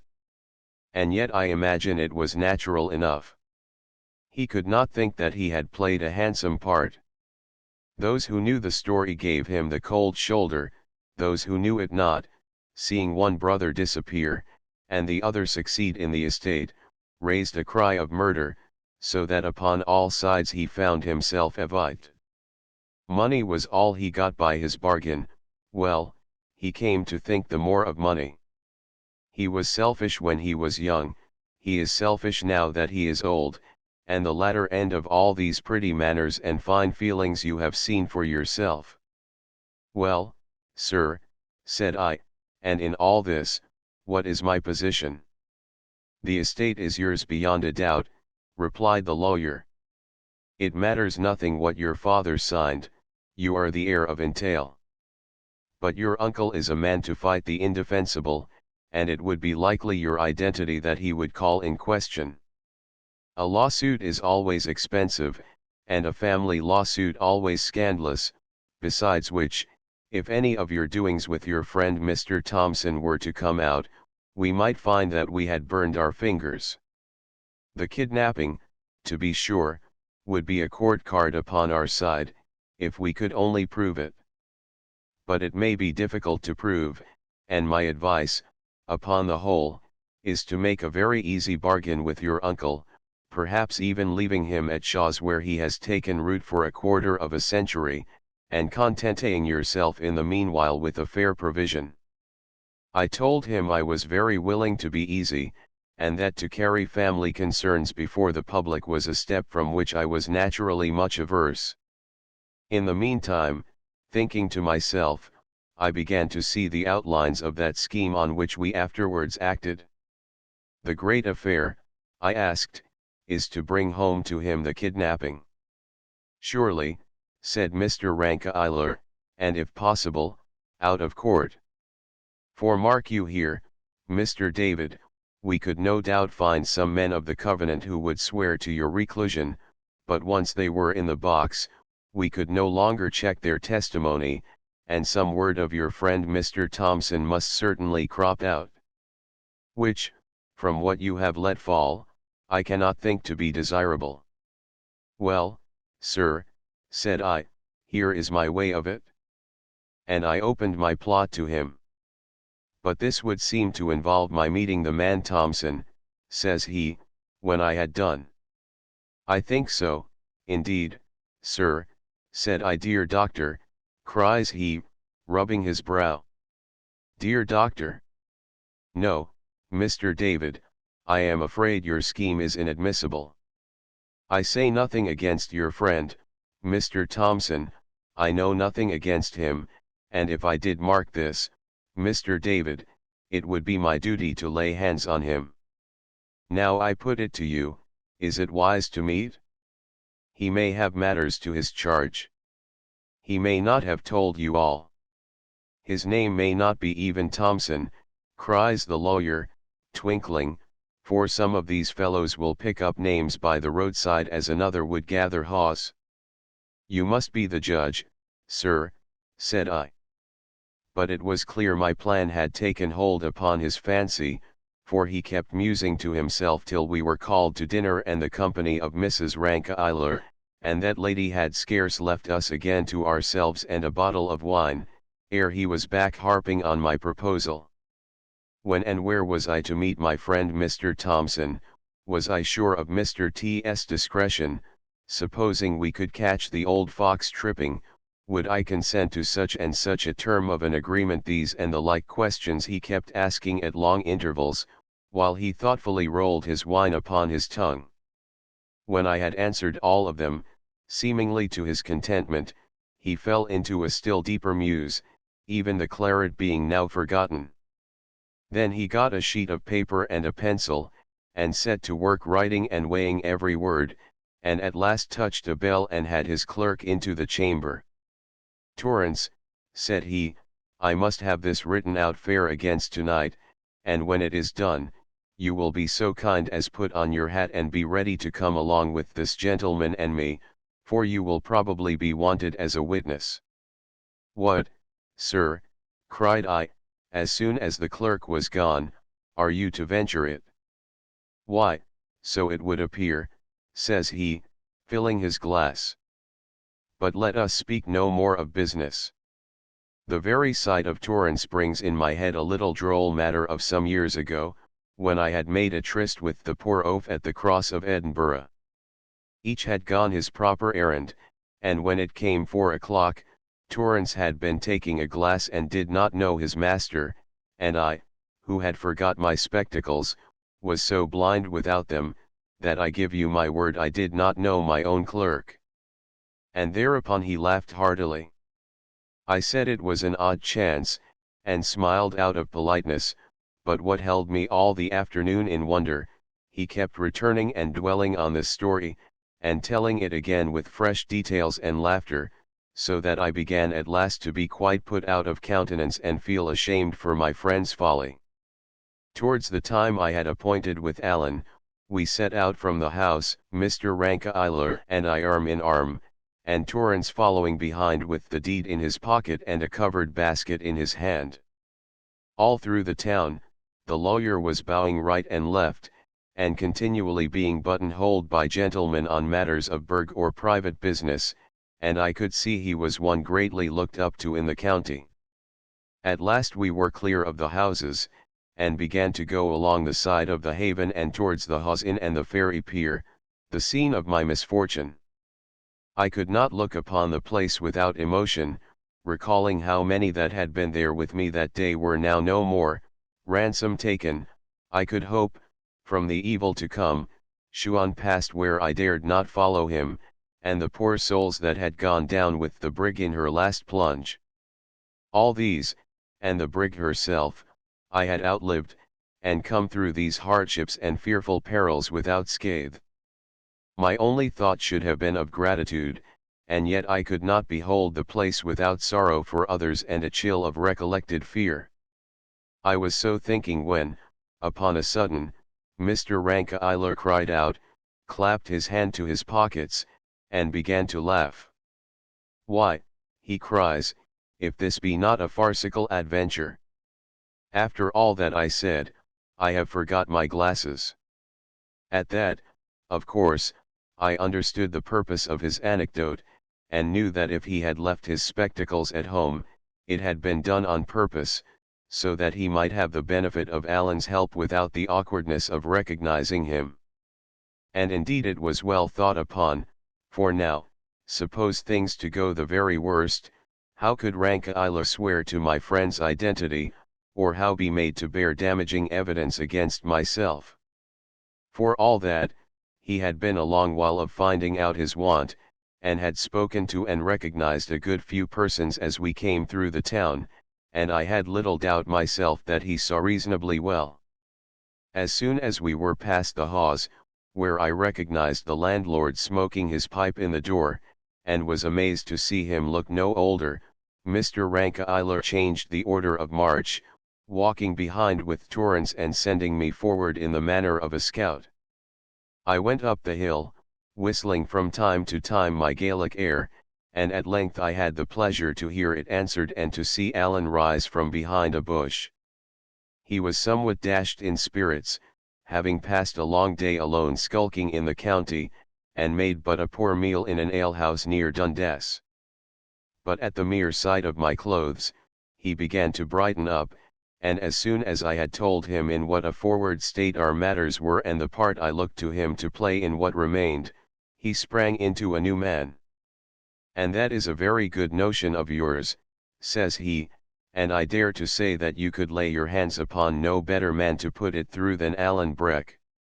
It is not a thing, mark ye, that any one could do, but takes a gentleman of penetration. But it sticks in my head your lawyer man will be somewhat wearying to see me, says Alan. Accordingly I cried and waved on Mr. Rankeeiler, who came up alone and was presented to my friend, Mr. Thompson. Mr. Thompson, I am pleased to meet you, said he. But I have forgotten my glasses, and our friend, Mr. David here, clapping me on the shoulder, will tell you that I am little better than blind, and that you must not be surprised if I pass you by tomorrow. This he said, thinking that Alan would be pleased, but the Highlandman's vanity was ready to startle at a less matter than that. Why, sir, says he, stiffly, I would say it mattered the less as we are met here for a particular end, to see justice done to Mr. Balfour, and by what I can see, not very likely to have much else in common. But I accept your apology, which was a very proper one to make. And that is more than I could look for, Mr. Thompson, said Rankeeiler, heartily. And now as you and I are the chief actors in this enterprise, I think we should come into a nice agreement, to which end, I propose that you should lend me your arm, for, what with the dusk and the want of my glasses, I am not very clear as to the path, and as for you, Mr. David, you will find Torrance a pleasant kind of body to speak with. Only let me remind you, it's quite needless he should hear more of your adventures or those of Mr. Thompson. Accordingly these two went on ahead in very close talk, and Torrance and I brought up the rear. Night was quite come when we came in view of the house of Shaws. 10 had been gone some time, it was dark and mild, with a pleasant, rustling wind in the southwest that covered the sound of our approach, and as we drew near we saw no glimmer of light in any portion of the building. It seemed my uncle was already in bed, which was indeed the best thing for our arrangements. We made our last whispered consultations some 50 yards away, and then the lawyer and Torrance and I crept quietly up and crouched down beside the corner of the house, and as soon as we were in our places, Alan strode to the door without concealment and began to knock. Chapter XXIX come into my kingdom or some time Alan volleyed upon the door, and his knocking only roused the echoes of the house and neighborhood. At last, however, I could hear the noise of a window gently thrust up, and knew that my uncle had come to his observatory. By what light there was, he would see Alan standing, like a dark shadow, on the steps. The 3 witnesses were hidden quite out of his view, so that there was nothing to alarm an honest man in his own house. For all that, he studied his visitor a while in silence, and when he spoke his voice had a quaver of misgiving. "What's this?" says he. "This is nae kind of time of night for decent folk, and I ha nae trokings *wi night hawks. What brings ye here?" "I have a blunderbush." *dealings. "Is that yoursel, Mr. Balfour?" returned Alan, stepping back and looking up into the darkness. "Have a care of that blunderbuss, they're nasty things to burst." "What brings ye here, and we are ye?" says my uncle, angrily. "I have no manner of inclination to rout out my name to the countryside," said Alan, "but what brings me here is another story, being more of your affair than mine, and if ye're sure it's what ye would like, I'll set it to a tune and sing it to you." "And what is tea?" asked my uncle. "David," says Alan. "What was that?" cried my uncle, in a mighty changed voice. "Shall I give ye the rest of the name, then?" said Alan. There was a pause, and then, "I'm thinking I'll better let ye in," says my uncle, doubtfully. "I dare say that," said Alan, "but the point is, would I go? Now I will tell you what I am thinking. I am thinking that it is here upon this doorstep that we must confer upon this business, and it shall be here or nowhere at all whatever, for I would have you to understand that I am as stiff-necked as yoursel, and a gentleman of better family. This change of note disconcerted Ebenezer. He was a little while digesting it, and then says he, Will, what must be must, and shut the window. But it took him a long time to get downstairs, and a still longer to undo the fastenings, repenting, I dare say, and taken with fresh claps of fear at every second step and every bolt and bar.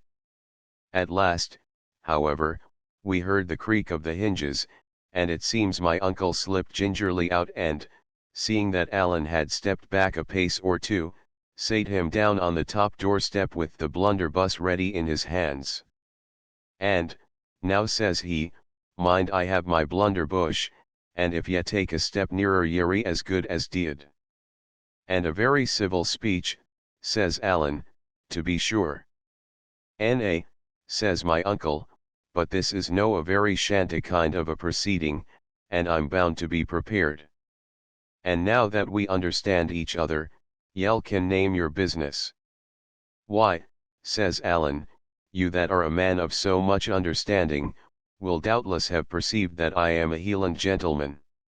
My name has nae business in my story, but the county of my friends is no very far from the Isle of Mull, of which ye will have heard.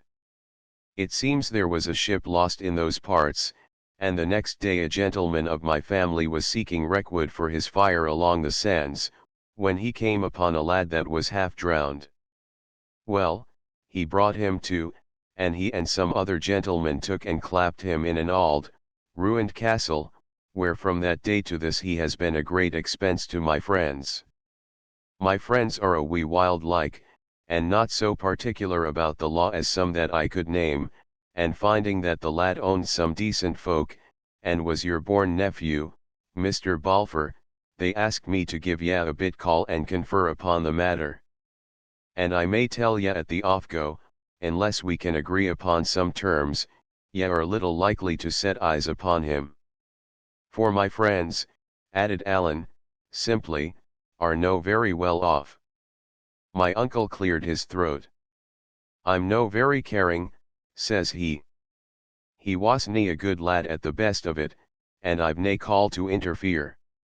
I, said Allen, I see what ye would be at, pretending ye don't care, to make the ransom smaller. N.A., said my uncle, it's the mere truth. I take nae manner of interest in the lad, and I'll pay nae ransom, and ye can make a kirk and a mill of him for what I care. Hoot, sir, says Allen. Blood's thicker than water, in the deal's name. Ye canny desert your brother's son for the fair shame of it, and if ye did, and it came to be cant, ye wouldn't be very popular in your countryside, or I'm the more deceived. I'm no just very popular the way it is, returned Ebenezer, and I dinna see how it would come to be cant. No by me, onaway, nor yet by you or your friends. So that's idle talk, my buckie, says he. Then it'll have to be David that tells it, said Allen. How that, says my uncle, sharply. Oh you, just this way, says Allen. My friends would doubtless keep your nephew as long as there was any likelihood of siller to be made of it, but if there was none, I am clearly of opinion they would let him gang where he pleased, and be damned to him. But I'm no very caring about that either, said my uncle. I wouldn't be muckle made up with that. I was thinking that, said Allen. And what for why? Asked Ebenezer. Why, Mr. Balfour, replied Allen, by all that I could hear, there were two ways of it, either ye liked David and would pay to get him back, or else ye had very good reasons for not wanting him, and would pay for us to keep him. It seems it's not the first, well then, it's the second, and blithe am I to ken it, for it should be a pretty penny in my pocket and the pockets of my friends. I dinna follow ye there, said my uncle. No, said Alan. Well, see here, you dinna want the lad back, well, what do ye want done with him, and how much will ye pay? My uncle made no answer, but shifted uneasily on his seat. Come, sir, cried Alan. I would have you to ken that I am a gentleman, I bear a king's name, I am nae rider to kick my shanks at your hall door. Either give me an answer in civility, and that out of hand, or by the top of Glencoe, I will ram 3 feet of iron through your vitals. Man, cried my uncle, scrambling to his feet, give me a minute. What's like wrong with ye? I'm just a plain man and nae dancing master, and I'm tryin' to be as civil as it's morally possible. As for that wild talk, it's fair disreputable. Vitals, says you. And where would I be with my blunderbush? He snarled. Powder and your auld hands are but as the snail to the swallow against the bright steel in the hands of Alan, said the other. Before your jottering finger could find the trigger, the hilt would dirl on your breastbane. Man, we's denying it, said my uncle. Pit it as ye please, hattie your ain way, I'll do naething to cross ye. Just tell me what like ye'll be wanting, and ye'll see that we'll can agree fine. Troth, sir, said Alan, I ask for nothing but plain dealing.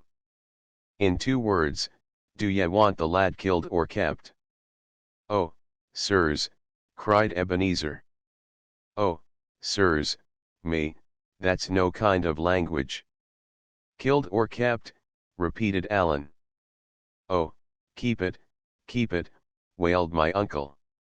We'll have nae bloodshed, if you please. Well, says Alan, as ye please, that'll be the dearer. The dearer, cries Ebenezer. Would ye file your hands wi crime? Hoot, said Alan, they're baith crime, whatever. And the killing's easier, and quicker, and surer. Keeping the lad'll be a fascious job, a fascious, kittle business. Troublesome. I'll have him keep it, though, returned my uncle. I never had naething to do with onything morally wrong, and I'm no gone to begin to pleasure a wild Hieland man.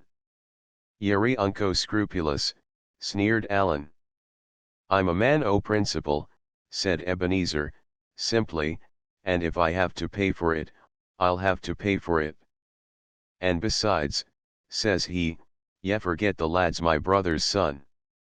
Well, said Alan, and now about the price. It's no very easy for me to set a name upon it, I would first have to ken some small matters. I would have to ken, for instance, what ye gave Hoseson at the first offgo. Hoseson, cries my uncle, struck aback. What for? For kidnapping David, says Alan. It's a lee, it's a black lee, cried my uncle. He was never kidnapped. He lead in his throat that told ye that. Kidnapped? He never was. That's no fault of mine nor yet of yours, said Alan, nor yet of Hoseson's, if he's a man that can be trusted. What do ye mean? Cried Ebenezer. Did Hoseson tell ye? Why, ye donnered auld runt, how else would I ken? Cried Alan. Hoseson and me are partners, we gang shares, so ye can see for yoursel what good ye can do leading. And I must plainly say ye drove a fool's bargain when ye let a man like the sailor man so far forward in your private matters. But that's past praying for, and ye must lie on your bed the way ye made it. And the point in hand is just this, what did ye pay him? Has he told ye himsel? Asked my uncle. That's my concern, said Alan. Will, said my uncle, I dinna care what he said, he lead, and the solemn God's truth is this, that I gave him £20.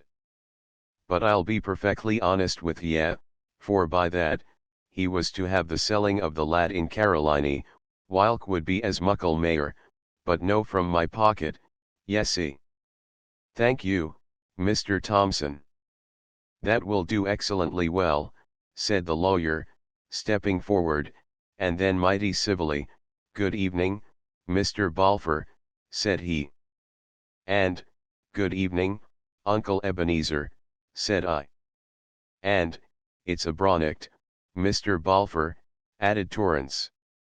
Never a word said my uncle, neither black nor white, but just sat where he was on the top doorstep and stared upon us like a man turned to stone.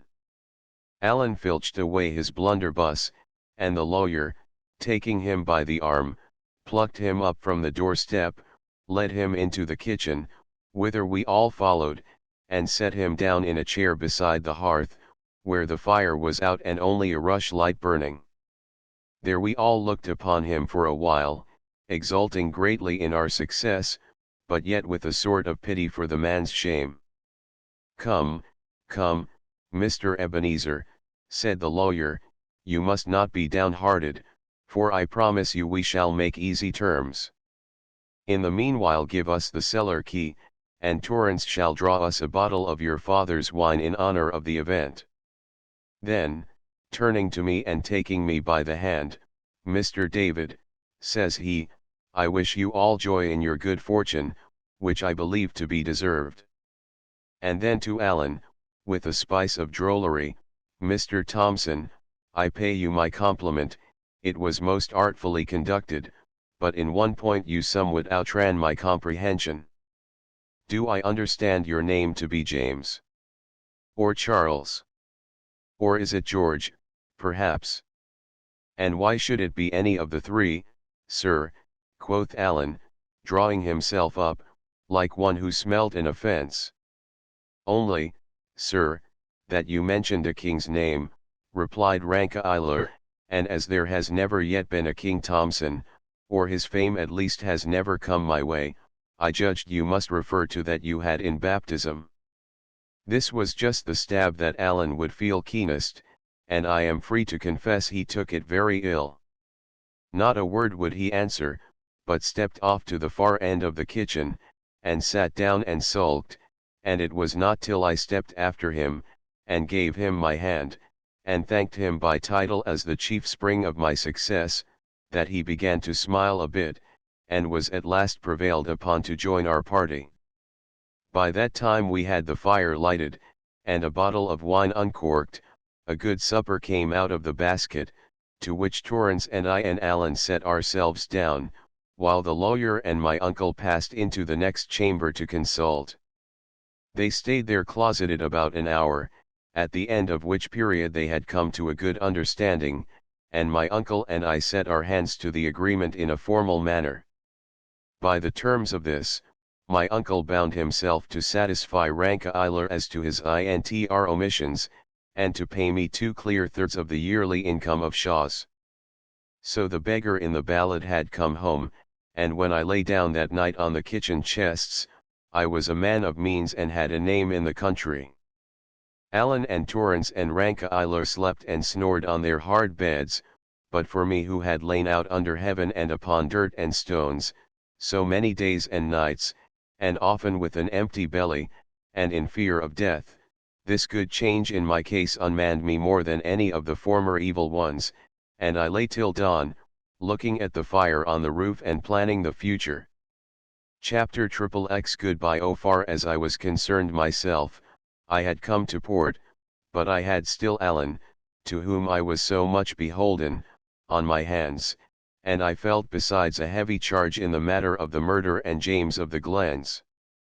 On both these heads I unbosomed to Rankeillor the next morning, walking to and fro about 6 of the clock before the house of Shaw's, and with nothing in view but the fields and woods that had been my ancestors and were now mine.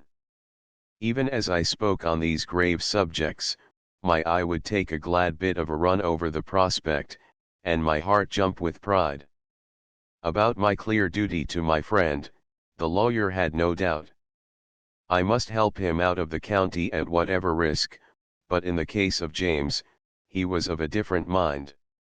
Mr. Thompson, says he, is one thing, Mr. Thompson's kinsman quite another.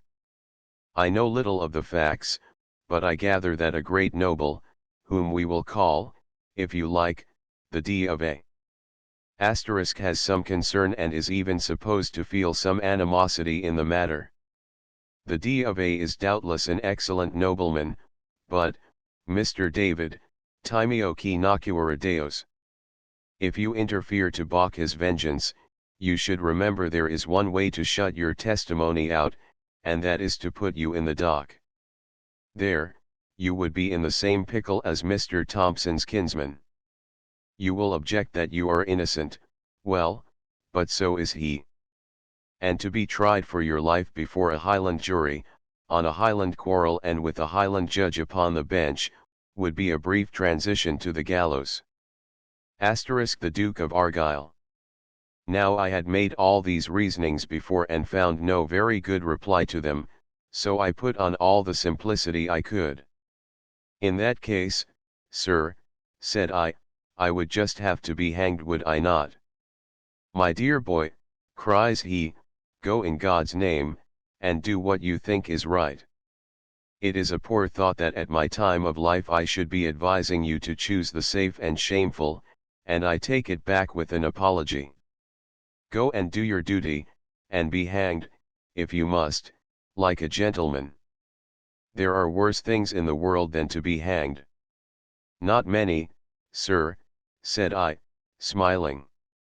Why, yes, sir, he cried, very many.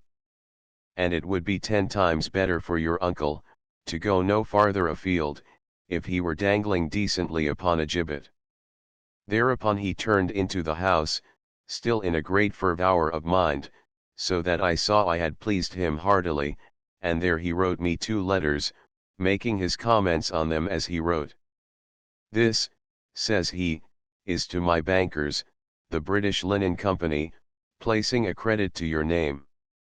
Consult Mr. Thompson, he will know of ways, and you, with this credit, can supply the means. I trust you will be a good husband of your money, but in the affair of a friend like Mr. Thompson, I would be even prodigal. Then for his kinsman, there is no better way than that you should seek the advocate, tell him your tale, and offer testimony, whether he may take it or not, is quite another matter, and will turn on the D of A. Now, that you may reach the Lord Advocate well recommended, I give you here a letter to a namesake of your own, the learned Mr. Balfour of Pilrig, a man whom I esteem. It will look better that you should be presented by one of your own name, and the Laird of Pilrig is much looked up to in the faculty and stands well with Lord Advocate Grant. I would not trouble him, if I were you, with any particulars, and, do you know? I think it would be needless to refer to Mr. Thompson. Form yourself upon the Laird, he is a good model, when you deal with the advocate, be discreet, and in all these matters, may the Lord guide you, Mr. David. Thereupon he took his farewell, and set out with Torrance for the ferry, while Alan and I turned our faces for the city of Edinburgh. As we went by the footpath and beside the gateposts and the unfinished lodge, we kept looking back at the house of my fathers. It stood there, bare and great and smokeless, like a place not lived in, only in one of the top windows, there was the peak of a nightcap bobbing up and down and back and forward, like the head of a rabbit from a burrow. I had little welcome when I came, and less kindness while I stayed, but at least I was watched as I went away. Alan and I went slowly forward upon our way, having little heart either to walk or speak. The same thought was uppermost in both, that we were near the time of our parting, and remembrance of all the bygone days sate upon us sorely. We talked indeed of what should be done, and it was resolved that Alan should keep to the county, biding now here, now there, but coming once in the day to a particular place where I might be able to communicate with him, either in my own person or by messenger. In the meanwhile, I was to seek out a lawyer, who was an Appin steward, and a man therefore to be wholly trusted, and it should be his part to find a ship and to arrange for Alan's safe embarkation.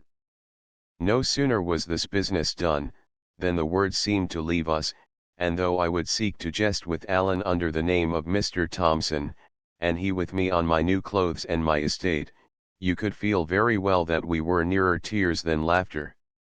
We came the byway over the hill of Corstorphine, and when we got near to the place called Rest and Be Thankful, and looked down on Corstorphine bogs and over to the city and the castle on the hill, we both stopped, for we both knew without a word said that we had come to where our ways parted.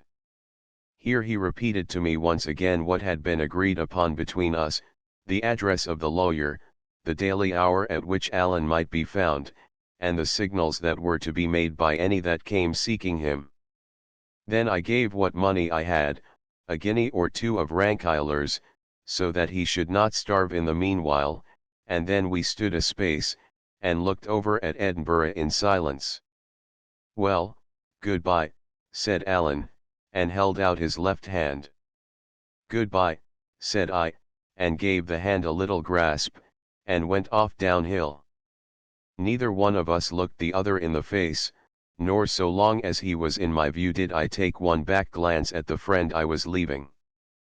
But as I went on my way to the city, I felt so lost and lonesome, that I could have found it in my heart to sit down by the dike and cry and weep like any baby. It was coming near noon when I passed in by the West Kirk and the Grass Market into the streets of the capital. The huge height of the buildings, running up to 10 and 15 stories, the narrow arched entries that continually vomited passengers, the wares of the merchants in their windows, the hubbub and endless stir, the foul smells and the fine clothes, and 100 other particulars too small to mention, struck me into a kind of stupor of surprise, so that I let the crowd carry me to and fro, and yet all the time what I was thinking of was Alan at Rest and Be Thankful, and all the time, although you would think I would not choose but be delighted with these dross and novelties, there was a cold gnawing in my inside like a remorse for something wrong. The hand of Providence brought me in my drifting to the very doors of the British Linen Company's bank. End of the Project Gutenberg ebook. Kidnapped updated editions will replace the previous one. The old editions will be renamed. Creating the works from print editions not protected by U.S. copyright law means that no one owns a United States copyright in these works, so the Foundation, and you, can copy and distribute it in the United States without permission and without paying copyright royalties. Special rules, set forth in the general terms of use part of this license, apply to copying and distributing Project Gutenberg trademark electronic works to protect the Project Gutenberg trademark concept and trademark. Project Gutenberg is a registered trademark, and may not be used if you charge for an ebook, except by following the terms of the trademark license, including paying royalties for use of the Project Gutenberg trademark. If you do not charge anything for copies of this ebook, complying with the trademark license is very easy. You may use this ebook for nearly any purpose such as creation of derivative works, reports, performances, and research. Project Gutenberg ebooks may be modified and printed and given away. You may do practically anything in the United States with ebooks not protected by U.S. copyright law. Redistribution is subject to the trademark license, especially commercial redistribution. Start, full license. The full Project Gutenberg license. Please read this before you distribute or use this work to protect the Project Gutenberg trademark mission of promoting the free distribution of electronic works. By using or distributing this work, or any other work associated in any way with the phrase Project Gutenberg, you agree to comply with all the terms of the full Project Gutenberg trademark license available with this file or online at www.gutenberg.org/license. Section 1. General Terms of Use and Redistributing Project Gutenberg Trademark Electronic Works 1.a. By reading or using any part of this Project Gutenberg trademark electronic work, you indicate that you have read, understand, agree to and accept all the terms of this license and intellectual property, trademark/copyright, agreement. If you do not agree to abide by all the terms of this agreement, you must cease using and return or destroy all copies of Project Gutenberg trademark electronic works in your possession. If you paid a fee for obtaining a copy of or access to a Project Gutenberg trademark electronic work and you do not agree to be bound by the terms of this agreement, you may obtain a refund from the person or entity to whom you paid the fee as set forth in paragraph 1.e.8. 1.b Project Gutenberg is a registered trademark. It may only be used on or associated in any way with an electronic work by people who agree to be bound by the terms of this agreement. There are a few things that you can do with most Project Gutenberg trademark electronic works even without complying with the full terms of this agreement. See paragraph 1.c below. There are a lot of things you can do with Project Gutenberg trademark electronic works if you follow the terms of this agreement and help preserve free future access to Project Gutenberg trademark electronic works. See paragraph 1.e below. 1.c. The Project Gutenberg Literary Archive Foundation, the foundation or PGLOF, owns a compilation copyright in the collection of Project Gutenberg trademark electronic works. Nearly all the individual works in the collection are in the public domain in the United States. If an individual work is unprotected by copyright law in the United States and you are located in the United States, we do not claim a right to prevent you from copying, distributing, performing, displaying, or creating derivative works based on the work as long as all references to Project Gutenberg are removed. Of course, we hope that you will support the Project Gutenberg trademark mission of promoting free access to electronic works by freely sharing Project Gutenberg trademark works in compliance with the terms of this agreement for keeping the Project Gutenberg trademark name associated with the work. You can easily comply with the terms of this agreement by keeping this work in the same format with its attached full Project Gutenberg trademark license when you share it without charge with others. 1.d. The copyright laws of the place where you are located also govern what you can do with this work. Copyright laws in most countries are in a constant state of change. If you are outside the United States, check the laws of your country in addition to the terms of this agreement before downloading, copying, displaying, performing, distributing or creating derivative works based on this work or any other Project Gutenberg trademark work. The Foundation makes no representations concerning the copyright status of any work in any country other than the United States. 1.e Unless you have removed all references to Project Gutenberg, 1.e.1. The following sentence, with active links to, or other immediate access to, the full Project Gutenberg trademark license must appear prominently whenever any copy of a Project Gutenberg trademark work, any work on which the phrase Project Gutenberg appears, or with which the phrase Project Gutenberg is associated, is accessed, displayed, performed, viewed, copied or distributed. This ebook is for the use of anyone anywhere in the United States and most other parts of the world at no cost and with almost no restrictions whatsoever. You may copy it, give it away or reuse it under the terms of the Project Gutenberg license included with this ebook or online at www.gutenberg.org. If you are not located in the United States, you will have to check the laws of the country where you are located before using this ebook. 1.e.2. If an individual Project Gutenberg trademark electronic work is derived from texts not protected by U.S. copyright law, does not contain a notice indicating that it is posted with permission of the copyright holder, the work can be copied and distributed to anyone in the United States without paying any fees or charges. If you are redistributing or providing access to a work with the phrase Project Gutenberg associated with or appearing on the work, you must comply either with the requirements of paragraphs 1.e.1 through 1.e.7 or obtain permission for the use of the work and the Project Gutenberg trademark as set forth in paragraphs 1.e.8 or 1.e.9. 1.e.3. If an individual Project Gutenberg trademark electronic work is posted with the permission of the copyright holder, your use and distribution must comply with both paragraphs 1.e.1 through 1.e.7 and any additional terms imposed by the copyright holder. Additional terms will be linked to the Project Gutenberg trademark license for all works posted with the permission of the copyright holder found at the beginning of this work. 1.e.4. Do not unlink or detach or remove the full Project Gutenberg trademark license terms from this work, or any files containing a part of this work or any other work associated with Project Gutenberg trademark. 1.e.5.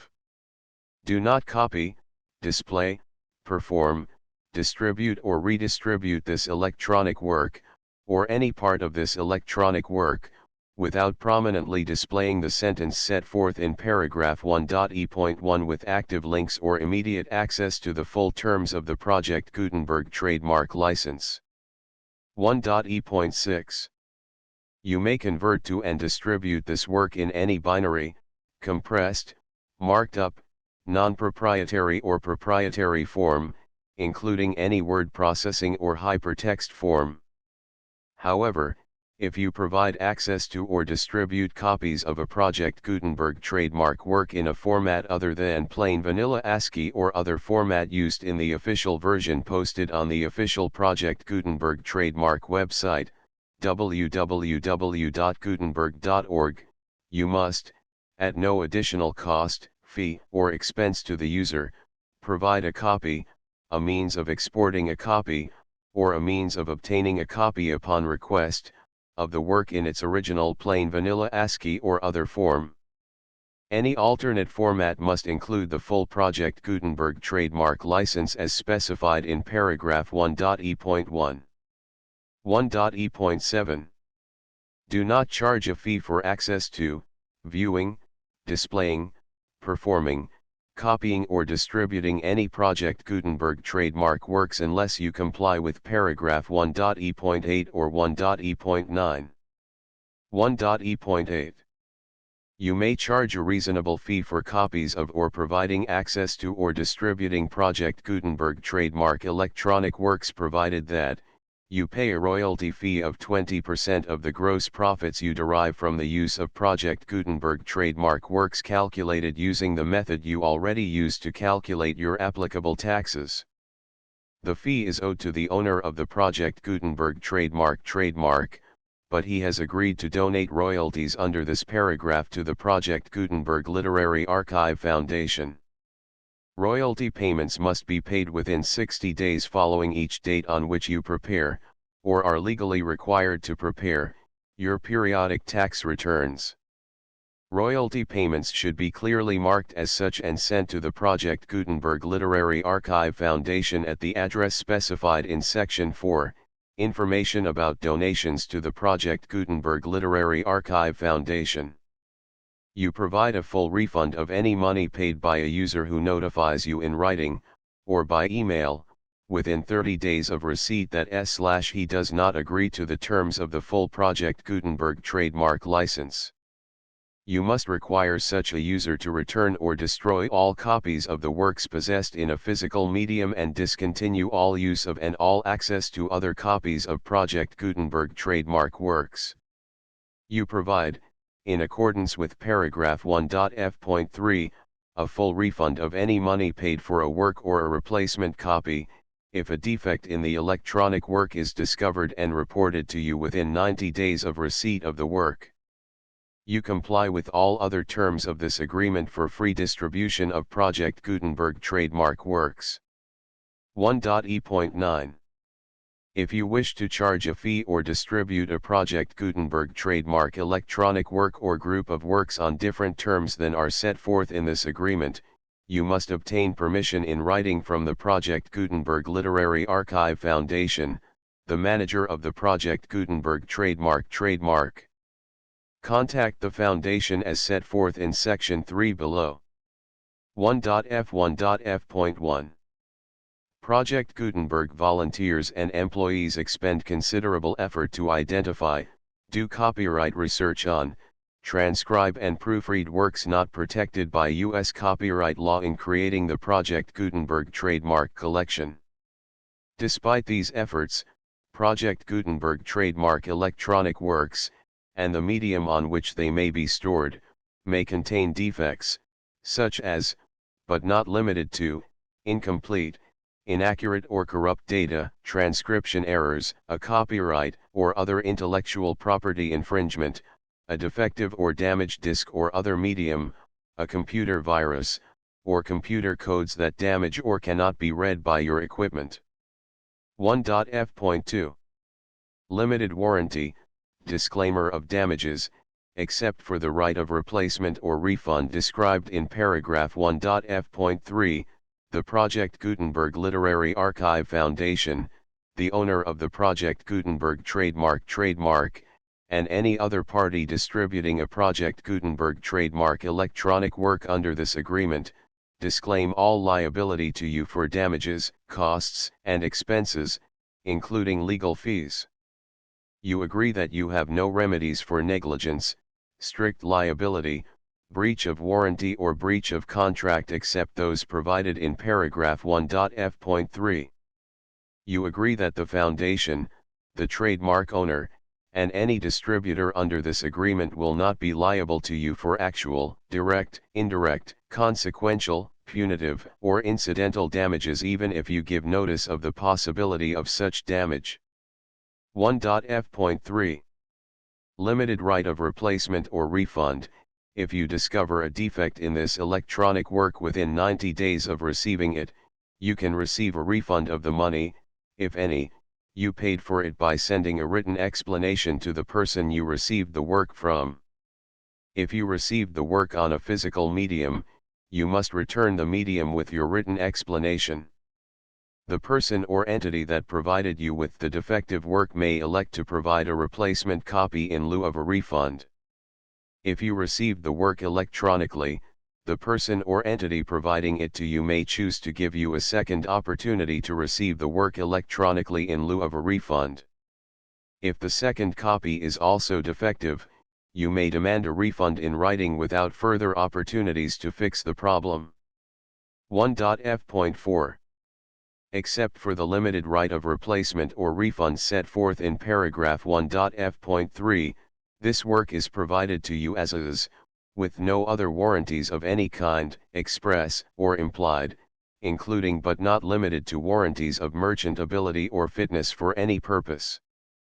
1.f.5 Some states do not allow disclaimers of certain implied warranties or the exclusion or limitation of certain types of damages. If any disclaimer or limitation set forth in this agreement violates the law of the state applicable to this agreement, the agreement shall be interpreted to make the maximum disclaimer or limitation permitted by the applicable state law. The invalidity or unenforceability of any provision of this agreement shall not void the remaining provisions. 1.f.6 Indemnity.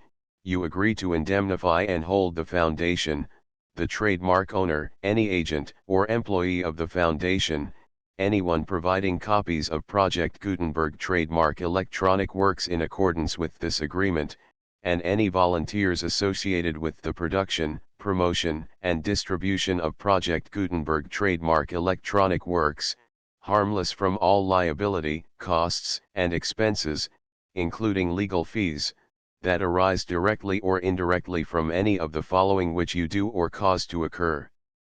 A. Distribution of this or any Project Gutenberg trademark work. B. Alteration, modification, or additions or deletions to any Project Gutenberg trademark work, and C. Any defect you cause. Section 2. Information about the mission of Project Gutenberg trademark. Project Gutenberg trademark is synonymous with the free distribution of electronic works in formats readable by the widest variety of computers including obsolete, old, middle-aged, and new computers. It exists because of the efforts of hundreds of volunteers and donations from people in all walks of life.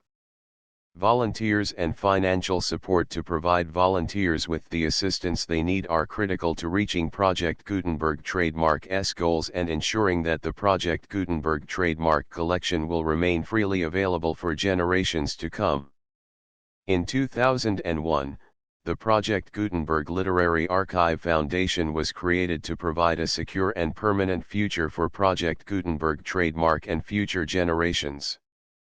To learn more about the Project Gutenberg Literary Archive Foundation and how your efforts and donations can help, see sections 3 and 4 and the Foundation information page at www.gutenberg.org. Section 3.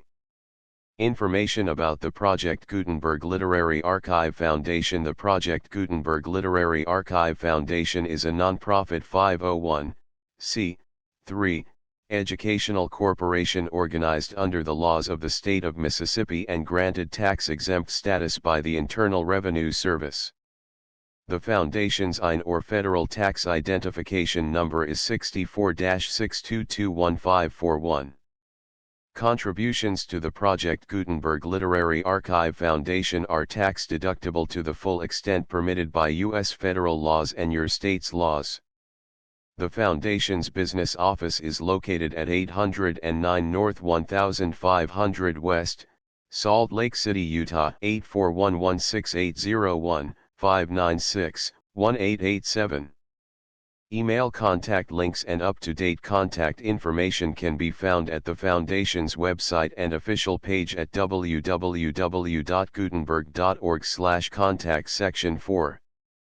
Information about donations to the Project Gutenberg Literary Archive Foundation. Project Gutenberg Trademark depends upon and cannot survive without widespread public support and donations to carry out its mission of increasing the number of public domain and licensed works that can be freely distributed in machine-readable form accessible by the widest array of equipment including outdated equipment.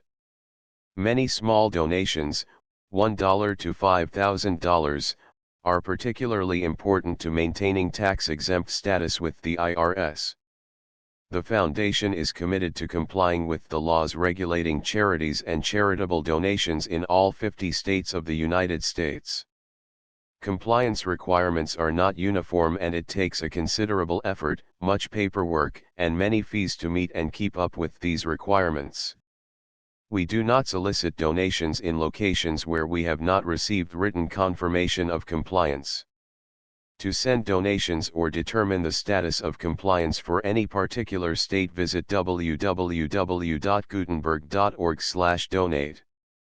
While we cannot and do not solicit contributions from states where we have not met the solicitation requirements, we know of no prohibition against accepting unsolicited donations from donors in such states who approach us with offers to donate. International donations are gratefully accepted, but we cannot make any statements concerning tax treatment of donations received from outside the United States. U.S. laws alone swamp our small staff. Please check the Project Gutenberg web pages for current donation methods and addresses. Donations are accepted in a number of other ways including checks, online payments, and credit card donations. To donate, please visit www.gutenberg.org/donate. Section 5. General information about Project Gutenberg Trademark Electronic Works. Professor Michael S. Hart was the originator of the Project Gutenberg Trademark concept of a library of electronic works that could be freely shared with anyone. For 40 years, he produced and distributed Project Gutenberg Trademark ebooks with only a loose network of volunteer support. Project Gutenberg Trademark ebooks are often created from several printed editions, all of which are confirmed as not protected by copyright in the U.S. unless a copyright notice is included. Thus, we do not necessarily keep ebooks in compliance with any particular paper edition. Most people start at our website, which has the main PG search facility, www.gutenberg.org. This website includes information about Project Gutenberg Trademark,